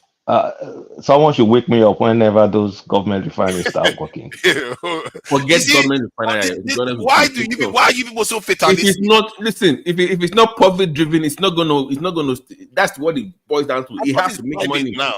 I thought it's private now. It's not like it's private now. The NNPC refinery. Then they promote people who no work. I beg, someone should wake me up when those government won't work. But ideally, if they put you in office, Kulata, you're not going to go after that. But I'm surprised. Well, that's why I'm not in office. But if you're in office, guys, 3.4 for cereals. I thought we were making enough. I'm 3.4 for cereals. I'm telling you, cereal. I would like. Yeah, are you mad? Why are you guys focused on those ones? Like, we can't. I mean, do we have easy substitutes for those? If we don't have easy substitutes, I don't care. We do the one I care about is the one we have easy substitutes for. The reason why I told you 30%, we can reduce 20% of this demand here. You cut down on these ones. Nigeria can actually cut down on this one quite rapidly from the point of view of in the short medium term. In the short term, we can cut at maybe 10% of 10 to 50% of that first one. You can shave off 5% from here. Shave up. Remember the short term. The devaluation of the currency has shaved this one down already. All this value, this one here, the devaluation of the currency has shaved it down. People are not buying as much as they used to buy anymore. But when the economy normalizes, they will resume buying cars now. So my point is that you can shave this one down by 5%, and it's not going to make too much impact. And you come here, no, this one you don't want to touch it too much. Plastic, we should be able to make plastic in Nigeria. Dangote should be able to give us plastic now. Exactly. So you shave that one down by about 2% or so. Okay. Then cereal, you cut it down by about another 2%. But that means you need to increase your operation in agriculture and processing and manufacturing. That has to come up. I will literally take that one is more medium to long term, though. Let me look at cereal. This cereal is not cheap money. Cereal is 2-point-something%. 2-point-something billion. If you take that 2 billion and you invest it in the local that's market, going to increase. Let me put it this way. You can produce a lot of cereal in Nigeria. Okay, what do you mean? Cereal is going to increase. Right. If you take 2 billion, you mean 500 million in Nigeria. Importation of cereal is going to increase. And Nadia, what will people eat while you're waiting for this magical cereal growth and industry? Hold on. What you're going to do is transition. When you put tariff on it, you're not just going to ban it. When you put tariff on it, the extra change you get from the tariff, you use it to invest in local production. That is the transition. Let me ask you one question. Do you remember? They have the technical term for it. They call it manufacturing. Do you remember cassava bread? I heard about it. Okay, what was the result? Because that was a substitute. Yes, there was no follow through. Your thinking is that those things fail. You have been conditioned to believe in those things. We're not ruled by soldiers. So I just asked you, there was a policy called cassava bread. It failed. So that cereal is going to Babati. The cereal is going to increase because essentially that's wheat. And it's going to increase because we want to drive down food inflation, and the quickest way to do that is importation. Didn't we have the discussion about wheat on this platform that we're discussing the tons that we can? I think I showed you a while back. We're not going to be self-sustained. I mean, even Egypt is not self-sustained. I mean, with food, and they eat small bread. Is there anything Colata will not buy from overseas? No, it's not. It's reality now. I'm not there. I don't fool myself. I'm looking at, no, guys, wait. I'm looking at, okay, short to medium term now. At the back end, we can always. Babati, on the long term, we're not going to be self-sufficient in wheat. You can forget put it. that number down into 1.2. Colata, calm down. Is there nothing you're not going to buy from overseas? No, for that. I see what he's saying. I see what I did, but I'm saying 3.4. We can maybe come down to maybe 1.8 or 1.9. It's not coming down. It's actually going up. I will bring it down. I will bring it down to 1% because. But you are not the president. No, hold on. What are the serious you are talking about? Are you talking about conflict? No, it's wheat. It's wheat. It's wheat. Okay, wheat. Okay, so you're talking about wheat. So if you want to bring wheat down, you have to go and start growing it, isn't it? You have to grow it locally, or substitutes. And the idea that the cassava one didn't work, it didn't work because they didn't complete the process. If you didn't complete the process and you gave up on it, what do you expect to happen? You're going to. Nigeria doesn't know Nigerians anyway. Already. What is happening now? Hold on. An example of what I'm talking about that is happening now is that right now today. Hold on. Now let me finish my point, Jared. See, the point I'm making here is that today, as we speak, they are talking about bringing back food importation into the country because the Nigerians don't have follow through. The moment they have a little bit of difficulty, they want to go back to on the policy that is supposed to be benefiting the nation for the future. Then they transfer the problem to the future again. That is the point I'm trying to make. Okay.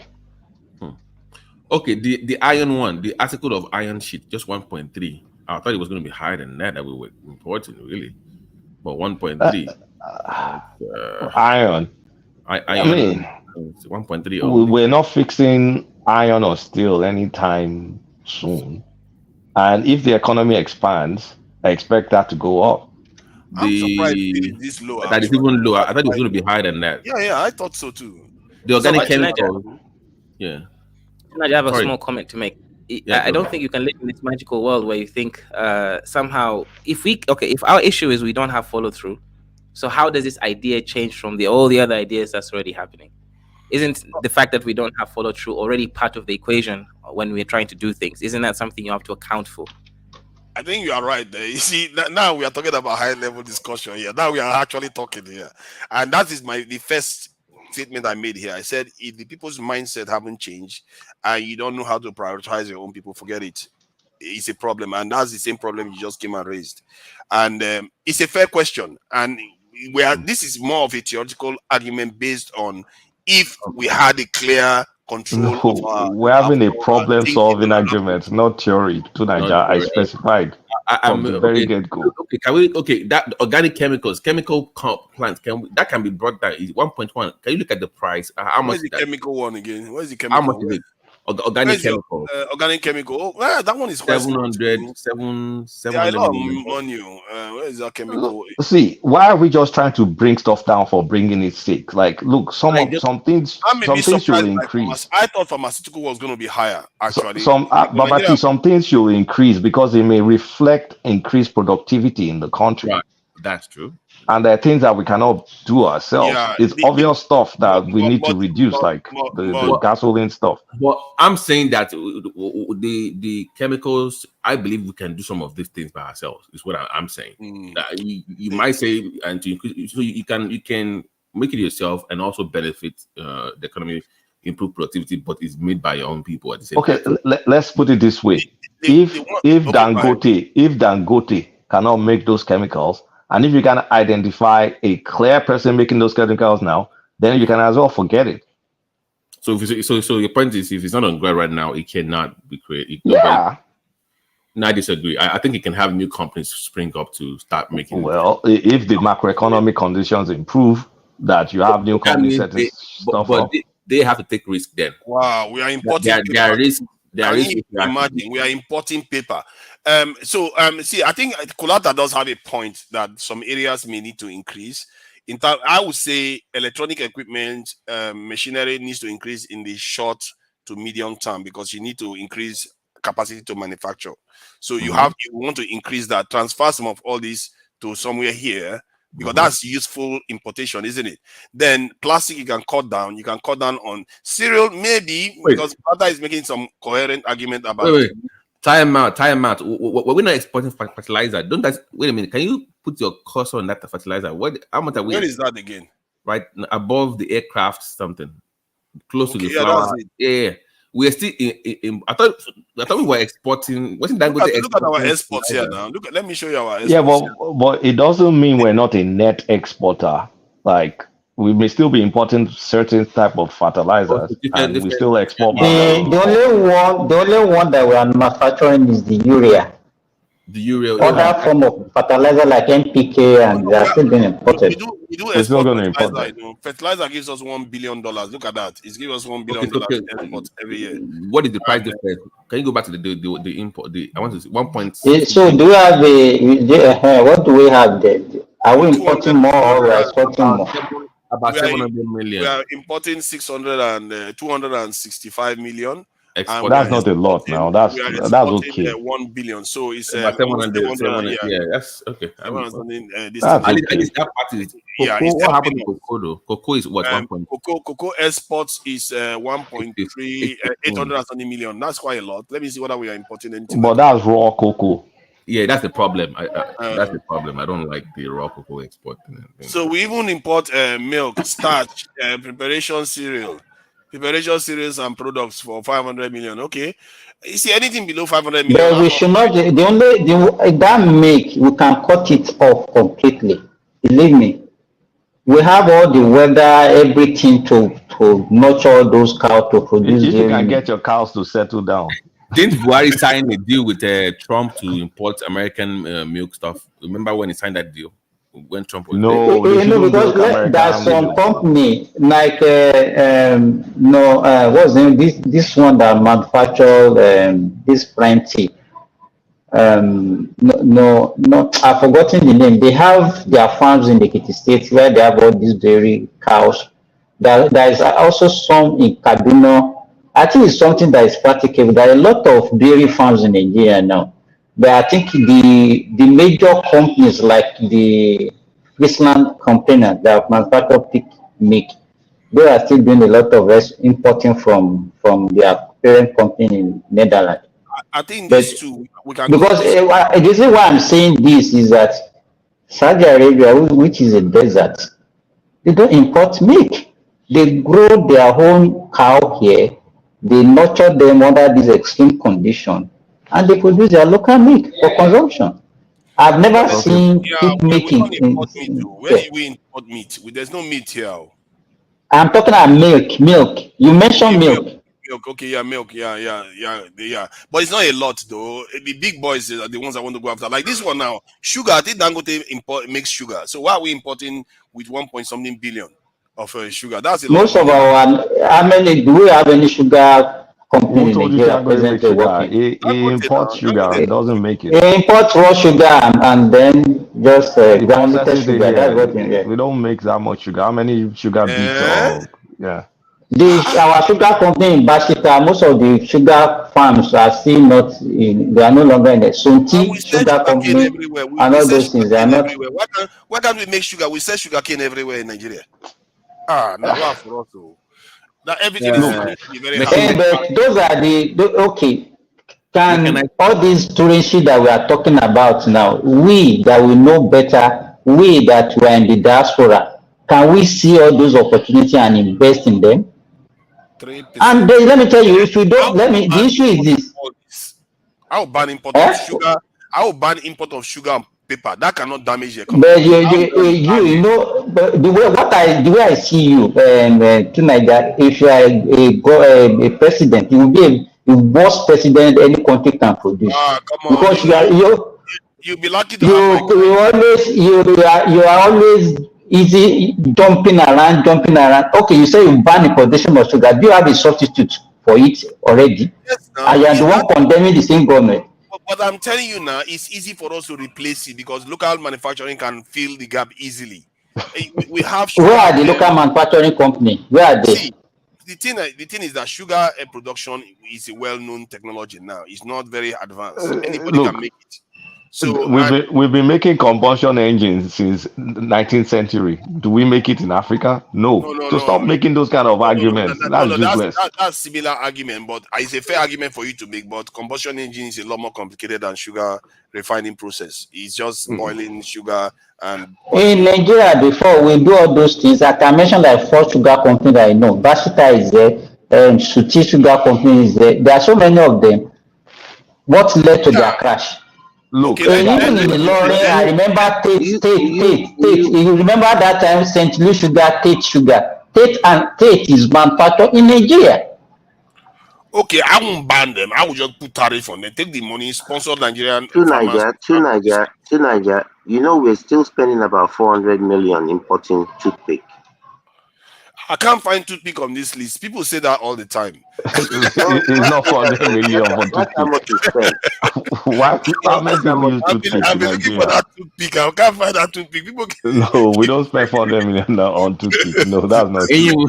Those are the obedient stories. God, you leave obedience out of this one. No, this is not. Hold on. This is not obedient talk. This is something that I had read in. Do you even need to be putting? Even the dentist will say you should not even be using toothpick. So why are we importing toothpick? I said this is one thing that I read about how much we were spending importing toothpick like 15, 16 years ago.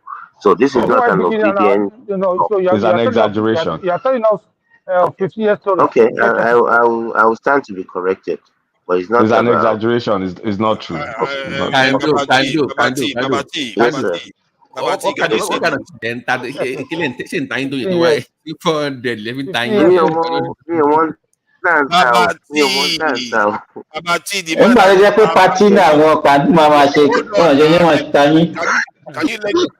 let me shame Baba T a little bit? The Baba T, the man that doesn't have ambition for Nigeria. Are you seeing what I'm hovering over? I said imports. You see what they put there? They said nuclear reactors. Did you see that?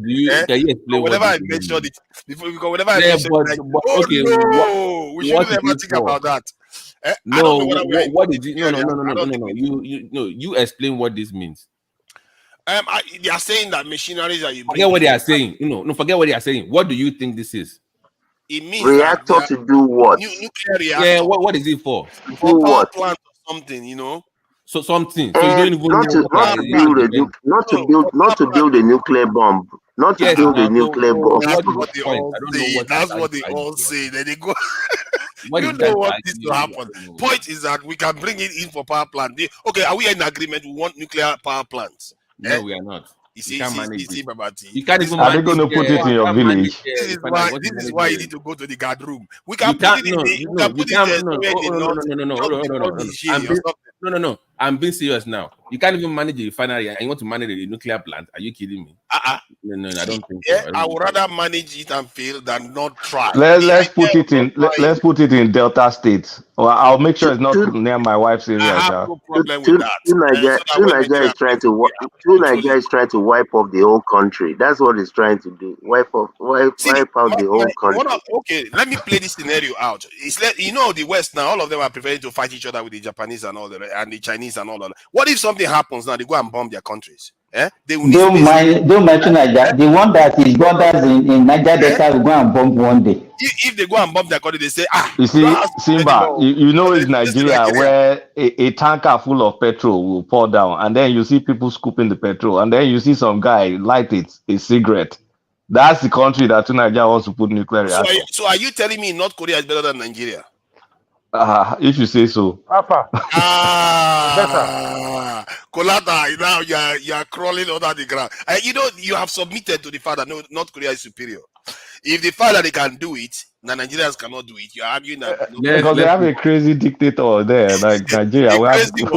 Crazy like Nigeria, we have democracy. The one that can perform better than us. Nigerians, we don't need not because I don't think we should. I mean, if we can get nuclear, but I don't think we have the capacity to manage. I'm not. We can't manage it. Let's not kid ourselves. Wow, that is sad, isn't it? Isn't that what this guy said, Lord Lugard? That's painful. Who told you Lord Lugard is lying?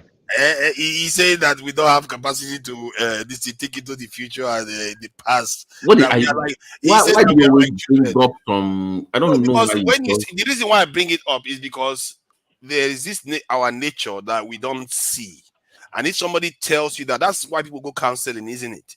You go counseling so as somebody reveals things that you cannot see yourself, Who and told you we don't see it? I don't think so, Kulata. Oh, we don't I think don't so. think That's I why don't I've think I've told you age long since I mean maybe 2 years ago that we don't have collective intelligence and everybody wanted to bite me. I beg, forget all that Lord God who matter. bite We you. know No, no, all I don't that. think I bite you for talking about collective intelligence. So I've said that shit a long time ago. I didn't want to say it, but forget. You think we don't know each other? We know ourselves now. No, So the collective was a cop out by Kulata. It was just even it doesn't believe in individual brilliance. It just tried to, but smooth that. But it's okay. I've I know never what it had did. him. I've never used. I know I've what it never did. had That him use that I term know what it before. did. But it's just to like a soft landing to make people feel better by themselves. But I know it doesn't even believe in individual brilliance to that level, to that capacity. So let me put it this way: all this talk we're just joining. We need to look at all that list. The area where we have strength, we focus on that part of strength. The weaknesses, don't spend too much resources on your weaknesses. You're wasting your time. Spend more resources on your strength and expand it. Okay, Kolata. Let's indulge that your strengths. Okay, tell us where we go with your strengths. It's very simple. I've thought about it. Apart from, let's just, we all know the crude oil, blah, blah, blah. Then the next thing is our cash crops. We need to get maximize the palm produce and plantation. There's a boatload more of value chain in palm oil than you can imagine. There's that. There's the rubber value chain. I don't know why we're doing that. Then there's the cacao, the cocoa. There's a boatload of stuff we can do there. And then there's the cassava, there's a boatload. These are areas where the Chinese, the Vietnamese, whoever they are, they will not be able to beat us if we're serious with it. And look at how much Indonesia is making from palm oil alone. Just palm oil. They're making a killing. And we gave them productive seedling. I went to Costa Rica last week. They swapped to palm oil from banana. They got the seedling from Nigeria. They're also making a killing. So we have natural advantages in those Okay, areas. so We should why do you focus think on we that. are not Okay, doing let these me things? hold on, brothers, hold on. Let me pose this. Is it that are we saying, or does it appear that all the intellectuals in Nigeria they don't know these things or something? Exactly. Is It's it not, that we're they not don't know? organized They enough. know, they're just not interested. We're just No, going. my I mean, brother. is it that other? I mean, because we come here all the Brother, you time, see, we put these things the, on the table. So is it? I don't think it's just an issue of knowledge. It's application. Do we have people that will implement these things? Do we have people that will not take $10 million bribe and let the country just continue to go the way that's been going?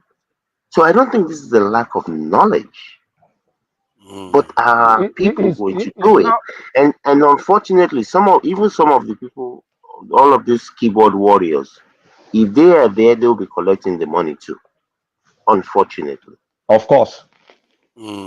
That is the problem. Now I think when Nicolata used the terms that something about whether we are not organized, there is some truth to that, because that is the concept of collective intelligence. This thing operates at a higher level where you don't need to convince your people too much to do something. They all fall in line. We all operate in a paradigm of our of reality. We have extremes on every society, but society generally have is a kind of space that they operate in, and the one we are operating in is we seem to think that we have the luxury of whether we should work together or not, okay. until we realize that we don't have that option, that we seriously need to get our act together. We are not going to be able to raise No, our can I collective give you an intelligence. example of if I was a governor, what kind of corruption are we indulging if I was a governor? Okay, are you asking me to No, ask no, you no, that? no, for myself. If I was a governor, because this is the kind of I don't mind politicians stealing, unlike everybody else. I'm not there. I I don't. can give you the Peter Obi style of corruption now. No, no, it's not even that. Oh my God! Like So you have to beat into this one now. no. Polata, I like that. I You like have to that. feel Give like us. Why are you like this? I'm trying to be serious. You're trying to make me laugh. But I'm saying that I have access to lands, right? And I know the no. Babati, you know Peter Obi is the livestock of the world now. So if you want to pick some comments, I'm not going in that direction. I'm being serious. I have access to lands, right? And like you said earlier, we should focus on our strengths, right? What is our let me say opposite now. I mean, growing up, anywhere you put cassava, it just even if it's a flat land, even with no AB or even it just put it there, it will grow. That crop is a demonic crop. It grows anywhere in the south. So I know it's a trend. What do you mean demonic crop? No, it grows anywhere, everywhere. You just throw it on the ground. It's just for some reason. Crop, not demonic. Are you saying cassava? Cassava. Yeah, and it's not indigenous to us. So I'm saying that. Where did the cassava come from again? Hold on now. It came from South America. If I was a governor, right, and I had access to all these if I had access to all these opportunities, I'm going to call my crazy friends. We're going to invest a lot of funds where when I leave office, there will be jobs, but I will own this manufacturing, these export companies where people get jobs, but I'll be making money in the long term. Like I will still, that's the way I will steal funds. It will be like a long-term investment for me. That when I leave office, 10 years, 10, 20 years from now, the money will start raking in. That's the way I think you should steal money, where everybody wins. But they're just taking cash and please. Babati, please. I can't do this, please. Let's listen to this. Let's ask this question. You took money belonging to Anambra state government and put it in a company in which your family has interest. That's what you're telling me. No, let me tell you. Look at what you're saying. I bought shares in banks. Let me tell you what I did. It wasn't only in that I invested. I invested $50 million of Anambra state money in power sector. I invested another 10 over several billions in banks, including banks where I have share. I was investing for the future of the state. It doesn't matter whether I have shares there or not. But so, if the shares is making profit, so if I have an opportunity of building a future for the state. This guy just that's wait. What was incriminating? What was incriminating in this video that you just played? You can't as a government official, you cannot buy shares in the same company you invested. It doesn't. That's a criminal. Is that what that man said in this video? Maybe there's another video. Now, that's not what was said. That is not what. No, don't play it again. It's not necessary. Election is over. Don't play it again. Can we move on from because I don't really want to. But Kando, my point to you guys is that I believe that our so-called politicians needs to find a better way of looting for government funds where it benefits all. That's just what my point is. So see, Babati, I'm sorry to use this example. Great job. Sorry. You see, our people, we act like monkeys. You know, when you see human beings giving monkey banana, there's banana. You see the way the monkeys, they'll just run, grab one, grab two, just try and grab everything. But people that are more intelligent may look like, okay, this is a lot of banana, but if I go and plant, then all this one that I'm grabbing, that I'm trying to eat immediately, I'll be able to cultivate. And then I'll feed banana for my next generation, the generation coming, and I'll have way more banana than I can ever imagine. But the African politician or the black guy is interested in that immediate banana, that small one that they give you. So that's how our politicians act. They look at security votes, they steal it. They take local government money, they steal it. It just that immediate what is coming to my pocket right now. They give them licenses to either build refinery or import petrol. They just do the shortcut. So they just shortcut. But you will make way more money. That's what Oyimbos have figured out. That we will make way more money if we're organized and we cultivate. So that's the mistake. Are you going to tell a governor of Ogun State? Kulata, do you know the difference here? Nigerian people like to oppress the poor ones. Oyibo, they don't oppress each other. So No, they no. would rather have Oyinbos oppress each other too. Don't say that. Oyinbos yeah, oppress each but other. not in the the scale of argument. Nigerians, yeah. I think that is not it. I think the argument Kolata made is a coherent one because anybody that is greedy and rich should understand the concept that wherever you are making money, you want it to grow so you can make more money. Like you have Yeah. a livestock farm. If you have a livestock farm, you don't go about starving the livestock so that they don't give you enough milk, they don't give you an egg or whatever. You want To it to get Niger, fatter so they can produce more. But in the case of to the Nigerian Niger, elite, to they don't seem Niger, to we've broken this thing down many times on here. These yeah. people don't have brain. If you have brain, what you do is you create a situation where you end up even being able to steal more money. Exactly. If people have jobs, they pay taxes. They pay taxes, there's more money coming into the coffers. You create Right. employment. These people are brainless. So basically, kind of your quest to acquire wealth as a corrupt government official should benefit all in the long term. Yes. It sounds crazy. Yes. Yeah, That's mutual the benefit. Let me put it this way, Babati. The closest politician to do it is our current president in Lagos. exactly. Yes. He Still created a money, but you working can see state, evidence now. You and know it's he's still making money. a killing from that working state. Everybody wins. I mean, Yeah, That's the but the closest we've killing is had. I think you have a point, but the killing he's making was like over the bar. Like I think we're Yes, talking about but 20%. it's That's a kind of lot. like Onyibo kind of corruption, but at least the state is working relatively. No, not relative to, I mean, when I say Any in major. Nigerian context. Yeah. Yeah. No, I think you have a point there. In the end, if you really want to fix this stuff, people with the right mindset and with the courage, you have to have courage to do this thing. It's not easy. A lot of people are going to come and tell you, "Don't do it." A lot of people will tell you, look into your eyes and say, "You dare not do it." And it takes people of steel to go ahead and do it. This is why I mean, whatever you like, you say, "Oh, I think this Niger, Burkina Faso, and Mali, those guys are brave." Young guys, look at what they are doing. I guess the Burkina Faso guys. it will Yo, not end well. stop that. What is the outcome now? What are you talking about? Just stop all this thing that you propagate. No, but at least they are showing courage. They are doing something that No, they Which believe. courage? Which courage?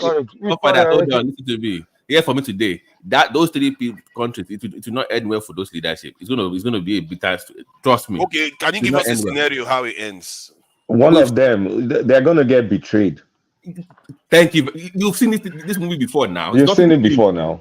Come So on, it's going you to think happen. one of them will get betrayed and that will Yes, break no. the Isn't that what happened? Isn't that what Campari did to this guy? I think that depends on Thomas Sankara. That's what he did Thomas to Thomas Sankara. Sankara now. right. What is that noise? There's massive noise coming through. There's a Is baby that crying. yeah, see, that depends on the geopolitical weather. From what I can see so far, the East is rising, the BRICS organization is getting stronger, Russia is getting stronger. So while Russia stands, while China stands, those nations How is Russia getting stronger? Just elaborate on that. Let us know.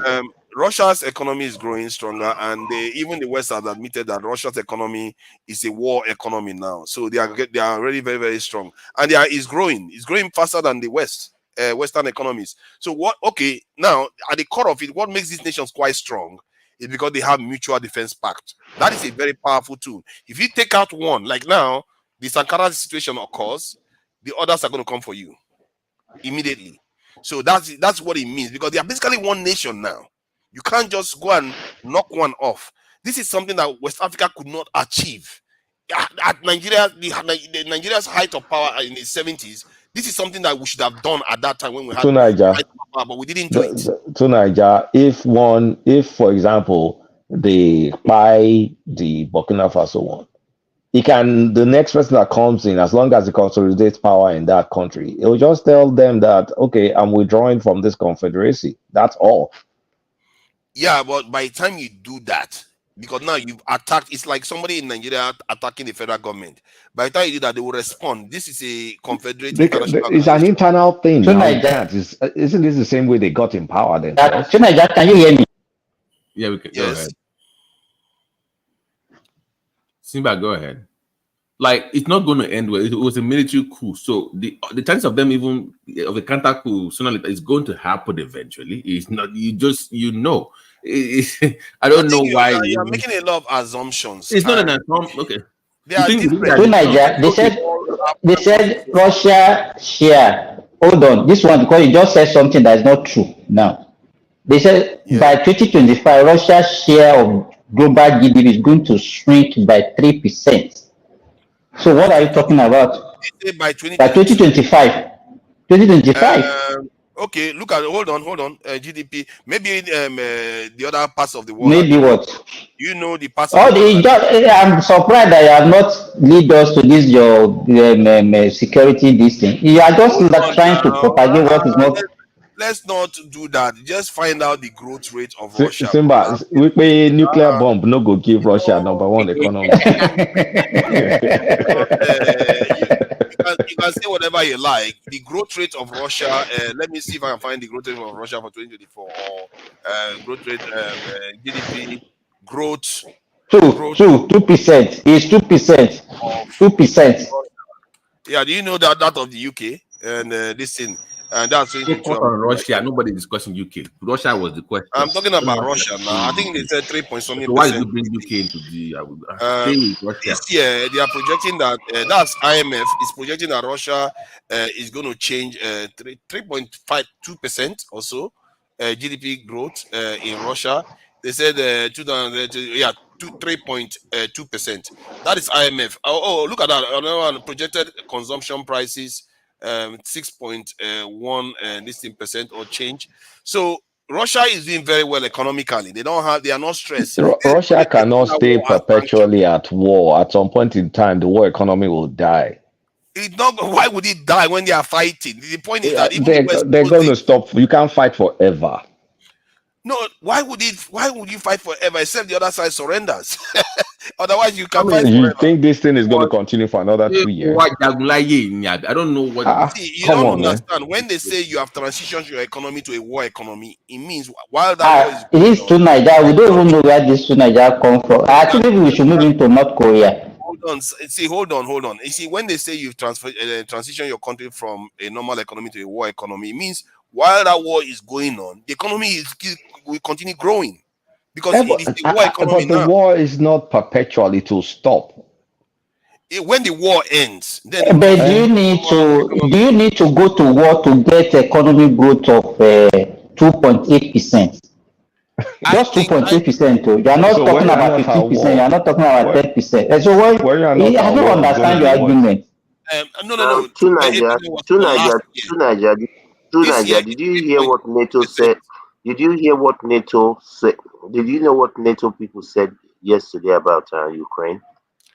About I'm not being very a clear on member the of point. NATO? Yeah, Did you? I'm not sure. I don't know. What did they say? Yeah, they are virtually guaranteeing Ukraine to be a part of NATO. Oh yeah, let It's a them keep virtual guaranteeing. guarantee. Can I hop in here tonight They are to all. give you some, Go ahead. They are preparing for war now. No, that's it. to give you some cover fire? Thank you. That Ukraine will never be a part of NATO. NATO as an organization won't exist in a year. And the Russian economy, will grow. The Russian economy will grow because all the Western European powers are going to shrink. The United States is going to take their industrial base. They're already doing it. And because of that, NATO will cease to exist. Keep dreaming. I know. No, it's it's middle already of the happening. night, but keep dreaming. It's already happening. Nigerians are the biggest power. Western power. If you doubt me, look at the UK. Wait. I don't have to doubt you. Logic, common sense tells me that that's Just not listen possible. for a second. Hold on, everyone. Please hold on. The British companies that have relocated their headquarters to the United States. Philip, hold on. Can we just let him? He hasn't even say a word. I think Simba also lied and made a false statement. Okay, please No. go ahead. I want you guys to Google the amount of UK companies that have relocated their headquarters to the United States. The Europeans, and I know a lot of you guys are in Europe, don't understand what the real play on Ukraine was. It was two things. It was UK is not part of EU anymore. UK has its own issues. It was to take control of the second largest grain producer in the world, and it was to deindustrialize, particularly Germany, and make them a vassal state to the United States by getting their biggest companies. Good night. Good night, gentlemen. Good night, gentlemen. This is the end of my conspiracy theory. I'll see you all later. Oh my Good God! night. Seriously, It's a seriously, fact. can't do it. How can you say that? It's a fact. All these Google, okay. No, guys, Google wait. where Guys, Portia is relocated. please, speaker, please. Kando, I'll see you 11 tomorrow, right? We could do a recap. PM. I hope you Yes. got my man. Okay, brother. Yeah. All right, Why is everybody running away? No, go back because the apologies of the West are not being satisfied by this Hold on, action. BT. I beg, And hold on, please. BT. are I you beg, looking at that hold on. number, Simba? That's BT. I Russia beg. from the World Are Bank. you? Is this a private session? No, we're doing Zoom now. People can hop in. I don't think one man wants. It's a Zoom, or people can join. It's not. It's open. It's just to discuss the. Okay, that's all I needed to know. The old I'll email you the link. Okay. 15 minutes to time. All right. All right. Good night, gentlemen. Good night. Good night. Thank you for coming in, Scando. I appreciate you. Now to the war story where is Simba now? Before I want to ask you a question. What was their growth? Wait now, to Niger. What was their growth before the war and during the war? Their growth Compare. before the war. I think it started around. They were doing how many percent? -2%. Is that 2020 they started the war? Okay, that's what they started. No, look at it. Don't pick a year. Look at that graph that you are showing. When did the war start? You know, 2 years ago, 2022. 2022. Okay, so let's go back. That's 5% before 2022. Then they hit sanctions. 2022 -2%. They hit sanctions. Then 2023 back to 3.6%. 2023. Okay, so they were relatively doing better before the war than during the war. You can argue that. Don't say them. That's what you projected now. Hold on. Before the war, if you go to not argue, we can see it. 5.6, not 3. Okay, hold on. 5.6. Calm down now. 5.6 is for 1 year. If you go to then what happened next? 2020 is minus 2.7, and this in 2020. You are making it worse for yourself now. Your argument hold on now. 2019 is 2.2. 2018 2.8. 2017 1.8, and 2016 0.2, 2015 -2, 2014. The year before the war. There's only the only time they no, you hold on. high enough was around 2011. No, hold on. The year before the war, 21, they were what? 21 is 5.6%. Then after that, they were what? -2.1%. And now they are what? Where are we now? Now they are somewhere 3.6%. So what are you talking about? They are still growing. My point is that okay, let me bring still growing. Okay. Let's see if we can get one other country in. If we get the UK in, then leave we'll see the what UK the number is. In Russia. Why are you? But I'm showing you that the country that you are saying is at war, that is dying, is growing. It shouldn't be growing. Do you know how many sanctions they've been put in? They've been put on them. I think the sanctions they put on Russia is probably harder than the one they put on North Korea, and yet they are still growing. What does that tell you? You don't necessarily need West. No. My issue with you that you're making it look like they're like a 7 or 10% because of the war. That's the way you're sounding. I think they are doing better during the war than pre-war. That's what you are saying. Niger heard the buzzword. He has a buzzword and he wants to defend it with graph. I'm not saying they are doing better. I'm saying they are doing better than Western economy. Wait. The way you are describing, the way you were talking about it earlier, like they were growing at some kind of rate, like, oh my God, the war is just making them, the economy is just amazing right now. That's the way you were talking about the country. And it's not okay. Maybe that's whenever you hear anything from Nigeria, you better go and check. Okay, look at UK's 8%, and we are not talking about UK. We are not talking about UK. We are talking about UK is not in a war. UK is not in a war. And if you want to compare, you compare another country who is in a war and is supporting your argument. But is that not worse? What you are saying is actually worse then, because they are not at war and the economy is growing less than a country that is wasting a lot of money. But you can as well get another country who is doing better even without war. So what are you telling us? That country, United States. United States should grow. I think the United States is doing quite well, I have to say. United States economy, United States seems to be doing relatively okay. It may be Saudi Arabia for us. Put Saudi Arabia. United States is growing less. Oh my God, United States is still growing less than Russia. Okay, let's go to the next one. Which other country do you want, please? Put Saudi Arabia. Saudi Arabia. Saudi Arabia has oil now. I don't know. Let me find Saudi Arabia now. What are they Hey, because the economy is similar. I guess so. If you want to put it that way, Saudi Arabia is not at war necessarily, but let's see. Saudi Arabia Federation, this thing. Let's see Saudi Arabia one. Saudi Arabia went into recession actually 2023. Ouch, that hurts. Which other one you want me to show you? Can you give me another one? One other great Western state, France. France, the Francais. Let's see what the French people are doing last year. Oh, look at that. My point is being made. What you are, I think we are the Nigerians. We appear to be the biggest apologists To of Niger, stop this nonsense. Now you're looking at post-COVID economies. we have to be we are somewhat the biggest apologists of the colonizers, Nigerians. We are so brainwashed that we don't think there is another way to live life. For some weird Why are reason. you muting me? I said So you're looking at post-COVID economies. what are you talking now? So for you to grow, you have to go into war. Is that what you are telling us now? That one of the ways to achieve the great economy is to go to war? No, what I'm saying is that the countries that you are saying are going to fail because they are coming together to build their own thing. It's not necessarily true. Because if that was the case, North Korea would have failed, Iran would have failed. The only countries that fail that is the country that go halfway. So all these countries the country that you mentioned that they are doing well in your own way, Abi? They are doing better than us for sure. North Korea is doing better than Nigeria.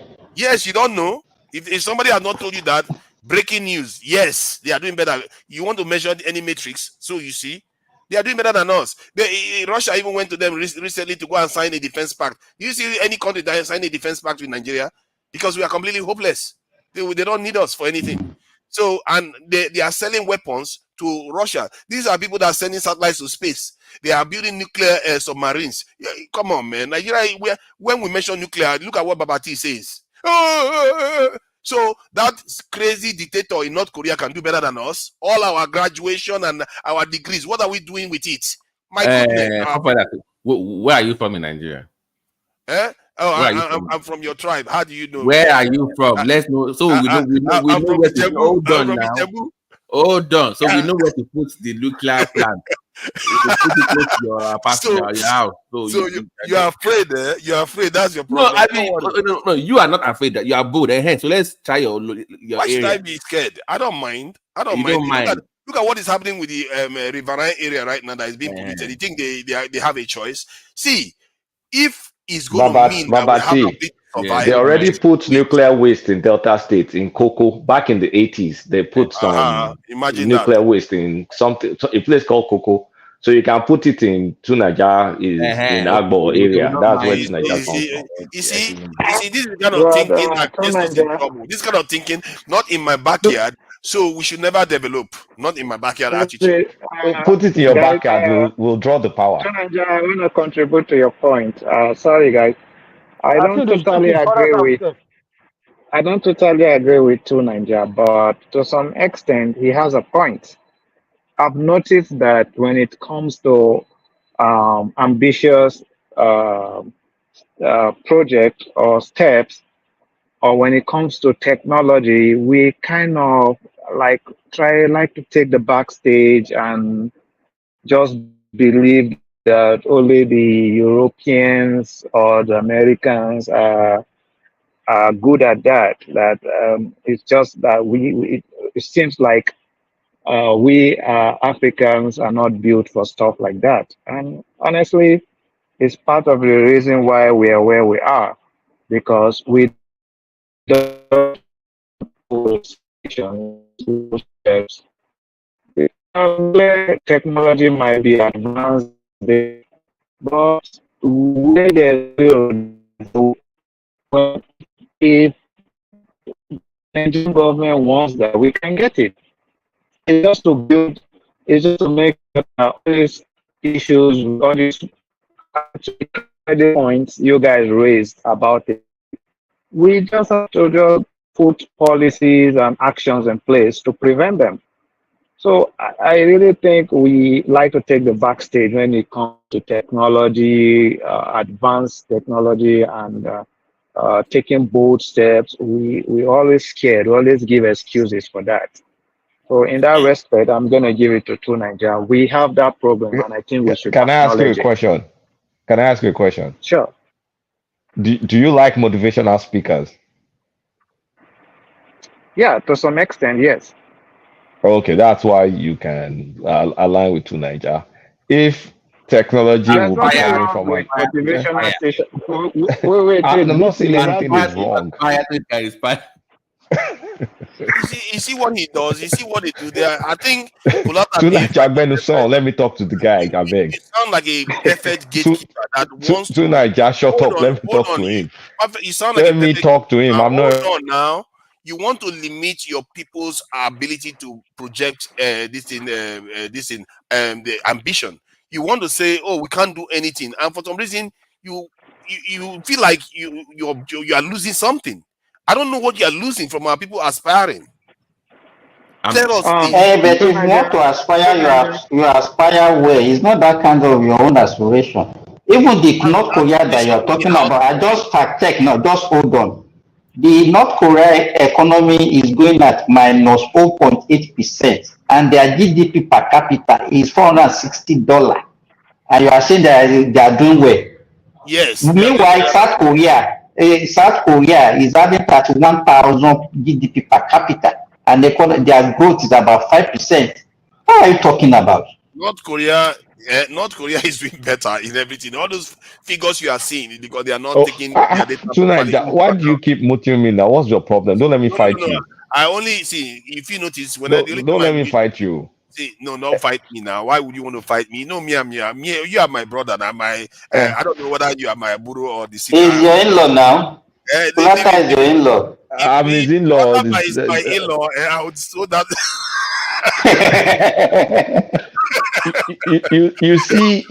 You see why I laugh. Like you need to a people will demonstrate their abilities and capabilities. It's not like we like throwing things down and just, oh, we don't wish Nigeria well. I wish dust the mountain. I wish we're doing this. I wish we're doing that. I know when we're in the right environment, we do stuff. But when you know your people and you see how they're going and you don't see them being able to organize themselves and do things, then you need to put your expectations where it's more realistic. Am I supposed to think that Nigeria will somehow come together and start building nuclear weapons? I'll be deleting myself when we can't even run our own refineries. Like, I mean, we're trying to set things to realistic. We can Yeah, dream big. that is why I said I agree with Two Nigeria to some extent. But generally speaking, what I'm saying is if if if Nigeria wants to do nuclear technology, they will do it. It's not something that's Let me beyond put it this us. way: The where I same grew brain up, the Europeans have is the same brain we have. the place There's where I grew nothing up in special about Nigeria, them. there's nuclear technology where I grew up, but it's not used for whatever. It's used to research. Where I grew up, I That's the even know north. where I'm the talking place about the is. north. No, not the north, in the southwest. There were at some point in time, one of my the friends, a professor that was working on something like that, Institute of something something. If I remember the But name, I'll bring it. we don't have any reactor in the south. It was only in the north. No, it's And not reactor. It was some fissile okay, stuff. just that material. Uh, That one you can go and dig it up from the ground now. there was some fissile stuff that they're looking to. And at some point in time in the 80s or something, was there a reactor? I have to remember. I can ask him. But We had one in Nigeria for research purposes, and guess what? Our Nigerian government But the decided. thing is, am I supposed to think that within Nigeria we're going to build something out of it? No. But if I take that man and his crew and we put them somewhere, yeah, they'll be able to build something. It's because the environment. You're in Heathrow Airport, everybody is organized. The same crew they land in Nigeria, and then they're disorganized. So I mean, it's the environment.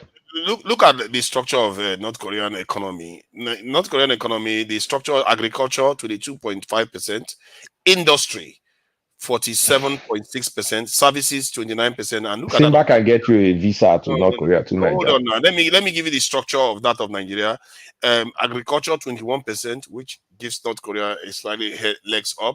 Industry 23.65% in Nigeria, which gives North Korea a large step forward. Then services, like I said, we are there to serve, isn't it? 54% in Nigeria.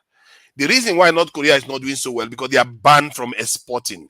Their industry, if they were doing it right, the only people they trade with is with China. If they were allowed to export, they will be very, very rich economy. South Korea is allowed to export, but North Korea is not allowed to. They have very industrialized economy. That's what makes them better than us. They're broke. They're poor. They can survive on their own. You see, I think They're poor. Doesn't matter whether they survive. If that is survival, I don't want it. They are doing better than us. They're dead poor. We are poorer than them. We're not. See, you are using money to determine how rich you, how well your people are doing. Their healthcare, they are okay. People that are hungry. Why would I be envious of people that are hungry? Okay, life expectancy. Tonight, did you say we're using? Are you seriously arguing that? Are you seriously arguing that North Korea is doing better than South Korea? I don't want to believe that. No, Nigeria. I mean, North Korea. I'm talking about they are doing better than Nigeria. North Korea. What's the GDP per capita again? Is it $400 or something? Yeah, with that $400. No, hold on. Let me give you the GDP per capita so you see it. North Korea GDP per capita. So it's going to pop out now, isn't it? Should it not? Okay, it's not pop out. Wow, what kind of trouble is this? Yeah, so I have to spell everything out for this Google this thing. Okay, that's it there. So North Korea GDP per capita. Did I type it right? North Korea. Are you comparing North Korea? A lot of body experience here. Nobody is going to show you. Is that their GDP per capita? That's quite high. Hold on. Look at North Korea GDP per capita from CIA website. Oh God. And that's 8 days ago. It's 1,700. Nigeria is like 2,000. No, Nigeria is Nigeria. Thanks to Kulata and his brother. Let's see. So you went tribal all of a sudden now. Okay, no, don't mind him. Hey, don't go there. Don't go there. I didn't go tribal. Yes, you did. Yes, you did. I didn't. Did you hear me mention? Thank you very much. 2001. And now. No. Are you looking at the point? So even as Nigeria, as Tinubu even destroyed Nigerian currency, North Korea is still poor. Go back to your guard room, Babati. You are your own. Don't call me. You're still your own. Don't come out until you're allowed out, Babati. Hold on. We're talking about 2023, isn't it? Because that one is 2022. It doesn't count. And again, look, GDP is not something you just kind of calculate based on dollar. It needs to be rebased. Otherwise, we have a GDP growth rate that's positive, and then all of a sudden you just use dollar and say, "Oh no, that's not how you calculate GDP." Let me zoom in so you see what. That's a lazy way of calculating GDP. Oh, no, he doesn't like it anymore. Look at our. It's not like no. I'm just telling you the truth. Until they rebase it. Nigeria has half a GDP that per capita than Kenya. That's crazy, man.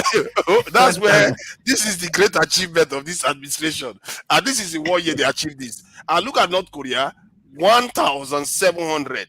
You see, and this value you are seeing here, you will not see it in many sites. This is CIA. Okay, that's fine, Nigeria. But let's not use Nigeria, right? What about Kenya? Kenya has 2,200. So Kenya is twice. It's better than North Korea, then, according to your logic.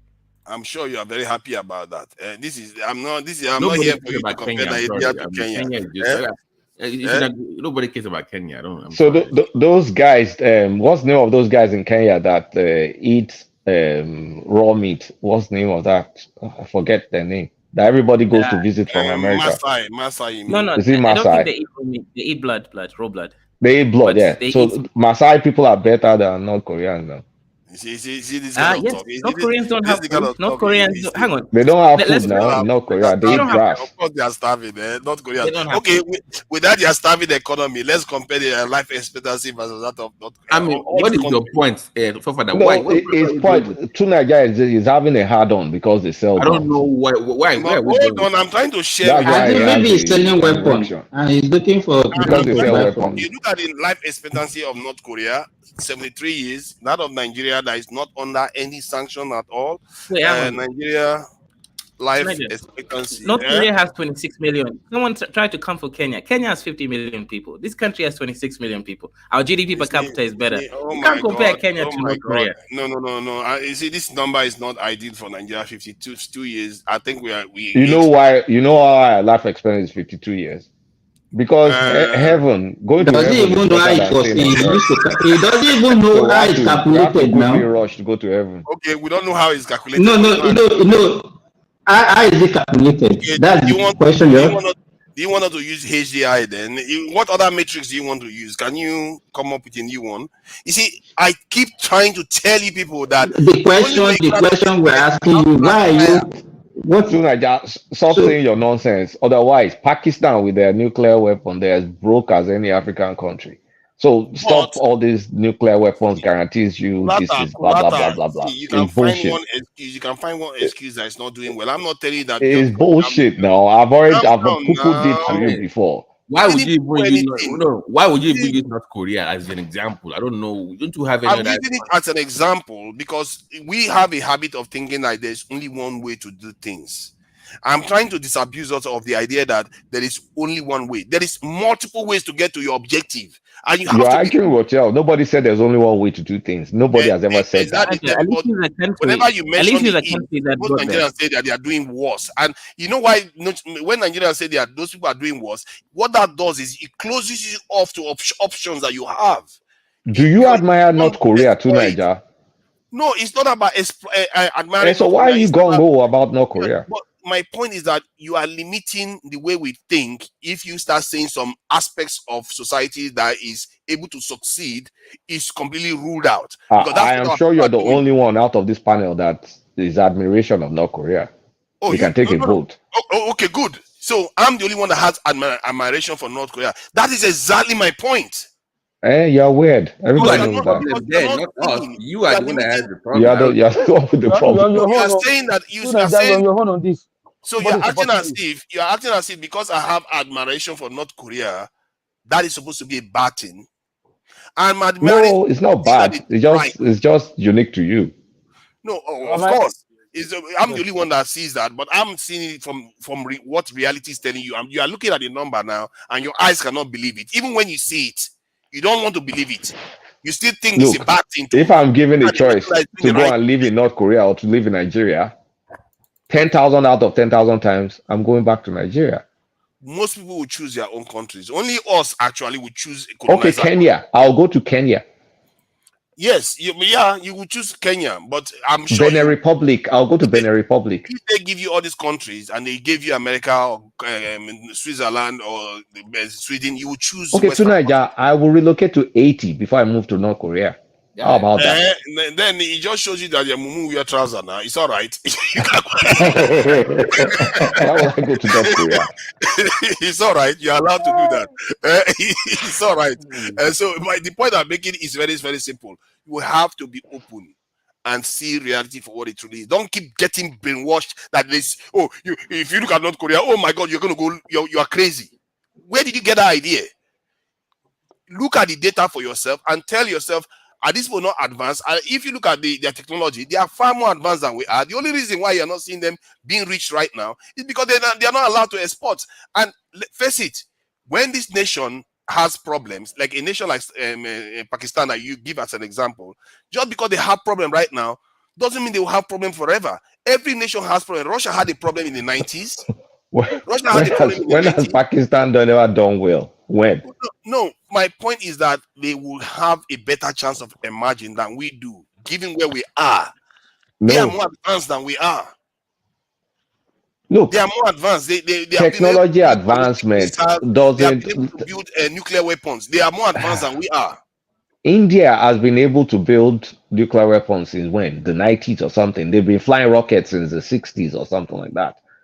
If you go, I went to Hyderabad, some areas, I saw poverty I did not even see back home.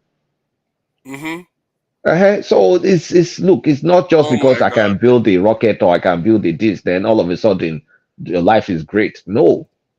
And their countries, you go But to the what is your Seychelles, point? I don't get what is your point. Even in you go to the America, Seychelles, they will never there's build any poverty in nuclear weapon America. or whatever, but the life there is better. They are So going you to just don't space. say that, oh, because I build nuclear weapon, It's then a war economy that they're trying to build in Africa as well. everything is war, war, war, war, war, war, war.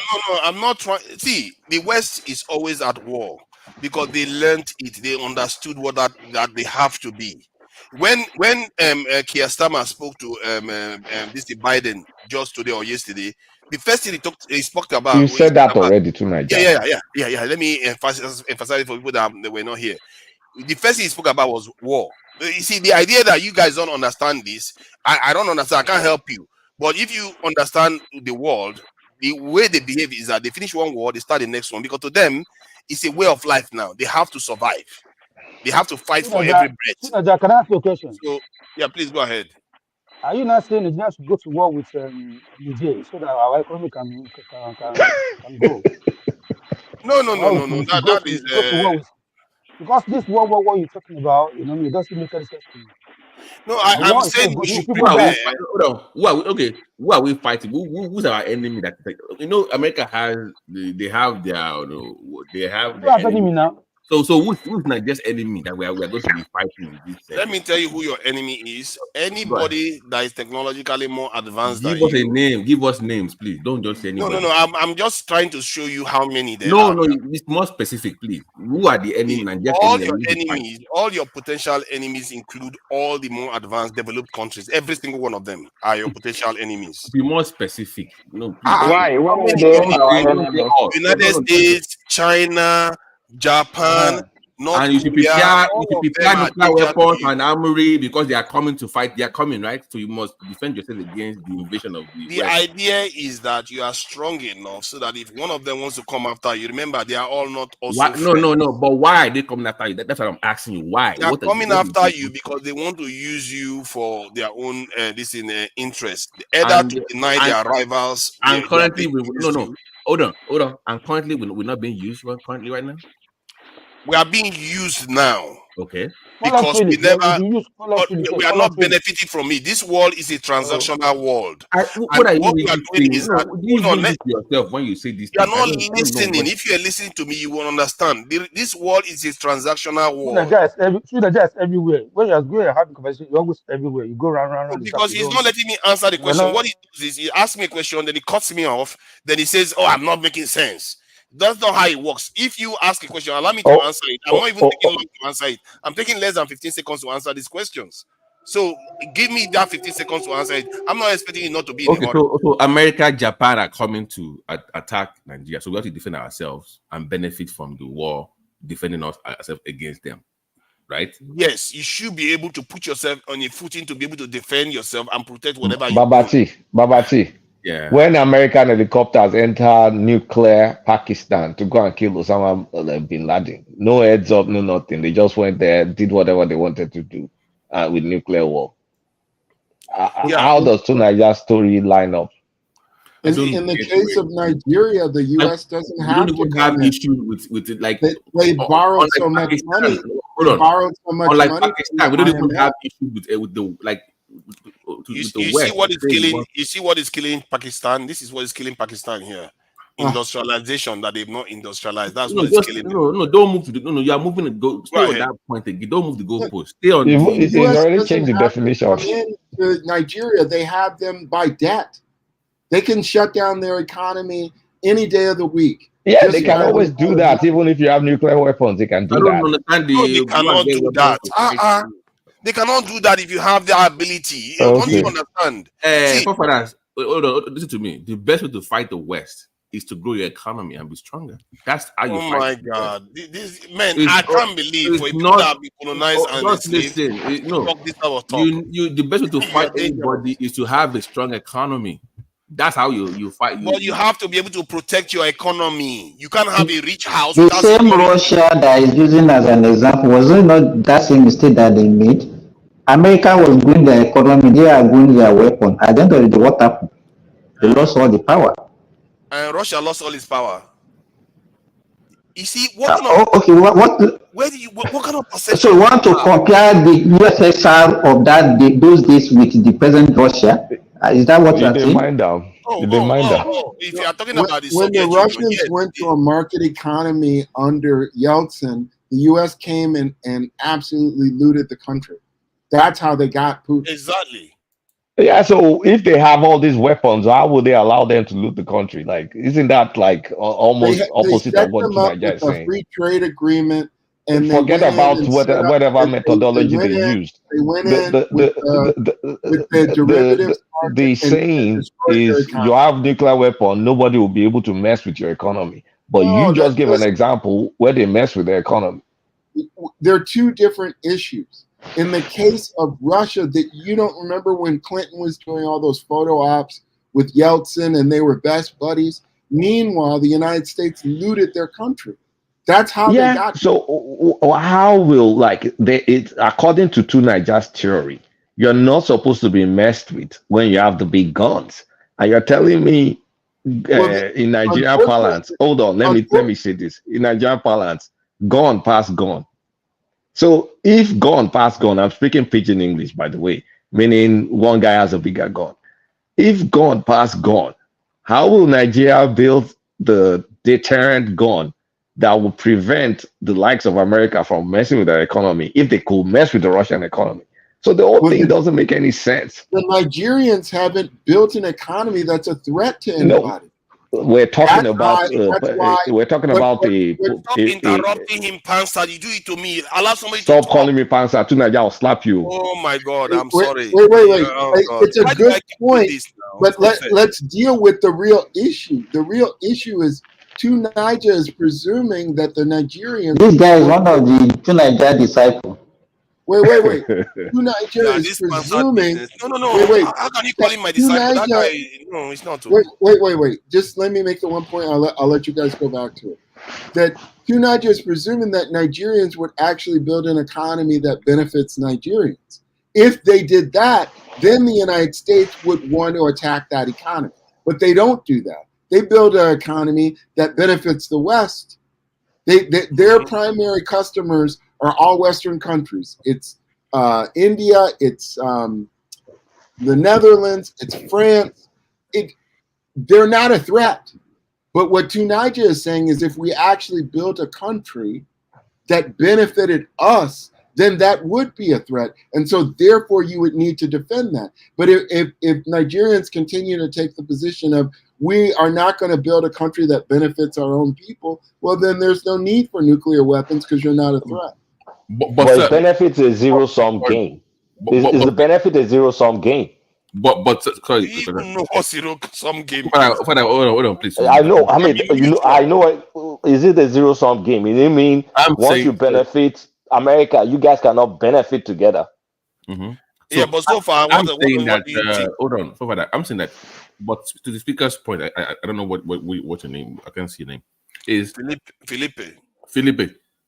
But it goes to my earlier point. You need to build the economy first, right? That's the first thing.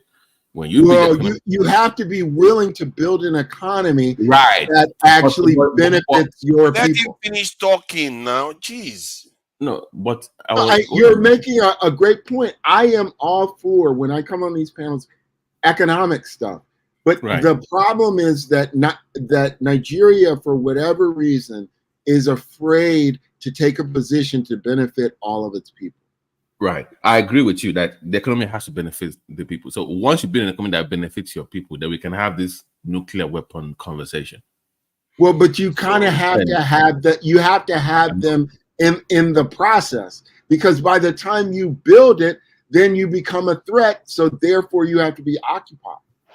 Well, the world doesn't work that way anymore. You can build an economy that benefits you, and also Tunaja, shut up. Tunaja, man. You can build an economy that benefits you, that also benefits whichever part of the West.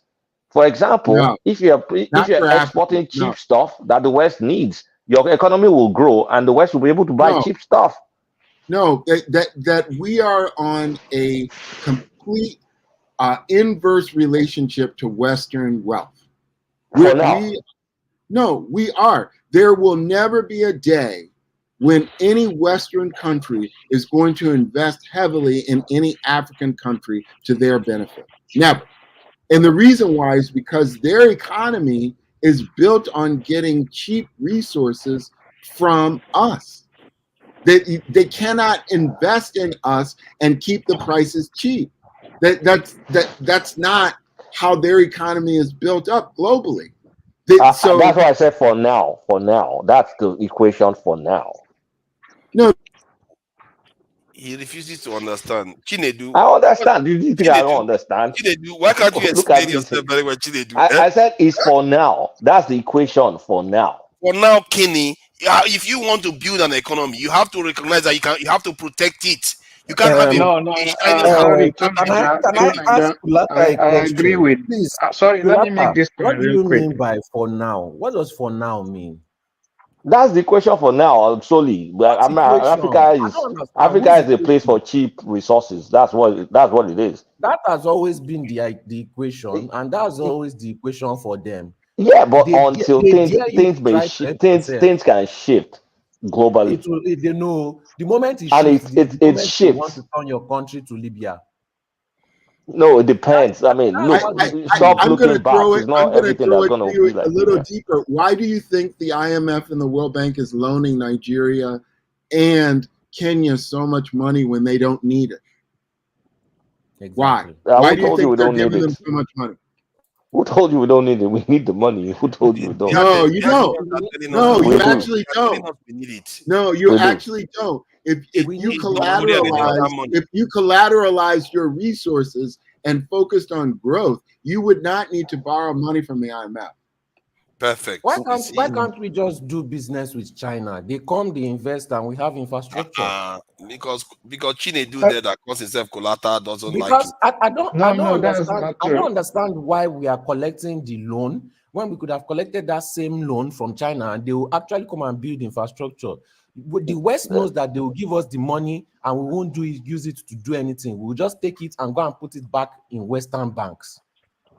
That's a problem for your leadership. That's your leadership issue. And who put the It's not leadership just there? it's not just leadership issue. There's what they call the rule-based international order, and the Wow. Western people design this order. So if you go against it, that is when you become a threat, and that is when you will need to build your security, like Tunaja is saying. But as long as you don't go against that rule-based international order, you don't need to be afraid of these people. Just like Europe. But is that not Europe depend on. reactionary? That what you are saying is reactionary. You have to be proactive. If you wait until you go against them before you do it, that's wrong. You have to do it first before you take any action. This is exactly what is wrong with our government. We take action first, then we start trying to fix the problem. That's why they fail. You're I not don't going see. to have. I don't see You're the not. Hold issue on, in Solly going Joe. against the West Solly because Joe. we don't even need nuclear weapon. We have population Of course, on you our don't side. need it. Come and attack us, and then you have 50 million youths running to Europe. Plain and simple. Running to Europe because you think they are going We to play don't nice even as make they are our playing own now. gun. We don't even make our own gun. It's not about gun. It's the threat No, we of can't. We can't immigration. defend anything that we have. Not at all. No, wait. It's the threat of immigration. If you destroy our country, then you have millions of people running to Europe through the desert. And how are you going to handle that? They don't care can about stop that. us from coming in. They can stop us if they want to. You can stop 50 They don't care million about youths. it. Yes, They don't care can. if they scatter your country at all. About they can if they want to. The small hundreds of thousands, they can't stop it though. They are It's not now stopping it now millions. because they want you to come over. If they want to stop you from coming in, they can. And by the time they shoot a row of a few thousand, let's see anybody that crosses that boundary again. The thing is, why will we take a frame of a losing fractured country rather than to just try to win? Let me tell you, in this European Union, if they do that, they will destroy the European Union. A lot of these countries, wait now, it's not me that is leaving Europe. A lot of these countries in Europe do not like the fact of this immigration, and a lot of countries in Europe support it. This has been an ongoing battle with a lot of countries claiming that they want to leave Europe because they don't like the immigration rules. Denmark said They would never even get to the Mediterranean. They would do exactly what the United States. I mean Europe too. And a lot of countries to answer your point, they would do what the United States does in Mexico. Hold on, please. Can you let the Soli finish, please, so you can hear what he's saying? It's when I leave. So if millions of youths are coming to, they are not. Yes, some of them will attack, but some countries in Europe will not. Some countries in Europe will say that, okay, you know what, I'll support them, I'll take them in, I'll do this, and that's where problem will start. And before you know it, the European Union will scatter. Because if you allow somebody, wait, just let me finish. If you are okay, if Italy says, okay, I'll allow people to enter, the moment people enter Italy, they can cross through anywhere in Europe. So they have this ongoing battle, and this is just let me not waste your time. If you have 50 million people moving into Europe, every European country will be against it. You know, you can just let me finish. And this has been an ongoing battle for thousands of people. If you dare destroy the economy or the nation of Nigeria, you have millions, and not just from Nigeria. As Nigerians are going, you know, other countries will copy and follow too. You cannot stop millions of people. See, the European Union and the Europeans know that this is a possibility. That is why they are fighting against it. That is why they are trying to invest in Nigeria, but they cannot. Wow, they cannot that is quite interesting perspective. See, let me say this: if even 20 million Africans are looking to move into Europe, even those countries you think will support migration, they will turn against it. That's a demographic shift. They will never accept that kind of number. And when that time comes, hold on. When that time comes, when they are coming after Africa, they will not even let us near their border. See, when America was fighting the Second World War, they put the Japanese inside internment camps. What are you talking about? This is no joke business. This is life and death. If you rely on that for our survival, we are done. Have you seen the routes that they passed to come to Europe? Do you know it? Wow. Okay. I'm just asking this because you are talking like you know it, but from the sound of it, you don't. I know. You forget I'm in Europe. Okay. Okay. And what routes did they Soli pass? has a point. Soli has a point. But the other mistake Soli is making is that he's using the current status quo. If the interest of the European is greater than the concern of immigration, they're gonna do it. That is the point you are missing. My point is, everybody, I'm not denying you come that near fact. that border, you die. Period. I'm not denying that fact. However, I'm trying to point out that yes, if they decide to do that, they can do that for up to a certain point. They cannot do that. Wait now. I believe you just keep saying these things. These are people that enslaved us. These are continent killers. And you think they will allow you come to their homeland and change demographics? Are you serious? Will you let me finish? Man, your perception of reality, go ahead, please. Okay. It gets to a certain number where it becomes overwhelming. I have seen the issue at the border crossing. It is already overwhelming for them. And I'm talking about tens of thousands of people. It is already overwhelming. When you are now talking about hundreds of thousands, millions, they are going to leave Europe unsecure. And if Europe is unsecure, guess who will want to encroach into it? Russia. So it's either you face Russia or you face those immigrants.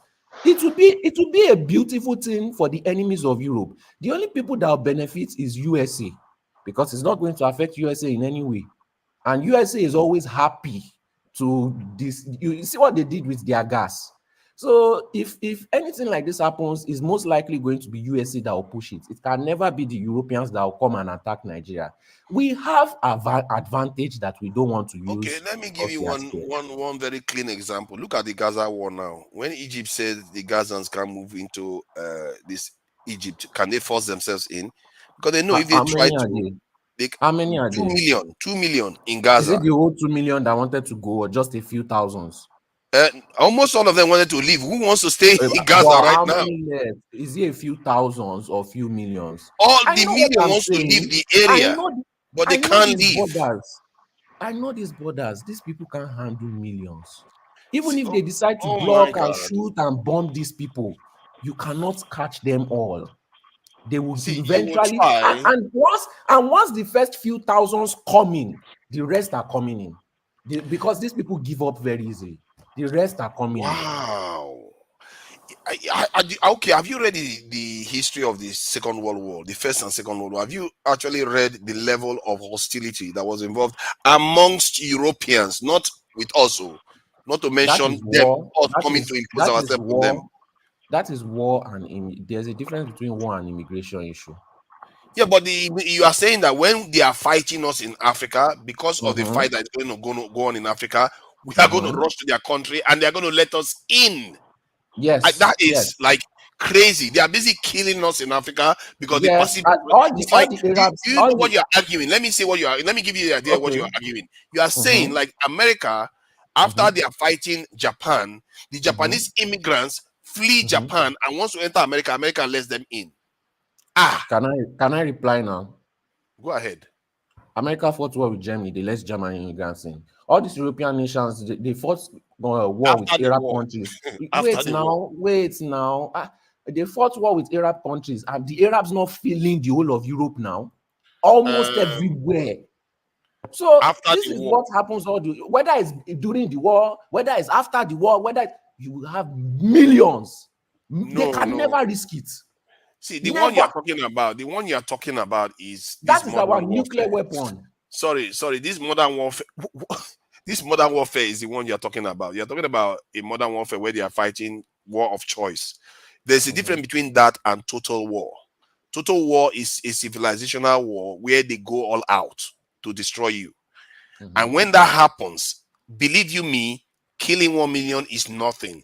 Before they bombed this in Japan, they killed almost 1 million in bombing in the weeks leading to it. So make no mistake, when these people mean business, they mean business. Forget it. If you think if you use your people as cannon for that, man, you really want your people to be destroyed completely. My point is, yes, okay. Even if they decide to use their full out war, they go all out, they leave their continents insecure. Do they not? No, they don't go. They don't leave their home insecure. These are nuclear powers. They don't leave it insecure. Okay. They are very brutal. Now, in the Second World War, the weapons they have then is baby right now compared to what they have now. The kind of stuff they can do now. Jesus Christ. If they say you are not coming over that Mediterranean Sea and all the borders, you are not coming in. Forget it. I think we underestimate their capability. I don't understand why we think like this. I don't underestimate their capability. I'm just telling you, based on population, you cannot keep on doing that shit forever. Eventually, human beings are going to persevere and find a way on that continent. You cannot stop millions. If it was you, would you allow millions of people to flow into Nigeria? If it was you, would you? No, I would not. But they do not make. Why do you think that they will do that? Wait now. They do not make individual. I just wanted to say thank you guys for letting me join your panel, and I wish you all the best, brothers. I look forward to the next one. Thank you. I really appreciate you for joining us. Don't mind the people saying that whether you are my disciple or something. He's quite highly educated, though. Don't do that. You are insulting him. To be underuse and insult. That's what you're saying. My point is that this guy who let you out of the guardroom. So who's the low IQ? Who let you out of your guardroom? You want to get involved in my own palava. Where is Chinedu? Chinedu is still there. Carry on. See, the point is that you cannot use your people as cannon for that. You have to look. Basically, if you are building your economy, build your security along with what do we have to lose? We already have millions of those people suffering. It's not like they will ever let us have our freedom in the country. So why not just try to destabilize? Let everybody just destabilize everybody now. Abi? You can't destabilize them. If not, what is our future? They are just going to keep on sucking us drier and drier and drier. The poverty rate is just going to keep on increasing. Our future is what I spelled out for you. Okay, what is the poverty rate of Nigeria? What is the poverty rate of Nigeria? How many percent of people are living in poverty? I don't know how to describe it. You know how parents that are poor. I'm just asking you a question. We are quite poor. A lot of people, I think you are 70-80% are poor in Nigeria. Okay, so what is 70-80% of 200 million? 70-80% of 200 million people, you are looking at about 160 million, So 70 what 50 do we have to lose? Because the poverty is just going to keep on increasing. What do you have to lose? Your life, your future? Are You you want not to go and live losing you your want to life go and when live you're a in poverty? reservation? This Are you you want not to be like the starving when you're in Renedians? poverty? You No, no. don't understand the mind of somebody in poverty that has nothing to lose. When somebody is going on a boat and staying at the end of the boat just to cross into you, you don't understand what people are See, your doing to problem is that entitle you you. see, That is why. I think the thing about Nigeria that makes Nigerians' poverty seem higher than normal is because Nigerian system stresses Nigerian people out. Make no mistake, East Africans are poorer than Nigeria. They are What is suffering more minimum than wage? Nigeria. What is minimum No, no, wage? no. Minimum wage is not the measure. It's whether you can And how eat, much is a sleep, bag of rice? and all the rest. Most Eastern African countries, they suffer famine every year. They are the ones you see on the TV. They are saying, "Oh, please come Are and they help them. in They are hundreds starving." of millions? How many Nigerians have you seen do that? How many Just Nigerians have you because seen on just TV? because you don't see them do that doesn't mean they don't do it. Though. No, I've been in Nigeria. I can tell you that most of the people you see, even the poor ones, generally don't look emaciated. Yes, they are stunted. Nigerian state stresses the people. That is true. But we are compared to many African countries. Our suffering is not even as high as we like to think. So How we about are, the other countries that have suffered more than Nigeria? Do you see them behaving like the way we are doing? We have are not they seen not, suffering, no. their If you see mentality is suffering, or people suffering, the kind of suffering those people went through, or people went through. If you okay, know, but it's just like saying, okay, me too, I can give an example. You are placing Nigerians at the rate of all these other Africans. It's just like me saying, oh, the Dutch are uncomfortable, so they are going to riot like the French. They would never do that. Not in a million years. They will never protest like the French. But when the French want to protest, they scatter and destroy the whole nation. So there's a difference. You don't expect other country people to behave like Nigerians, oh but no, you no, sure know how I Nigerians hear your behave. point there. That is a valid point. I think the French, they have these like they feel like they are custodians of egalitarianism and solidarity of the working classes. That's what the French represent. Remember, they are the first to create what they call this kind of modern republic through Napoleon. So and during the period when they had their revolution. So maybe you can argue that French is slightly different. But even people And in Europe say the French are always acting like spoiled children. They say that all the Europe. time. And another thing is some countries in the European Union, they do not want immigration because they do not believe it is part of their faults. The French cannot be benefiting alone while all the other countries are taking the immigration problem that they are causing. They have these issues. Some of them want to leave the European Union because of this kind I of know. I think nonsense. Hungary and a few other countries don't like Yes, what's going because on. because this is not their problem. How will you be oppressing people and be telling us to come and collect the problem that you've caused? So I think what sorry. are they benefiting from? My issue with Wait your comment now, was what are they that we can throw benefiting our from the bodies at them. European Union? That is their point. If anything like this happens, that will scatter the European Union. And once you scatter the European Union, that will make Russia so happy. And they will suffer it eventually. See, the thing They is, will, why do you think if Russia interacted with European Union, the European Union is going to suffer? because Russia will start encroaching into Europe. Okay, let's say Russia encroaches into Europe. Why would they suffer? I don't know, because the Europeans think that if Russians take over them, they will suffer. That's how they behave. No, because that's what they have been told. But it's not real. Tell that to a European now. You don't need to tell that to me. I've been even Europeans they know. You No, think they don't know. They think don't Europeans? know. Hold They on, let don't me explain know. to you now. Many of Ah, them, the ones that are in power, know. And they don't. it's true that most of people don't know. If you look at the severing of the gas line between Germany and Russia, and let's call it between Europe and Russia, that who do you think did that? That's the Americans that did it. If you But look at majority of Europeans think it's Russia that did it. They don't know it's America that did it. Majority of the actually, population. from the point of view of the UK, most of us just understood that it was the Russians that No, I'm talking about the population. I'm not talking about the leaders. What matters is what the if they population believe thinks. if the people believe that in Europe, I will be surprised because in the UK we all know that it's the West that did it. You The know America. how they are now. Even if you give them fact and proof, you know how they used to do their hatred. Even Biden came out and said there will be consequences for that thing if Russia went to war. So this is Nigeria, you something say that you live in they Europe, threatened. right? You say Yes. you live in you are, and have you had conversation with an average European citizen? Yes. About this kind of topic. Yes. They And will even on just the vex news, and they say it all the time. they behave like obedience when you give them proof and facts. Which country are you in? Is it like Netherlands? Yes.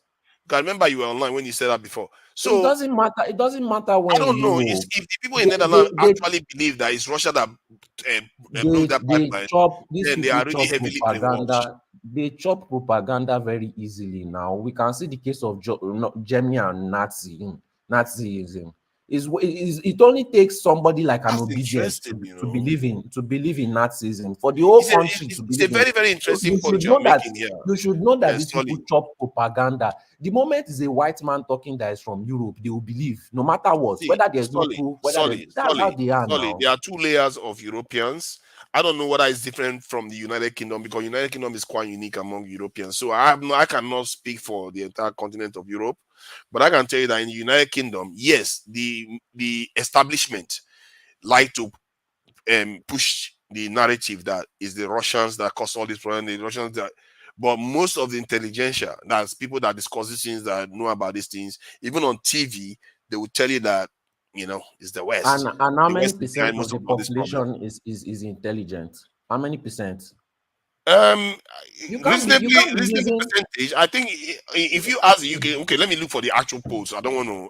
Is a minuscule amount of the population, basically an amount that doesn't matter.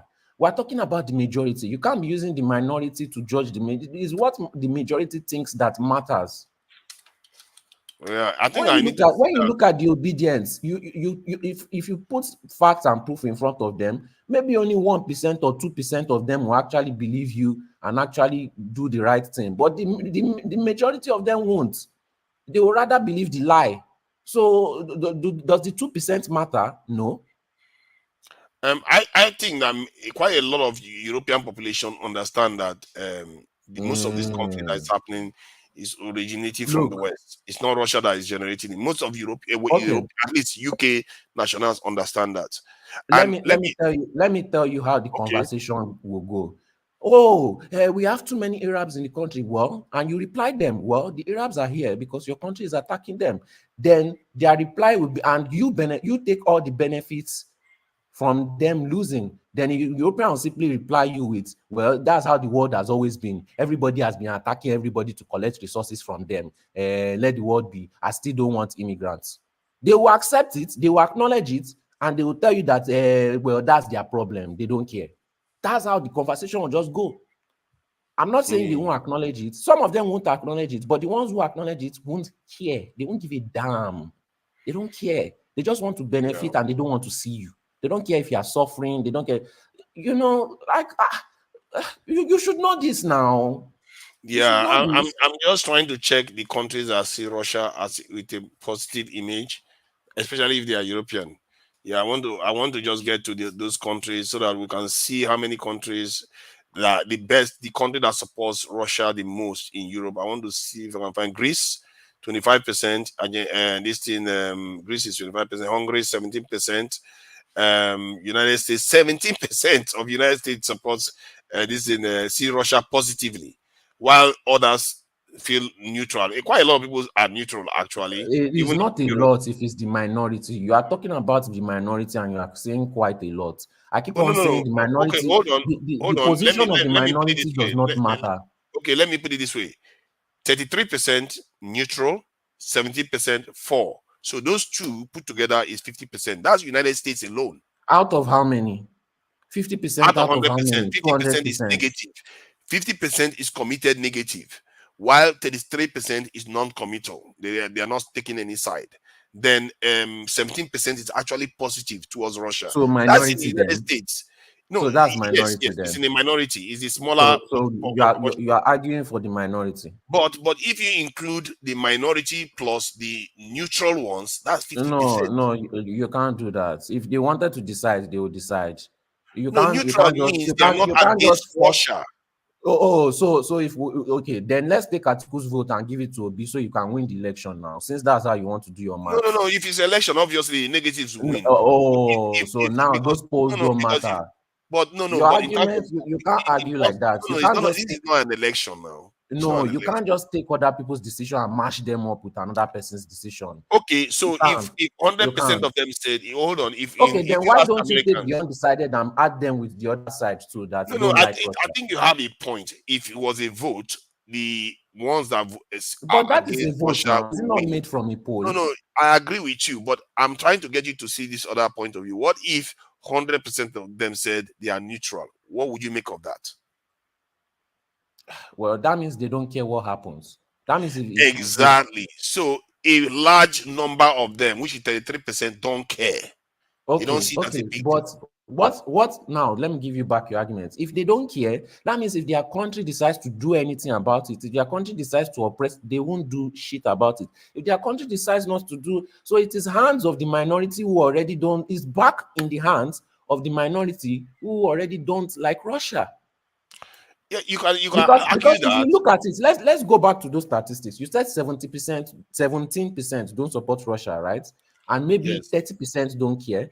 That means we still have like 50% the remaining. Now, if that 50% decides to do something, the people that don't care, their 30% doesn't matter. Now it is back to 50% versus 17%. So who wins? Yes. Because that 30% cannot support the 17%, and that 30% cannot support the 50%. So it is just back to 50 against 17. I think from that point of view, you are right. So if you look at like Ukraine now, Ukraine itself is only 2% that supports they say Russia and Ukraine. And that is a country where some people actually speak Russia. So it's only 2% that supports Russia. But that tells you that the other countries where you have 21%, like Norway, 21% in favor of Russia, that's in Europe. 21% is in favor of Russia. So what are in Germany? 12% is in favor of Russia.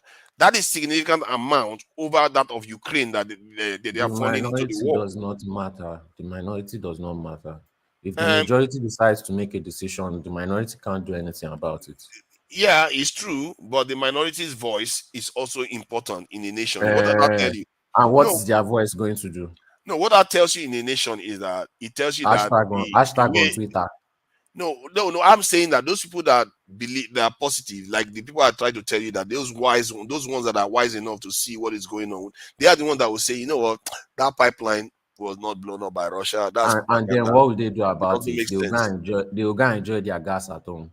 No, the truth is that when you see the thing about Europeans, one thing that they tend to do very well is no matter what their people do, right or wrong, they back their people. That's what they do. So once their government have chosen a direction, they will back their government, whatever happens. Hence, that high percentage that you see supporting their governments.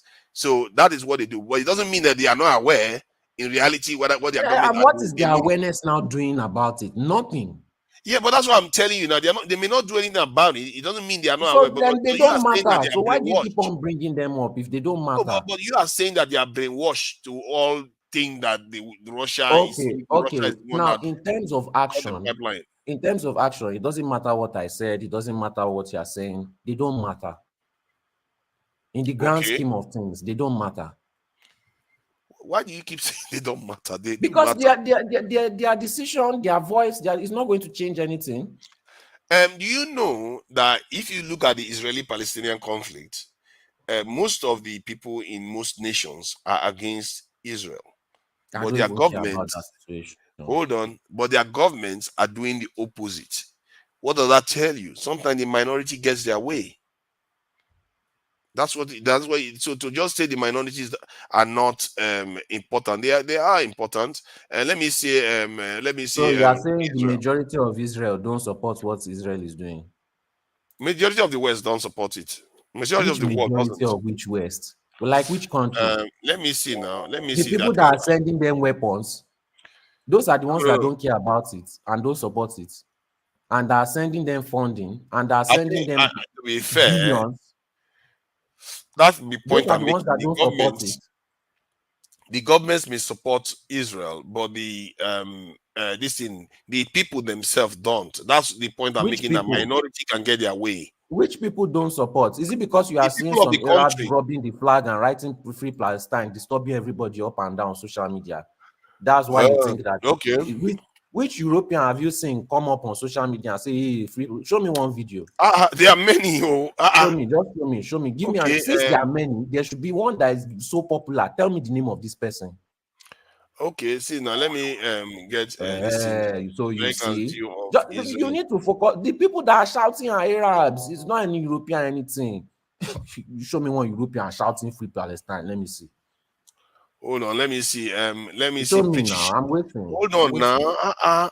Okay, you see it. That one is too many now. I can't. If there are a lot, you should be able to pull out 10 by now. Solly. There are so many. You know what? I didn't think I was going to enjoy talking to Solly, but it's all right. There are so many of them now. They're everywhere. When I go out early in the morning to go and buy food, I see so many Europeans shouting Free Palestine. I see them everywhere on the streets. Hold on now. Let me see what I can find for you. I'm trying to look for data now. Britons are increasingly likely to say Israel should call a ceasefire, and less likely than they were in November to see the military campaign action as justified. So let's see what they say now. This thing, the graph is too small, so I can't make it big enough. I'm trying to sympathies for Palestinian side of the Middle East conflict are now higher than they were before the latest round of fighting. So Israel 13th of May. What does that mean? I don't even know what this graph means. I'm trying to find proper data here. Public sympathy for the Israeli side in the conflict has fallen. Okay. So let's say sympathize. Okay, let me just share this graph so that I don't keep making stuff up here. I can't see very clearly. I'll try to zoom in as much as I can. So public sympathy for Israeli side in the current conflict has fallen since November. So in November, let's see, sympathize a great deal. You see, these are people that sympathize with Israel a great deal, 25%, and somewhat sympathize, 36%, and neutral, don't know, and don't sympathize, 15% was very, very strong. So, and now I think that went down, sympathize a great deal, 18%, isn't it? And somewhat sympathize, 35%, and don't know has gone up. If this don't know, what is happening don't know, they're actually not for Israel, but they're just pretending as if they are. And this is 20%. So they are losing support all over the world. And that is the UK. Can I go and create my own website and give you my own charts too? I'm not asking for charts. I didn't even ask for plenty people. Just give me 2 people, 2 Europeans that call out these attacks. Just 2. Since Europeans, you know what? You said it like on Israel, Gaza. Wait now. You said it like there were thousands of people. I'm just asking. I'm going to get you. No. I've got you on that. If you are looking for Europeans that are against yes, the show Gaza me 2 names. Two popular people. Owen Jones, George Galloway. You know George Galloway? No. Who is that? You don't know George Galloway? Does anybody on this platform know George, including the people in the comment section? Do you know any George Galloway? Yeah, of course. Anybody that knows anybody help to Nigeria, please. Let me find another one. Let me find another one that is against this thing.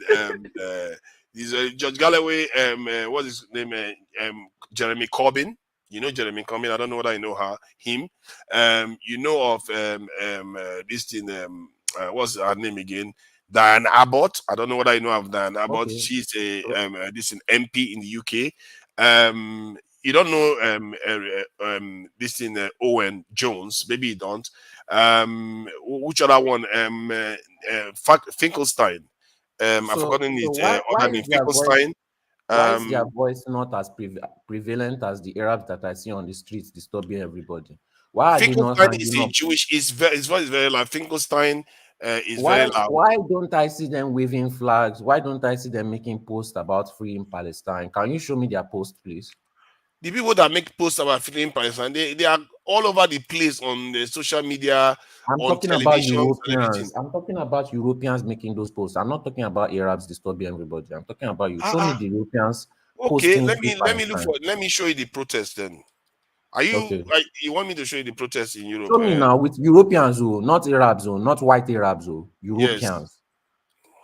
Yes. You see how hard it is for you to find no, them. it's not hard.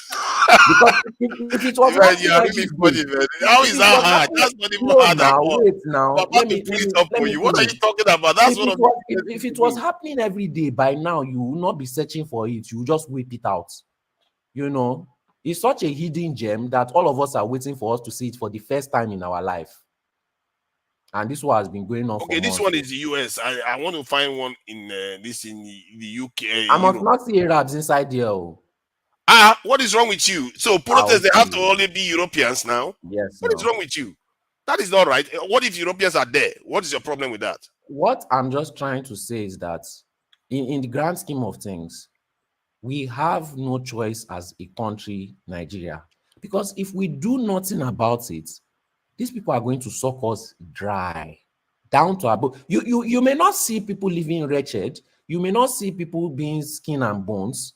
But trust me, if you allow these Europeans to continue without trying to help yourself, they will take you to that level. They will take you to that, and they do not care. If you are not going to North Korea cannot defeat all these countries, but North Korea is standing their ground. They are standing their ground. Eventually, they will get to where they want, and they will be able to trade. If these BRICS can work, only one person out of how many hundreds of people that were there, only one person out of how many hundred, and the hundreds of other people did not even support her after the end of this speech. They did not. You mean this they lady? were even mocking her. Are you saying this lady? Are you talking about this lady? What is the point if after this speech, on now, are you talking about this lady? There's a lady and there's a guy. I know about this kind of video. There's a lady and there's a guy. So you know this lady. Okay, so you are saying that because the establishment are corralling the people, are controlling the people, so that means that the people are supporting it. Most of the people are against this thing. No, that is not most. After the speech, most of the people that you claim to support them laugh at this kind of people, and then they just move on to the next topic. What? The moment, even before she finishes her speech, you can already hear people in that parliament laughing. You see, so what you don't understand is that what are you saying? If two people come out and the remaining 100 and something are laughing at them, do you think they are really taking them seriously? Then those two people don't matter. You see, your problem is that you look How at is it a problem? I'm telling you, can you let me talk? You can't just keep talking over me and expecting to make a point. No, I'm not talking over you. Then let me finish talking then. Okay. If, let's say, the establishment politicians that are already sold out, like we like to call them in Nigeria, corrupt politicians, that's what is happening in Europe too. In America, every single politician, that's the House of Congress and Senate, they have their Israeli handler. This is something that is not a public knowledge. I can show you a video of it, of them saying it themselves. They are corrupt and they are being handled by Israeli handlers. Hold on, let me finish my point. So if you want to make an argument based on that, because the establishment are against this person, against this thing, I just told you that, yes, the establishment are like that, but it doesn't mean the people are supporting it. Most of the people are against it, and they know what the establishment that's a lie. Doing. That's a bloody lie. Let me look for percentage of people that are against. Can I reply you? Please stop showing me posts that some websites did. That's not reality. When you go on the road and you speak to people, that's reality. You might be saying that, they support this and that, but when you go on the street and you talk to people, are you telling me that the Israeli handlers are going on the streets into people's houses and handling them too? This is establishment. Hold on, this is establishment. I'm giving you the number so that you see the general public support for it.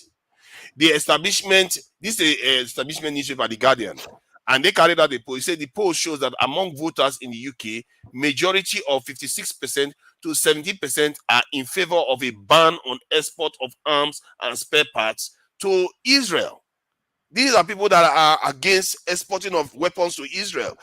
Most of the people in these countries are against what is going on in Israel, but the establishment, almost 80% of them are in support of it. That is the problem. Okay, you can use your statistics, but I'll tell you again, if we go online and do statistics and you give it to Europeans and say, do you support slavery? A lot of them are going to vote no. But when it comes to reality, do you want to give up all your benefits so that the Africans can build up? A lot of them in real life will not support that. They will want to continue to suck Africans dry so that they can. I'm going to be president of this country. So that they will continue to live their lavish lifestyle in Europe. I don't understand why you are fighting for these people when you know the truth. Their online polls do not represent reality. If you decide to take away, if you decide to take away all the benefits, my God, some of the things you are saying let doesn't me make finish? sense. If you decide to take away all the benefits they enjoy from oppressing people, these people are going to tell you straight to your face that no, they want the Africans to continue.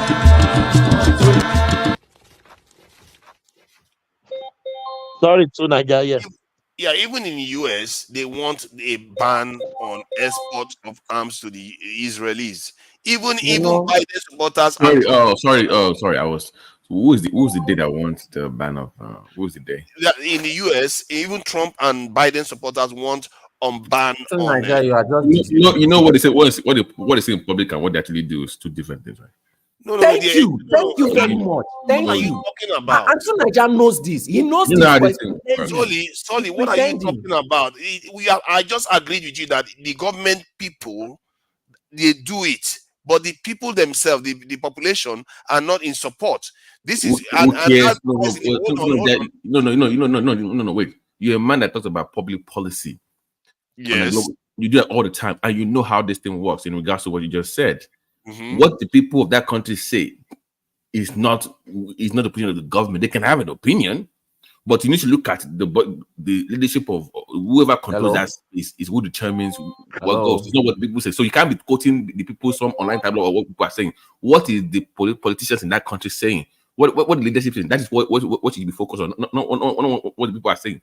For example, now when you say Israel, you know Biden will tell you, well, the war should stop. A, B, C, and D. But behind the scenes, therefore, what happened? They won't say it in public. So don't tell me what the people are saying. Tell me what the president is saying or the people that are controlling that country is saying. That's who matters. Imagine that kind of mindset. Don't tell me what the people are saying. Which kind of mindset? Something does not mind. You know this better now. Is there? You are trying to limit the discussion by saying, you know what, the opinion of the masses of that country don't matter. It's the opinion of the government that matter. When it's time to act. Hold on. Hold on now. Can you let me talk on an issue when we are discussing the support within the nation? And you saying I should dismiss the support within the nation at the same time? Okay, guys, let's go. What I'm saying is, let's say the war in Iraq or whatnot. People support it initially, right? But they change their mind. In America, as a matter of fact, if you go against the grain and you are right, you are more valued as a leader for standing by yourself. They love that. They might disagree with you and say we don't agree with you, but because you even stood by yourself, they're like, yes, he's a true leader. If you have something that agrees with everybody, they will not respect you. That is in America. I work in Europe, but here they value that in leadership. What I'm telling you is when we're breaking things down and we're having these conversations, I'm not saying people don't have opinion if you don't care. What I'm saying is to have a more robust debate, focus on the leadership. What are they saying? That's what you should look at. I'm not saying that we shouldn't care about necessarily about people, but I'm saying, in all honesty, it does not really matter what people think. I know it sounds terrible when I say it, but what the head of that government or that place thinks is what counts, because that's what moves the needle. If you are arguing that, Tunaja, we have to go. Yeah. I can close it. I can close it. Don't worry. You can shut it down. Oh yeah, that's all right. Yeah. See you guys. Yeah, good guy. Thank you. Nice one. So it's for policy conversation that we are having right now. So what I hope you get my point. Not that people don't have it, but I'm saying that when we don't have this kind of conversations, we should take into account the leadership, because that's what matters. They're the one that moves the needle. Is what I'm trying to say. Yeah, so, the highest it depends on the topic. If you are talking about the policies of the government, then obviously you focus on the government. But if you are talking about a subject where you are talking about the support within the population, you can't ignore the support within the population. Let me give you an example. we are discussing. Let me give an example of what I'm saying. You know how some Americans they're against immigration. They don't like foreigners in their country. Mm-hmm. Like, why are you here? We go back to the country. Blah blah blah blah. What can they do? They can have an opinion, but at the end of the day, the American government knows we need these people to pay for ABCD. You cannot, the population growth cannot keep up. They can't pay for all these social welfare programs. They need people to come in and work and make money for them to pay for these social services. Yeah. The people might not understand that. They might be looking at it from the office like, oh, we don't want these Mexicans, we don't want this black in our country. But the government knows they need these people to come in. Right? So if you want to have a discussion about immigration, for instance, now, I'm not going to be discussing people's opinion. I'm going to discuss the position of the government because that's what matters. That's what counts. Yes, that is understandable, but not when you are discussing a topic about the support of the masses. That is the point. We are talking about whether Europeans supported the war in Ukraine or whether they are against it. We talked about, then at the same time, because you came on, solely jumped on what you were saying and say, yeah, you shouldn't support, you shouldn't look at what the people are saying, worry about what the government is doing, when clearly the subject was about the support of the population itself. He was saying earlier on that the support of the people doesn't matter. The support of the people matter because the majority always have their way. That if the 50% want to have their way, then the 17% that support Russia in Norway doesn't count. So, but when it comes to Israel, when the majority, 56%, are against selling arms to Israel, suddenly they don't matter too. It's like you can't eat your cake and have it. You see what I mean? There certainly is the government opinion that matters. So I just think that when we have to restrict ourselves to the topic we're discussing, because then if you shift the goalposts, then it looks, I can concede that point. I don't have any issue with agreeing with the fact that when you're looking at what a country is doing, you have to focus on the government. You can't focus on the people. Because sometimes the government does something that is different from what the people are doing, like we see in the policy of Israel. You see what I mean? So that is that. Anyway, I think we've exhausted the topic, and we've actually, I think the conversation was quite constructive by and large. Some people, it was for the most part. Well, minus the time you speak, that's when you just derail. Oh, come on, no, it was the most constructive when you. Let's ban to Niger. He was most constructive when he was No, in Ghana. My only thing with Niger, I can't even see names anymore. I don't know what's going on with StreamYard. I can't see the names of the speaker. They said they're taking it off now. That's Kezo there. Kezo is right there. The Kenya guy. Yeah, he's here. Yeah, he didn't bring his American friends to insult me today. I know. So that's a change. Did he come to curse you? He has attack dogs that he uses against me when I come on. He won't say a word, but he would just launch them against me, and he would not tell me, "Oh, I'm so I didn't know. I had no idea. It just happened. Sorry." It does. Like, but tonight, are you mentally ill? Why? Why? No, it's a question. I want to know. I'm probably mentally ill, but why? Why does that matter? As long as I'm coming up with some important and relevant information. I'll tell you why. You keep talking about how great North Korea is, yet you don't even live in Nigeria. You live in the UK, the best country in Europe. What does that mean? It means nothing. You can't trust what you say. If you want to be a leader and to be taken seriously, you need to go back home and do something. I can tell you right now, there are even Americans inside North Korea doing some business. No, forget them. We're discussing you. No, forget about them. We're talking about you tonight. You can't be a leader here talking about how great one country is, and you're living in the You see this one guy, this one guy. Maybe I should send you back. I'm in my country tonight. I'm in my country. I don't have to be in the West. See, you tried to call me a leader. Who says I was a leader? One, and secondly, when I came here, the Lo Wang is on the chat. Who is Lo Wang? Is it you? They don't know that you're a one guy tribe man. See, I'm not a leader. I am somebody that came to the West when I was just like every Nigerian that wants to come to the West to come and enjoy, live life, go to school, do all those things. That's what we all did. But it doesn't mean that now that I'm aware, I still share the same. To Niger, I went to UK too, the same like any other African. I Japan, I crossed in the Atlantic Ocean. However, the difference between me and you to Niger is I don't claim to care about Africa and then not do something about it. You claim to care about Africa and Nigeria. Talk about Nigeria this, policy here, policy there, but you don't have stake in the game. You don't even have jollof in the game. Your game is on bread and toast. Bread, toast, and egg. That's all you have the stake in. I have a stake. I'm from Nigeria. I clearly have my bloodline there. I have investments there. So how can you say I don't have a stake? You know what I mean to Niger, right? I actually claim I care about Kenya. And guess what? I live where to Niger? Kenya. I took my knowledge and skills.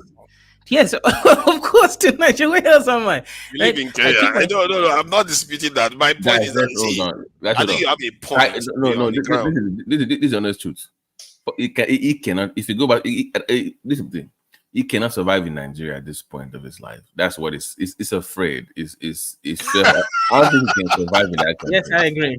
Oh my God, man. Some people they've lived so long in the West. It sounds like he's projected. No. I have business interest in Nigeria, unlike you. You can't survive in Nigeria. That's why you're not there. Because if you go there with this kind of mindset, you'll be killed in about a few weeks. They will take you like nuclear weapon. Like my God. If I die, it's only one life. We've all got to live. It has been said, and maybe someday something happens, and then they'll realize that he did say it once. Maybe it's time for see. Africans don't think about the people that much. Nigeria, you're in the wrong. Nobody cares about attacking Africa, right? This day when the modern day of trade and controlling us. Nobody cares. Yes. This is the one. Was it Femi Kuti that says sorry? Yes. No. Imagine an American president declaring war to attack Kenya. Let's now go and do like what to do? Like just laugh. You see why you said that? It's even more pathetic reason why you laugh at that. You laugh at that because we are so pathetic that we are not even worthy. That's my point. Like let's exactly first. Like you want to remain pathetic to the point whereby whenever they want to take that from you, they can take it. That's what you want. I want us to get strong. Get better fed.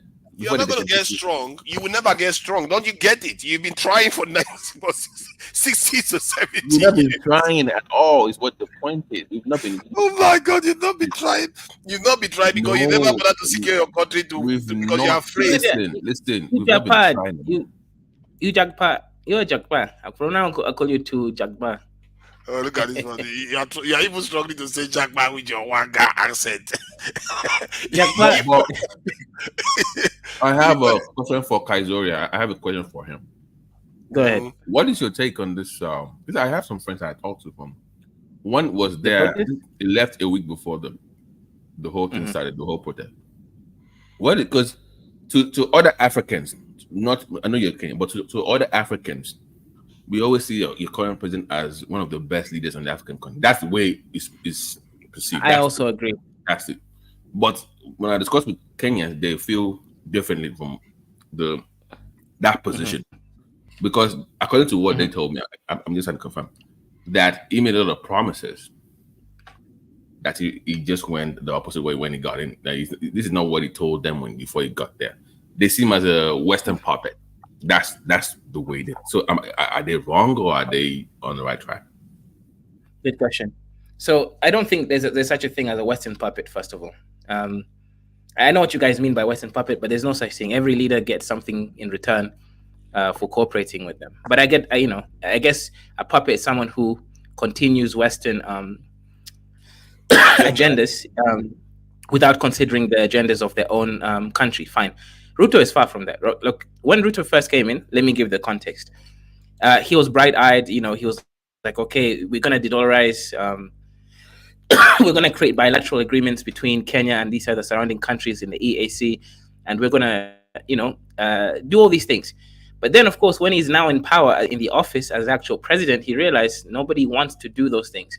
So I'll give you just a simple example to kind of explain the larger problem. And don't worry, I'm not sick. I'm coughing for other reasons. So this is what happens in Africa. The reason we don't have any free trade area, and I'll speak about Kenya and Uganda, just one example. Uganda is a landlocked country, so they obviously get their goods through the Kenyan port Mombasa, because it's closer than the Tanzania one. So, and of course, it's better than the Somali one. Somali one, there's no country there, right? So they use Kenya's port Mombasa to Nairobi, and then Nairobi to Kampala, and then of course they distribute the goods all over the place. Here's the thing: until recently, Kenya was acting as a service-based economy, right, for Uganda when it comes to importing oil. So Uganda will pay Kenyan middlemen to import the oil and then also get the oil into Uganda. However, Uganda realized they're losing money. They're actually losing $180 million US, as in real dollars, not the conversion money, because you obviously import in dollars. So what happens is Uganda realize that this is silly and this is stupid. Why are we paying Kenyan middlemen when we can just import? We're already paying Kenya to use their port. Now we're also paying this middleman. We're losing 180 million in total in this transaction.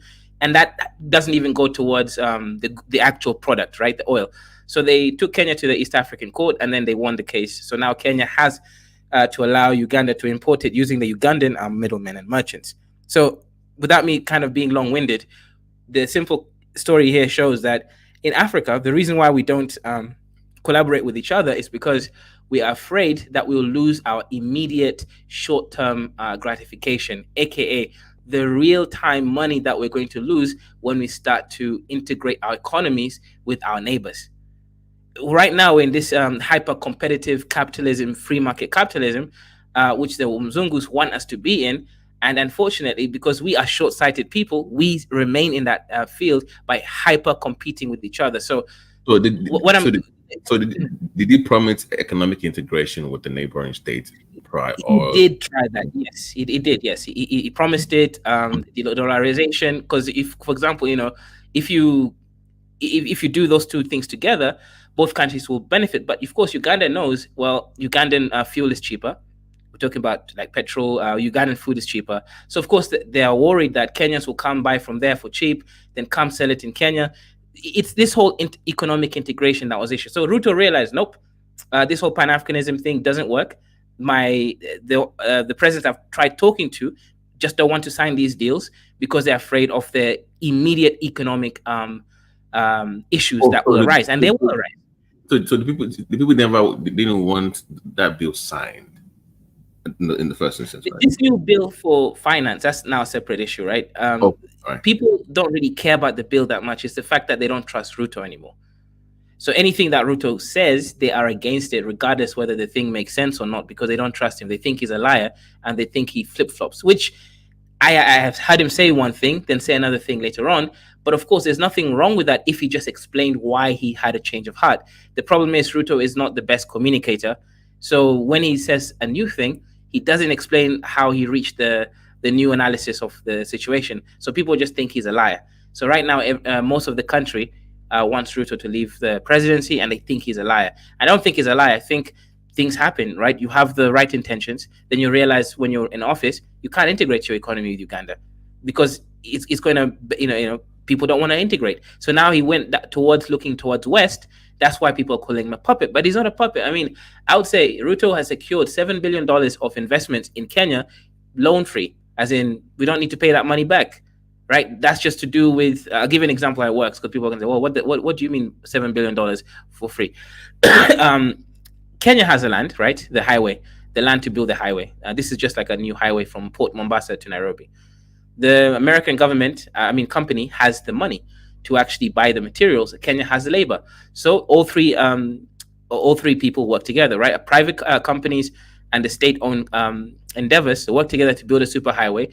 The American company will take toll prices from all the trucks going to Uganda or Kenya, whatever it is, and they'll pay themselves back through that sort of deal. Then Kenya will own it outright after 30 years without ever having to have paid anything. That's a good deal, right? People don't care about that. He's also secured a new data center, 1 gigawatt. That's the only actual data center in Africa like that size.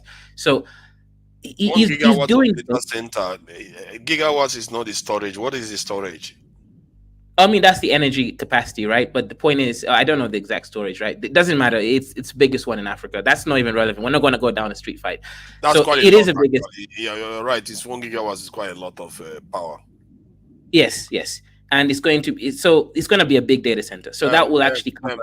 Listen, sorry, let me just scale it so that Babati can understand in the Nigerian language. You know the language, you know OT of Abia State, Abia State, the power plant that he built that everybody was crowing about is about 0.1 gigawatts. So you are saying the one Ruto is building, is it 1 gigawatts?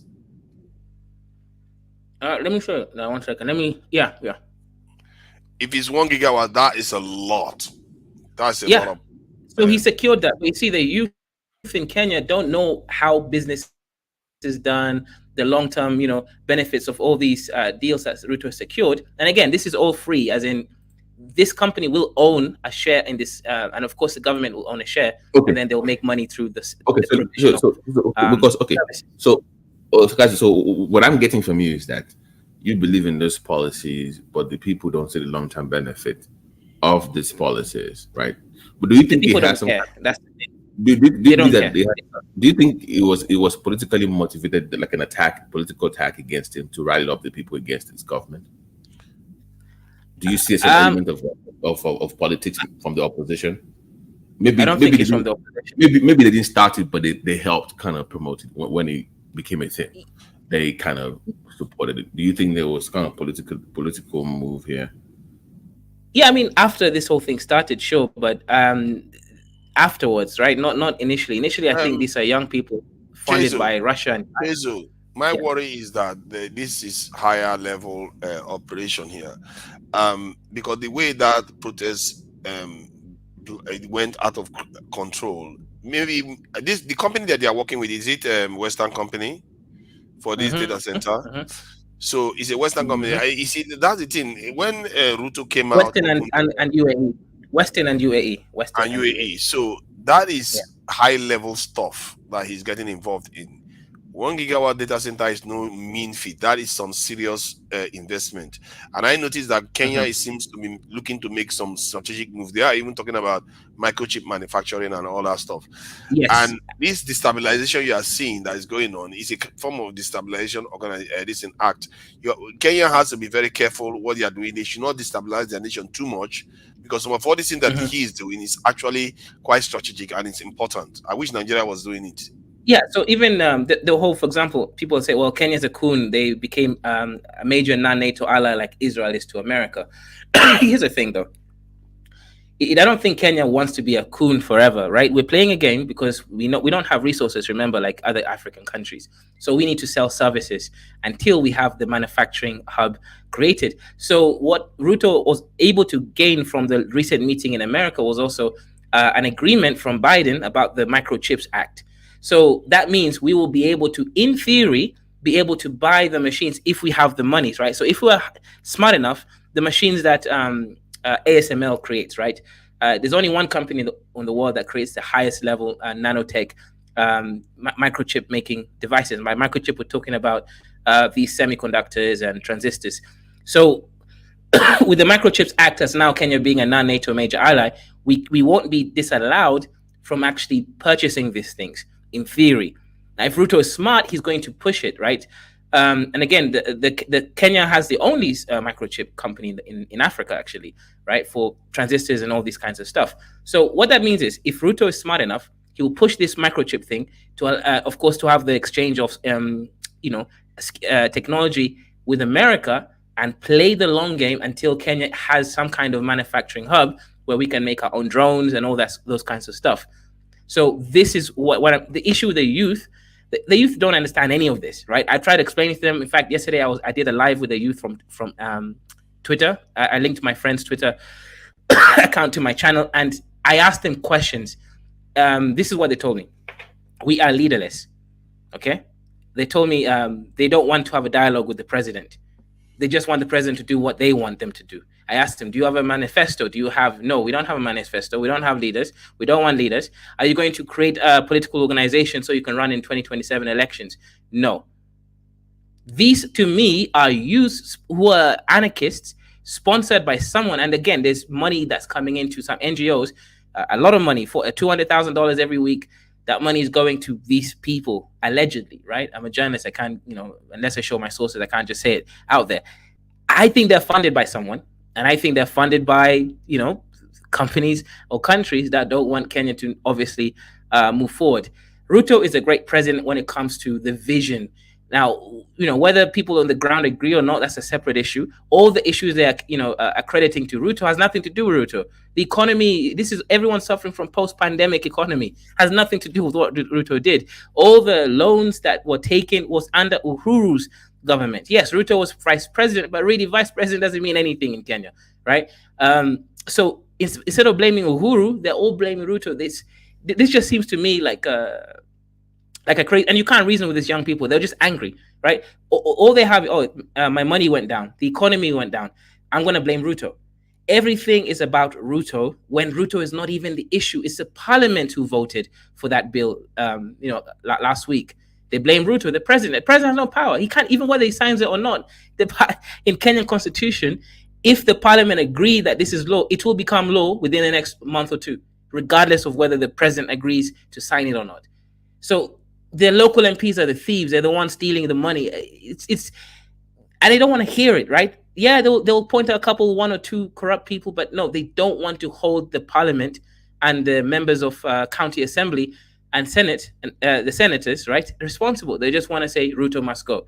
They don't have a replacement in check. They don't care. These people just want to break down the country. So for me, as someone who has a reasonable brain, fine. The initial protest was great. You don't want you reject the finance bill, even though taxes are needed. Fine, I get it. You don't like it? Fine, go protest. They got what they wanted. Now they're still protesting 3 weeks in, every single week, and they're reducing our foreign direct investment, right? Right now, because tourism, right? Kenya makes $2.7 billion in tourism, and that is needed because that money is what circulates around the central bank for us purchasing things abroad. That money is going to probably reduce by 40% if this thing continues. Because at some point, they demanded for something to be reduced. I know about the reversing of increasing taxes. That one was the one that started the whole thing. But they've added some more demands to it. Are they meeting the government?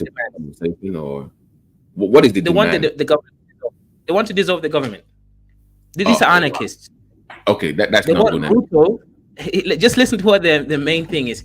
Ruto must go means Ruto and all his cabinet members goes. Okay, fine, they go. What do you think happens next? We don't have election until 2027. Sure, we can force the speaker to take control, the speaker of parliament. But is that any better? You can't pass laws until you have a president. So what's the point? There will be no point of parliament. The laws will continue because it's an independent branch of government. Now, KDF, the army will take control at some point, and then maybe the chief justice, right? These are the kind of people who can take power. The chief justice, the head of the Supreme Court, she can take power. The KDF, basically general, can take power. We could become a military nation, or we can have the Speaker of Parliament take power. None of these things are good for creating a strong country. What these people don't realize is that there are deals out there. Microsoft has left Nigeria to come to Kenya, right? For a reason. Why? Because of course, this new data center being built, and of course, Kenya's political stability. So these people don't even understand how the whole system works. They just focus on their tiny little lives. Fine, get rid of corruption, but don't create anarchy and chaos, because Kenya will lose all. Again, like these people don't seem to realize, we're not an export nation. We are a service-based nation, meaning we are reliant on our other people to purchase the services that we produce. Now, if the services that we produce are under political instability, then Kenya is just going to become another S-hole country like its neighbors. It is what it is. There's nothing we can do here. So until we get this manufacturing thing, which Ruto is trying to do, this benefit from the Microchips Act that Kenya is now part of will allow us to finally use, because again, we do have a microchips company. It's called in Dedan Kimathi University. It's there. We have some of the equipment. We can already manufacture some chips. But of course, we need more money and we need more skills exchange. So we can only do that if Kenya's international reputation is that of stability. So yeah, BT, the first protest was great. You know, exercise your constitutional right to have a peaceful protest. They got what they wanted. Now they want him to go. I mean, look, if you had an alternative in mind, fine, I get it, right? But they don't. In fact, they even said the people we don't want to see in election. They show all the possibility. These people are just anarchists. So for me, I can't support them, and I've tried to reason with them. Right? I asked them a question. Well, how are we going to pay the debt back that we have? They won't answer you. They just ignore you completely. Tell you about government spending. I'm like, bro, the government spending is so small and minuscule. Even if you reduce the government spending, and all that will do is just make you able to keep the country budget in line. But you're not going to pay debts because you reduce government spending, right? We pay debts in dollars. We don't pay it in shillings. And this is another thing they don't understand. They think you just exchange the money. And I'm like, no, you exchange the money if the money's there and someone is willing to do it. And your central bank, if they don't have the dollars, then you can't exchange it. Without more FDI, you know, they don't understand anything. Okay, because you understand the intent of the government. You broke it down. Do you think the government is doing a good job educating the population about what this is all about? Because it sounds like I don't think even the government really understands this stuff. Wow. Even the advisor for Biden doesn't really understand how this stuff works, and he's like the financial advisor. I mean, for the Kenyan government, because you said, you know, people are nobody explains it. So people understand something called forex, right? They think this. Let me tell you something. It's like the way Tunaja used to think. They think somehow you just exchange your naira to dollars somewhere magically, you know, and they don't understand that no, there's a reserve currency in your central bank, and the central bank manages the exchange of these currencies to kind of prevent inflation between the shilling and the dollar. And the only way you can exchange dollars is if you either have it in circulation in your country, and two, if there's more FDI, like, you know, things, for example, like the remittances from the Kenyans abroad, or new business ventures. They really believe that you just 1 trillion Kenyan shillings. That's like $1 billion. They just think it's a 1-to-1 ratio. You can exchange it any time and use it to pay off the debts. And it's hard to explain to them that no, we need to actually be productive. We need to reduce our import-export ratio so that we can get closer to now having an excess and abundance of dollars. We need to obviously increase tourism. We need to increase all the ways that we get, so-called dollars in the country. We need to improve them. It is what it is. That's the only way we're going to pay off these debts without having to take loans, you know, because right now we're taking loans to pay the loans. Why? Because the debt is in dollars. I mean, it's simple as that. And we haven't increased our economies far enough for it to actually, have far-reaching consequences in growth of the economy. Unfortunately, I don't think I know a couple people, right? But not many people can explain this to people. And even if you explain it to them, I promise you to God, I've tried to explain to them. They don't care. They won't listen. They will start talking about reducing the budget, the MP stealing money here and there. I'm like, yeah, but no, that is an issue, but that's not the same issue. We're not talking the same thing. It's like it's like Tunaja talking about building a nuclear weapon. No. That's not Tunaja. It's like me saying let's build a drone technology, and Tunaja is telling me about employing 1 million men with spears. It's two different problems. They're not the same thing. So that's part of the issue with the Kenyans. Someone is paying some people and they're refusing to listen, and they just hate Ruto. I mean, I get it, right? You know, fine, go hate whoever you want, but it's just emotionalism. I talked to them like multiple times. You can't reason with them. And I get it why they don't want a dialogue, because they're not reasonable. They don't want, how do I say this? It's like they think that they're showing the establishment in the Kenyan political elite that to watch out, that if you ever try something like this again, we are even willing to burn our nation. And I get it, right? Symbolically, that means something because it will kind of hold these people at bay. I get that, right? But on the process of you doing this, you have literally lost Kenya millions of dollars already just from the loss of tourists. I mean, white people have left the country because they're worried about this stuff, especially the ones in Nairobi. Because every week, once a week, there is some kind of protest. Now, people have not been dying in these other new protests. So, I think the government listened to the High Court saying don't use extreme measures. But still, people are scared. Even I'm too scared to go there as press.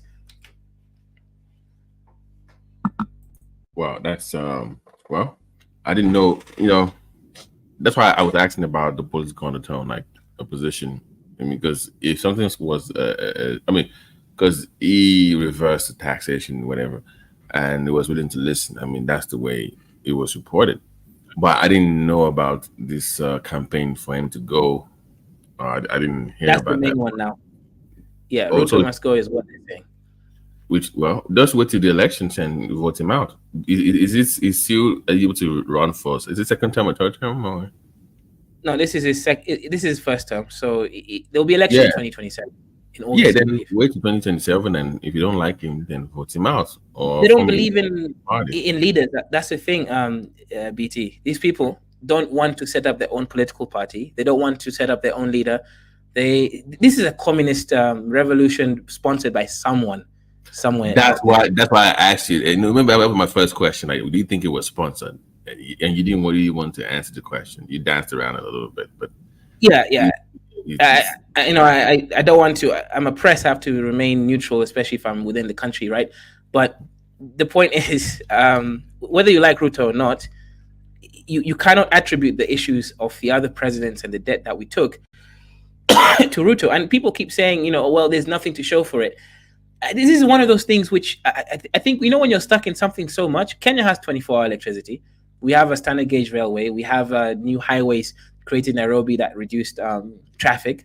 Our roads are well maintained for the most part. You can't say that there's nothing to show. I mean, that's the other thing. People maybe think that, money's cheap or something. I get it. Tanzania just made their own standard gauge railway. They did it for cheaper. They were able to negotiate better deals. I get that. But you can't use a country that made a deal 10 years later as if Tanzania did the right thing and Kenya did the wrong thing. It's one of those things. Kenya was a pioneer, right? They did a deal 10 years ago. So they're now saying, well, you see, the politicians did a bad deal and they squandered the money and they put it in their pockets. I'm like, sure, that happens all the time, but that's not why it was so expensive. It was so expensive because here's the other thing, right? The reason why it's so expensive, because there were other competitors. There was Germany, there was Turkey to build the standard gauge railway. The reason why we went with the Chinese and for that price was simple. China gives you all the money to build it up front. Germany, Turkey, and all these other places expect you to pay something up front. That's it. People always forget that, you're going to go with a deal that you can afford at the time.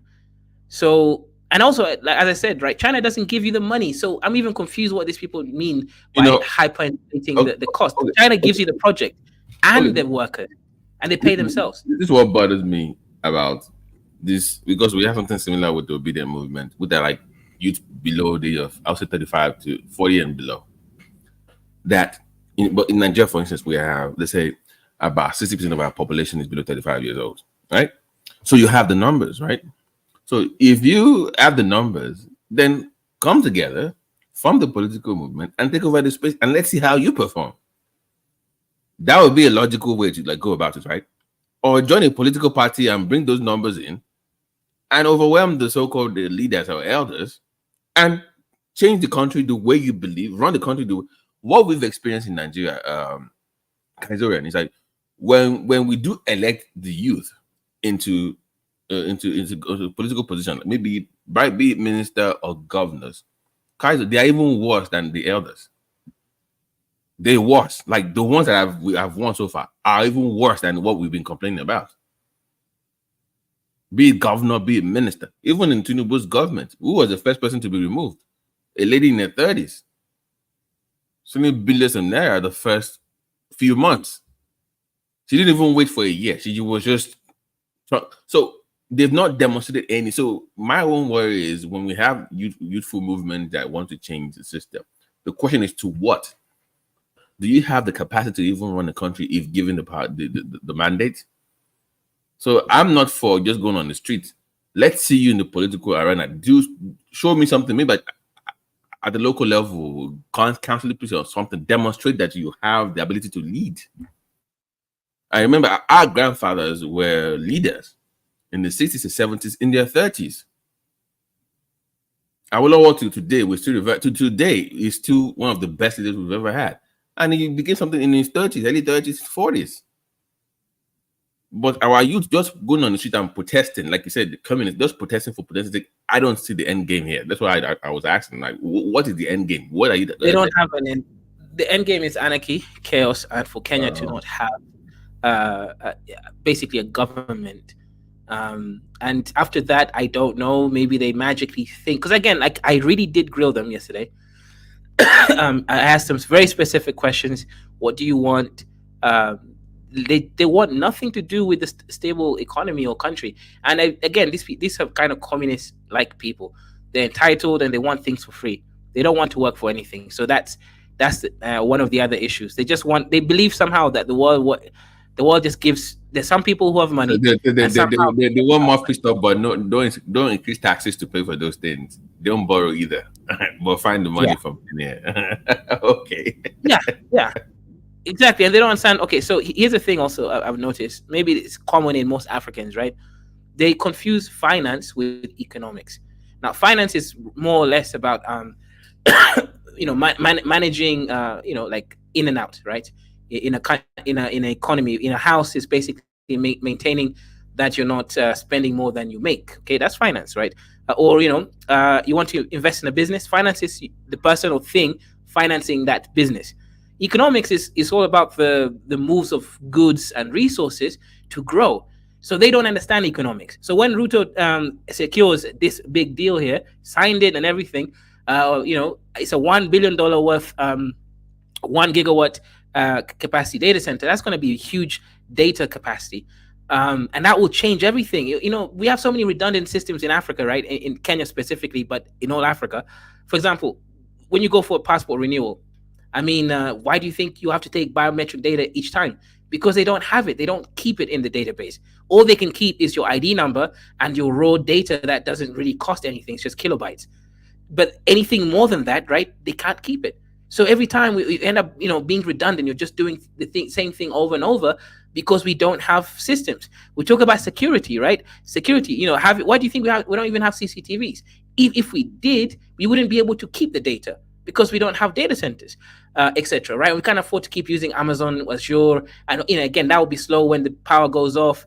Why this is important about the power capacity also is because it will be fully sustained using Kenya Power's geothermal, right? So all these issues that we have in Africa, lack of technological revolution, which is the fourth industrial revolution, we need these things like data centers for us to go manufacturing technology. We need these things. So they don't understand this at all. I tried to communicate with them, and all they want is Ruto must go, and then they get emotional, angry. They better be careful, because when you other useless president or other presidents were around, they were not doing. They should go. They should go. I think Ruto may have made some mistakes in terms of his own presentation of himself, and I think that's what is wrong with many African leaders. I think another one happened in Egypt recently when the Egyptian president came out to tell the people to take a cut in their lifestyle and hardship. And while he was going to make that speech, he put a red carpet that was about 2 miles long on the road. Do you think that building a new capital was a mistake for Egypt? I can't. Because they spent close to $500 billion on that thing. That's a lot of money. I would have spent half of it to improve Cairo, but I think they must have their reasoning. But I think if it's 500 billion, that is too much. That is too much. It's failing because they have all these new cities that even the government workers cannot even afford. They're having to bus them from Cairo to come work there because they can't even afford to live in the capital. It's an elephant project. Cairo is not in no position to be doing some of the things that they are doing now. This is why I like Europeans. Europeans, they always cut their coat according to their size. There's something about Africans, they just want to overdo things. I was in a documentary on docuseries on YouTube. They said one of the most, anytime somebody moves a capital from somewhere to go build a new one, in most cases they fail. And one of the few successful ones was Abuja. I was surprised the name came up. But the summary of the whole thing was when you build a new capital, you have to let it grow on its own. You can't force that development that rapidly, because people when they build new capitals, they want it to grow rapidly. No, you gotta let it grow on its own. Like Nigeria did. You build your government office, but let it grow that way. So when you said Egypt, it kind of, I've been there before, and I know how Cairo looks. And in my opinion, you could have gone subways and it's a better system, but to just move the whole capital to a new place and spend that kind of money, and yet be demanding people take a pay cut, it's ridiculous. Maybe they have their reasoning. Maybe they believe that they can get all the necessary They supplies said to it was that overcrowded. location. It's overcrowded, like Yes, yes. So that was the reason they moved. Yeah, and they probably want to save their monuments and all those things. So you Yeah, can sympathize with some of their arguments, and it also matters with what they can be able to harness. Because if you cannot provide the necessary supplies to that city, it will fail. It's obvious it will fail. Abuja stood a good chance of succeeding because it's the middle of Nigeria. The people that transiting from north to south, south to north, they have to go through Abuja, and the food basket of the world is just in Nigeria. It's around that area. There is water. Abuja stood a good chance, and the ambition wasn't too grand too. The ambition was just to move the capital. They were not looking to build some great capital that is the greatest in the whole world. That's not their plan. Like sorry, it's $65 billion to build a new capital, but because of the way it's designed, they said they're gonna make the money back because they have new tourism site. The way they designed the new museum. I think they're trying to make Egypt like the Africa's Dubai, so it might work out for them. They're gonna be able to sell. To not lose that cultural heritage of the music, the way they designed it is more welcome to foreigners. So that's what the way they can make the money. Yeah, I think they'll be selling a lot of these contracts. And but what happens? You are pricing out your own. The locals are priced out from the new city because even the apartment that are selling there, they are being purchased by foreigners. They're even marketing it to foreigners.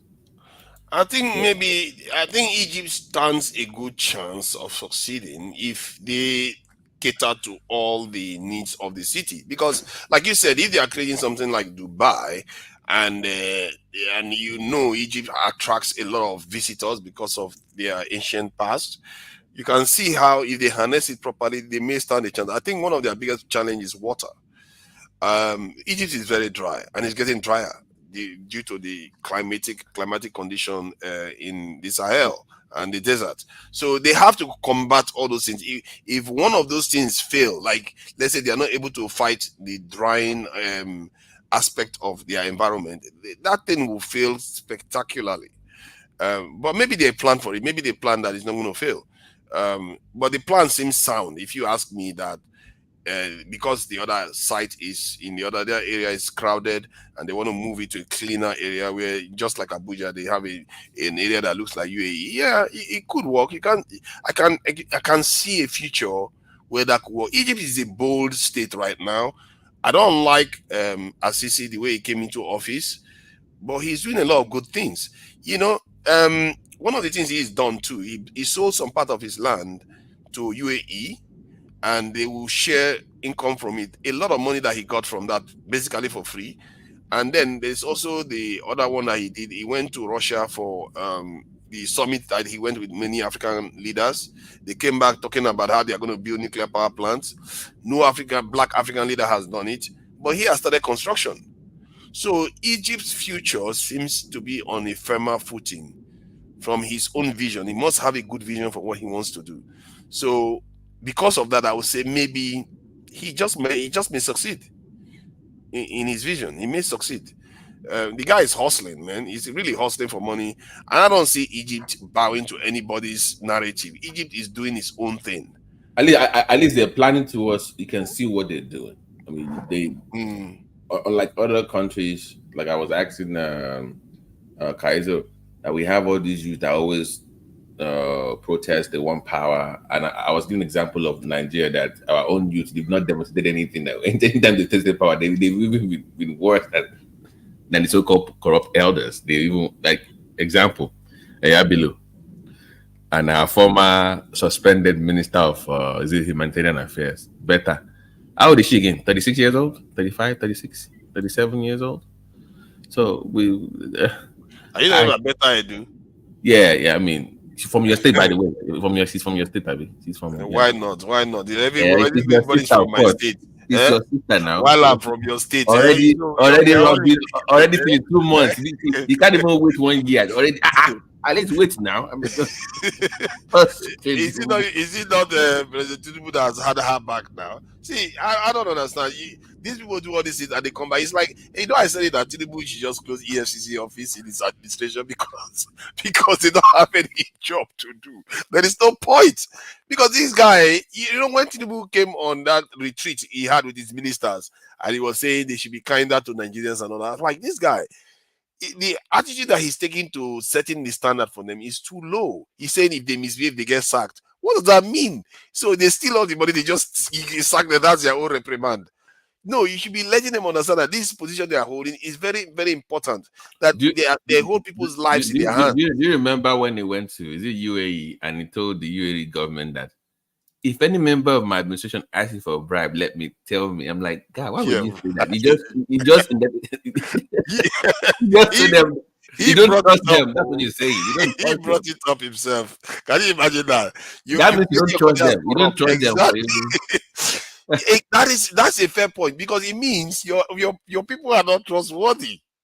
Oh my God! You are supposed to have reined your people in enough not to have to say that. Ah man, that's a very valid point you just made. I'm like, why would you? They wouldn't trust, like, so you don't trust your own people to even do the right thing.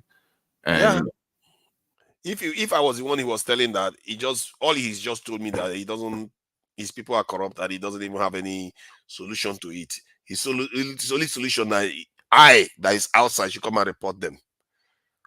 What kind of movies? The moment you do that, you've already conceded a ground that you are relying on outsiders to tell you how corrupt your people are. You've not cleaned house. You see how you can reveal some of the holes and inadequacies and deficiencies of our leaders, the way they approach life. It's a big problem, and I don't think it's only him. We all do that. To an extent, we all are part of it. Did I not run to the UK like everyone else? Because my mindset was not in the right place, was it? But let me give an instance. So everybody has different perspective. Like my own father, they came here first. So, but these were successful businessmen that ran industries. Okay, that ran major firms, that started banks, that manufacturing on a large scale. That business collapsed because of bad policies of the government. Okay, that so if his own perspective will be different from mine, right? Because it affected him directly at that time. So when I'm speaking about Nigeria, if you notice when I'm discussing, I always refer to manufacturing because I grew up in that area. I knew what it was, how big manufacturing was in Ogun West at the time. So I wouldn't blame him if he feels bitter. I mean, he's a successful guy, he's retired. But if he's bitter about the way Nigeria was his business and the opportunities that he feel like the government wasted for people that really wanted to invest in manufacturing in the 80s, early 90s. So of course, it's going to feel that way. So if I say, okay, I want to go invest in ABCD, and it gives me his contacts, right? And I'm encountering the same thing that he was experiencing in the 80s. Even till now, like we were in Benin Republic. I want to put my business online, but I was doing something in that area, and I made some calls and he's like, "Oh, don't do this. It's going to be ABC and D." I'm like, "Yeah, it's a new age, blah blah blah." He didn't even say a word until they show me paper. Like, see, I told you. So we have business interest in those areas, but it's not as big as it could have been because of the environment where the business are situated. So we always have to consider the Nigerian factor in anything we do, which I think is I hate that. We do ABCD, we plan for something. We also have to plan for some things for the boys, plan something for this. I'm like, why do we always have to have something set aside for some government officials? That is part of your budget. So that's the kind of environment. Not everybody can pay that. Not everybody has access to some people. So if I stayed in America for 30 years and I want to come back home and I don't know how the environment works anymore, how will my business survive if I begin? I'll be ripped off. That's the problem we're facing. From what I'm looking at here on the map, it looks like where Egypt is building their new capital is not as far as like Lagos from Abuja. It looks like it's relatively close. It's about 25 to 30 miles away from Okay. from so they bus people in to work, but they can't afford they can't afford to live there. In Cairo. So and that plan looks like a horrible plan anyway. It doesn't look like something that somebody thought through. No. It was well, but do you know how I designed the capital? This is what I followed this. Is it B1M? You know B1M on YouTube.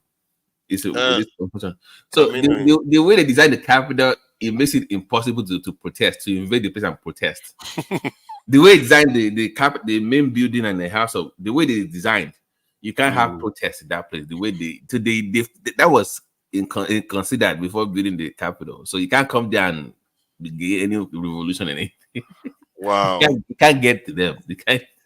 Like, all these people, they are thinking about protesters while they are constructing. Yeah. Look it up. No, seriously, look it up. How it was built. You would just be laughing like this guy is crazy. No, you wouldn't even get to like 10 miles to him before they clamp on you like. But how do you as a leader have, without conscience, have a red carpet that is more than 2 miles long, and then you are going to tell the people that their lives should be harder? It's like, what is wrong with Africans? There is something.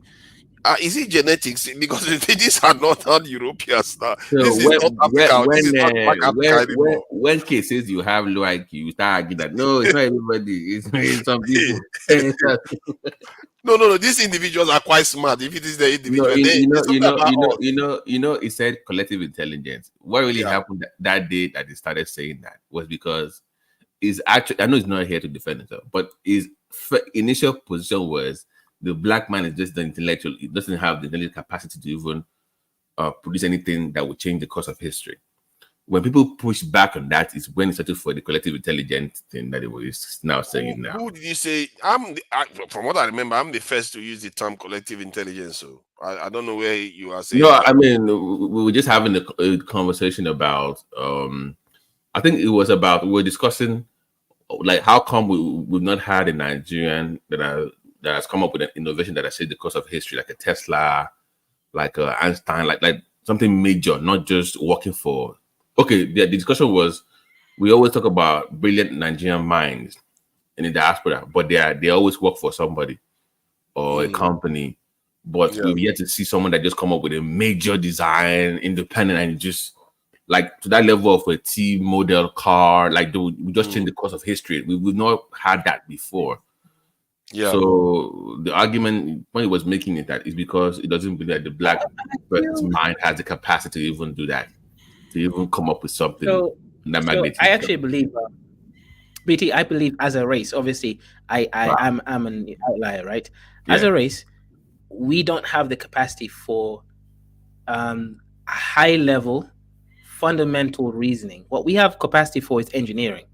So what I'm trying to say is this, right? Like Europeans, specifically, people from Germany and those kind of countries, they have unique geniuses who are born who have the inquisitive mind of knowing the why, until, for example, Einstein figuring out how, time is relative. Do you remember when you were young? I don't know if you experienced this, but when I was like 6, 7, I used to, let's say we're driving, right? I'm in the back seat and I'm watching the cars next to me and the trees, and it feels like the trees are going backwards. And I was able to kind of think in that moment, okay, something is happening weird about the time over here. Things is, relevant. I mean, relative, right? Now, if I actually, had all the access to the things, I would have been able to come up with those kinds of ideas. That's the kind of mind you need Africans to have, but we don't have it. What we have is an engineering mind. So if we were smart, we would buy these technologies and work on engineering feats and advances. Because I do believe we're better than Mzungus in engineering, actually. Because they're very innovative, right? We can find unique ways to make things work. So if we don't have that inquisitive mind, let's invest in engineers in Africa. Like I think this is all. But that means somebody has to think for you, which defeats the purpose in the first place. If we can't, even if you have engineering mind, somebody has to think for you. You will never be the best thinkers, like fundamental thinkers, but we'll be good enough that we can create our own, engineering innovations. Indians are doing exactly that, like tuk-tuk. Tuk-tuk is in almost every African country. So you guys know tuk-tuk, the three-wheel, mobile. It's cheap in fuel. It's easily accessible in all the dusty places. It's great for third world countries. India is making bank by exporting that to every country. Why do you think in Africa there's no country that can make? So basically, let me get you. So they know their own limitation. We are delusional about so they know their own limitations and they settle with that. We are delusional to think we're better than we actually are. It's a difference, right? So we think we're actually better than what we really are. They know where they are and they've kind of settled with that. They're doing it. Okay. Exactly. Like I said, look, it is what it is, right? Yeah, there are some genius black people out there. Yeah, they exist. But by genius, I'm talking about fundamental reasoning people. Fine, they exist. They're all over the place. But we don't have as many of. That is not our normal. How do I say this? In electricity, right? Electricity takes the path of least resistance. If it's between a copper iron log versus a wood log, it will go through the copper iron, right? It will burn the wood a little bit, then it will go around and go through the copper. So why are we forcing ourselves to be like Muzungus? We need to know our limits and we need to know what we're better in. When it comes to engineering, I guarantee you, we are way more innovative when we already have the material that exists. We need to focus on that. And yeah, those who can go the fundamental routes, go ahead. But let's not try to do everything thinking we're great and everything. Okay, what is the area you think we are weak at? Fundamental reasoning. Can we don't have the ability or reasoning? Can we sit to our strengths instead? Our strength. What are we strong in? Yeah, but hold on. No, let's not shift now. Come on, we just asked a question about the other one. He's already started about fundamental reasoning. Give us what is it? Okay, first principles reasoning to Niger. Reasoning from fundamental theories and assumptions. We don't have the ability to use logic at a high level. We can't. It's been demonstrated, right? Let me explain exactly what I mean. Africans, we are what we call nuanced people, right? We go with innuendos, right? We go with assumptions and things. Why do you think, if you go even engineering wise, right? Why do you think there's such a thing as African stairs?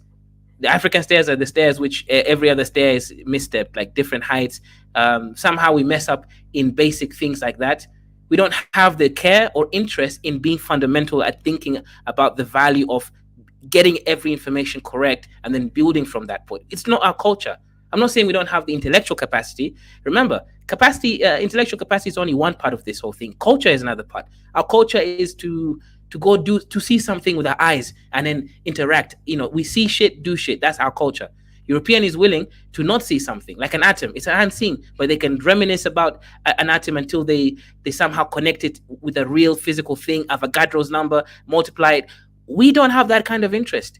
Even if you look at African philosophy, our philosophy is all about the material world. It's not about really the spiritual world or the unseen. So spiritually speaking, we just don't care about fundamental abstractions of nature that we can then expand into the so-called material world. It's not our strength. Our strength is we see the material right now. We will do any crazy stuff with the material. I'm talking about witch doctors. They were able to do pharmacopoeia, right, with limited information of theory, but they're still able to do it.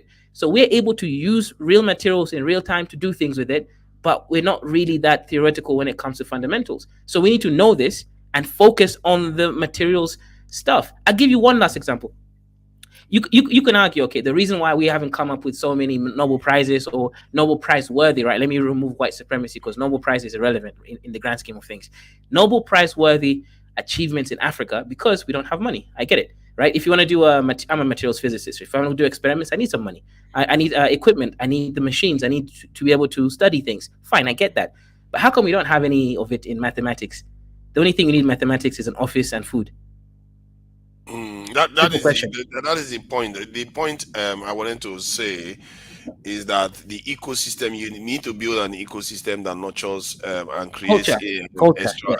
Yeah, you need to have that. Yeah, you can say culture too, that creates those extraordinary individuals. See, and that culture's ability to do that depends on their collective intelligence.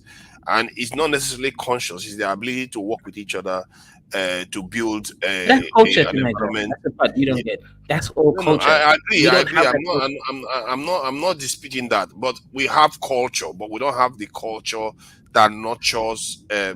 How do I put it? That nurtures conscious pursuit of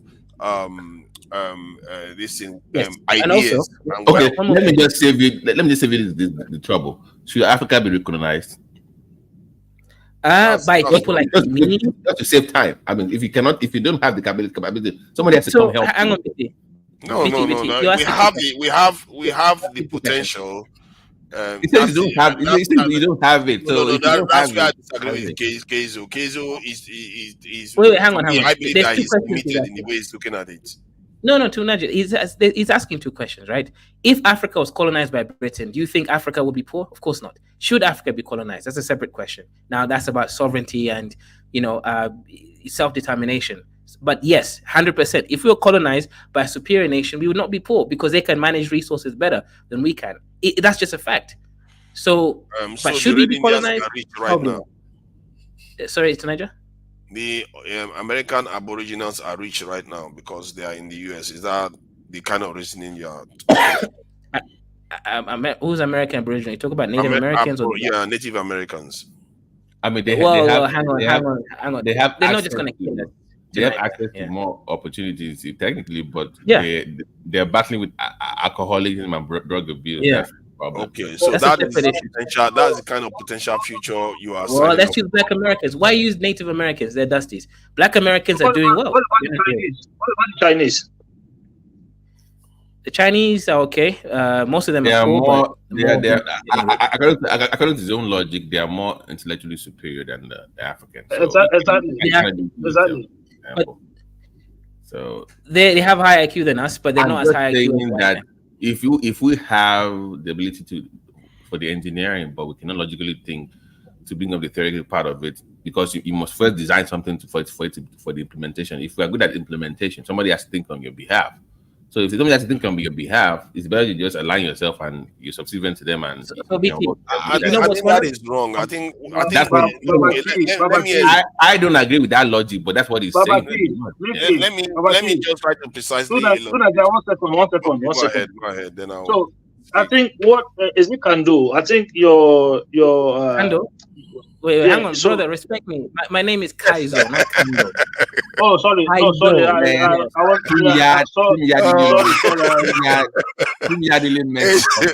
Kenzo protested. Why are you protesting with that profile image?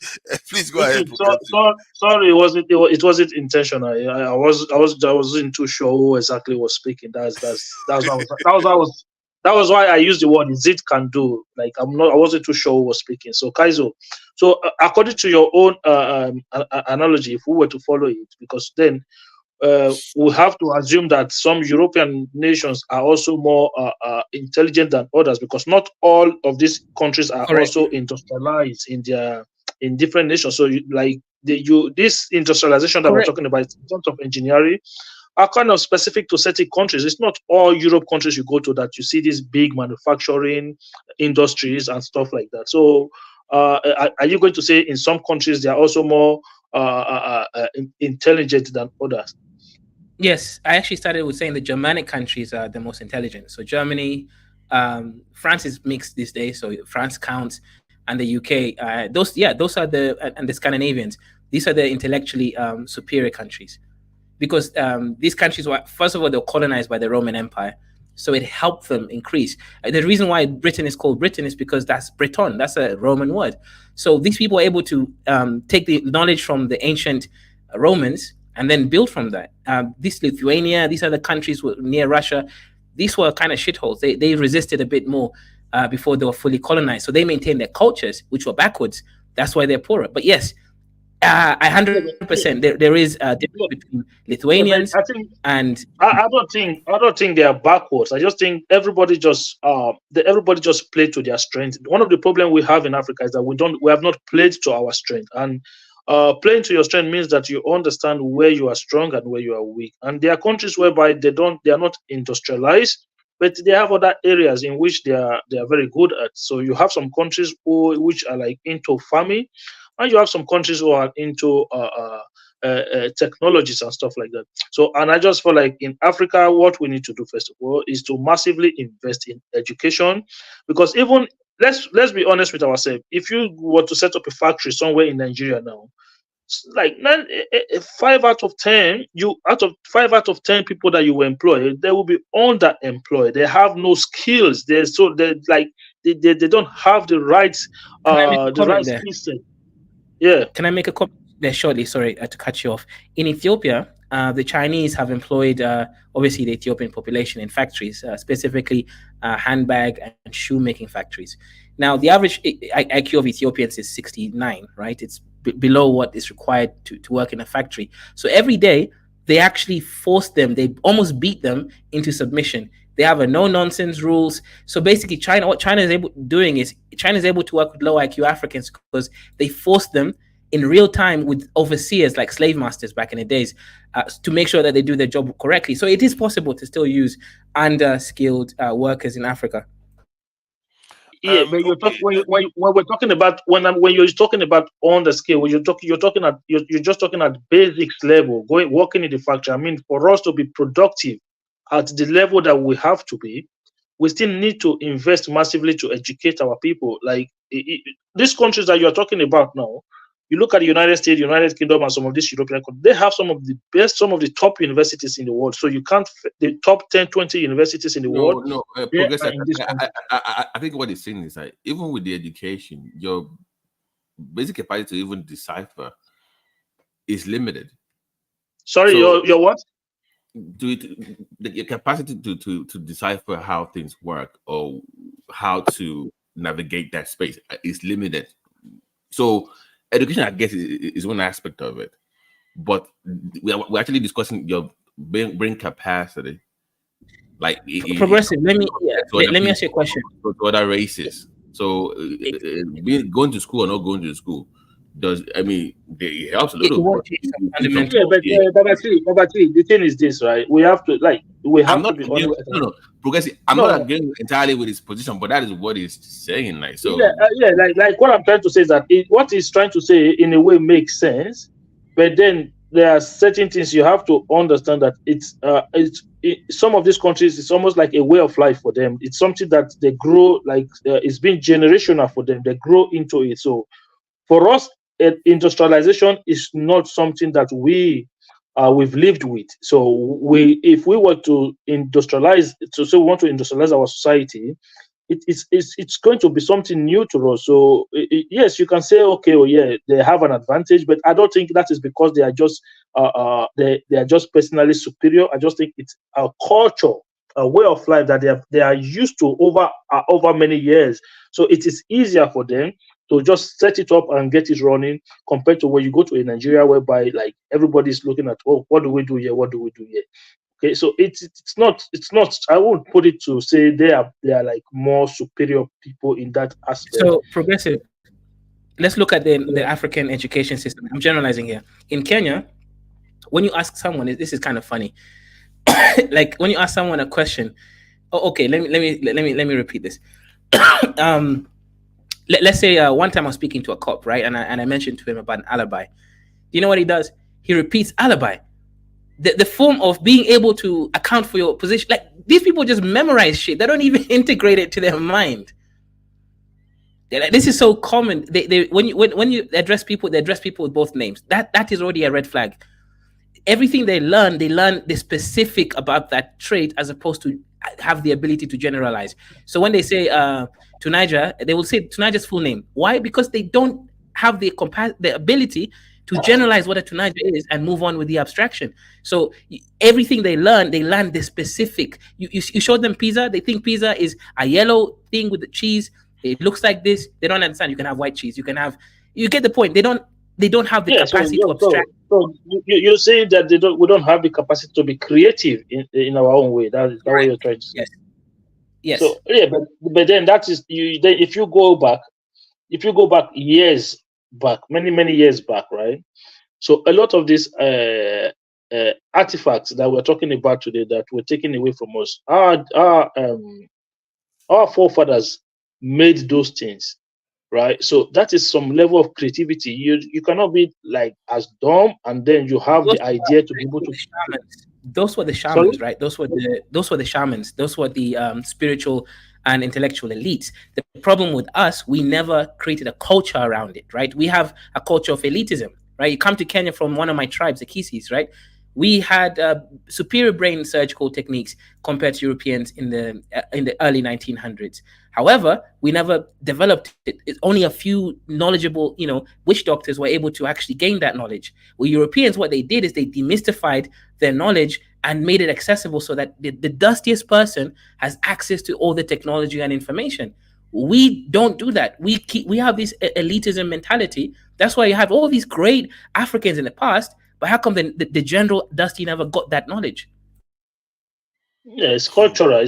It's cultural. What you need to associate with us as people is that we have this mindset to be top. So if you, I put it this way, say if you, I'm not saying you, I'm just making a general example. So if you, the way we work or the way we behave generally is that once you are on top, you want to be on top. You don't have this mindset of bringing other people in. So you want to be the leader, you want to be the top man, you want to be the man that everybody goes to.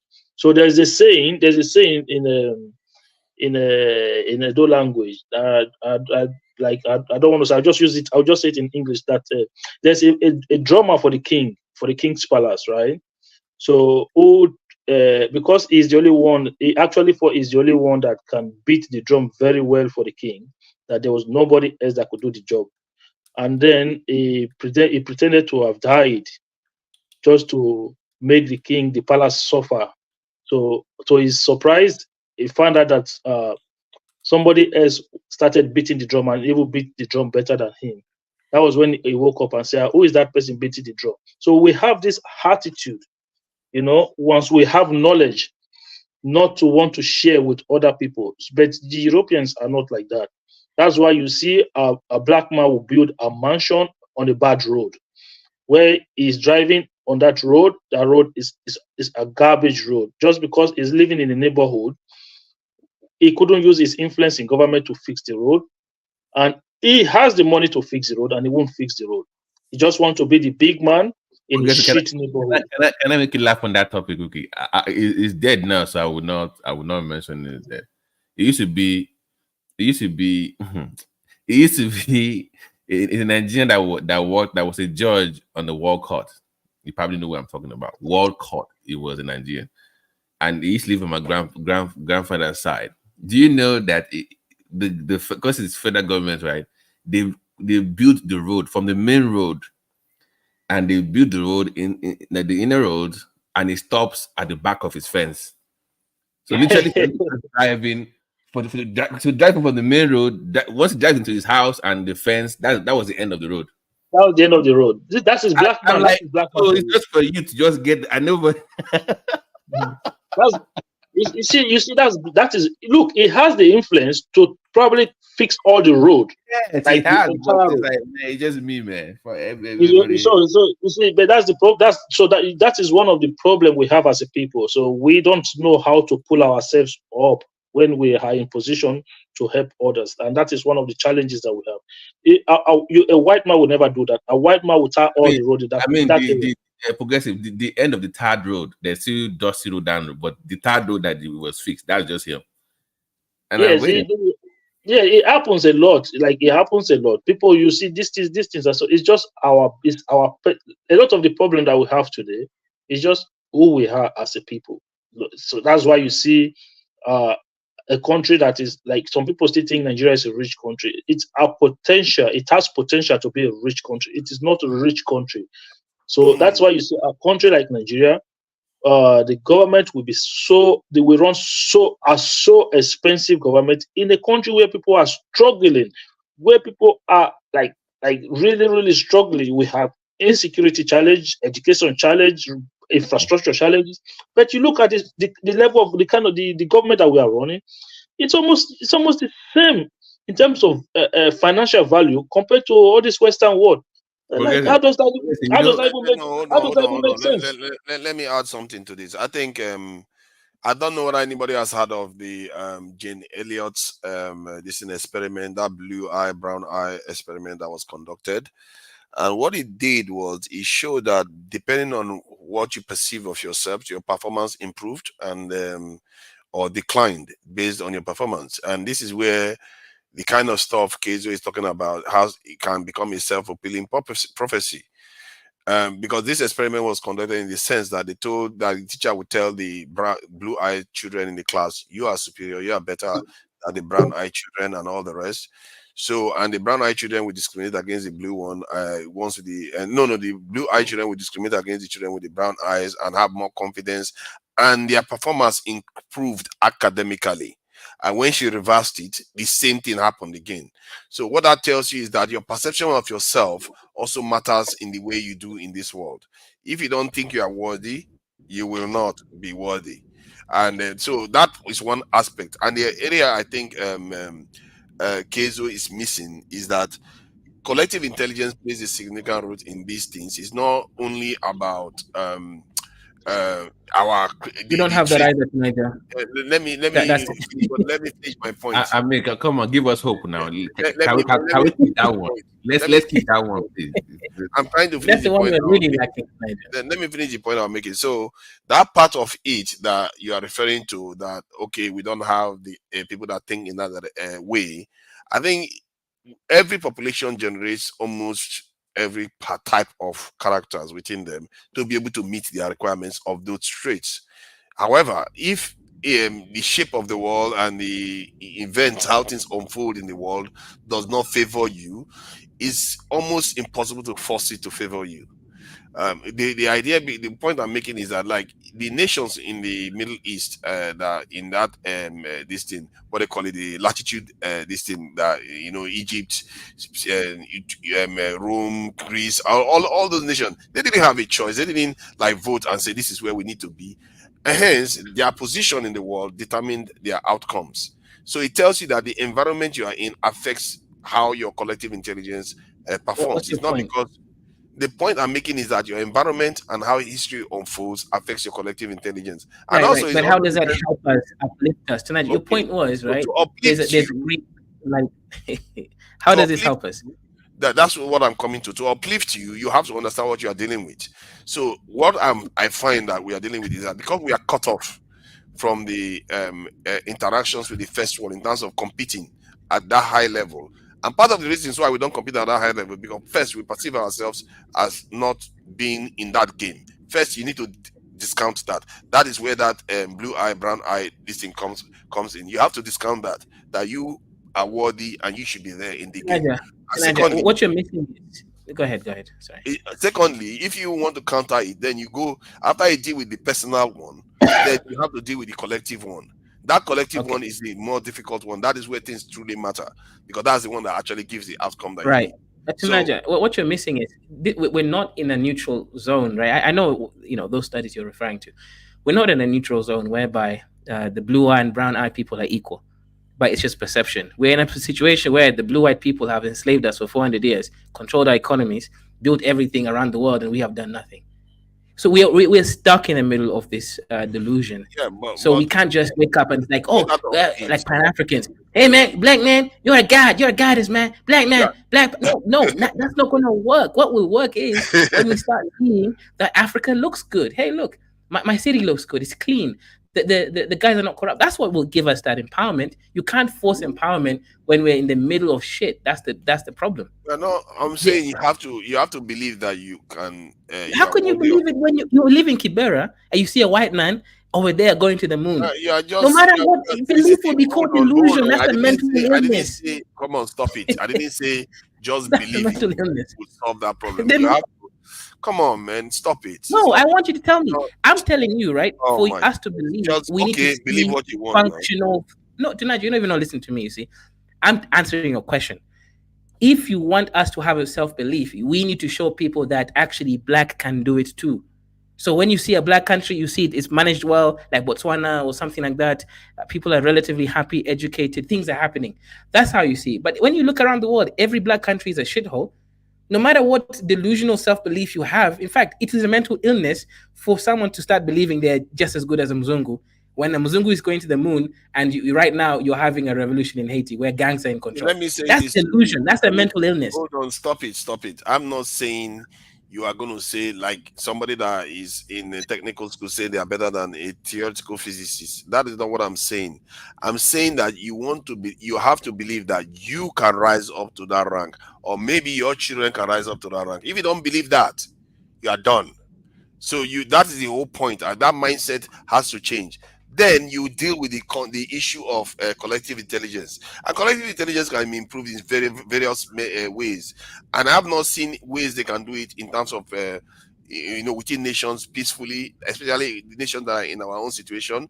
But you can do it in very, very small ways, and you bring people together within your nations and build on from there. Like having the nation have an agenda that they want to work towards, and especially if that agenda is something that most of your rivals will not like, but the locals love it, and they know it's going to be good for them too. If they try to do those things and the people outside don't like it and want to come after them, the people's collective intelligence will increase further, and they are more likely to be galvanized to do the right thing by the people. So there's thin information out there that doesn't involve violence that I know of to increase a people's collective intelligence. Often it involves violence.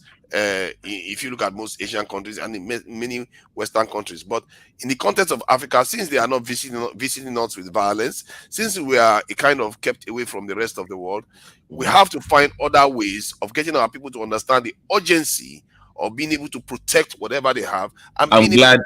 I'm glad you brought that up. I'm glad you put that. You said the urgency.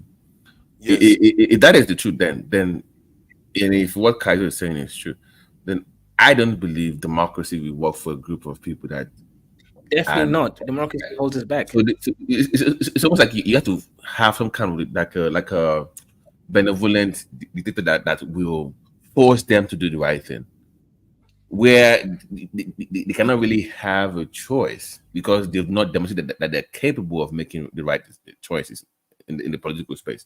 So if what Kaiser is saying is true, which I partly agree, but I won't go there all the way, then democracy cannot work on the African continent. Then you have to find a different system. It depends on what you call it. See, what you say just now, there's some truth to it. Most of the nations we are talking about, it took exceptional leaders and the right condition too. Nigeria was better off doing the military days. I'm sorry, they built more. It was a better. I'm sorry, people don't like me. Okay, now let me just stop before No, you're allowed to say that. Why do you think that anything is taboo? Nothing is taboo. See, you're allowed to say that, but the reason why I would disagree with you is not because you just said that. I disagree with you because I believe that yes, we're better off, but we're always heading in the wrong direction.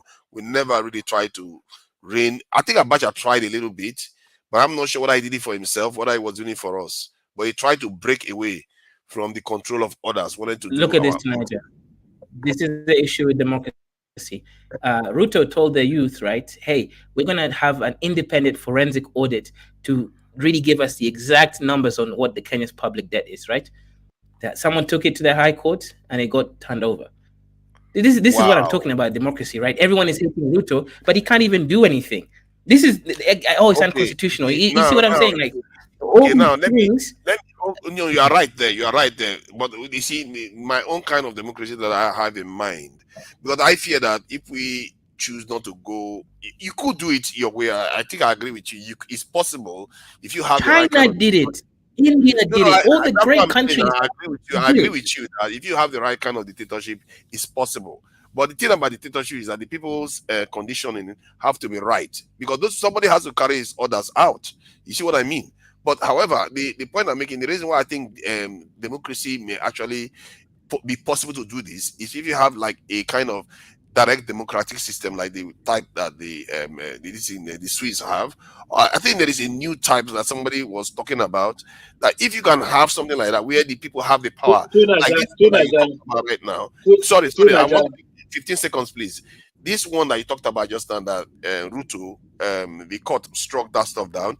If it was a direct democratic system and the people wants to know about it, they will force the court to reveal that information. They will get that information. You see, that's why direct democratic system can be a bigger enemy against foreign interests. But we don't have an educated population, so it can't work in Africa. You see, Scandinavians are 99. It's not about education rate. Give them power. See, all of them go to church. If you give them power, they will take it. All of them go to mosque. All of them go to church. If you give them power, they will take it. To Nigeria, listen, democracy you talk about is just a way to govern. It's just an idea to govern people. How you structure that governance, it's entirely up to different countries. No, like many countries, especially European countries that I know, many of them don't practice the same system of government. They practice it in a different. That is one of the problems that we have in our own part of the world, is that we just copy and paste. So the fact that the people go to the polls to elect their leaders, that is what democracy. That is all democracy says you should do. But whether you have a federal system of government or parliamentary system of government or whatever system of government you want, like Kagame in Rwanda, it's been there for how many years, but they still call it democracy because they host election and it keeps winning. So you can still structure your democracy in a way that suits your nation. So you don't have to just copy and paste what they are doing. The idea that you say democracy doesn't work or it's not for us, I don't think that is the right. That is right. I think we can still practice democracy, but we have to tailor it in a way that suits us. So we have to come up and say, look, okay, within this democracy, how does it work? This idea that we just copy and paste the American system of government, for me, I never believed in it right from day one. I think it's one of the worst systems that we could adopt as Nigerians. Or I don't know about other African countries, but I just think that we should give the voice. Let me ask. Let me ask Kezo. What is the reasoning behind the court blocking that audit? Unconstitutional. Unconstitutional. What? It's unconstitutional, right? That's it. Yeah. It's not whether it's good or bad. You don't want the people to know how much debt they owe and where the Yeah, debt but is coming from. if that is the law, that is the law. You cannot. Oh my You God! cannot bend it. For what argument? That's For the law. to what? And I think that constitution needs to be changed. That's a It goes dangerous against constitution. tenets. Okay, here's the thing. Let me. It goes against tenets in the constitution. That's their reasoning. That's the problem. The tenets of the constitution, in what sense? Privacy or what? What is the argument? Hold on. Tunaja, let me give you an example, right? You remember there was some years back when two London boys who were of Nigeria origin, when who were like all these radicalized Islamic people, that by one of those British soldiers guys on the street of London. So back then, before those guys, when they were going through their trials, at the time, you don't have like an indefinite life sentence in the UK. But that was the law, that your life sentence have a time limit. So you can say a life sentence could be 25 years, it could be 30 years, but indefinitely no. But you know what they did? They rushed a bill through Parliament to change the law before those guys were sentenced. That was how they got those guys on permanent life sentence. So you look, if people are not happy that the law is like that in Kenya, let them go and change the law. Let them harass their parliamentarians to change the law. That is how it works. Yeah, but you see, that doesn't empower the people enough. You have to create a system that is direct, that tells the people you don't need the permission of your parliamentarian, you don't need the judges. The constitution already empowers you to change the rules yourself. All you have to do is you have to be conscious. You have to be conscious of when you then have, if you say, okay, you want to run maybe kind of a dictatorial system of government, you have to be conscious that you're not going to get the good ones every time. The time you get the bad ones, you are in trouble. You have to give the power to the people. That's why I think that's a sure. And Africa is so diverse. Niger's literacy rate is 20%. Burkina Faso is 30%. You want these people to have control of the economy and the government? No, these are dusties, and they will reach. Tell me what they are going to get wrong. Tell me what they are going to. What they're going to get wrong? Everything. Like, for example, to Niger, what do you think these niggas even know how economy works? No, all they know is their bread and their food. You know that in Nigeria during elections, in Nigeria during elections. Hold on, no. I think you are mistaking. You are mistaking the system for being that everybody is running the economy. No, the professionals will still be running everything. It's a critical point, like foreign military base. Or if you gave Kenyans right now that kind of power, they would. I get your point, to Nigeria, but if you gave the Kenyan Gen Z their power right now, they would run this economy to the ground. The what will of way? the people. Okay, paint a They want scenario why they will run the economy to the ground. The people themselves. Tell me. because they want Ruto to go with his whole cabinet and they don't want anyone else to be replaced. These are anarchist communists. It's no, you don't want these people in power. No, They want Ruto to go and they don't want anybody to be replaced. What does that mean? They just want Kenya to be in anarchy. They're anarchists. No, but that is not the entire population of that's the majority of the population of Kenyans. I don't know. They're the vocal. Oh, come vocal on, you know that now. people. There's no way the major population of Kenya will want anarchy. They will, yes, they may call out Ruto on certain things, like this time of law that you, in terms of revealing the debt or something, they will make sure they show it. And if Ruto is one to do anything like in terms of the 1 gigawatt this data this center, they will want to make sure that what he said is what is going to happen. Those are the kind of things. That's why it's good for the people to be paying attention. And if you give them the power, they will be more engaged because now they know they have power to change things. But when they feel like there's this elite class that is, they are always they have to elect all the time, and most of these people, they are like generational politicians. So they elect them and they go and represent them. The people the real feel reason detached. why I think the High Court stopped this, maybe even Ruto was involved, who knows? The reason why the High Court probably stopped this, though, is because if you do a forensic audit of the public debt, this will also elucidate the contracts that were signed and what the assets as collateral that were also placed. So if the Kenyans now find out that the Jomo Kenyatta airport and the Kenya Airways and the Port Mombasa and Port Lamu, these things are in collateral, this will cause even further distress and also possibly reduce foreign direct investment in the country. I'm guessing that's the real reason why they don't want this audit. Because with an audit, you have to now distress. Okay, you mean protests? No, not for protests. Forget the protests, right? It will mean that Westerners, people with money, will not want to invest in Kenya because now things will be in a chaotic situation and limbo. Okay, now we've elucidated the $6.5 billion debt we got from China. Okay, if we don't pay it back, maybe China owns 20% of Port Mombasa. What does that mean? Sovereignty, all these kind of chaos that will ensue. This is the real reason.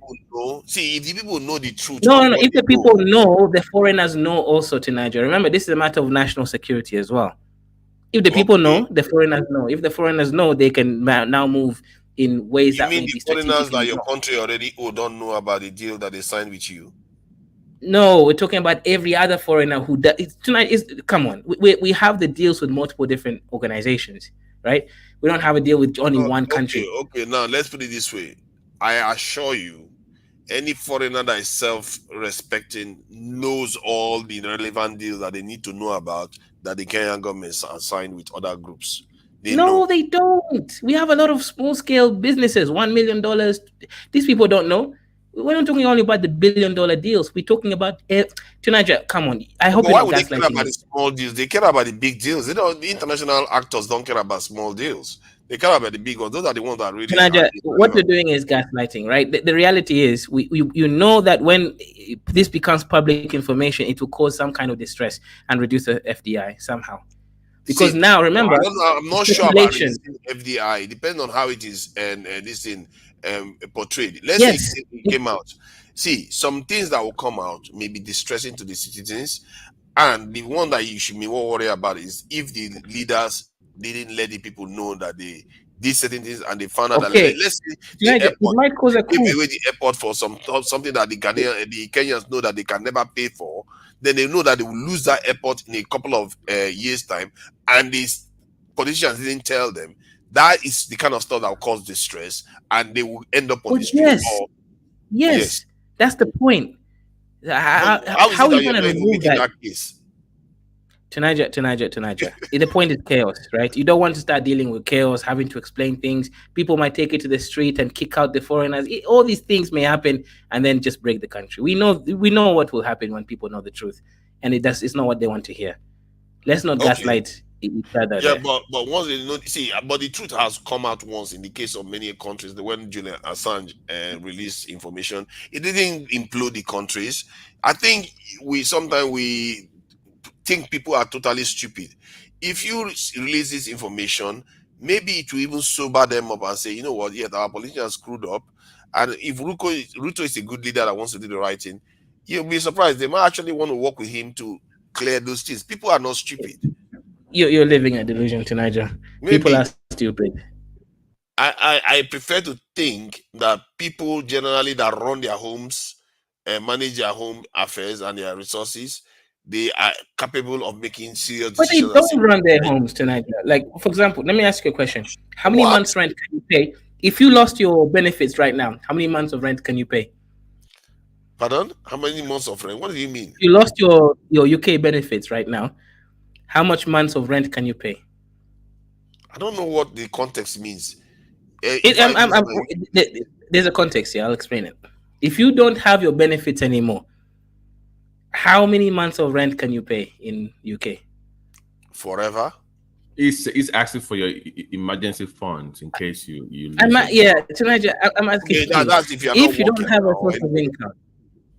Yes, if you don't, I know you don't work, but you're on benefits. Okay.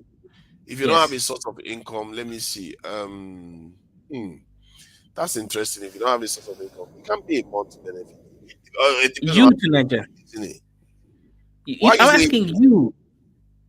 You mentioned a comment, and I'll explain why I ask you. You to Niger right now, is it 1 month or 2 months that you can survive living well enough that you're not depressed? Tomorrow, how many months? Kezo, you have been around long enough with me to know that I don't like to disclose information about myself. No, Nadia, this will not let anyone know anything so about that your life. It makes no difference. Nobody tell me about your friend. Give me your friend to Niger, your black African friend. Just it doesn't even have to be you. I promise. Okay, I promise I will not use the information against you in the future. Nadia, just say it's your friend. Okay? Give me a number, and I'll explain why you made a comment. I don't know what you are going on about. The point I've already told you that if somebody doesn't have this is savings and you don't get public support, you are done for. You can't pay 1 month rent. Exactly. To Niger, you said these people are managing their house. No, they're not. Do you know? Guess how many months I can survive right now if I don't have a job? Guess. In the UK, in Kenya. Well, wherever I am, it doesn't matter, right? But yeah, sure, in Kenya. Since no. If you don't have a job anywhere, let's say I'm in Kenya. How many months can I survive with the same lifestyle that I have right now, or close to it? Oh no, not 1 month. No, you're not. If you don't have savings, yes, you can survive. Look, but why you see me? I don't have. I'm asking you to ask me about. Okay, who says I don't have savings? Why should I ask you when I think I know the answer? Dinaja, I can survive 2 years right now. Without a job? With no money. Without a job, without any money, 2 years. Yes. Now, someone like me. Can you explain to me how you can do that? Because I have savings. Okay, I just said without savings, if you don't have savings. No, but what would you tell me without savings? My whole point to Niger is, you said that these people are managing their homes. No, they're not. These are just slaves in a cog in a machine. They're barely managing anything. You mean you can't trust them? Someone like me to Nigeria, despite all the challenges I've had, I can survive two full years in Kenya with no money at all. At least 2 years. Okay, so you are telling me Kenyans cannot do that? Nobody can do that. Kenyans, UK, America. The average citizen is so unable to manage their finances. Therefore, you can't go around saying these people can manage their homes. No, they can't. But they're barely surviving. What you've just said, even if you said you can survive 2 years, that is not all your life. Somebody can still say that is not managing your affairs very well. 2 years is not good enough. You should be at the level of my So you are just using your own metrics to judge everybody else. No, I think it's not fair what you are doing. No, come on. You're not gonna gaslight me here. I'm an average guy.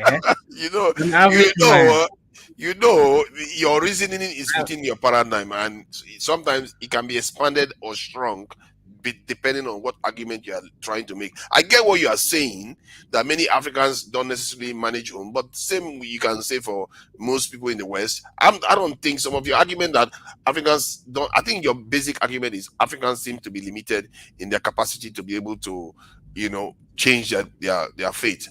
I don't think we are only limited because mostly, I think most of it comes from our history, what has happened to us, and our perception of ourselves has been altered, and also what is happening around us, the environment. And I think these international actors, they are very, very clever.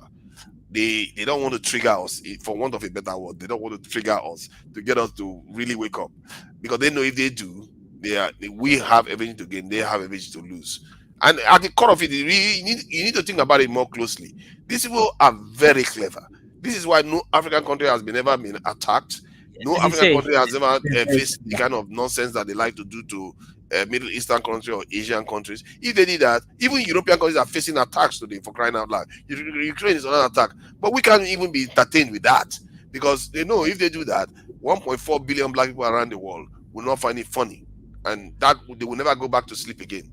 So I think that is at the core of our problem, that we don't have anything to trigger us to a point where our consciousness rises up to the point where other countries have done to get Niger, that's all good, right? The point was simple. You are supporting some grand democracy where the people the people are stupid and the people should not be close to anywhere with power. The people should only fight when things are so bad, which is the kind of democracy I agree with, right? They can protest, they can even change the government if they really get angry, right? Things are not going good. But in the usual affairs, these are retards working, selling tomatoes on the street, and you think somehow they understand what an economy is, what a country is, what a nation state is, with the average IQ shorter than my left toenail. No, we don't want these people having access to the economy.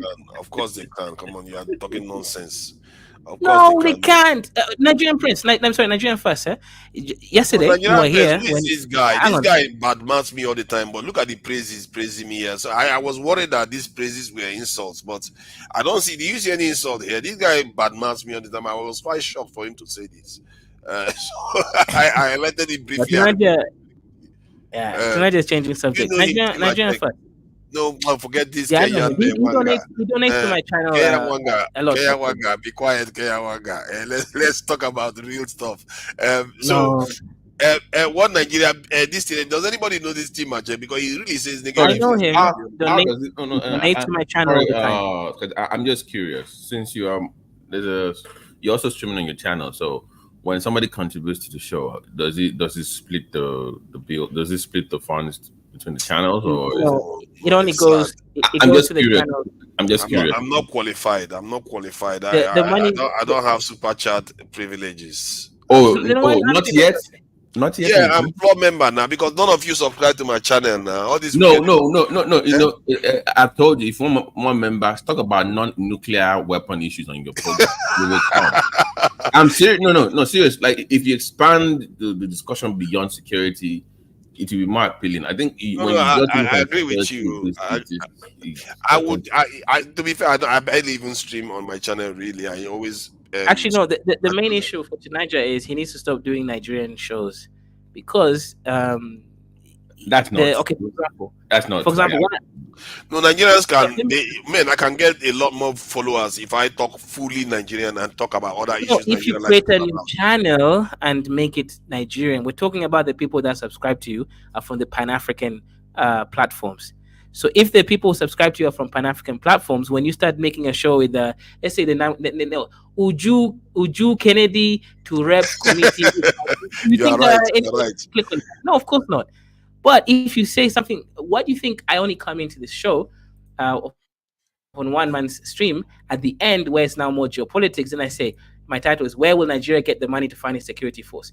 Why do we import more than we export?" People can click on that. But when it's like some weird Nigerian terms, Ujuku, no one's gonna click on that because your people to Nigeria are Pan-Africans. So create a new channel, make it fully Nigerian, or stop. I don't know, doing all these crazy. I think you have a point there. I may want to split them in half. I do have one other channel that is based on. Use that one to Nigeria. I can use that one for Nigeria, and then use it to Nigeria for. No. I disagree. Nigeria comes first. We remain on the main channel. You can really get to that one. we don't carry last. We don't carry last. You see, if we're not number one, don't even bother. You see what you just said? Do you know? No, Do you know that thing that Nigeria say no, that we don't carry last? Why no, do you not say we don't carry second? What is no, this thing about we don't carry last? Naija. Eh? Let me see the way Keizo normally does the show. Keizo might put like he starts with a particular subject. However, most of the time, the conversation as it goes on normally switch. Sometimes it end up becoming either Nigeria, Kenya, or Nigeria, Black America. So most of the conversation they normally evolve as the conversation continue to goes on. So what I think you should do, you don't need to create another channel. Just start your topic. Then at least as time goes on, you can switch to other topics. And Kezo too, I have to give Kezo, he does to an extent entertain, to an extent, and you get sometimes it gets a little bit ugly, but there's an element of entertainment in his shows. You could also argue that is the reason why he's not even grown beyond where he is at right now. Question I want to ask is What it do you mean that grown to Nigeria? I get money. Hold on. My value is money. You guys know that YouTube pay live stream more than normal just posting video and walk away. I'm not even sure, I'm not yes, sure. Live stream more revenue. To grow a channel and get more views, you upload normal videos, 5-10 minutes. Now, yeah, that's the true. issue You get more subscription if you put short videos, actually. Right. But the problem there is you don't get money. You don't even do independent streaming anymore. You always link to. Last time you actually did like an independent show. Independent stream where I don't stream to any other channel. Wow, that has been a while. All the time. That's the problem. There's a problem. You have some weird Nigerians coming to with like some old men that look like my left toes. Mummy, and then they're just there. They don't even speak good properly. Kaisorian, I've been very respectful of your country so far.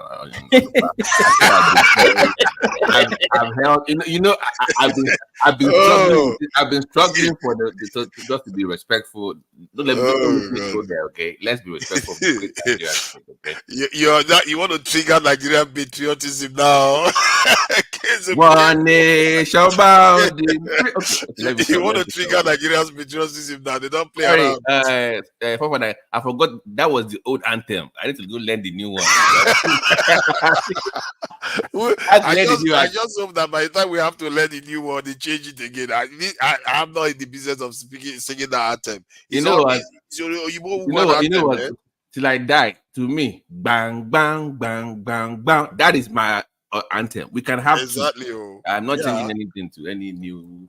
How do you go back to the colonial anthem, anyways? Who does that? I don't understand. And they did that within a week. This hopeless people that cannot do anything for years. Within a week, they changed the national anthem. Yeah, but that said, anyway, that said, I think I'm trying to get up to it. I think if I cross a threshold like 500 subscribers, because I can be able to take payments, I believe that there will be people paying and doing super chats, and that will also, I think, you must have a schedule as well. You must have a time that people know you will be on. Like people know 1 man's time; they know when it comes on.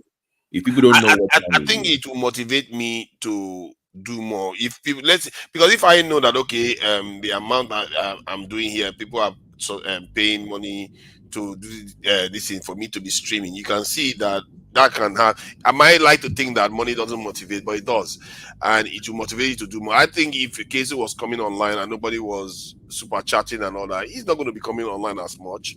He's going to reduce. So have you tried to reach out to any government official, like security in Nigeria, military, to interview? The only person I've interviewed was just last week, a retired colonel, regarding security issues and a constitution that he talked about. On your channel or on the other channel? It was on both. It was on both of the channels, Dr. Damage's and mine. So, and I put the title on mine that I'm interviewing a retired colonel. So he was willing to share. Dr. Damages are not as good as the one on One Man as well. Some of those guys just talk for 5 hours saying nothing. I don't know. It depends on the topic they are talking about. Like many of them prefer when we are talking in Nigeria, they are not necessarily talking too much geopolitics. However, when we start talking philosophical, man, we do go deep. Oh. Huh. We do go deep and talk about different concepts and stuff like that. But I'm sure if I was here discussing that, the same thing is going to happen or on your channel. It may even go further. And I think some of all these things, can you imagine that kind of stuff? It's very good for one to be able to do this sort of conversations, but I need to get my channel to a point whereby I can be able to stream almost independently and be able to engage anybody. I can engage people on this channel. The damage But is I'm surprised though. But why? You know, you're well loved in Nigeria Watch and Dr. David. Why don't those guys subscribe to your channel? I mean, they love you down over there, right? I know that kind of love. Yeah, where did you get that one from? Me that they abuse left and right. What are you talking about? I know. Guy, they abuse me like that's why now. I think because I tell them all the time that you guys abuse me. At the same time, they voted me the what they call it, the greatest moderator or something like that. I was like, you are saying that I'm the worst all the time. And those when I put on Dr. Damage, you all show up, but when I go on my channel, you disappear. It's like what kind of weird situation is that? So because if everybody that comes on Dr. Damage were subscribing to my channel, I would have had well over 500 right now.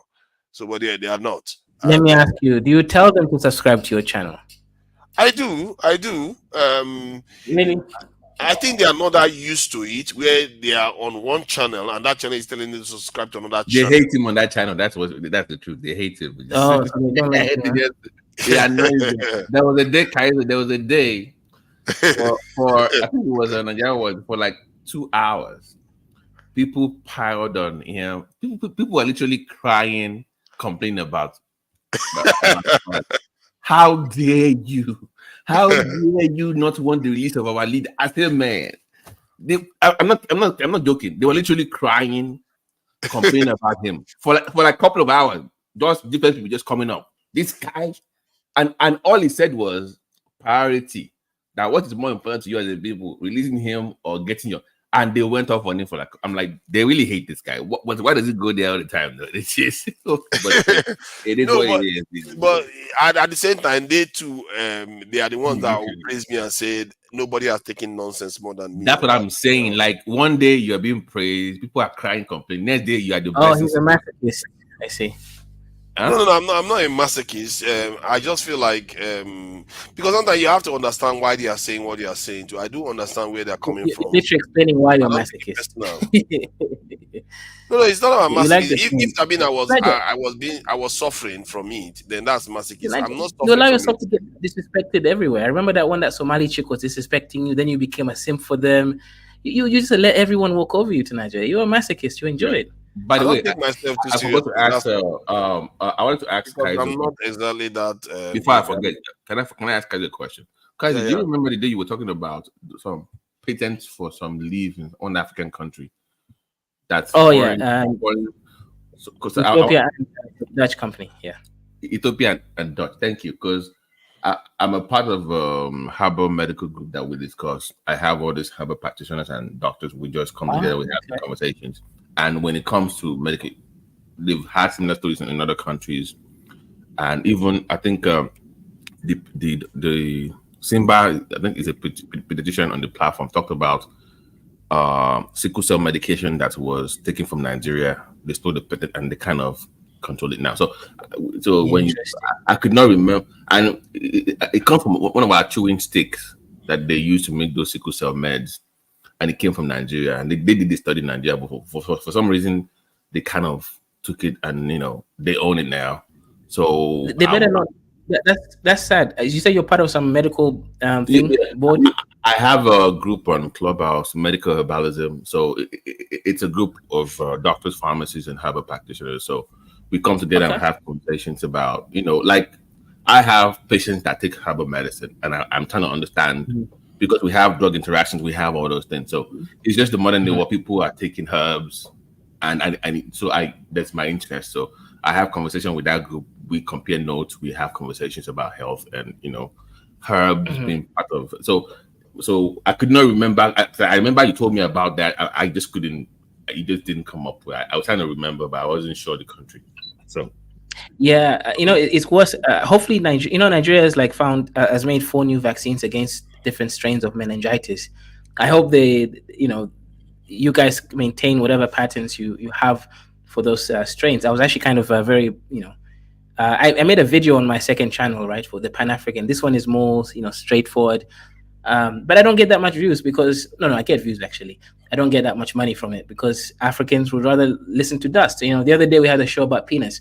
Hey, everybody came. I made good money, right? But if I do have a show about raising Africa, you did that show. That show it went well. yeah, I did the show about penis. It was a good show. I think Nigerian Plus was listening in the back. I think he came in. No, I was not part of that. Why did you have to defend yourself on that one that you have first? No, I was not. I didn't know when you did that kind of show. That was crazy. When was that? I think that was it's called Niprisan. Niprisan is that extract from that chewing stick that came from Nigeria, and they did the studies. But how they lost the patent, I still don't understand. I'm trying to research that into. Okay. Yeah, I want to see that. See, this is what I want to see more. Like Nigeria, when I saw they made new vaccines against meningitis, I was like, okay, this is what I've been expecting Africans to be doing all this time. So I saw a lot of hope. I made a video on my channel. But I'm finding out that this foreign white, they're actually coming into the villages doing a lot of testing that we have no clue. So they are testing a lot of things behind the scenes. Extract, they taking samples, and they're using our own people. Yep. That's a I remember. We trust the white man as well. Yeah. So it's about not knowing the value of what you have until it goes out there, then you realize, oh my God, what did I do for peanuts? Yep. But it's gone. Yep. Exactly. But I think BT,